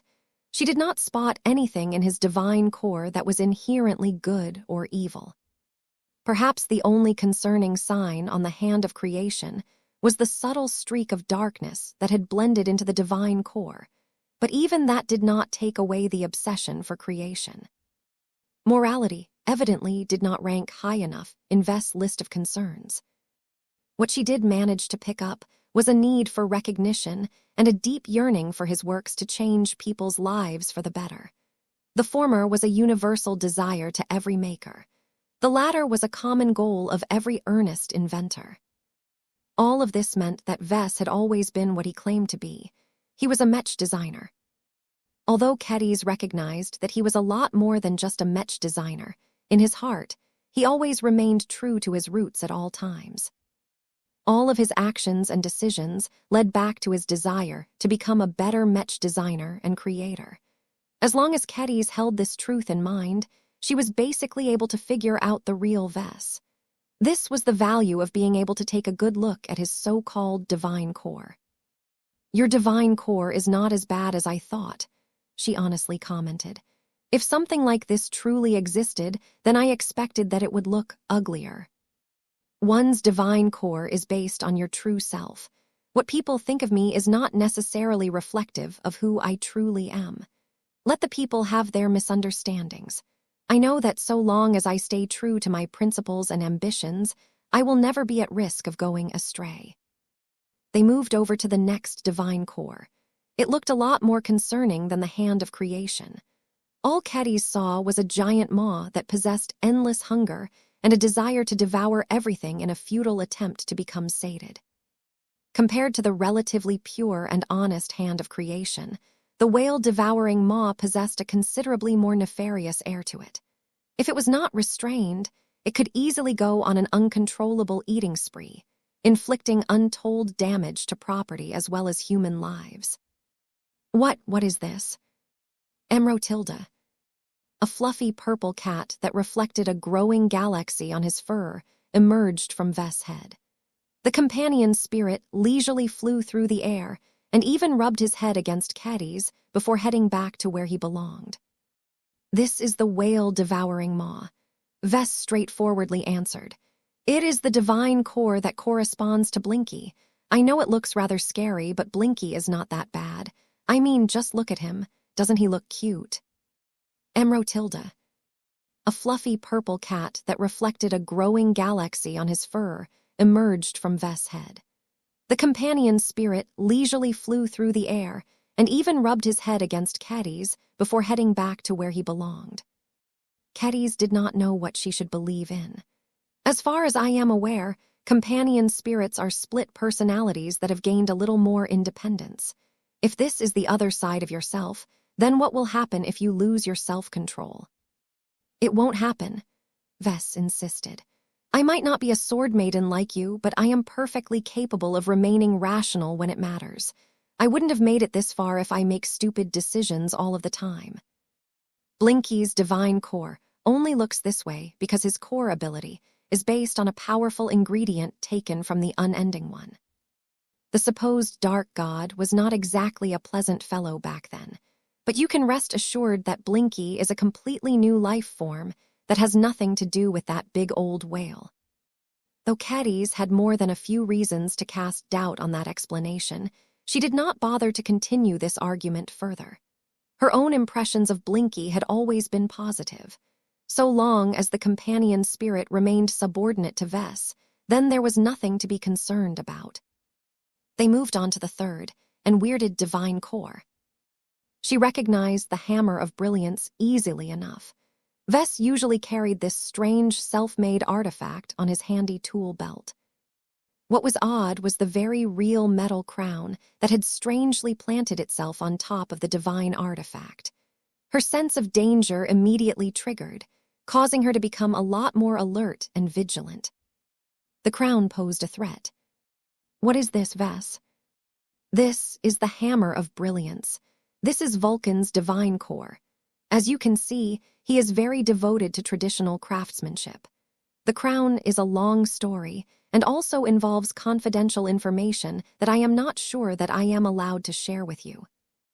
I admit that the crown is dangerous, but my mother developed a solution that allows me to contain its power and prevent it from causing any further trouble, mostly." "Mostly?" "Well, the crown has been with me for over a year, and it hasn't stirred up any major problems so far. I'm sort of using it as a power source at the moment. It is no different from trying to generate power from an active volcano. It is dangerous, but the risks can be mitigated as long as you take the right precautions." This was none of Kedis' business. She was willing to give Vess the benefit of the doubt and assume that he had a sufficient grasp on this crown. After admiring Vess' divine cores, they moved on to the next set of cores that clearly belonged to Caddies. They stood in front of a greatsword that looked as if it was still in the process of getting forged. "This is the divine core that corresponds to you," Vess remarked. "It doesn't look as defined as mine because you are still a journeyman who only vaguely determined her development trajectory. The fact that it has not yet taken on a more solid and permanent shape means that you are still undecided where you want to take your design philosophy." "Is that bad?" "No, it is not. This is normal among journeymen. You are still at an exploratory stage. You just need to travel more and experience new sights. Once you have found an idea that you are passionate about to use as the centerpiece of your design philosophy, that is the point where your divine core will shift to reflect your heartfelt choice. As long as you are able to satisfy the other requirements, it shouldn't take long before you advance to the rank of senior Mech designer." Caddies was already vaguely aware of what she needed to do in order to take the next step, but she never imagined that she could gain access to such a clear visual indicator of her progress. Being able to see her progress in a more concrete form was incredibly helpful to her progression. Even though it was just the equivalent of being able to see a progress bar that represented her own progress as a Mech designer, it was already helpful to know how close she was to reaching the next rank. From what she could observe from her divine core, its progress did not stray too far from her own estimates of herself. She was still a long way from becoming a senior. She was still engrossed in too many interesting research subjects, ranging from sharpness to Stormblade technology. If she wanted to become a senior, then she needed to limit herself to a more singular, cohesive design application and put her other interests to the side. "I know where I stand. I will be sure to check up on my divine core on a regular basis. Do you have any advice for me now that you have seen my core?" Vess thought for a moment. "Well, if you are satisfied with how your divine core reflects your current aspirations, then be careful about absorbing the more expensive and powerful enlightenment fruits. Knowledge is power, but power can be a corrupting force. If you absorb too much high-level knowledge, then your goals and ideals may change to reflect what you have learned. I am not telling you to avoid those expensive and powerful enlightenment fruits entirely. You just need to be more prepared to digest what you have gained." "That is a good suggestion. I will make sure to be more careful about this," Caddies said. It was unlikely that this would become a major problem to Caddies because of two reasons. First, she was a swordmaster. Her strong willpower would allow her to stick to her original convictions a lot easier. Second, the more powerful and overwhelming enlightenment fruits were too expensive. It was impossible for her to exchange too many of these exotic knowledge packages. There was no particular reason for Vess to worry about Caddies. The two moved in front of the last divine core. It clearly reflected Sharpie because it looked exactly like the companion spirit. "This is pretty interesting," Vess said as he stared at a core that looked like a miniature Caddies wearing a robe and wielding a greatsword. "You are the first willpower cultivator that I have brought into the system. I think it is not an exception that Sharpie's divine core is an exact match of her current form. The outcome should be similar to every expert pilot we can bring into the system. They are some of the most honest people in existence, and this is a reflection of that trait. Their divine cores should always match how they look, as the entire reason why they are able to grow so powerful is that they essentially worship themselves." Every high-ranking Mech pilot was self-centered by definition. It was natural to assume that their divine cores closely matched who they were in reality. Vess even suspected that high-ranking Mech pilots who had managed to form blood pacts with their Mechs or completed parts of the Mech body merger process started to look different from their human selves. Their divine cores may have begun to resemble their own Mechs. Chapter 62, 39, Flawed Swordsmanship. The comparisons between the attributes mentioned in their statuses already gave Caddies a powerful indication that she was a lot weaker than Vess. Studying their respective divine cores only worsened her evaluation of herself. The three divine cores belonging to Vess were all strong and clearly defined, without exception. While a part of that could be explained by the fact that he was older and had more time to figure out his goals and motivations, he was being a lot more productive than Kedis. What Kedis found ridiculous was that Vess accidentally managed to become a phase lord somehow and become a lot stronger than herself. Even though the two had never sparred against each other for real, Kedis could already tell without a shadow of a doubt that she could swing her blade against Vess' massive true body all day and still fail to kill him entirely. His body was too big. His skin and hide were too tough. His bones were practically unbreakable. No matter what species they originally belonged to, once an individual became a phase lord, their physiques already exceeded their normal boundaries and began to evolve into a more perfect and combat-capable body. This led to the ridiculous result that Vess had become powerful enough to fight against Mechs, barehanded, in spite of the fact that his divine core showed that he had no intention of using his massive power in this way. Although none of this was his fault, Kedis couldn't help but resent Vess a bit for gaining so much strength, only to make it all go to waste. Perhaps the only benefit to becoming a phase lord for Vess was that he became a lot harder to assassinate.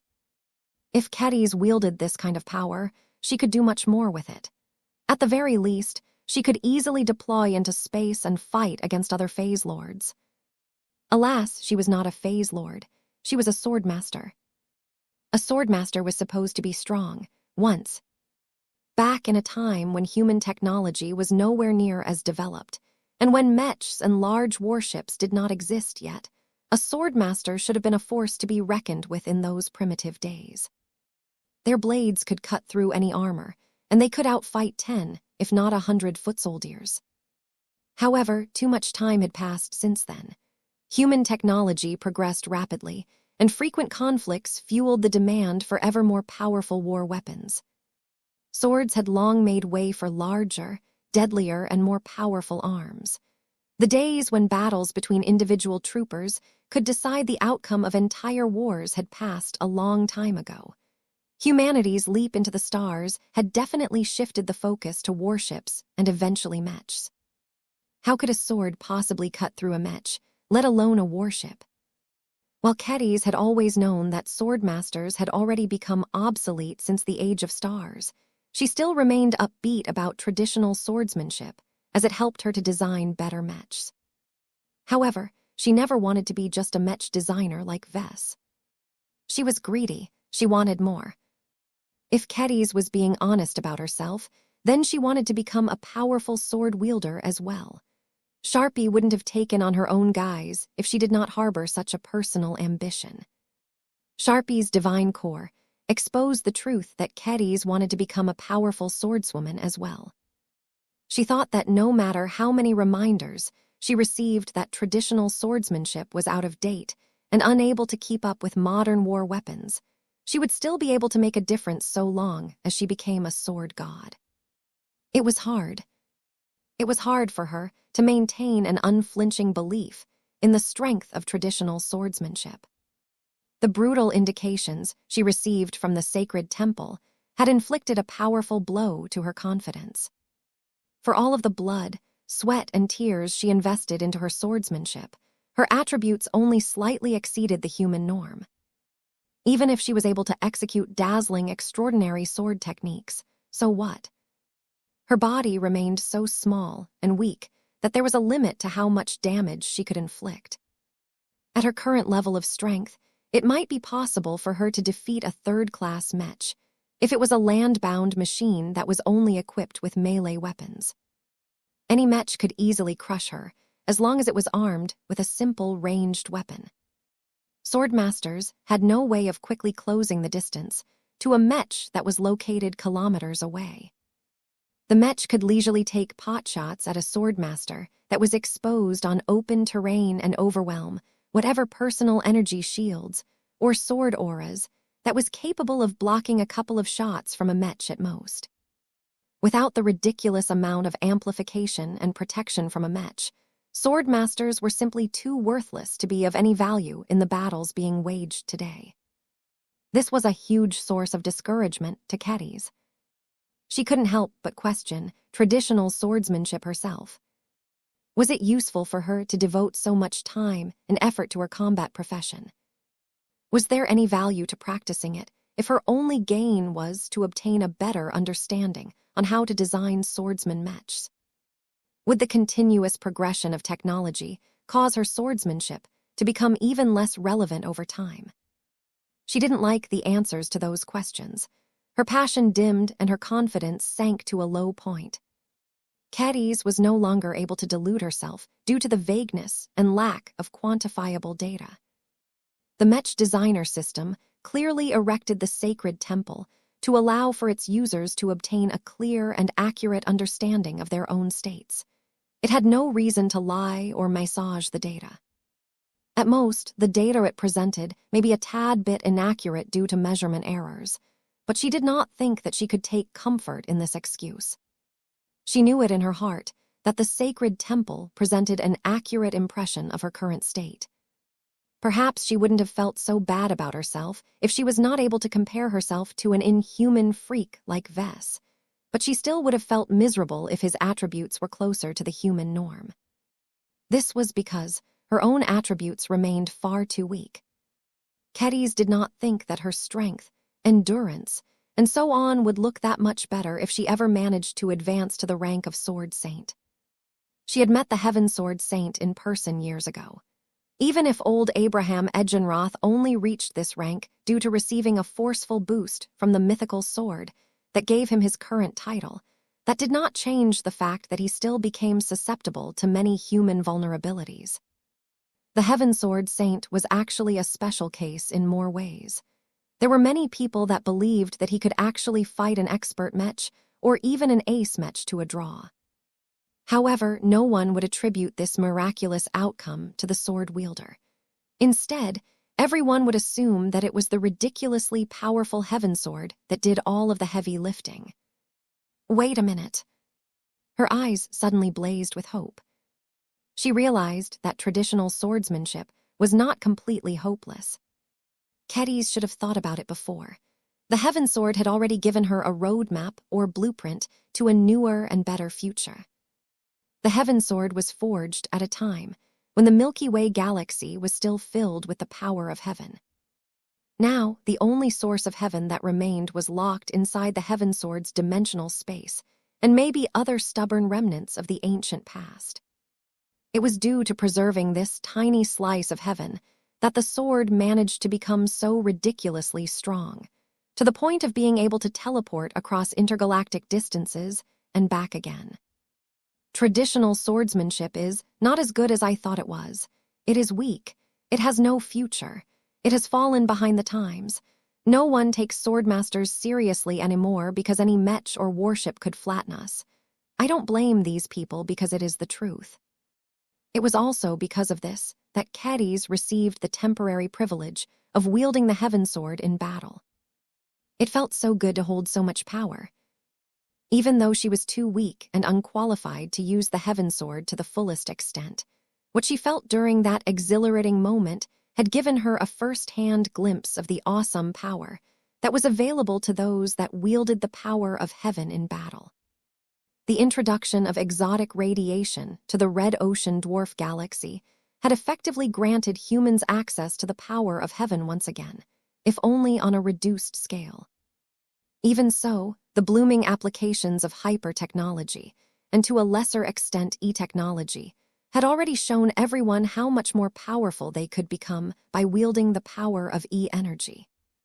The most recent lightning tribulation even featured an alien that was most likely native to Messier 87 that mastered a completely different style of swordsmanship. Instead of trying to polish his willpower, the dual-wielding swordsman evidently dedicated his training to learning how to communicate and leverage the power of ice and fire. Though Kedis was too busy at the time to think how it was relevant to her own swordsmanship, now this alien example further cemented her new resolve. "You've been quiet for these past few minutes. What is the matter, Kedis?" The swordmaster faced Vess with renewed fire and determination. "I was wrong." "Wrong about what?" Traditional swordsmanship is not as good as I thought it was. It is weak. It has no future. It has fallen behind the times. No one takes swordmasters seriously anymore because any mech or warship could flatten us. I don't blame these people because it is the truth. Are you questioning your path? She knew him too well. Perhaps you are right. What are you going to do about it then? I am, Kedys admitted. And as far as I was concerned, this moment was long overdue. It is only by taking a step back and admitting that what I have been pursuing for many years is flawed that I am ready to take corrective actions. The harsh truth that I have been trying to avoid all of the time is that traditional swordsmanship in its current form sucks. Don't lie to me and say that it is not that bad. You know it is true. She knew him too well. Perhaps you are right. What are you going to do about it then? Isn't the answer obvious? I am going to improve it and bring it up to modern standards. I will reform whatever is necessary to build a vastly stronger foundation that fully takes advantage of the conditions of the current era. We live in the age of dawn. Mechs no longer have an absolute claim of dominance anymore. If mechs can leverage the power of hyper-technology to make themselves stronger, then so can swordmasters. All of that sounds plausible, but there are huge differences between a human-sized sword and a multi-ton mech. The latter is always able to provide a much stronger degree of amplification. You can't make up for this enormous gap. Kedys shook her head. I think you are wrong. Anything is possible. Have you forgotten about the Heaven Sword? It possesses an entire pocket space that is filled with miraculous energies. This is at least one concrete example on how swordmasters can circumvent the limitations of their limited human physiques. As long as they are equipped with swords that possess their own pockets of heavens in them, they can wield power far in excess of ordinary swordmasters. Her claims sounded so outrageous that Vess didn't know what to say. He then thought about it further and realized that his former student may actually have a point. The Heaven Sword was a unique relic that could have only been made by a true god-level craftsman. There was no way a journeyman like Kedys could forge such a transcendent artifact with her current capabilities. However, if she utilized the advantages of the Mech designer system to acquire relevant skills and production equipment, it may be possible for her to one day forge a blade that possessed 0.1% of the power of the Heaven Sword. The enormous difference in power made the weaker sword sound pathetic, but it already represented a huge breakthrough if Kedys managed to forge such a weapon. As long as a decent swordmaster was able to wield such a weapon, it was not impossible for such a figure to fend off an expert mech under limited circumstances. If Kedys kept improving her craft, she would eventually be able to forge much more powerful blades. If she was able to systemize her sword-forging methods and teach her craft to other traditional blacksmiths, then they may actually be able to spark the revival of swordmasters throughout human society. Chapter 62, 40 The Evolution of Swordsmanship. Vess looked surprised as he stared at Kedys. Deep inside the sacred temple, the swordmaster somehow gained an epiphany that caused her to drive away much of her confusion and gain a much clearer goal to strive towards. The changes going through her mind were so profound that it even affected her spirituality. Vess could clearly observe these changes. Not only was Sharpie's aura changing in character, but her divine core also started to change shape. The miniature version of Kedys seemed to become a little more sacred and holy. The divine core gained a more distinct heavenly flavor as it became surrounded by mystical clouds. Even the robes began to brighten into white. He could even see the faint silhouettes of a halo and a pair of wings sprouting behind her back. In the end, Sharpie did not outright transform into a heavenly angel. Kedys' epiphany only progressed her willpower to a certain extent, and she still had a lot to go before she could imitate the power of an angelic being. However, Vess was already impressed by her transformation. Though a part of him felt concerned that Kedys was still being affected by the Heaven Sword's contamination, he believed she was strong and sober enough to make her own decisions on the matter.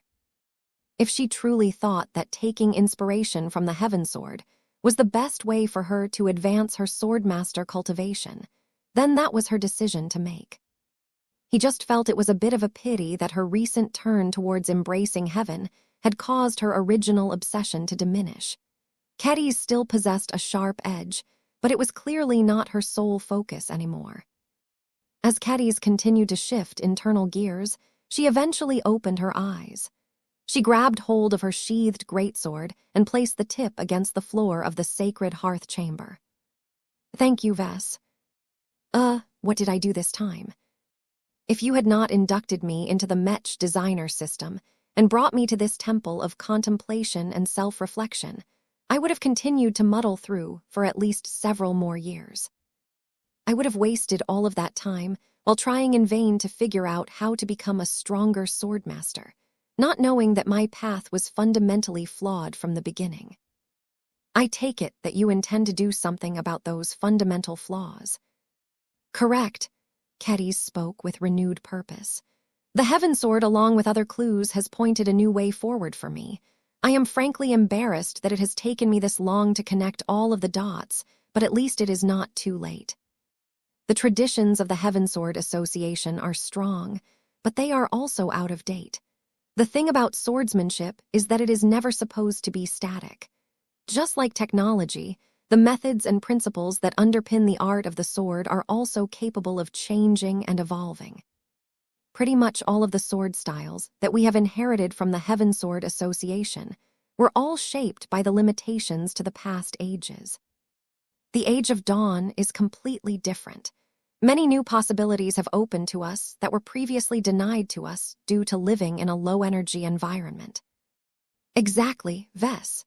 Now that every swordsman is able to wield the power of E-energy radiation, I see no reason why I, along with other sword practitioners, must insist on relying on our own willpower alone to fight. As much as I hate to admit it, willpower alone is far from enough to allow us to defeat the likes of god mechs, dreadnoughts, and ancient phase whales. Only by admitting our weakness and becoming more proactive in doing better we stand a chance of attaining parity with those powerhouses one day. Kedis truly believed that she may be able to put up a good fight against those titans one day. That was too much for Vess. He couldn't help but cast doubt on her new ambition. That is a bold claim. God mechs are the strongest combatants at their exalted levels. No other cultivator can match them in a direct confrontation. The most you can do is close the gap, but the difference in equipment is far too great for you to gain the upper hand against even the weakest of god mechs. The reinvigorated swordmaster shook her head. That is where you are wrong.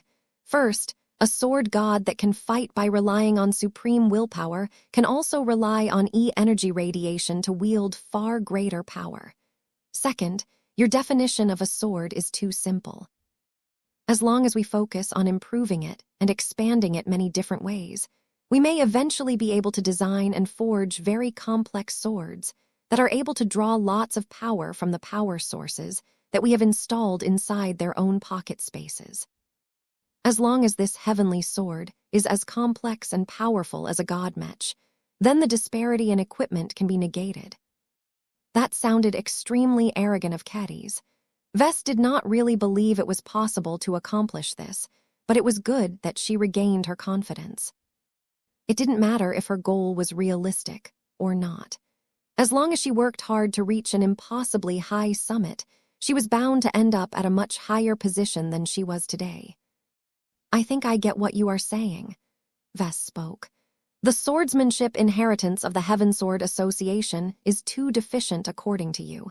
It was mainly centered around willpower cultivation. You think you can update it by combining willpower cultivation with both Kai cultivation and artifact cultivation. That is it, I think. Kedis was clearly not entirely familiar with the terminology used by Vess.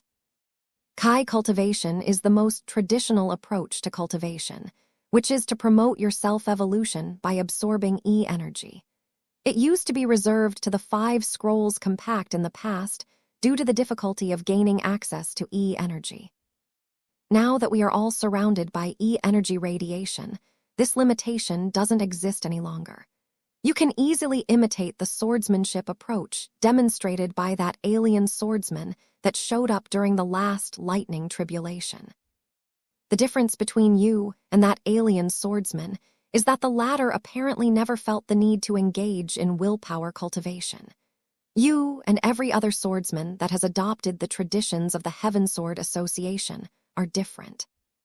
While it is a lot harder to engage in two forms of cultivation at the same time, the results will undoubtedly be greater if you succeed in both. The Swordmaster appreciated this explanation. It sounded much more systematic and sound in theory than her previous argument. What about artifact cultivation? That is a form of cultivation where the practitioner derives his strength from the powerful artifact that he possesses. A normal sword won't strengthen you much, but a weapon as powerful as the Bloodsinger that you have been nurturing all of the time is different. As long as you make your sword a lot stronger, then whenever it is wielded by weaker individuals, those lucky folks will be able to quickly grow stronger by drawing from the power of their blades. That was indeed what Kedis wanted to accomplish as well, but now that she heard this, she quickly recognized a very big problem with this approach. A sword that is too powerful has the potential to overwhelm its wielder, Kedis mentioned. I certainly found it difficult to maintain my thoughts when I wielded the Heavensword in the past. I mostly managed to hold on because I was a swordmaster, but anyone weaker than that would have succumbed to the sword within a second. That is why artifact cultivation alone cannot produce strong swordsmen. You will only produce sword slaves in that case, Vess theorized. The strength of the sword must always remain in proportion to the strength of its wielder. You can make the weapon a bit stronger than that, but the wielder needs to compensate by developing his willpower. One cannot go without the other. Each of the three forms of cultivation that you have mentioned is essential. Leaving one of them out will never result in swordsmanship that is strong enough to rival Mech piloting. I think we have the makings of a superior approach to swordsmanship here, Kedis. Willpower cultivation, Kai cultivation, and artifact cultivation can all go hand in hand to produce a much more powerful version of Swordsmaster than the ones that have shown up in the past. I think it may be useful to distinguish it with another name. What would you like to call this evolution? A name instantly came to mind. Kedis could not think of any other names that could fit her new approach a lot better. Heavenly swordsmanship, she announced.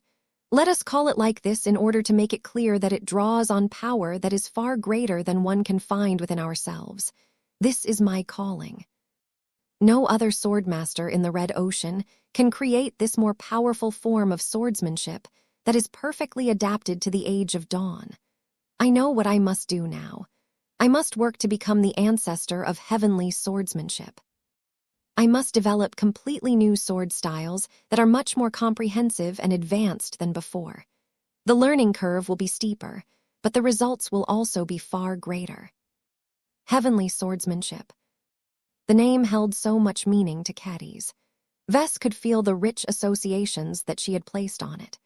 Her basic aspiration was to invent and master a sword style that was so powerful that it could actually reproduce the raw might as well as the infinite mutability of the heavens. If Kedis actually managed to pull off this insanely ambitious goal, then Vess predicted that she had a good chance of becoming the most powerful sword practitioner to ever exist.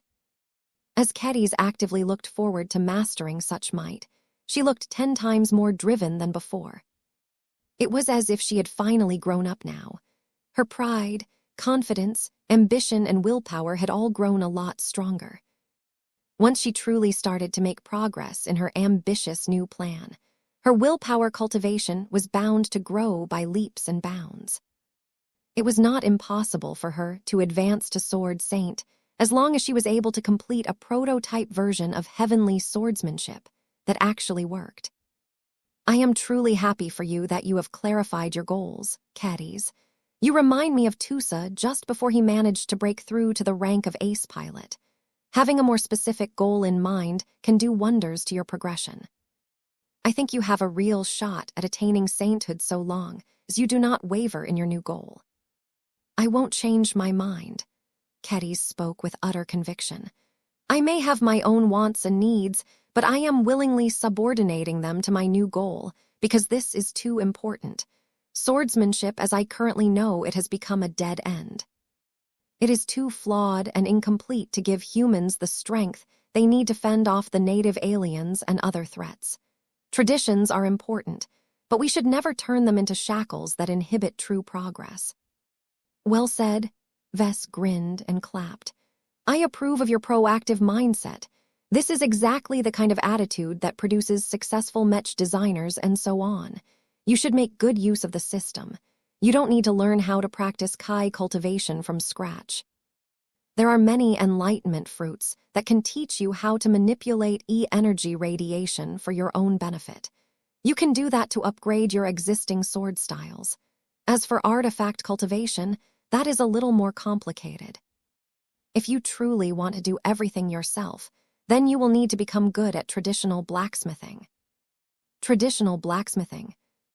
It's the ancient counterpart to the non-degenerated version of traditional swordsmanship. You don't need to spend too much AP to learn this craft. I can have Vulcan teach you how to forge low-level and eventually high-level artifacts. Chapter 62, 41-2 Changed Mech Designers. When Vess and Kedis finally left the system space, they emerged as different people. In reality, hardly any time had passed, yet inside this mysterious space, both Mech designers looked as if they had attained their own breakthroughs. The transformation of Vess was by far the most subtle one. His biggest change was that he had shared his greatest secret with one of the Mech designers he trusted the most. Even that had been a tough hurdle for him to overcome, as his paranoia still told him that it had been a mistake to open himself up to a new range of vulnerabilities. The more people learned about the system, the greater the risk of exposure.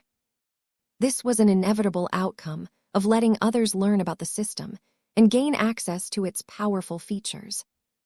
Despite his misgivings, he did not regret his choice. Letting Kedis gain access to the system granted a lot of benefits. His rationality fully agreed with this course of action, but emotionally he was not quite ready. He needed more time to process what had happened and accept the current outcome. Vess would become a better person in the end. This should have happened years ago. The Mech designer system was too powerful to be used by him alone. He could never utilize it to its full potential. He had been wasting much of its power by preventing others from gaining access to its amazing benefits. By letting Kedis make use of the system, its effective impact on society doubled. There was now a second Mech designer who could translate the benefits of the system into better Mech designs, revolutionary technological innovations, and an overall enhancement of the strength of Red humanity. This was not a trivial gain. Red humanity was locked in a war for survival, so any change that could increase its chances of winning had to be pursued. In short, Vess should feel glad that he had made a small sacrifice that delivered a large benefit to society. The best part was that he did not have to do any extra work in order to attain this outcome. Kedis would naturally make good use of the system to improve herself and increase her productivity.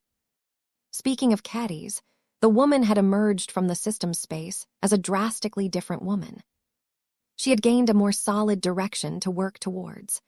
Her determination to elevate traditional swordsmanship to heavenly swordsmanship was very noble and promised to make a lot of humans more powerful than before. At this time, traditional swordsmanship had failed to gain enough relevance in society. Even after the start of the Age of Dawn had reintroduced cultivation to humans, not enough people valued the option of becoming a swordmaster. It was too difficult to become one. Many Heaven Sworders tried to break through their entire lives, but failed for one reason or another. It not only took years of focused training and dedication, but also talent that was not present in every human individual. Perhaps the Age of Dawn had lowered the requirements a little, but it did not change the fact that it took a lot of commitment and discipline to transform one's willpower. It would have been worth it to put all of that effort into breaking through if the individual was able to wield a powerful expert mech, and become a much more dominant fighter on the battlefield. However, the awkward part about swordmasters was that they still weren't strong enough to fight in most battles involving mechs and warships. The inability for swordmasters to match the likes of phase lords, and so on practically, made it useless for them to exist in the first place. They were as useless and irrelevant as horse cavalry and trebuchets. This was why Kedis felt it was her calling to change all of that.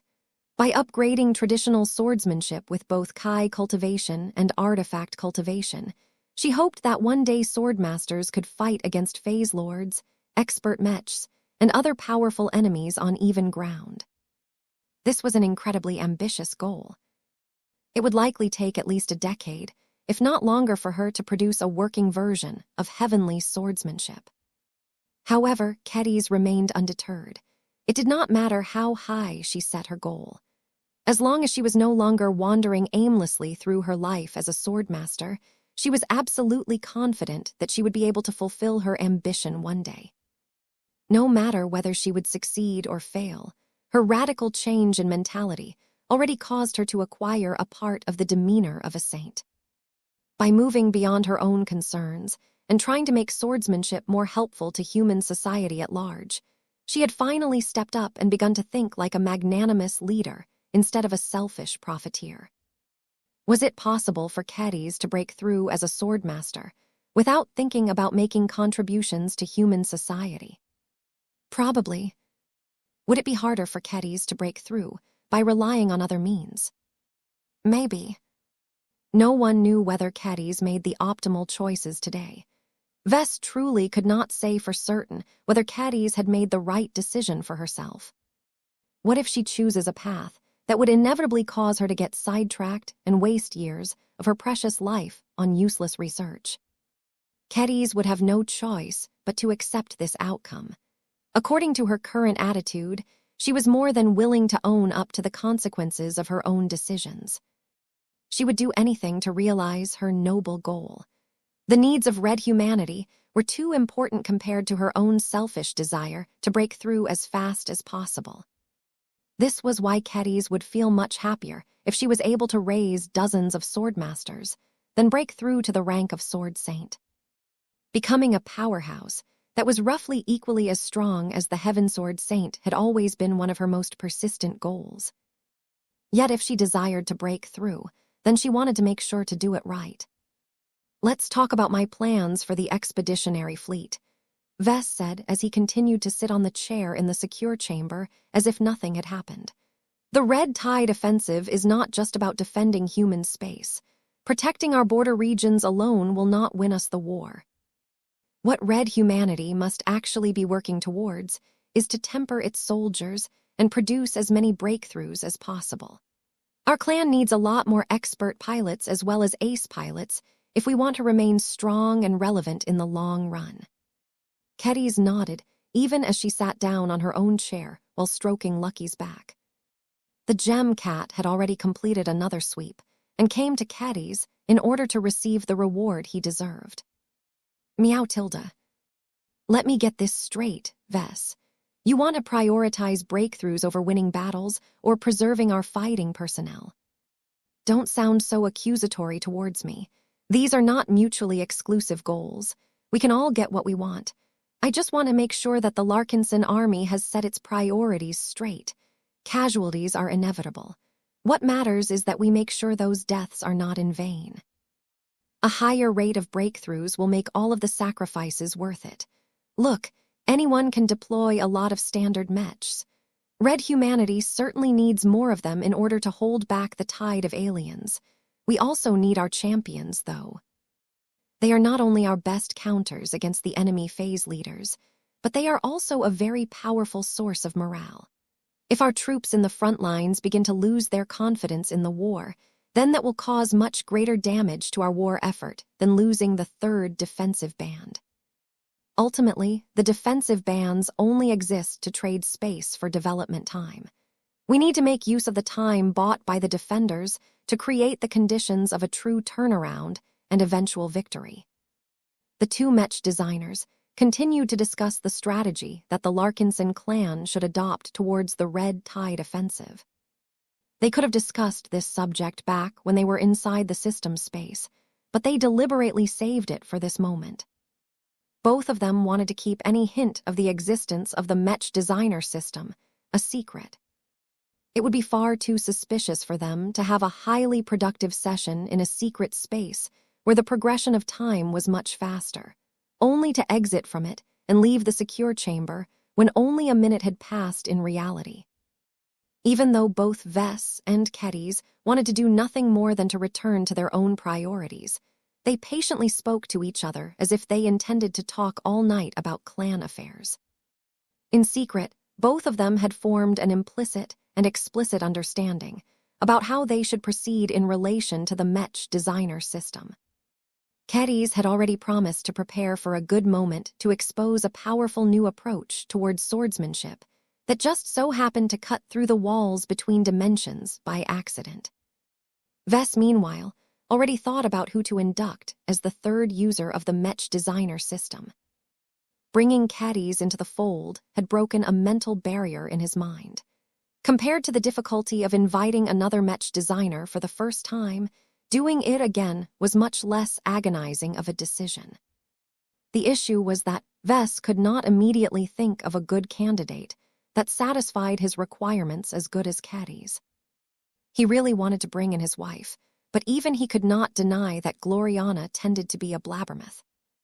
Though she was somewhat capable of keeping many secrets, her self-control was so questionable that Vess was not willing to gamble on her discretion on this matter. This was reason enough for Vess to disqualify her for the time being. Perhaps he might reconsider once she had improved her self-control, but for now he was better off looking elsewhere.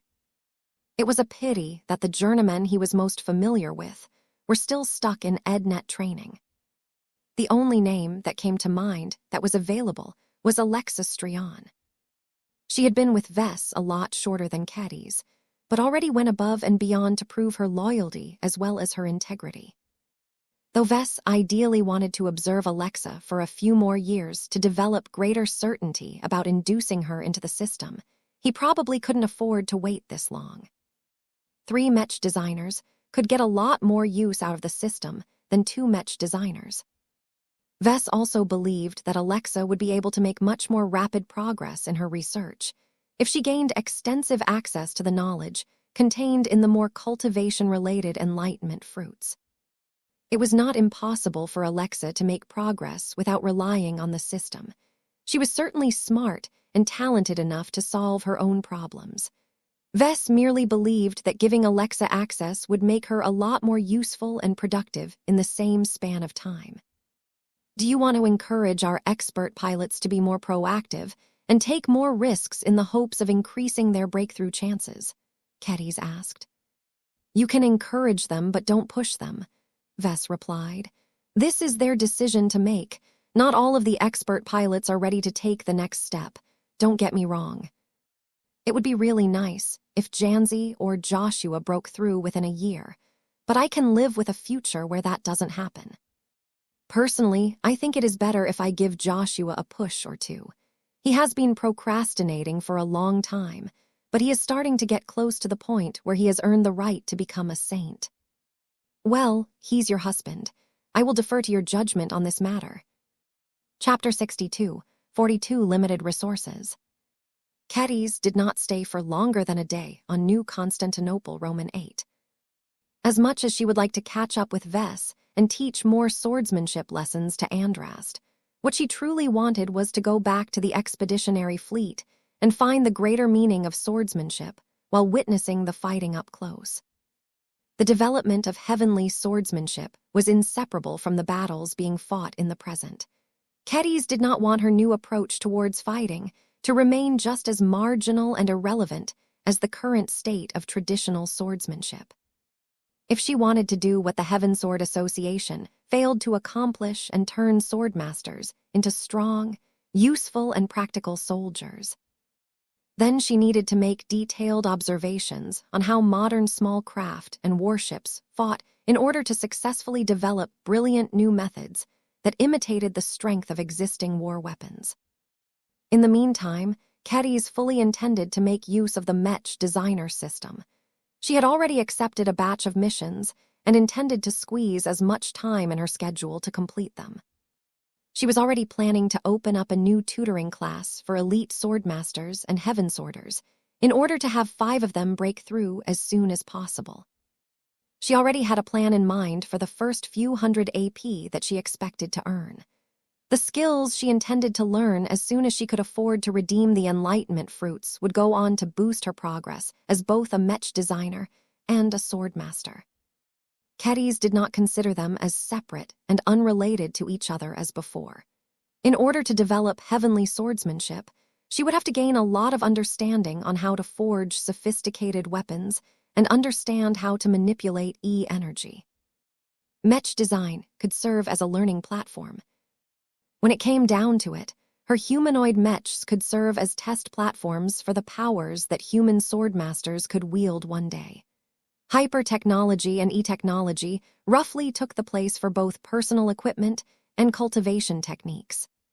So long as Kedis designed her swordsman matched with this equivalency in mind, her work as a Mech designer would directly feed back to her work as a swordmaster. As Kedis neared the end of her visit, she gathered in front of Vess one more time in order to bid a hasty farewell. Meow, meow. A certain dark-plated mechanical cat flew in from the distance and threw himself into Kedis' embrace. The bemused swordmaster already formed a guess why Lucky sought her out at this time. "Do you want to come with me back to the expeditionary fleet, cutie?" she asked while she held the cat in both her arms. "Meow. Are you bored here at Diandi Base?" "Meow meow. Do you really want to accompany me in battle and fight side by side like in the old days?" "Meow." "Hee. Kedis lovingly grinned and nuzzled the cat. "I would love you take you along. You certainly know how to take care of yourself. The decision is not up to me, though. Only Vess can decide whether I can take you along." "Meow." Lucky's ears drooped. "He is not coming with you," Vers stated as he steadily approached the landing zone. "I need Lucky a lot more than you. There are too few reliable guards by my family's side. The Mechers can do a good job, but they are ultimately not Larkinsons.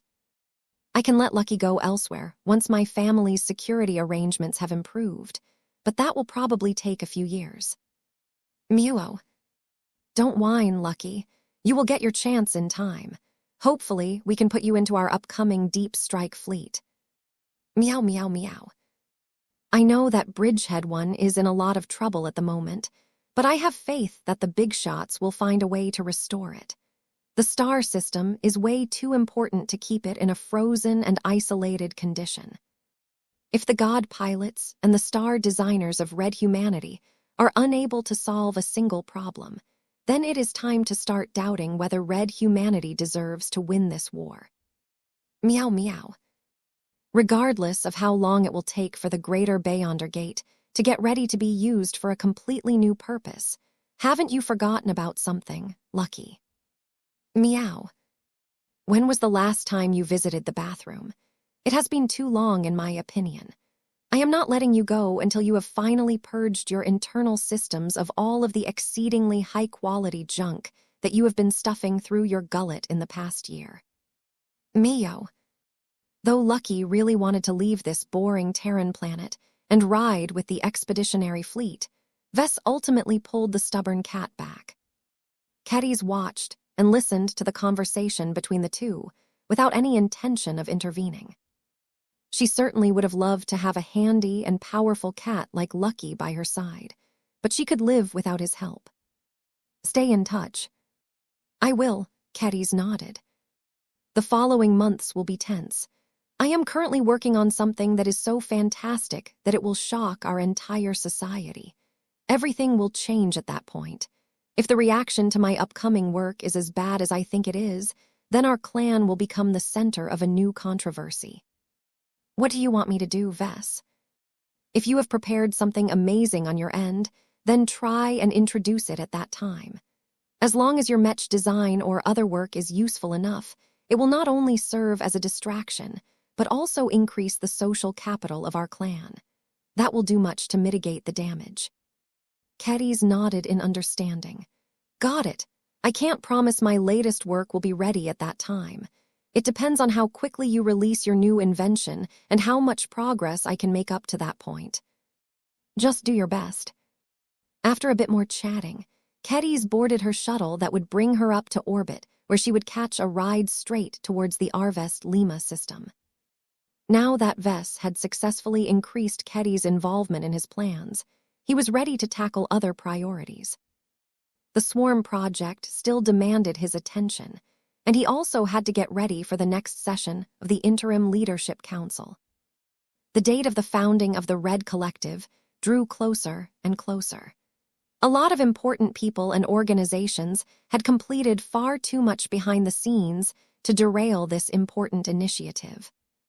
No matter what Vess, the Evolution Witch, or any other Tier 1 galactic citizen thought, too many stakeholders wanted the Red Collective to start its operations within the year. The start of the Red Tide Collective only increased everyone's sense of urgency. Third-raters and other underprivileged groups wanted to gain an increased say on how Red humanity should navigate the intensifying war. It was impossible for them to get their voices heard through the Red Association and the Red Fleet, so the new collective was their only hope of gaining a little more control over their own futures. Personally, Vess questioned whether this could make any difference.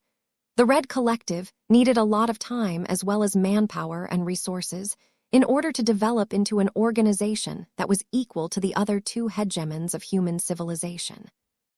With the native aliens doing their utmost to batter down the third defensive band and subsequently overwhelm the other two defensive bands, there wouldn't be enough time for the Red Collective to kick into gear and set up the infrastructure for the so-called sects to operate in an orderly fashion. If the border regions fell sooner than desired, then Vess expected that so much chaos would ensue that the Red Collective would be unable to fulfill its mandate. Therefore, Vess became less enthusiastic towards the organization that he originally brought to life. All of the talking and deal-making seemed pointless when the fighting kept encroaching further into human space. Still, Vess needed to meet his obligations, so he tried his best to show at least a cursory amount of interest in the upcoming sessions. The good news was that Vess did not have to spend too much of his time on following up on the various developments related to the Red Collective. He had thrown a lot of responsibilities to his personal assistant, who subsequently allocated a lot of work to a dedicated staff. Vess returned to his office and called Gavin over so that he could receive another update. So what issues on the agenda have been decided, and what issues do we have to make a decision on in the next session? Well, the different interest groups have already managed to come to a consensus on many different matters, Gavin responded. It might not even be necessary to mention some of the issues. You only need to address the most important of topics just so that they can enter the official record. Think about the organizational structure or the degree of centralization of the Red Collective. As for the matters that still need to be decided, there is an ongoing fight on how to pay for all of the stuff. Vess immediately frowned. I hadn't thought about that yet. Damn, it's not going to be cheap to maintain the operations of the Red Collective.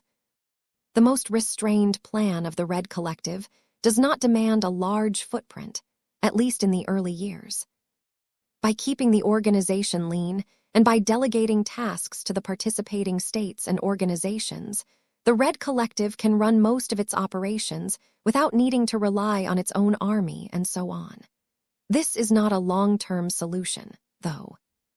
The collective can never serve as an equal counterweight to the Red Association, and the Red Fleet if the former constantly has to borrow funding, resources, industrial capacity, and military forces from the latter too. Only when the Red Collective could fulfill its own needs in those areas would it become a truly respected organization in human space. That was a sound argument, and one that Vess could not refute. It's impossible for the Red Collective to become as strong and self-sufficient as the Red Two, Vess flatly stated. That will require an extensive redistribution of wealth and territory. There is no way that the Mechers, Fleeters, Terrans, Rubart Hand, and other groups will agree to cut off pieces of their own foundation in order to contribute to the rise of the Red Collective. Therein lies the problem, boss. Everyone clearly understands that the Red Collective needs a lot of stuff in order to stand on its own 2 feet, and many groups do want this to happen. What they do not like is to surrender 5% or 10% of their resources and star systems to make this possible. Only a minority of counselors is in favor of forcing everyone, including our own clan, to make a forced contribution. The rest want nothing to do with it, even if that cripples the foundation of the Red Collective. This was a huge problem. Vess could not think up an immediate solution that could brilliantly meet his goal while making everyone else satisfied. A perfect solution did not exist, and all of the imperfect ones were bound to disappoint a lot of people. Ugh, since you have been tackling this issue for a while now, do you have any good suggestions on how to proceed? No, Gavin shook his head. Even if I do not dare to move further without authorization. Since any decision is guaranteed to upset a lot of stakeholders, only you can issue a verdict on what should happen. Even then, if you try to ram through a decision that too few people can stomach, you will receive so much pushback that you will probably lose your position as Chief Deputy Counselor before the day has come to an end. Chapter 62, 43 Political Test. Red humanity was like a small pie that had already been divided between many different powers. The most ideal situation was that red humanity was able to launch a successful counterattack against the native aliens and continue to gain lots of resources and territory. Since no human groups previously owned all of the conquered territories, it was not as painful to donate them to the Red Collective. Even though this was hardly a perfect solution, as it would take a lot of time and money to properly build up and develop all of the colonies, the Red Collective should eventually be able to grow stronger than any individual state. Unfortunately for Vess and everyone else, Red humanity was not gaining territory. It was losing it as the Red Tide offensive continued to pound the front lines. This made the problem a lot worse. The small pie was shrinking as insects continually gnawed at the rim. People would grow even more possessive of their territories and assets. The more territories that fell into alien possession, the more desperately the existing groups valued whatever they had left. This was basic human behavior. It was impossible to defeat it, as no one was self-sacrificing enough to willingly relinquish a part of their core strength to beef up the Red Collective. Even though it should be clear to many counselors that their individual strategies would lead to a collective failure, these people mostly had no choice as they needed to stand up for the interests of their own states or organizations first. Unlike the Red Association and the Red Fleet, the Red Collective did not possess a core of powerful cadre that could truly fight for its interests. Since this was the case, it was unlikely that the Red Collective could actually reach parity with the Red Association and the Red Fleet for quite a while. After all, the latter two relied on their god mechs and dreadnoughts as absolute deterrents. Nobody dared to push the Red too far because they possessed the overwhelming might needed to annihilate any enemy that crossed their way. So long as the Red Collective lacked the same capacity, there was no way for it to throw its weight around to the same extent. It was not so simple to create a good counterweight against the Red too. Vess already began to press his fingers against his temple as he struggled to find a good resolution to this massive problem. I think I get why the evolution, which made no effort to remain in touch, even though a god pilot like herself should easily be able to do so. She just wants to pass off all of the most controversial and difficult problems to me. No matter how many people I will upset with my decisions, she won't have to bear the taint of public indignation. Gavin sighed. That is one of my theories as well. She has certainly chosen an excellent time to make herself scarce. As far as I am concerned, you cannot escape any blame, so you better resign yourself to making a hard decision. So what do you expect me to do in the next session of the Interim Leadership Council? That is up to you. Most counselors will oppose any heavy-handed initiatives. The easiest and frankly most predictable choice you can make is to avoid any extensive expropriation. This will keep everyone relatively happy, but it will cripple the growth of a promising new superorganization. That was not an acceptable outcome in Vess' eyes. He fully recognized that it was the most politically palatable decision out of all of the options, but trying to keep everyone as happy as possible was not the goal of the Red Collective. It needed to be able to possess enough weight to gain the respect of the masses. It was not his intention to turn the Red Collective into a giant paper tiger that struggled to establish its authority over human space. So what other choices do I have, Gavin? Well, you can request all of the stakeholders to make increasingly greater contributions to ensure the Red Collective starts off on a stronger footing. The greater the offerings, the stronger the collective will become at the start. However, you will have to find a threshold that enjoys just enough support to gain everyone's cooperation. Unless you have a way of reading the minds of some of the most powerful and high-ranking dignitaries across human space, it is impossible to be certain about the most optimal percentage of contributions. Will you insist on 0.5%, 1%, 3%? Even though it doesn't sound like much on the surface, we are talking about trillions of MTA credits and dozens of star systems, along with many other kinds of contributions. If you ask for 0.1% too much, you will raise such a strong storm that you will lose all of your respect and authority as a deputy chief counselor. Where should Vess set the limit? He had no idea.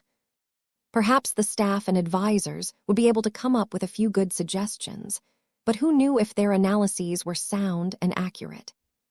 Vess recognized that this was probably one of the evolution witch's tests. If she remained in charge, then she could use a combination of her personal power and whatever support she managed to obtain from other Tier 1 galactic citizens to ram through a decision by force. Vess did not enjoy this particular luxury. He had to abide by the rules of the game and rely on a combination of diplomacy and ingenuity to secure a somewhat acceptable compromise that did not make everyone happy, but at least placated them just enough to hold their objections. I did not sign up to be a politician, Vess flatly stated. Politics can't be avoided at this level. You better resign yourself to your new reality, because this will not be the last time you are asked to balance the interests of many different stakeholders at the same time. Both Vess and Gavin exchanged an exasperated look. Then they went back to work. Vess began to read through a lot of reports. There were many different ways to divide a pie that had already been divided before. No matter how Vess envisioned a possible division, no one would like it if he approached another power and took away a tiny slice of their own pie pieces. I would do anything for a secret army of uncommitted humans. Vess rubbed his tired face with his palm. It is too bad that such a unicorn doesn't exist in the Red Ocean. If we stayed in the Milky Way, then we could have approached one of the thousands of brotherhoods, secret societies, and other fringe groups that have accumulated over multiple millennia. Gavin smirked back at his superior. You are wrong, boss.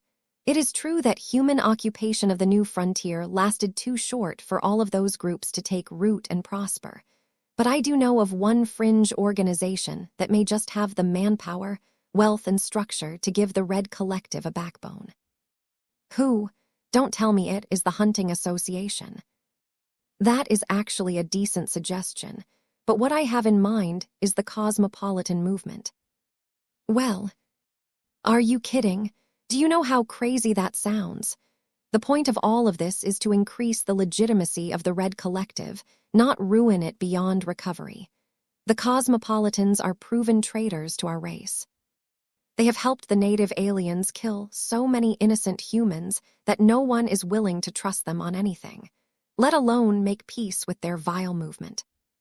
If we are able to extend this offer without getting assassinated, and if the cosmopolitans are crazy enough to accept this offer, then we will lose the support of every stakeholder in an instant. We will all become enemies of Red humanity. Vess could see where his personal assistant was going with this crazy suggestion. If not for the hugely adverse effect on the legitimacy of the Red Collective, then Vess might actually be willing to put his weight behind the proposal. Alas, the cosmopolitans had made themselves so universally reviled with their treasonous actions that hardly anyone was willing to negotiate with their most moderate and reasonable selves.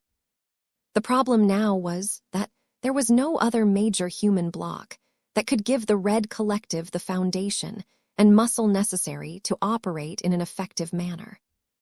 Vess and Gavin traded useless suggestions for 10 or so minutes before the latter proposed a different approach.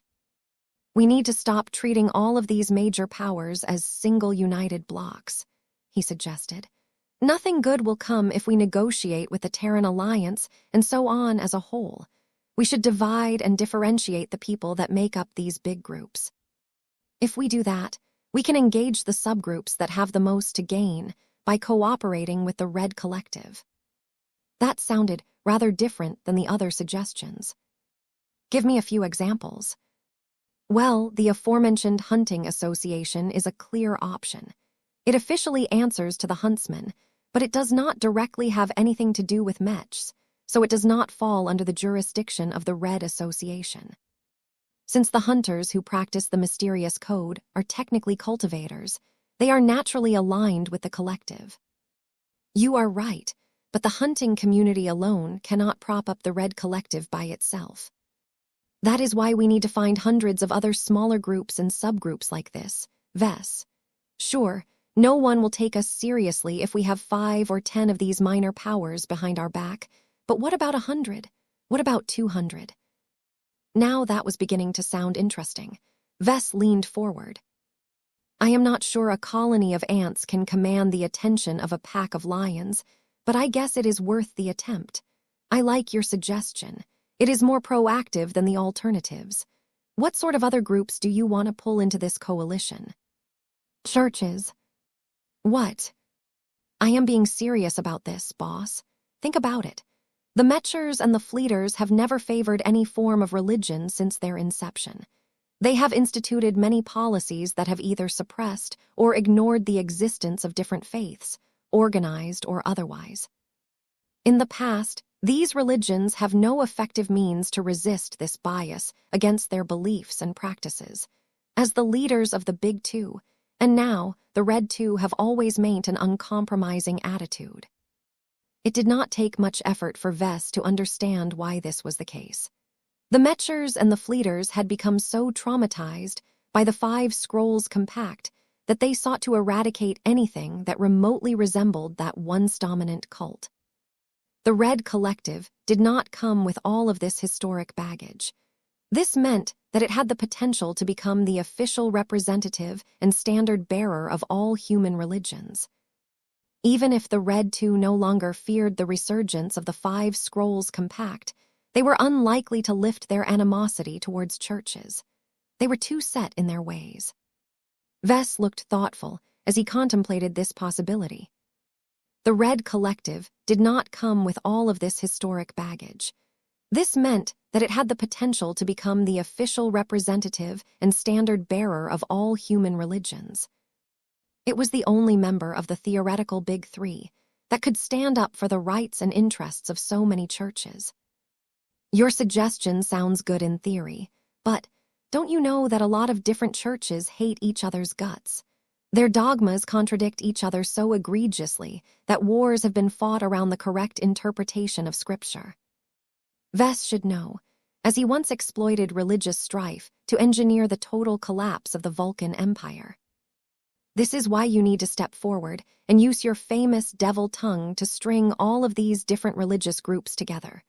Vess, only you possess the reputation, credibility, and personal charisma to unite 100 disparate enemies and rivals around a common cause.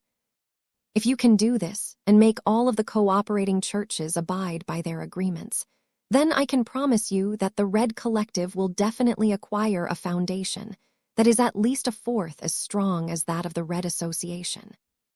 Gavin's suggestion was definitely sound, but Vess was reluctant to embrace this bold suggestion. He did not question its viability. He instead questioned the risks of this initiative. Was it really a good idea to empower, and give a strong voice to all of these diverse and chaotic faiths. Chapter 62, 44 Political Power is Power.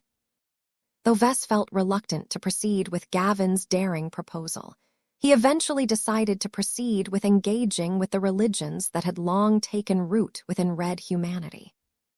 He initially thought that he would soon get overwhelmed by the need to negotiate with hundreds, if not thousands of individual churches, denominations, cults, associations, brotherhoods, sisterhoods, and other forms of gatherings. However, Gavin quickly reassured him that it was not necessary to approach each and every individual religious group on an individual basis. There is no need for us to bother with the small fry at this stage, the personal assistant said. We only need to summon a couple of dozen representatives of the largest organized religions in the new frontier.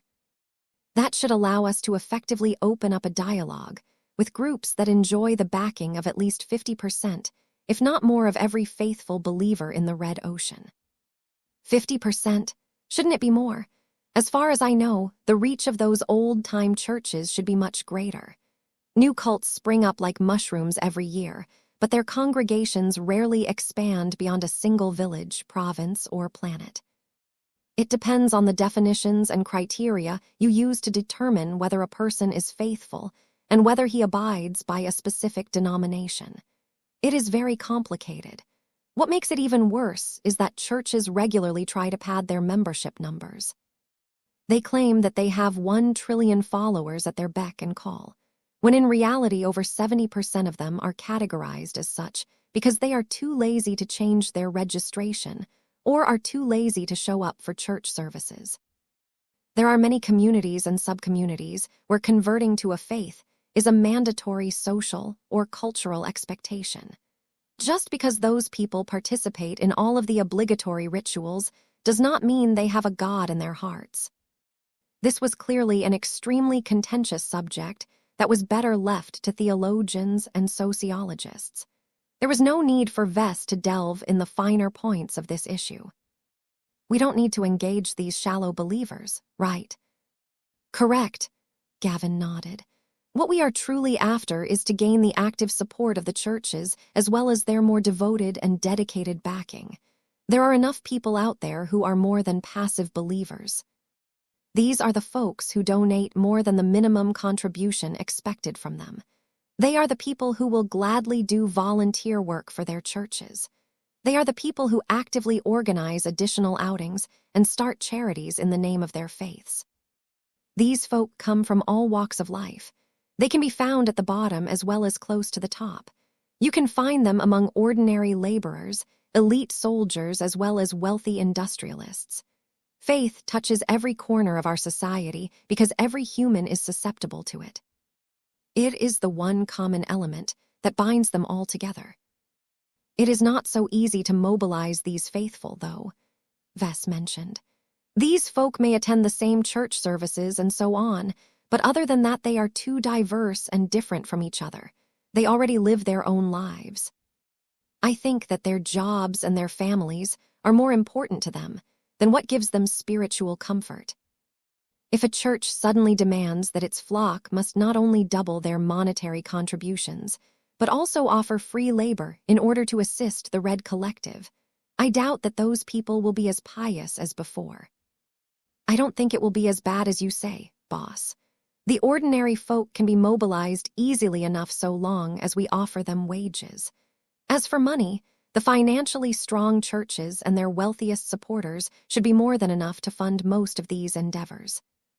The key is to persuade all of these religious organizations to support the Red Collective and act on its behalf. We will likely have to bring them in and make them a part of our hierarchy.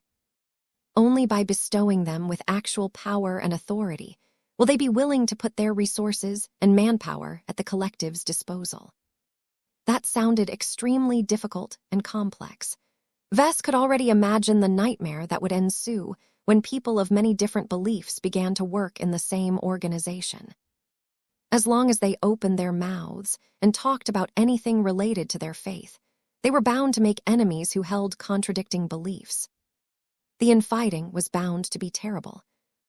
This was an extremely complex management problem that needed to be solved in order to make this plan work. Fortunately, Vess did not have to do all of the work himself. He could throw almost all of this planning and calculation on Gavin and the growing number of staffers. Vess and Gavin discussed what they needed to do in the following days. They needed to obtain results in time for the next session of the Interim Leadership Council. Time is short, but it should be fine as long as we have obtained the consent and support of at least 80% of the large religious organizations on the list, Gavin predicted. That will give you a strong enough core of support to effectively act as their spokesperson during the council session. If you can't meet this threshold, then your voice won't be strong enough. The other counselors must be convinced that you can truly speak on behalf of every believer, even from the faiths that have not been approached. How does that work? It is impractical for us to approach all of the smaller cults and churches, but we do not have to do all of the work ourselves. As long as we have gained the cooperation of the big players and reserve places for their people to become members of the Red Collective, the smaller players have little choice but to follow suit. They will not allow their larger and stronger competitors to take advantage of the Red Collective to the detriment of others. Fear of missing out, Vess remarked. Fear of missing out described the phenomenon where people saw others take advantage of a benefit and followed suit before the window of opportunity had closed. Exactly, boss. We can use this effect to set an entirely new standard in our society. For the first time in many centuries, we can organize the power of many different religious organizations and give them a real voice at the top of the hierarchy. No longer will the leadership of Red humanity be dominated by secularists. They will all have to respect the growing political power of all of those organized faiths. The goal that they intended to strive for was to establish a new attitude towards religious organizations. Right now, too many organized churches have been unable to leverage their wealth, power, and influence to the fullest. The long-time suppression from the Mechers and the Fleeters, as well as the ambiguous stances of the various states, had left many churches feeling as if they were surrounded by hostility. The lack of support and the intolerance of many secularists in leadership positions had made life difficult for all of these churches. The fact that no one at the top was willing to speak up for them and defend their interests had caused them to be completely excluded from the halls of power. Gavin's proposal had the potential to change the entire status quo. As long as the largest religious organizations boarded the Red Collective, all of the smaller ones would follow suit. As long as these steps took place, then the Red Collective could truly force other human powers to change their stances on religion. The ultimate goal was to impose a new kind of institutional isomorphism, where churches naturally gravitated towards the Red Collective, because it was the only superorganization that was willing and able to address their legitimate needs. All of this sounded complicated and unrealistic, but it was actually a lot more reasonable. Vess and his staff just needed to set up the dominoes in just the right way. As long as they formed a solid plan and executed it well enough, then they only needed to make a few strategic moves at the start to produce a massive chain reaction that would ultimately result in a massive societal shift. There was enough existing demand for change. The supporters just needed a catalyst in order to engage in collective action.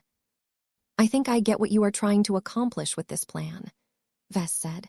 You want to make a permanent change to how our society interacts with religious groups.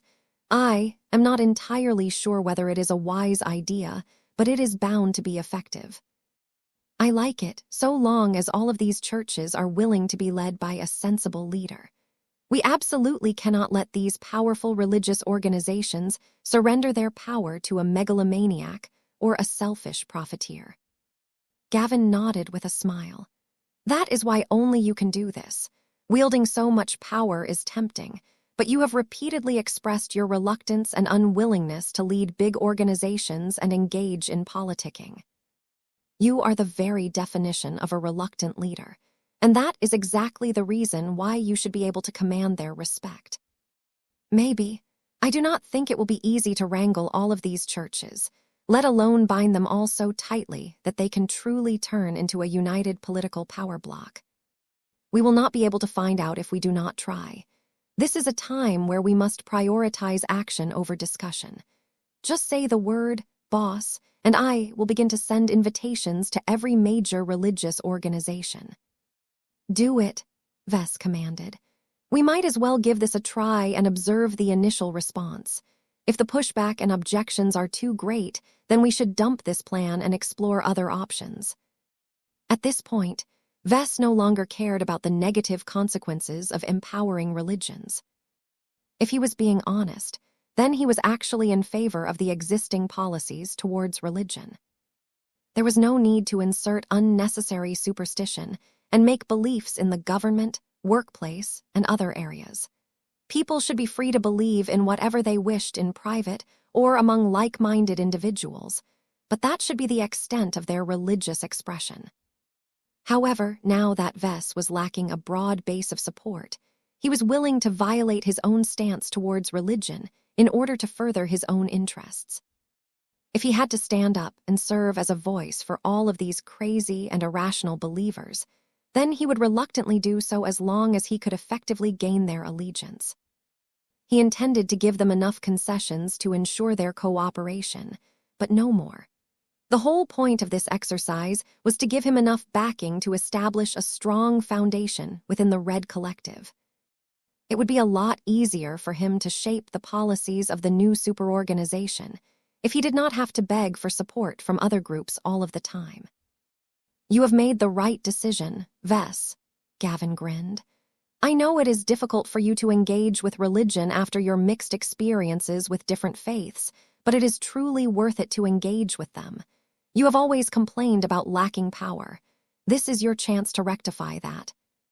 Political power is not as nice as hard power, but it can serve as an adequate substitute in the years to come. In a time where war will continue to erode public support, it becomes all the more important to gather a large base of support. The Red 2 and the first-rate superstates won't be able to make decisions on your behalf as casually as they did in the past. They know that if they do anything that offends you, they will also offend all of the believers behind you. This is a very frightening prospect to all of those big shots. This was the power of the masses. Chapter 62, 45 Biological Compromises. The ball started to roll as soon as Vess concluded his impactful meeting with Gavin. 3 days. I need 3 days to bring most of the representatives of the major religious organizations to a virtual meeting, Gavin boasted. The churches may not be willing to agree to play along with you right away, but they will at least send a delegate to hear you out. These people should know better than to rebuff our invitations. You are not only a Tier 3 galactic citizen, but also the Deputy Chief Counselor of the Interim Leadership Council. Aside from that, your previous dealings with the Hexers and Ilvanans are proof that you have been accommodating towards organized religion in the past. That should make you much more credible than other human leaders. Vess nodded in agreement. So long as these fellows understand that this may be their best and possibly only chance for their respective faiths to occupy a greater place in human society, they will have enough reasons to cooperate with us. It doesn't cost them much to send an envoy. If they cannot be bothered to give us this little courtesy, then put them on our blacklist. We need to establish a clear system of rewards and punishments in order to corral all of these messy groups. 3 days was not a long time. While Gavin proceeded to make the arrangements for a hasty meeting, Vess turned his attention back to the Swarm project. A short time had passed since Lady Romanda DeVos officially joined the design team of the secret project. The woman had been spending most of her time aboard the Tarrasque. That was where the design team was able to work on the Swarm project with a reasonable degree of secrecy. If any information leaked out, then Vess at least wouldn't bear any blame. So what have the two of you been up to these last few days? Vess wondered as he stepped inside one of the secure design labs deep inside the heavy cruiser. Professor Vector Loban and Lady Romanda DeVos maintained a respectful distance from each other as they manipulated two separate design interfaces centered around the same work. Both of them had already spent hours on refining a fairly sizable biological contraption for the first-class version of the Swarm project. Vector turned his seat around in order to face the new arrival. Well, as you can see, we have been exploring the viability and practicality of integrating an oversized biological cockpit in the design of the first-class subordinate Mech of the Swarm project. Why start with the first-class iteration? Vess questioned. Isn't it easier to start simple with the third-class iteration and work from there? Normally, that is a good approach, but both Romanda and I are first-class Mech designers. We are more familiar with first-class technologies, materials, and tolerances. Aside from that, it is easier for us to design a first-class biological system and simplify it to complete a second-class and eventually a third-class version. If we followed the reverse order, then we would have been forced to design many new biological subsystems from scratch. Oh, will you need a lot of time to complete the development of the third-class version of this biological cockpit, Vector? Whether to include something like this to the third-class subordinate Mech or not, it is best if I have this option at my disposal in time. That caused Vector and Romanda to exchange glances with each other.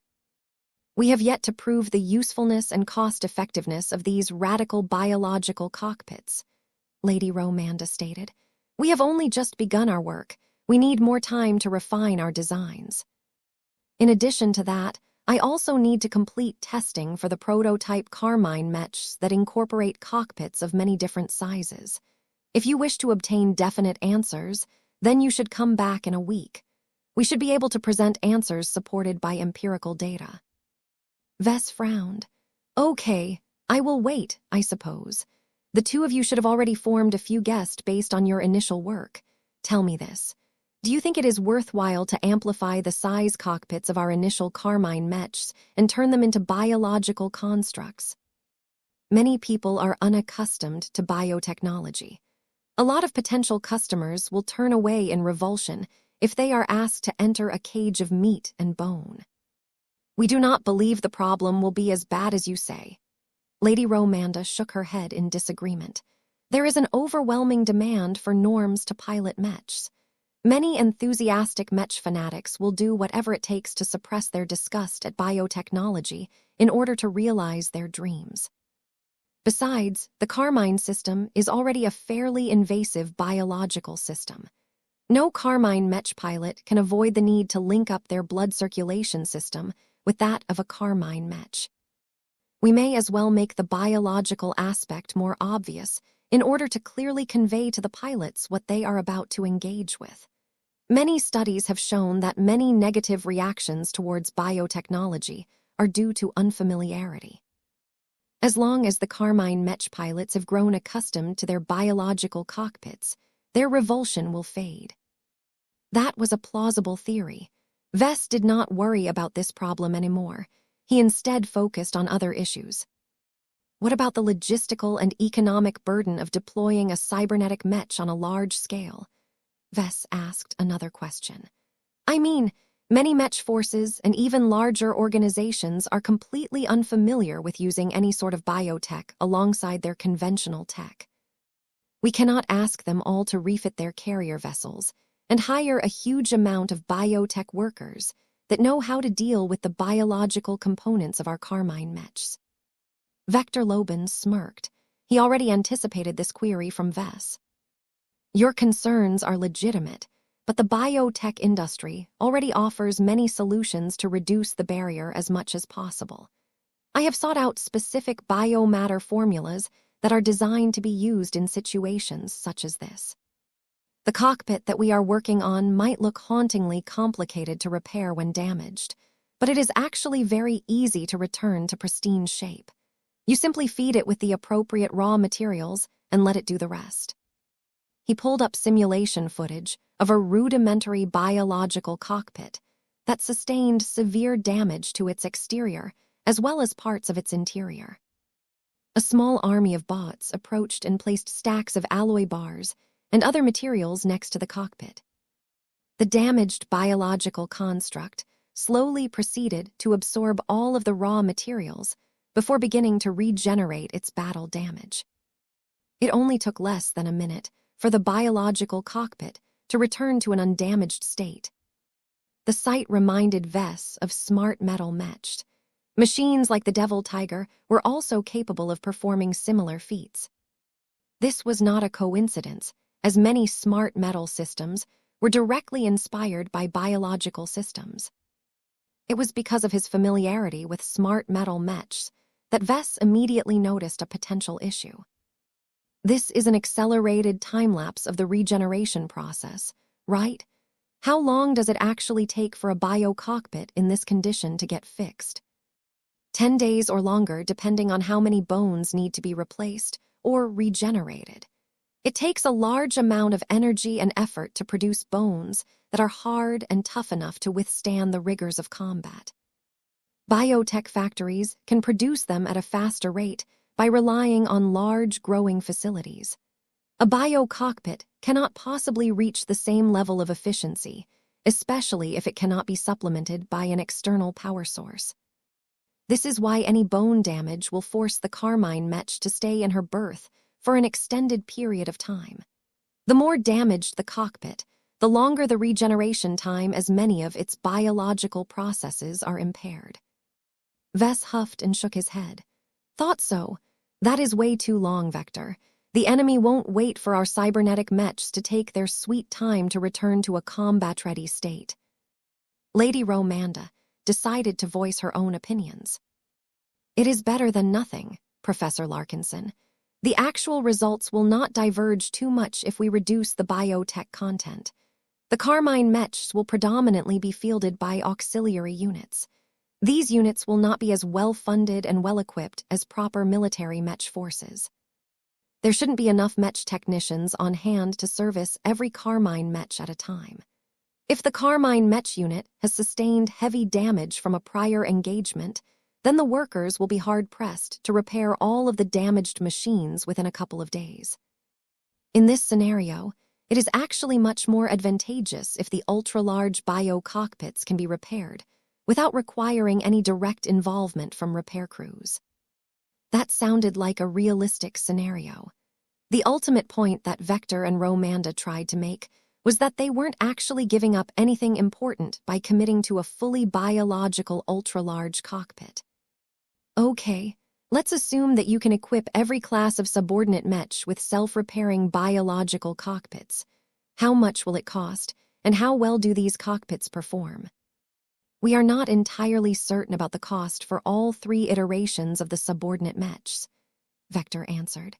Our initial outlook for the first-class and second-class iterations are fairly optimistic. We believe that we can keep them affordable in relation to their target audiences. The greatest challenge is the third-class version of the Carmine Mech. It is very hard to design an affordable cyborg Mech with self-repair capabilities for the biological components. If we are not able to make it cost-effective, then we may have to design an ultra-large cockpit based on conventional technology. Vess did not like this answer. No, this is unacceptable.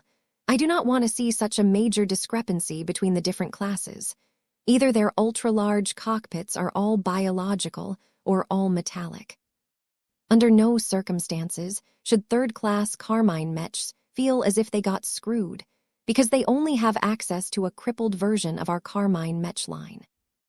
You are making a steep demand here, Vess. We will try our best to develop a practical solution for the third-class Mech, but you will have to accept the need for compromises in order to satisfy your demand. What sort of compromises are you talking about, Vector? Vector pointed at the projected Carmine Mech that he had been working on. Well, the first-class and second-class iterations will already underperform compared to a completely conventional Mech at the same price level. The inclusion of an ultra-large cockpit lowers the efficiency of the designs. Converting to full biotech for the cockpits also makes them less durable and less resistant to different shocks and stresses. This is an unavoidable trade-off if we want to retain the self-regeneration properties of the bio-cockpit. In other words, the ultra-large cockpit introduced additional reductions in performance by converting into full biotechnology. Although the advantages were obvious, were they really worth it if they made the Carmine Mechs and their Mech pilots easier to eliminate at once? Enemies armed with stronger and more impactful weapons would be able to destroy both the ultra-large cockpit and the Carmine Mech pilot upon direct impact. This result rendered the advantage of preserving the blood pact and the advantage of self-repairing cockpits useless. Toughness mattered. There were good reasons why the chest plating of many Mechs were awfully thick. Vess furrowed his brows as he continued to study the design in the projection. He tried his best to estimate whether all of these compromises would lead to an excessively high loss rate when the Carmine Mechs finally showed up on the battlefield. He was unable to form solid estimates due to a lack of sufficient data and theory. The design process was still in the early stage. A lot more work needed to be done before Vess was able to make a definitive judgment. I don't know whether this will work the way we want, but I am willing to give you two a chance, Vess eventually decided. The two of you certainly sound confident enough, and your cooperation with each other appears to be productive so far. Since that is the case, let's proceed with biological ultra-large cockpits. Just in case, do keep the possibility of replacing the biological cockpits with conventional ones. I want to have a backup option available in case the biological solution does not meet our needs. Will do, Vess. We will not disappoint you. There should be more advantages to employing a biological cockpit. We theorize that it may synergize quite well with your living Mech technology. Let's see. Chapter 62, 46 Third-Party Dependence. Vess was not entirely sold on the biological ultra-large cockpit thing, but he was willing to give Vector and Lady Romanda a chance to prove their combined work and vision. Both of them had already reached the rank of senior Mech designer. That meant that they had overcome the initial struggles of a low-ranking Mech designer and solved enough problems as journeymen to reach a relatively mature stage of their progression. Senior Mech designers mostly knew what they were doing. They did not need any hand-holding. If they promised to produce a certain result, then it was perfectly fine to assume that they would deliver what they promised. At most, they might request a delay due to suffering unforeseen setbacks, but first-class Mech designers of their caliber should never fail to complete their assignments. This was why Vess withheld the remainder of his doubts. It was best if he let Vector and Lady Romanda cook. They should be intelligent enough to notify Vess if they encountered any problems that might cause them to revise their estimates on their work. Vess dropped by Jovi's design lab a short time later. Due to the advanced nature of Jovi's design philosophy, he was not able to work on something awesome straight away. This left him with the more mundane and basic tasks, such as securing the appropriate component licenses and seeking selective cooperation from various different technical consultants and equipment developers. The Swarm project had to be as cost-effective and mass-producible as possible. On the surface, this might translate into using widely used industry standard materials and components, and that was partially true. However, it was better and more efficient in the long run if the Mechs of the Swarm project developed its own new standards. This meant that it was not enough for the design team to make use of off-the-shelf component designs. While every senior Mech designer was capable of designing basic Mech components from scratch, it was better if dedicated R&D teams completed the assignments instead. Jovi was currently in charge of setting up and coordinating all of the work involving third parties. Since the Swarm project was supposed to be a confidential project, Jovi had to be careful about communicating his requirements. He only issued commissions to internal RA research teams and preferably ones that were run by survivalists or transhumanists. Even if a bit of information leaked, it was mostly inconsequential as nothing related to the Carmine system was added to the specifications. "How's it going, Jovi?" It has been challenging for the researchers and developers to take our requests seriously. The R-Ray Sr. responded even as he drafted another carefully worded letter. You and I both know that the Swarm project is a high priority for the Evolution Witch, but we cannot clearly communicate that to others due to the need to maintain secrecy.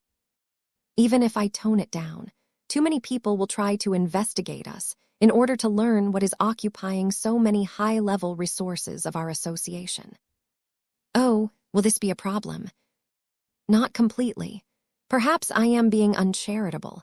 I have already requested Master Goldstein's assistance. With his cooperation, we should be able to lay a few more false trails and split the commissions up between multiple different dummy research projects. That should at least make it harder for outsiders to connect the dots. That sounded like a basic but clever approach. It had its limitations, but it was a practical enough solution. So what kind of help can we expect from all of these groups? The works. We will be able to obtain customized versions of armor systems, flight systems, weapon systems, power generators, hyper shield generators, and so on that are adequately tailored to the needs of all 3 iterations of the subordinate Mech. The developers will try to make these Mech parts and systems as cost-effective and easy to produce as possible. This means that they will try to avoid making use of convoluted tech and difficult-to-source materials. The performance of all of these parts will not break any records, but they should at least meet the standards of the current Mech generation. The first commercial Carmine Mechs were never going to become performance monsters.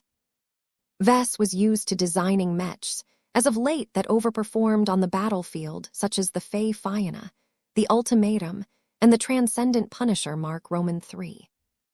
However, these were powerful second-class and quasi-first-class Mechs that were targeted towards more advanced or elite Mech pilots.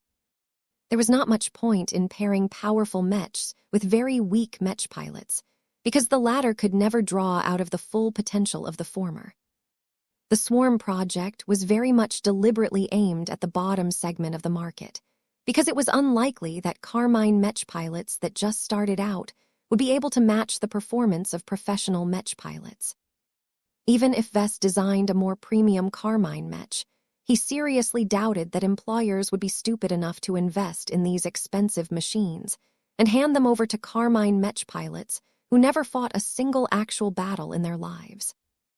All of this meant that Vess did not try to aim for peak performance in the subordinate Mech of the Swarm project. The Red Association's R&D teams were renowned across the galaxies. The scientists and engineers who worked for the Mechers were among the most innovative and knowledgeable professionals in their respective fields. They were only slightly topped by their counterparts from the Red Fleet. Instead, Vess sought to find a sweet spot between affordability, reliability, and ease of use. As Jovi began to elaborate about all of the commissions he made, Vess generally became satisfied with what he heard. The Red Association's R&D teams were renowned across the galaxies. The scientists and engineers who worked for the Mechers were among the most innovative and knowledgeable professionals in their respective fields. They were only slightly topped by their counterparts from the Red Fleet. This meant that these R&D teams were definitely able to fulfill their commissions. However, not everything was perfect. The R-Ray's famed R&D personnel were so swamped with requests that they did not have the time to fulfill everyone's wishes. Mech designers of different factions fought tooth and nail against each other just to raise their own commissions up the priority list. The researchers and developers among the Mechers were also insufferably arrogant. Much of Jovi's problems was due to trying to overcome the dismissive attitudes that they held towards a mere young senior like himself. These were people who were regularly entrusted with strategically important assignments by master Mech designers, and occasionally even star designers. "Does it help if my name gets attached to the requests?" Vess asked. "No, absolutely not." Jovi vigorously shook his head. "It would have the opposite effect. You have become a magnet for trouble. Too many people are interested in your work. They take every small data point of you and try to extrapolate that in order to predict your next moves. You can't imagine how many groups have set up dedicated observation teams just to remain up to date on your activities. For example, many people have reacted with surprise and occasionally alarm when your office has begun to reach out to many different faiths. You should already know why. We understand the rationale behind your latest scheme. We cannot say we approve, but given the dire state of red humanity, we are not inclined to take steps to discourage you from proceeding with this course of action. You should be aware that we would have supplied you with a different answer if we were living in a different time. Vess sneered. Then it is a good thing we have left the age of Mechs behind us. Don't get me wrong. I like the old days. Our civilization truly needed centuries of peace and stability to regain our collective sanity and regain what we have lost due to our own hubris. However, you can't deny that your overly restrictive policies and intrusive meddling has kept our society stagnant for too long. Not only did our war readiness sink to the lowest point in millennia, but technological progress, outside of Mech design, has been lagging over many generations. Now that we are actually in serious trouble again, lots of progress is happening all of a sudden. Our society is changing faster than the previous 4 centuries combined, and technological development has entered the fast track. What is the point that you are trying to make, Vess? Frankly speaking, I think that the unbound humanity faction has become the de facto standard in the Age of Dawn. Whether you admit it or not, we cannot and should not stick to old and outdated customs.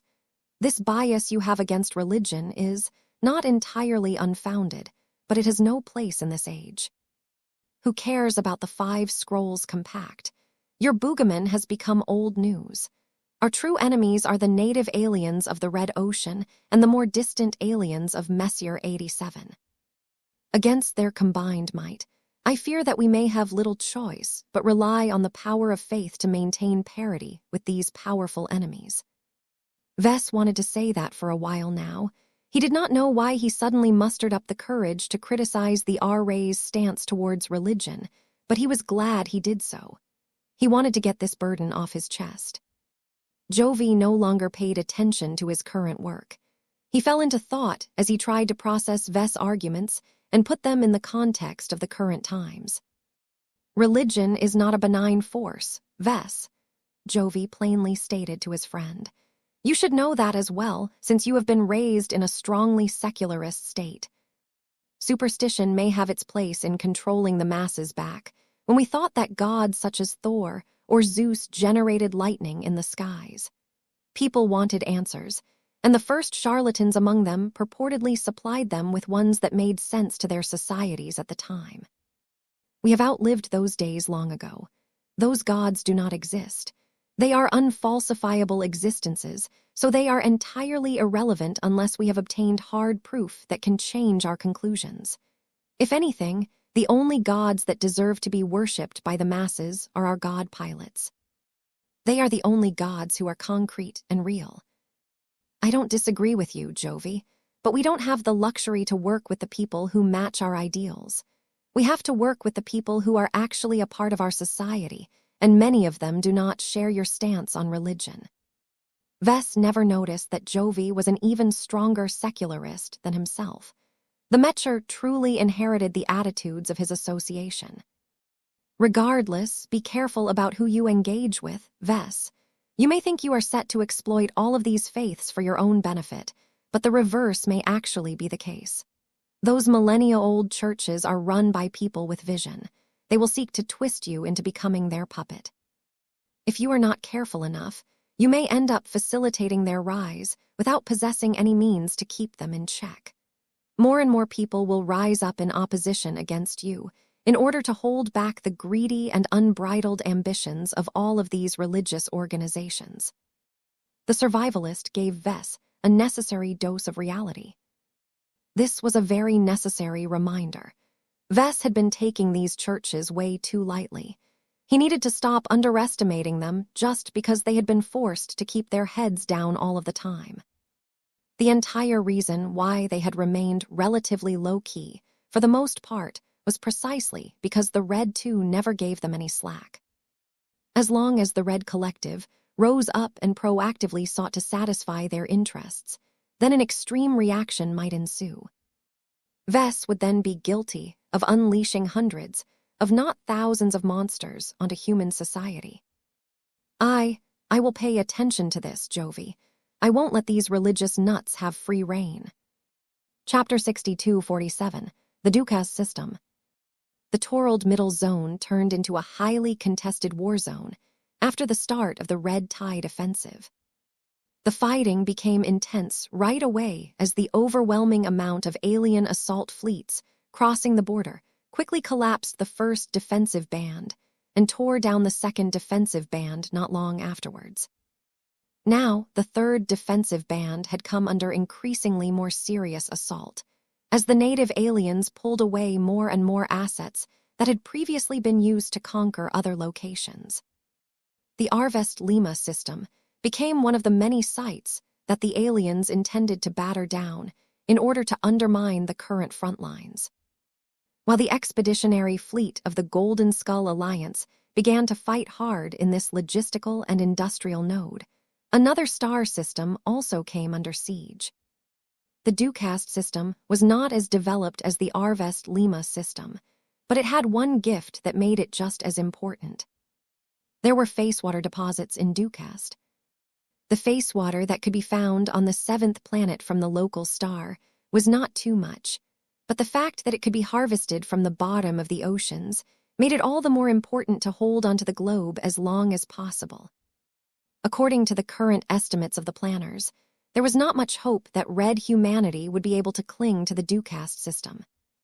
The native aliens could send out so many more attackers as the offensive dragged on. The human defenders were less able to reinforce Ducast because of its much shallower pool of combat forces. The Mechers and the Fleeters were powerful, but their first-class assets were spread far too thin across the front lines. Most of them were already committed to defending the hard-pressed upper zones, so they truly could not spare enough powerful Mechs and warships to ease the burden in every contested star system in the middle and lower zones. This lack of substantial support caused the line fighters stationed in star systems, such as Ducast, to increasingly feel as if they were forced to fend for themselves. General Ark Larkinson, of the 77th Warborn Mech Division of the external group of the Federal Military of Davut, stood in front of his fellow high-ranking Mech pilots in a briefing room deep inside his flagship. The Davitans had supplied the Warborn with several fleet carriers and enough combat carriers to transport and offer sufficient support to 10,000 combat Mechs. Ark was especially satisfied with the flagship. The Letvin Archon was a 3.2-kilometer-long fleet carrier that possessed a relatively balanced configuration.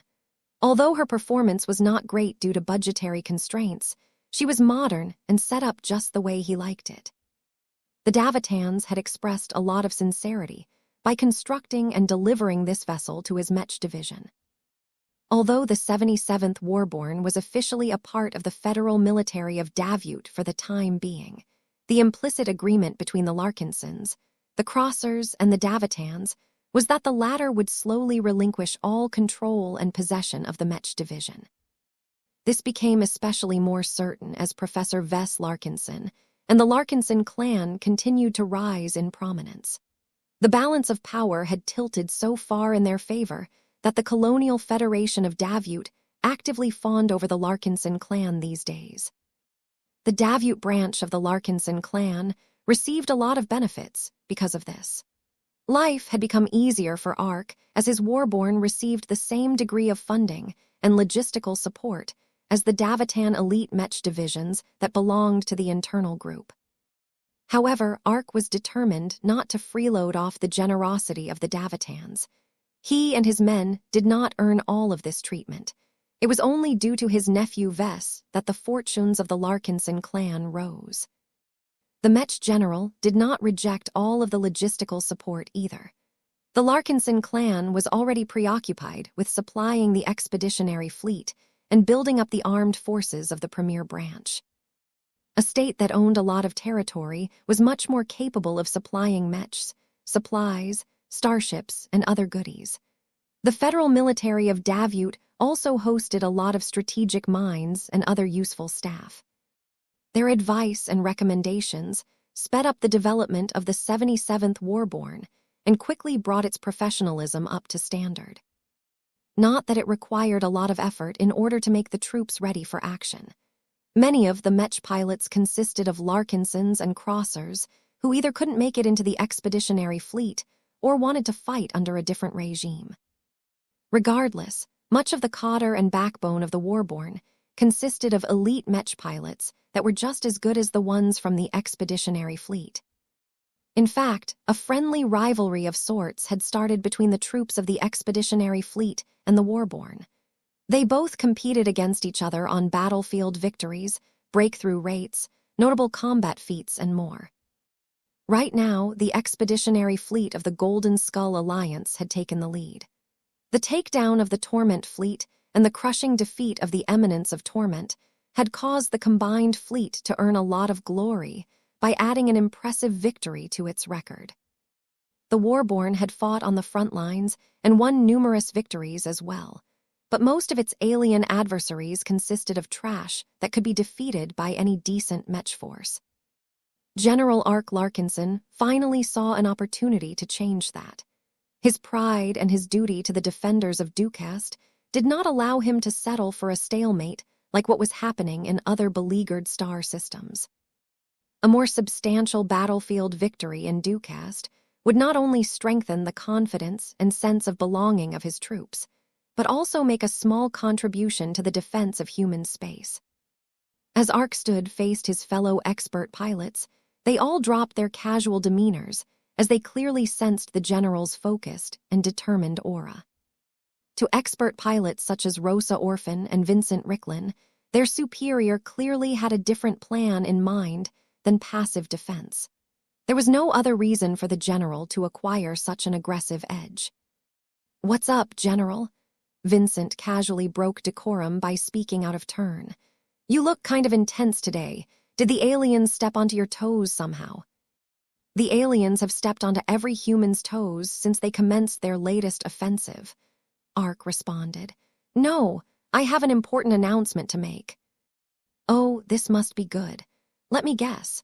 You invited the alien commander over for tea so that you can set up a decisive battle where both of us can skip weeks of boring skirmishing." General Ark grew endlessly annoyed at Vincent's antics. The younger expert pilot completely refused to follow military decorum and acted as if he was part of a rowdy crowd of mercenaries. Cyrillic letter 475, letter 1DD, turn dem, Cyrillic letter 48F, yen small capar, letter 37B. Ark no longer bothered to reprimand Vincent or convince him to act more formal in the situations that called for it. Venerable Vincent fought bravely on the battlefield and always managed to inspire his fellow troops on and off the battlefield. As far as Ark and many military officers were concerned, expert pilots were allowed to channel their eccentricities as much as they wanted so long as they delivered when their services were needed the most. Venerable Vincent knew that and eagerly took advantage of this implicit deal. "Not quite," the older expert pilot responded to Vincent's random guess. "You are wrong that I have engaged in any sort of collusion with the alien leaders of the opposing forces in the Ducast system. What you have gotten correct is that I intend to deal a more decisive blow against our adversaries." A projection came to life that showed a map of the star system. Ducast Roman 7 was the focal point of this strategic location. Its bountiful oceans hid sizable quantities of face water beneath the surface. Even now, tough aquatic harvesting vehicles were frantically scouring the bottom of the oceans in order to suck up as much face water as they could harvest in a short amount of time. Built and operated by the Red Association, the Mechers drove the harvesting vehicles hard, but did not dare to engage in any destructive harvesting and ruin many of the natural structures that were somehow capable of producing small quantities of face water over time. This signaled that the Mechers were confident that red humanity would be able to mount a counterattack and regain control of the border regions one day. In any case, the 77th Warborn, along with many other Mech forces, had stationed themselves in orbit of Ducast Roman 7. They all sheltered around or behind the hastily built orbital defense ring that was supposed to stall any determined assault. General Ark did not bring up this map to highlight Ducast Roman 7. He instead shifted the focus of the projection to Ducast Roman 11. It was a small rocky planet that was not only cold, but devoid of any life or valuable resources. It also happened to be the current foothold of the invading aliens. As you all know, Ducast Roman 11 is currently serving as the gathering point and forward operating base of the hostile alien forces in this star system. It is a convenient site for the native aliens to ship in a large amount of supplies and war material. They dump all sorts of excess goods inside one of the hastily built underground storage spaces, thereby allowing the invaders to quickly replenish themselves by drawing on the depots. It is one of the reasons why the native aliens have been able to maintain such a high operational tempo. Venerable Rosa Orphan frowned and grew suspicious why Ark bothered to mention these facts. "Wait, sir.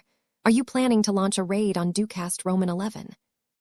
"I am," General Ark Larkinson plainly admitted. "I know what you are all thinking. Launching an active attack on an enemy fortified position is much more dangerous than limiting ourselves to passive defense. However, doing what is expected of us will not allow us to save the Ducast system. The native aliens have us right where they want us. Ever since they have sent out small to medium-sized squadrons to harass our perimeter, we have been losing a steady amount of small craft. Our opponents are losing several times more face fighters than our Mechs, but the problem is that the native aliens can make up for these losses much easier. We cannot afford to remain locked in a battle of attrition for such a long duration." This was the favored strategy employed by the native aliens when they were unwilling to throw all of their face fighters and warships straight into the prepared defenses of a fortified planet. The alien assault fleets had lost a lot of valuable alien lives and hardware when they forcefully attempted to break the initial batch of human defensive strongholds. While the victories were worth it as it led to the early collapse of the first and second defensive bands, the native aliens did not want to sustain such a high loss rate throughout the entire duration of their offensive. This was why the invaders had slightly adjusted their approach when attacking the third defensive bands. The native aliens were not in a hurry to topple the human fortifications, but sought to grind down the defenders across many smaller engagements. It was impossible for the human defenders to ignore all of these minor incursions. They had to respond and suffered because of it. This was why General Ark felt it was all the more important to break the current deadlock. "So what is the plan, sir?" "It is quite simple. We wait for the native aliens to send out half or more of their warships and carriers to conduct harassing raids on the perimeter of Ducast Roman 7. When we have determined that the alien defenses around Ducast Roman 11 has reached its lowest point, we launch a surprise attack and wreck as much infrastructure as possible, among other goals. We absolutely cannot afford to linger too long, or else the overwhelming number of enemy warships and small craft will drown us in a tide." What a bold plan. Although it was not the complete plan that General Ark had in mind, what he revealed so far already sounded incredibly bold. "Wait," Rosa Orphan raised her palm. "How can we possibly approach Ducast Roman 7 without alarming the native aliens? If our fleet departs from Ducast Roman 7 and moves closer to Ducast Roman 11, there is no way our enemies will be able to miss our approach. Won't they intercept us before we can get close enough to launch a raid?" "No, not this time. We are not bringing our entire Mech division for this raid. Instead, I intend to launch a much smaller and more focused strike involving our high-ranking Mechs. I have already discussed my intentions with the Mechers. They have agreed to lend us a precious stealth carrier that can quietly deliver all of our powerful Mechs to Ducast Roman 11 and extract us when we have fulfilled our objectives." Vincent immediately grew alarmed. What? You want us to attack without the rest of our troops? Chapter 62, 48 Ducast Roman 11. The gathered expert pilots all expressed varying degrees of shock and dismay at General Ark's bold plan to assault Ducast Roman 11. It was insane to launch a raid on an enemy stronghold with so little mechs and support. Sure, the expert mechs of the 77th Warborne Mech Division were not weak. Even if most of the machines were outdated by this time, their pilots had grown quite formidable. All of the Larkinson expert pilots had managed to grow into high-tier expert pilots with the help of general cultivation elixirs. The remaining 2 expert pilots of the Warborne consisted of 2 members of the Cross clan. Since these crossers broke through only recently, they were still low-tier expert pilots, but Master Benedict Cortez made sure to supply them with powerful quasi-first-class expert mechs in order to ensure that they would not be reduced to a more elite form of cannon fodder. The prosperity and the success that the Larkinson clan and the Cross clan enjoyed in recent years allowed them to invest a lot more in their high-end mechs than many other groups. The Warborne had already stood out from the other line fighters due to this reason. Evidently, General Ark had so much faith in the strength of the champions of his Warborne that he was willing to send them out on a naked raid on a somewhat fortified enemy position without any other form of backup or support. Ark knocked his fist against the conference table. I have not gone crazy. Rest assured that we have made elaborate preparations for this plan. The remainder of the defending forces will be making slightly more aggressive movements in an effort to provoke the native aliens into committing more of their assets to Ducast Roman 7. The rest of our Mech division will remain behind as well in order to give off the impression that we are being held in reserve, when in reality we are already on our way to sneak up to Ducast Roman 11. The projected map changed to show how this scenario might play out. Multiple big Mech units moved from the orbit of Ducast Roman 7 and sought to engage in more active confrontation against the harassing alien forces. The goal was to turn this local region into a steadily growing whirlpool that began to attract more and more alien face fighters and warships without making the enemy too suspicious. In the meantime, a single solitary R-ray stealth vessel quietly circled around all of the excitement and approached Ducast Roman 11 from a different angle. The planners still expected the alien forces to keep plenty of warships and carriers in orbit of the planet, but that was not necessarily a big hindrance. This was because, as long as the high-ranking mechs of the 77th Warborne launched from the stealth ship, they would immediately catch the defending aliens off guard and easily thread through their unprepared orbital assets and proceed to wreck all of the rudimentary storage spaces built underneath the surface of the rocky planet. We are strong, and so are our mechs, General Ark boasted.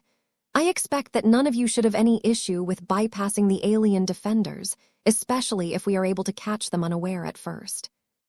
Once we are through, we should employ all of our armaments to destroy as many warehouses as possible. As you can see, all of our intelligence indicates that the storage and service facilities are hastily built and poorly constructed. Their physical defenses are practically zero. The only form of protection they enjoy are transphasic energy shields, but the native aliens have not invested too much in them, as Ducast Roman 11 is just a temporary staging point. In other words, as long as the high-ranking mechs were able to break these protective barriers, the warehouses and so on became completely vulnerable. An expert pilot raised his hand. Yes, Venerable Glendale. Glendale Colac of the Larkinson clan asked an important question. Not all of us are good at area destruction. My green axe is only armed with a large axe. It will take minutes to destroy an entire warehouse filled with goods. Unless the place is filled with munitions or combustible fuels, I don't see any way for my green axe to destroy everything fast enough. Same, Rosa Orphan said. We are aware of your strengths and weaknesses. You can leave this priority to other mechs that are capable of inflicting widespread damage. You should spend most of your time on breaking the transphasic energy shields. Your melee mechs are all equipped with strong space suppressors. Use them to weaken and break the transphasic energy shields that serve as the main form of defense against enemy incursions. The melee mech pilots looked a little more reassured. That was a job that they could perform without too many complications. Each of them were already accustomed to breaking transphasic energy shields. They did it all of the time, whenever the Warborn confronted a hostile alien fleet. "We cannot afford to linger too long," General Ark said. "The more time we give to the native aliens, the more time they have to form an encirclement around our positions. Once they are able to deploy tens of thousands of face fighters and bring all of their other defensive measures online, the probability that we will sustain severe damage to the point of losing some of our mechs will increase quickly. We must retreat from the surface of this lifeless planet before we reach this threshold. The aliens will still try to pursue us. If we board the stealth ship after this, we will just expose her and attract a huge amount of enemy fire in her direction." "That is a valid concern, Orphan, but we have already planned for this. I can guarantee you that all of us will be able to retreat from Ducast Roman 11 in good order so long as we have slipped the noose." The plan did not exactly sound reliable to the gathered expert pilots. None of them were tactical geniuses, but even they could see how the plan hinged on too many conditions that needed to be just right. If anything went wrong at these junctions, then there wouldn't be any backup plans that could bail them out. At best, they could rely on brute force to overcome obstacles, but that was bound to bleed them even further. "General," Kalek Glendale raised his hand again. "You may proceed." "Thank you. As far as we know, the main elements of the alien forces assigned to conquer the Ducast system is the Gerard assault fleet led by a fairly powerful phase lord. We will definitely meet him if we try to attack Ducast Roman 11. Who will be assigned to hold him back?" "Patriarch Reginald Cross." The mention of the most powerful Mech pilot attached to the 77th Warborn caused everyone to look relieved. Pulling off this operation without an ace pilot accompanying them was not impossible, but it would be incredibly difficult for the expert Mechs to return intact. Having Patriarch Reginald and his increasingly more powerful Mars by their side massively reduced the difficulty of this operation. That is, as long as everything proceeded as anticipated. There were still a number of expert pilots who did not feel comfortable with the thin margins they were working with. What if the enemy received greater reinforcements than expected? What if the defenses of the warehouses were unexpectedly stronger than the analysts assumed? What if there was a second phase lord stationed at Ducast Roman 11? Patriarch Reginald Cross may be powerful, but he could not be everywhere. He could only deal with one or two difficult challenges at most. If the native aliens were able to deploy even more tricky measures after that, the expert pilots would have to tackle all of the subsequent issues themselves. General Ark Larkinson could not possibly be ignorant about these concerns, but that did not deter him from going through with this bold initiative. There are risks to this operation. Many of them can lead to great danger. This is why I never thought about bringing the rest of the troops along. Only we can pull this off. Many of us are high-tier expert pilots. While only the Mars and my Lionheart among our high-ranking mechs are truly powerful and up-to-date, your machines are more than adequate for the responsibilities that you are expected to fulfill. Even if we encounter setbacks, we should still be powerful enough to resolve them by relying on our combined strengths. Combined with the fact that we are not weighed down by any other baggage, such as the need to escort and protect a lot of standard mechs, we can fully exploit the superior performance of our machines. That sounded nice, but Venerable Orphan was sharp enough to notice a very big discrepancy. "Ark, you're a command specialist. Won't you be crippling yourself if you distance yourself from your own troops? I don't see how your Lionheart can glow brightly on the battlefield and borrow the belief that our troops have in your strength to inflict massive blows on the enemy." She raised a very good point. Even Vincent grew concerned about how much he could rely on General Ark. A complex expression appeared on Ark's face. I am well aware of that. I am conducting a trial of sorts, a trial that I have set upon myself. I believe it is necessary for me to become reacquainted to my own strength as a high-tier expert pilot. It is imperative that I do not receive any power boost from the support of friendly troops, because that will taint the measurements. Does that mean that we won't be able to count on you on the battlefield? No, I would not say that. I am still an experienced high-tier expert pilot, and the Lionheart is the strongest expert Mech in our Mech division. Even without the amplification from my command specialization, it is still a quasi-first-class transphasic hyper-Mech, a fifth-generation living Mech, a masterwork Mech, and so on. It might not be equipped with the powerful new ultimate module that my nephew has recently developed, but it possesses all of the other bells and whistles. It's not a real living Mech, Rosa Orphan accused. It doesn't possess a soul of its own like my Riot. It's as quiet as the Mars. The Mars certainly doesn't appear to suffer from it, and neither does my Lionheart. I have made a careful choice on what sort of Mech I wanted to pilot, and my nephew and his wife have obliged to many of my requests to the best of their ability. If you do not believe in my strength, then at least believe in the work of Vess and Gloriana. That was as good of an answer as any. The Lionheart was not weak. Its relatively young age, along with the fact that Vess and Gloriana specifically designed it for a high-tier expert pilot, meant that it was definitely strong without factoring in General Ark's ability.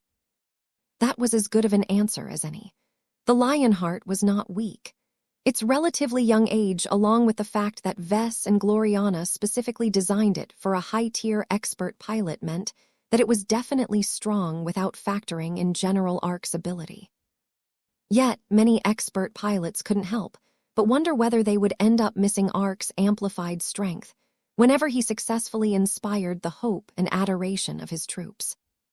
Did General Ark have a different way to compensate for the absence of so many supporting troops?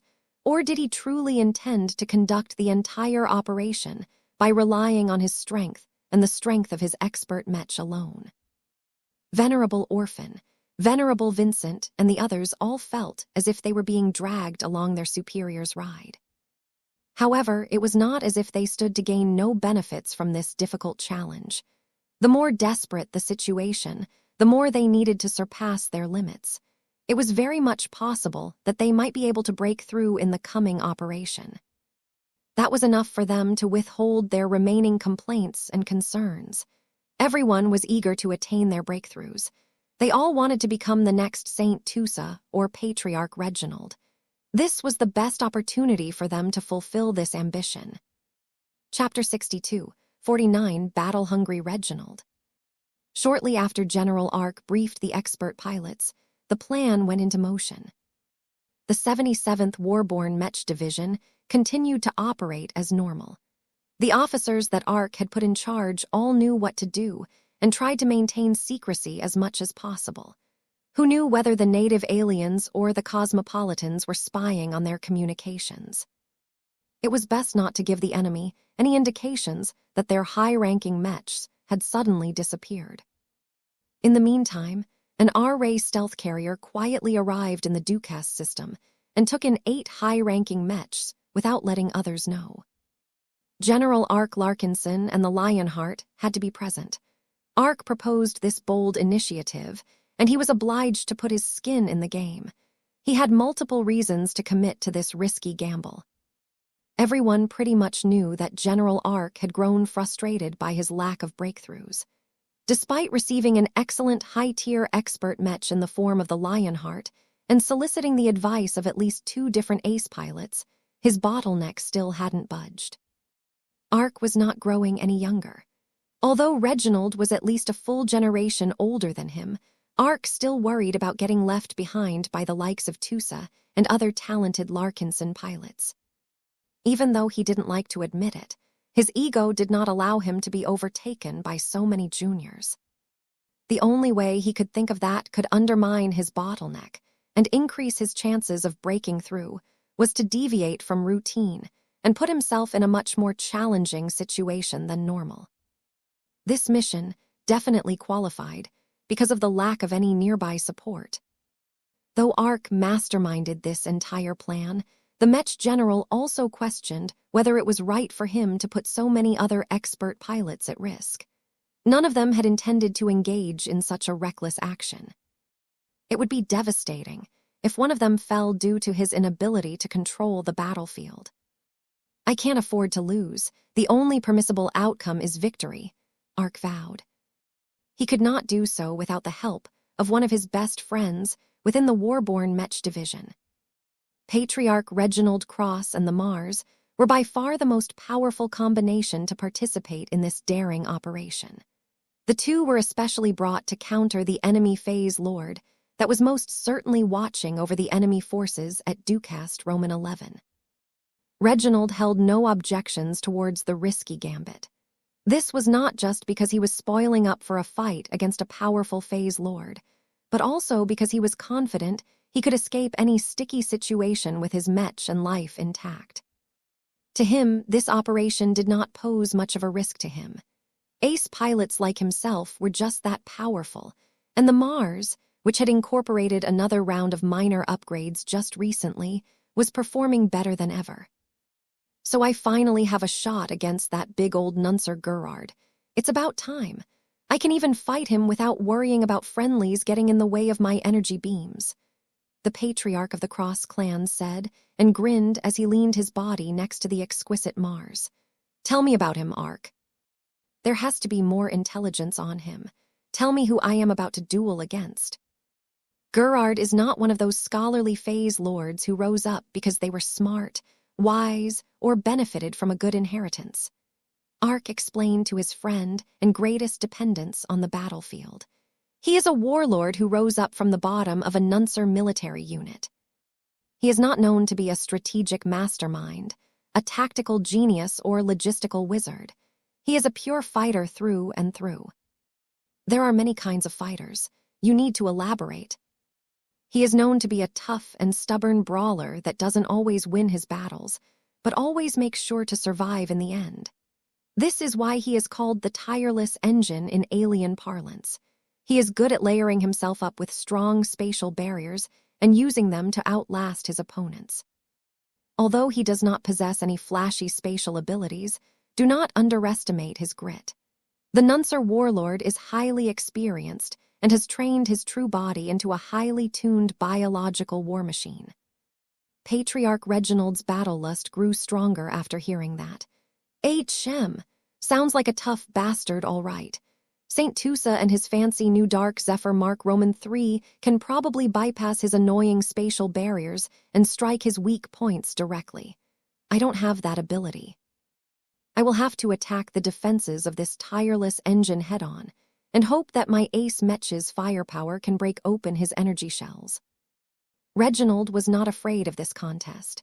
The matchup was not the best, but the Mars possessed a huge amount of firepower. The Trust Arceus system, combined with any handheld weapons, was usually enough to breach any transphasic energy shield or spatial barrier with relative ease. Don't underestimate the tireless engine, my friend. Compared to the Trampler of Stars that you fought against years ago, your next opponent is stronger and more formidable in many ways. Intelligence suggests that his combat power has reached the upper tier among lesser Phase Lords. He is among the more powerful Phase Lords that you can expect to face that has yet to receive their own face water production systems. He will probably earn this coveted reward as long as he has successfully toppled the Ducast system and other fortified star systems. This meant that Gerard would definitely put up the best possible fight. Every lesser Phase Lord yearned to obtain a PPS from the Phase whales. Only by implanting a crucial organ that allowed a Phase Lord to produce his own face water would he be able to unlock his full growth trajectory. I will beat him, Patriarch Reginald promised. You guys just need to get those other Nuncer forces off my back. I cannot put all of my focus on my duel against the tireless engine if all of those other warships keep firing their huge cannon batteries into my ace Mech.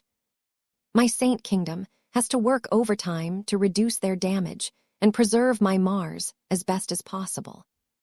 Ark Ark looked uncertain. "We shall try our best to give you a clean shot against the tireless engine, but we only have so many expert mechs, and at least several of them must complete our primary objective.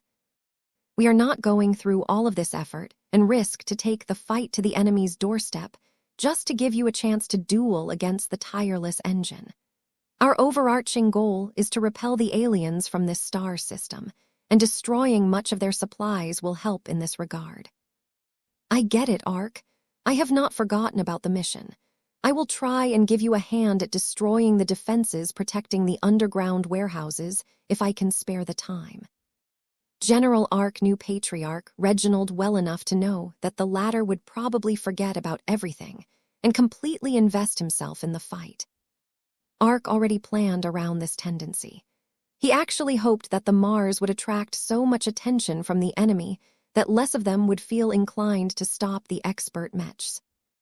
Although it sounded as if Ark was taking advantage of Reginald, the Mech General had full confidence in the ace pilot's ability to cope with all of the pressure. Even if the Mars was unable to evacuate with the others, it could still disengage and fly back to Ducast Roman 7 on its own power. It was equipped with a powerful transphasic flight system that should allow it to cross interplanetary distances in a reasonable timeframe. However, if the tireless engine continued to chase right after the Mars, it would become a lot harder for Reginald to retreat. That is if Reginald even wanted to turn his back on the enemy. The battle-hungry ace pilot hated the thought of retreat. He was still able to do so if there was no other recourse, but he had retreated from so many battles back when he was a high-tier expert pilot that he became sick and tired of all of the losses suffered from these contested withdrawals. Reginald always tried to the end, if there was a chance he could win. The man was done with losing and retreating like a bedraggled dog. "I will transfer the remainder of the intelligence package on the tireless engine. Don't lean too much on your prior experiences with the Trampler of Stars. The previous Phase Lord we fought against was only a mid-tier lesser Phase Lord, and his main strength lies in mass area destruction. He is not that good in single combat, especially when his armor is compromised and destroyed. Gerard is a proven and highly prepared fighter. He most definitely has a massive suit of armor at his disposal that can amplify his strength. Do you have any info on the tireless engine's armor?" "Only outdated bits of information that the Mecher spies have gathered behind enemy lines. According to their intelligence, the tireless engine prefers to wear a thick suit of armor that is equipped with transphasic energy shield generators for added defense and multiple transphasic energy cannon batteries to allow him to attack from a distance." Patriarch Reginald did not look too impressed. These were all mundane technological solutions that only became stronger due to the use of face water. Outside of that, there should be nothing special about the Phase Lord's gigantic suit of armor. "What will you be doing during the fight, Ark?" Reginald decided to turn the conversation around. "My Lionheart is one of the few versatile expert mechs that can inflict area damage, so I will be focusing on destroying enemy goods and supplies at first. After that, I expect that I will need to help the other expert mechs overcome the enemy blockade. It will be hard for us to fight through so many enemies without any backup, but I think I am up to the task." "Do you expect to attain your breakthrough during all of that fighting?" "No," Ark firmly shook his head. "I do not think I am ready yet. I need to know where I stand when I fight under my own power. I have become too accustomed to fighting with the faith and belief of so many subordinates that I have forgotten about what it was like to fight for myself. I am doing this to prepare for a possible breakthrough in the battle after we have completed this operation." The ace pilot harbored genuine respect towards Ark for preparing to fight with a handicap. "I think you are doing the right thing, Ark. I don't know how it is with command specialists such as yourself, but other pilots such as myself ultimately believe that we can break any opposition as long as our fists are strong enough. The stronger your base power, the greater the effects of amplification. You should never neglect your personal strengths." This was one of the realizations that Ark had made as of late. He had been trying to change several habits in order to earn the qualifications to break through. He had already implemented the advice that Tusa gave him last time and delegated more day-to-day leadership responsibilities to other Mech officers. This mission was an extension of this effort.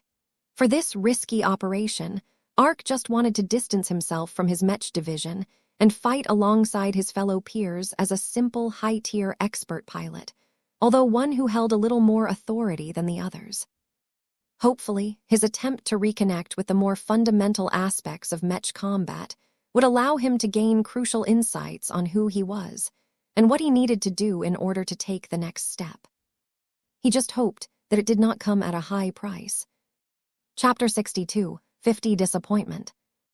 As the stealth shuttle quietly circles across the Ducast system in order to reach the Gerard Assault Fleet's staging point in this war zone, General Ark continued to check up on the other expert pilots in order to confirm they were ready for the upcoming challenge.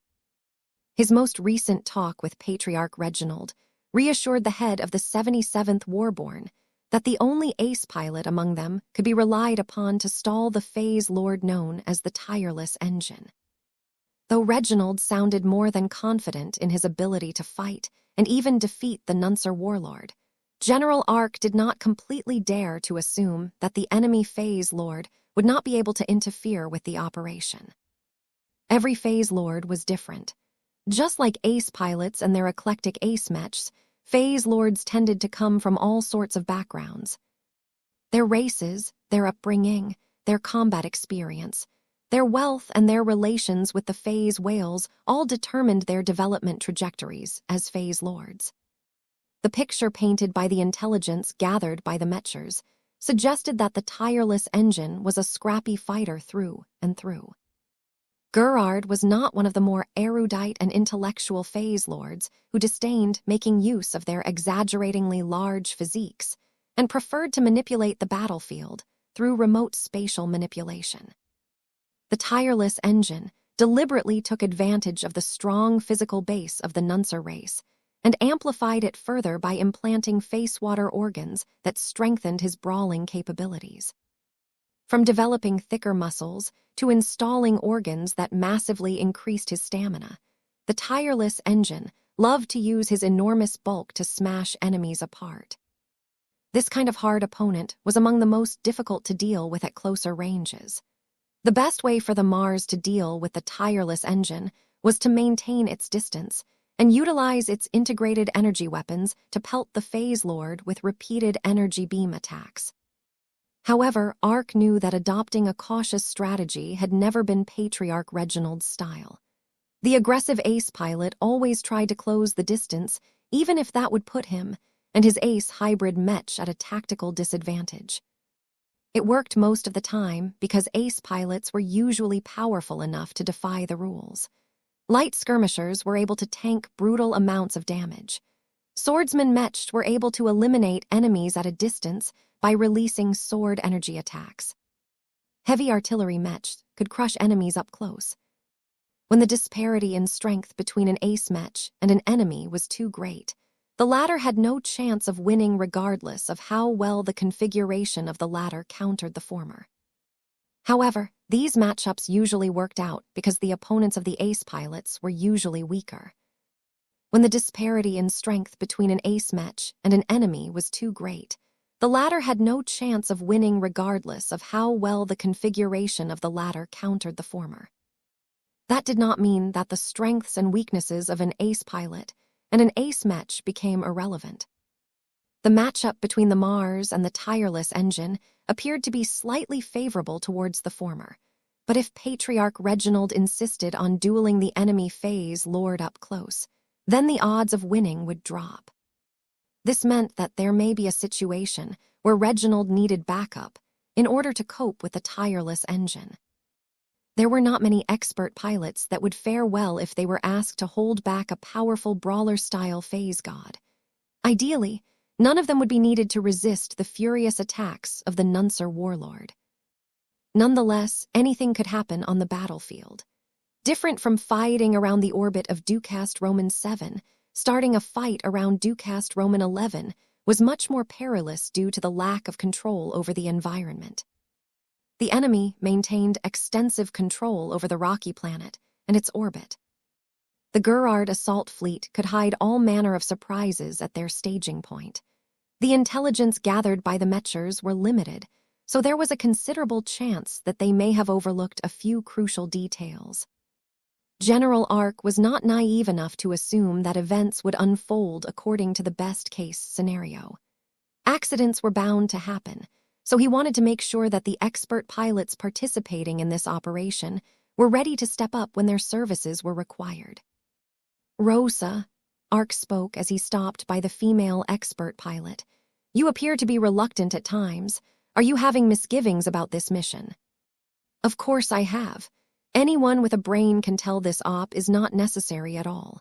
Sure, it would be nice if we can take out all of the supplies of the invading aliens, but that is not what this is about. This mission is just an excuse for you to test your limits on a challenge that you initiated yourself. I have no problem with that, as it is your choice on how far you want to push yourself. But since you dragged other expert pilots like myself along, it has become our problem as well." General Ark could not refute this accusation. The Red Two never asked him to launch such a risky assault. The Mechers and the Fleeters only wanted the line fighters to hold their positions and rely on their defensive advantages to stall or grind down the alien assault fleets. Ark chose differently. He wouldn't be able to make much progress if he kept fighting low to medium-intensity skirmishes. He also did not think it was enough to participate in a single pitched battle. He needed to do more in order to overcome his stubborn bottleneck.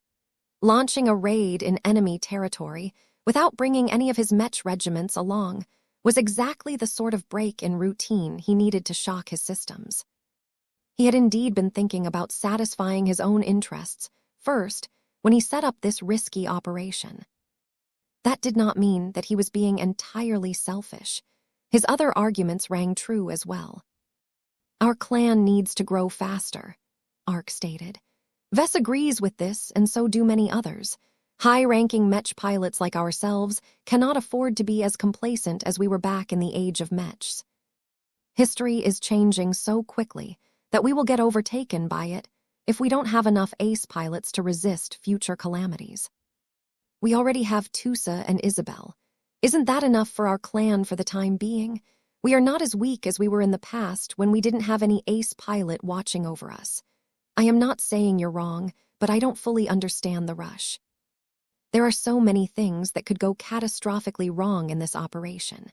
You are forcing us all to balance on a razor's edge. This is an opportunity for you and the other expert pilots as well, Rosa. You are constrained by your bottleneck, so do almost every other expert pilot on this stealth ship. I am hoping that at least one of us gets to break through this time. It does not even have to be me. One way or another, our clan will become stronger after completing this operation." Rosa pinned Ark with a judgmental stare.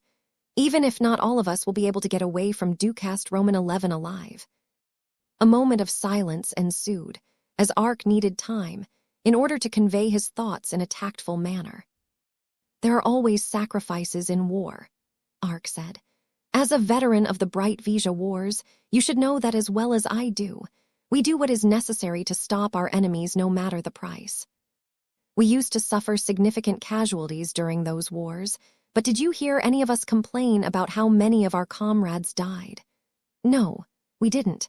We weren't happy about it, but we accepted the losses because that was the price of war." Rosa scowled and crossed her arms. "This is different. The Red War is nothing like the Bright Vija Wars of old. Back then, the Bright Republic's Mech Corps stood alone against the Vision Mech Legion. We needed to step up and fight the Visions head-on because there was no one else that was willing and able to fight on the front lines. Our situation is much different in the current war against the native aliens. It is the Mechers, the Fleeters, and other first-raters that are responsible for most of the fighting.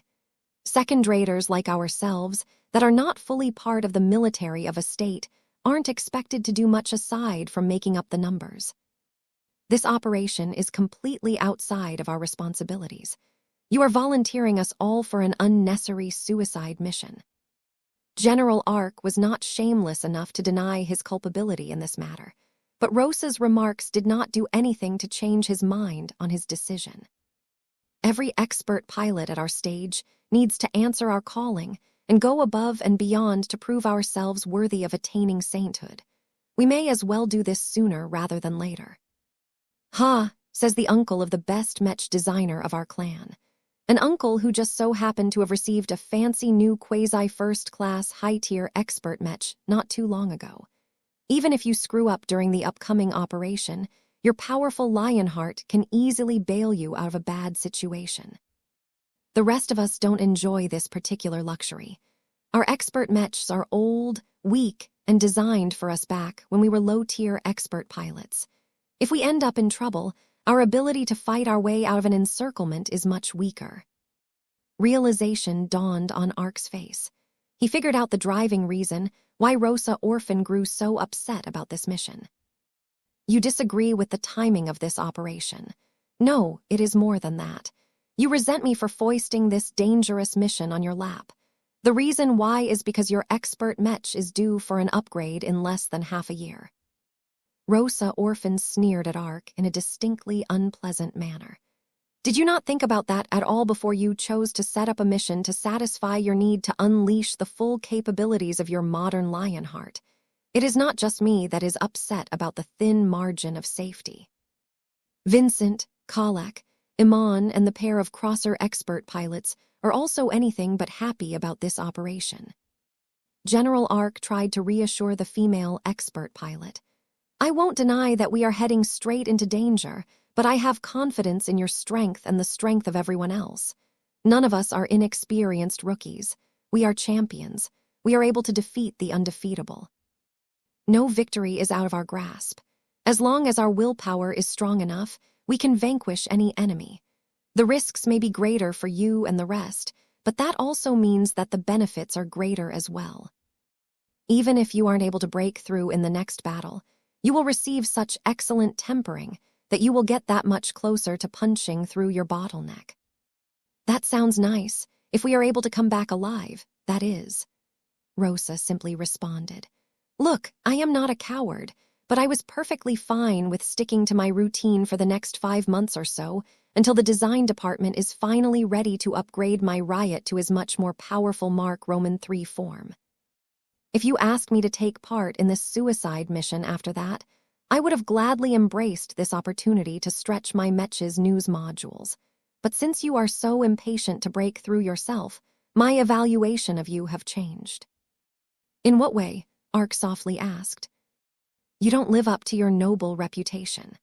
I have been serving in the Warborn for several years now, and while there are parts about you that justifies all of the hero worship that you have received, you are more selfish and self-centered than people have been led to believe. It is not that you mistreat your subordinates, you just don't care about us, not truly. You project the right image in public and say all of the nice words, but when the time has come to prove that you consider us brothers and sisters, you instead treat us as pawns that you can use up and discard at will. It is profoundly disappointing. Rosa Orphan became so disgusted with Ark that she began to move away. Commander Kaesela Ingvar is 10 times the better leader than you as far as I am concerned. She cares, while you do not. I wouldn't be surprised if she breaks through sooner than you. Her heart is much bigger than yours. I don't think you care too much about the Larkinson clan in the first place. After all, it is Vess' clan, not yours. I think you are just treating it as a vessel to fuel your own ambitions. Good luck in the next fight, General. I am not worried about whether you'll be able to come back from Ducast Roman 11 alive. Your Lionheart is too strong for that. You should worry about whether my Riot Mark Roman II or the other weaker expert Mechs will be able to make it back in one piece. After all, you dragged us into this fire pit. It is your responsibility to ensure we can make it out again.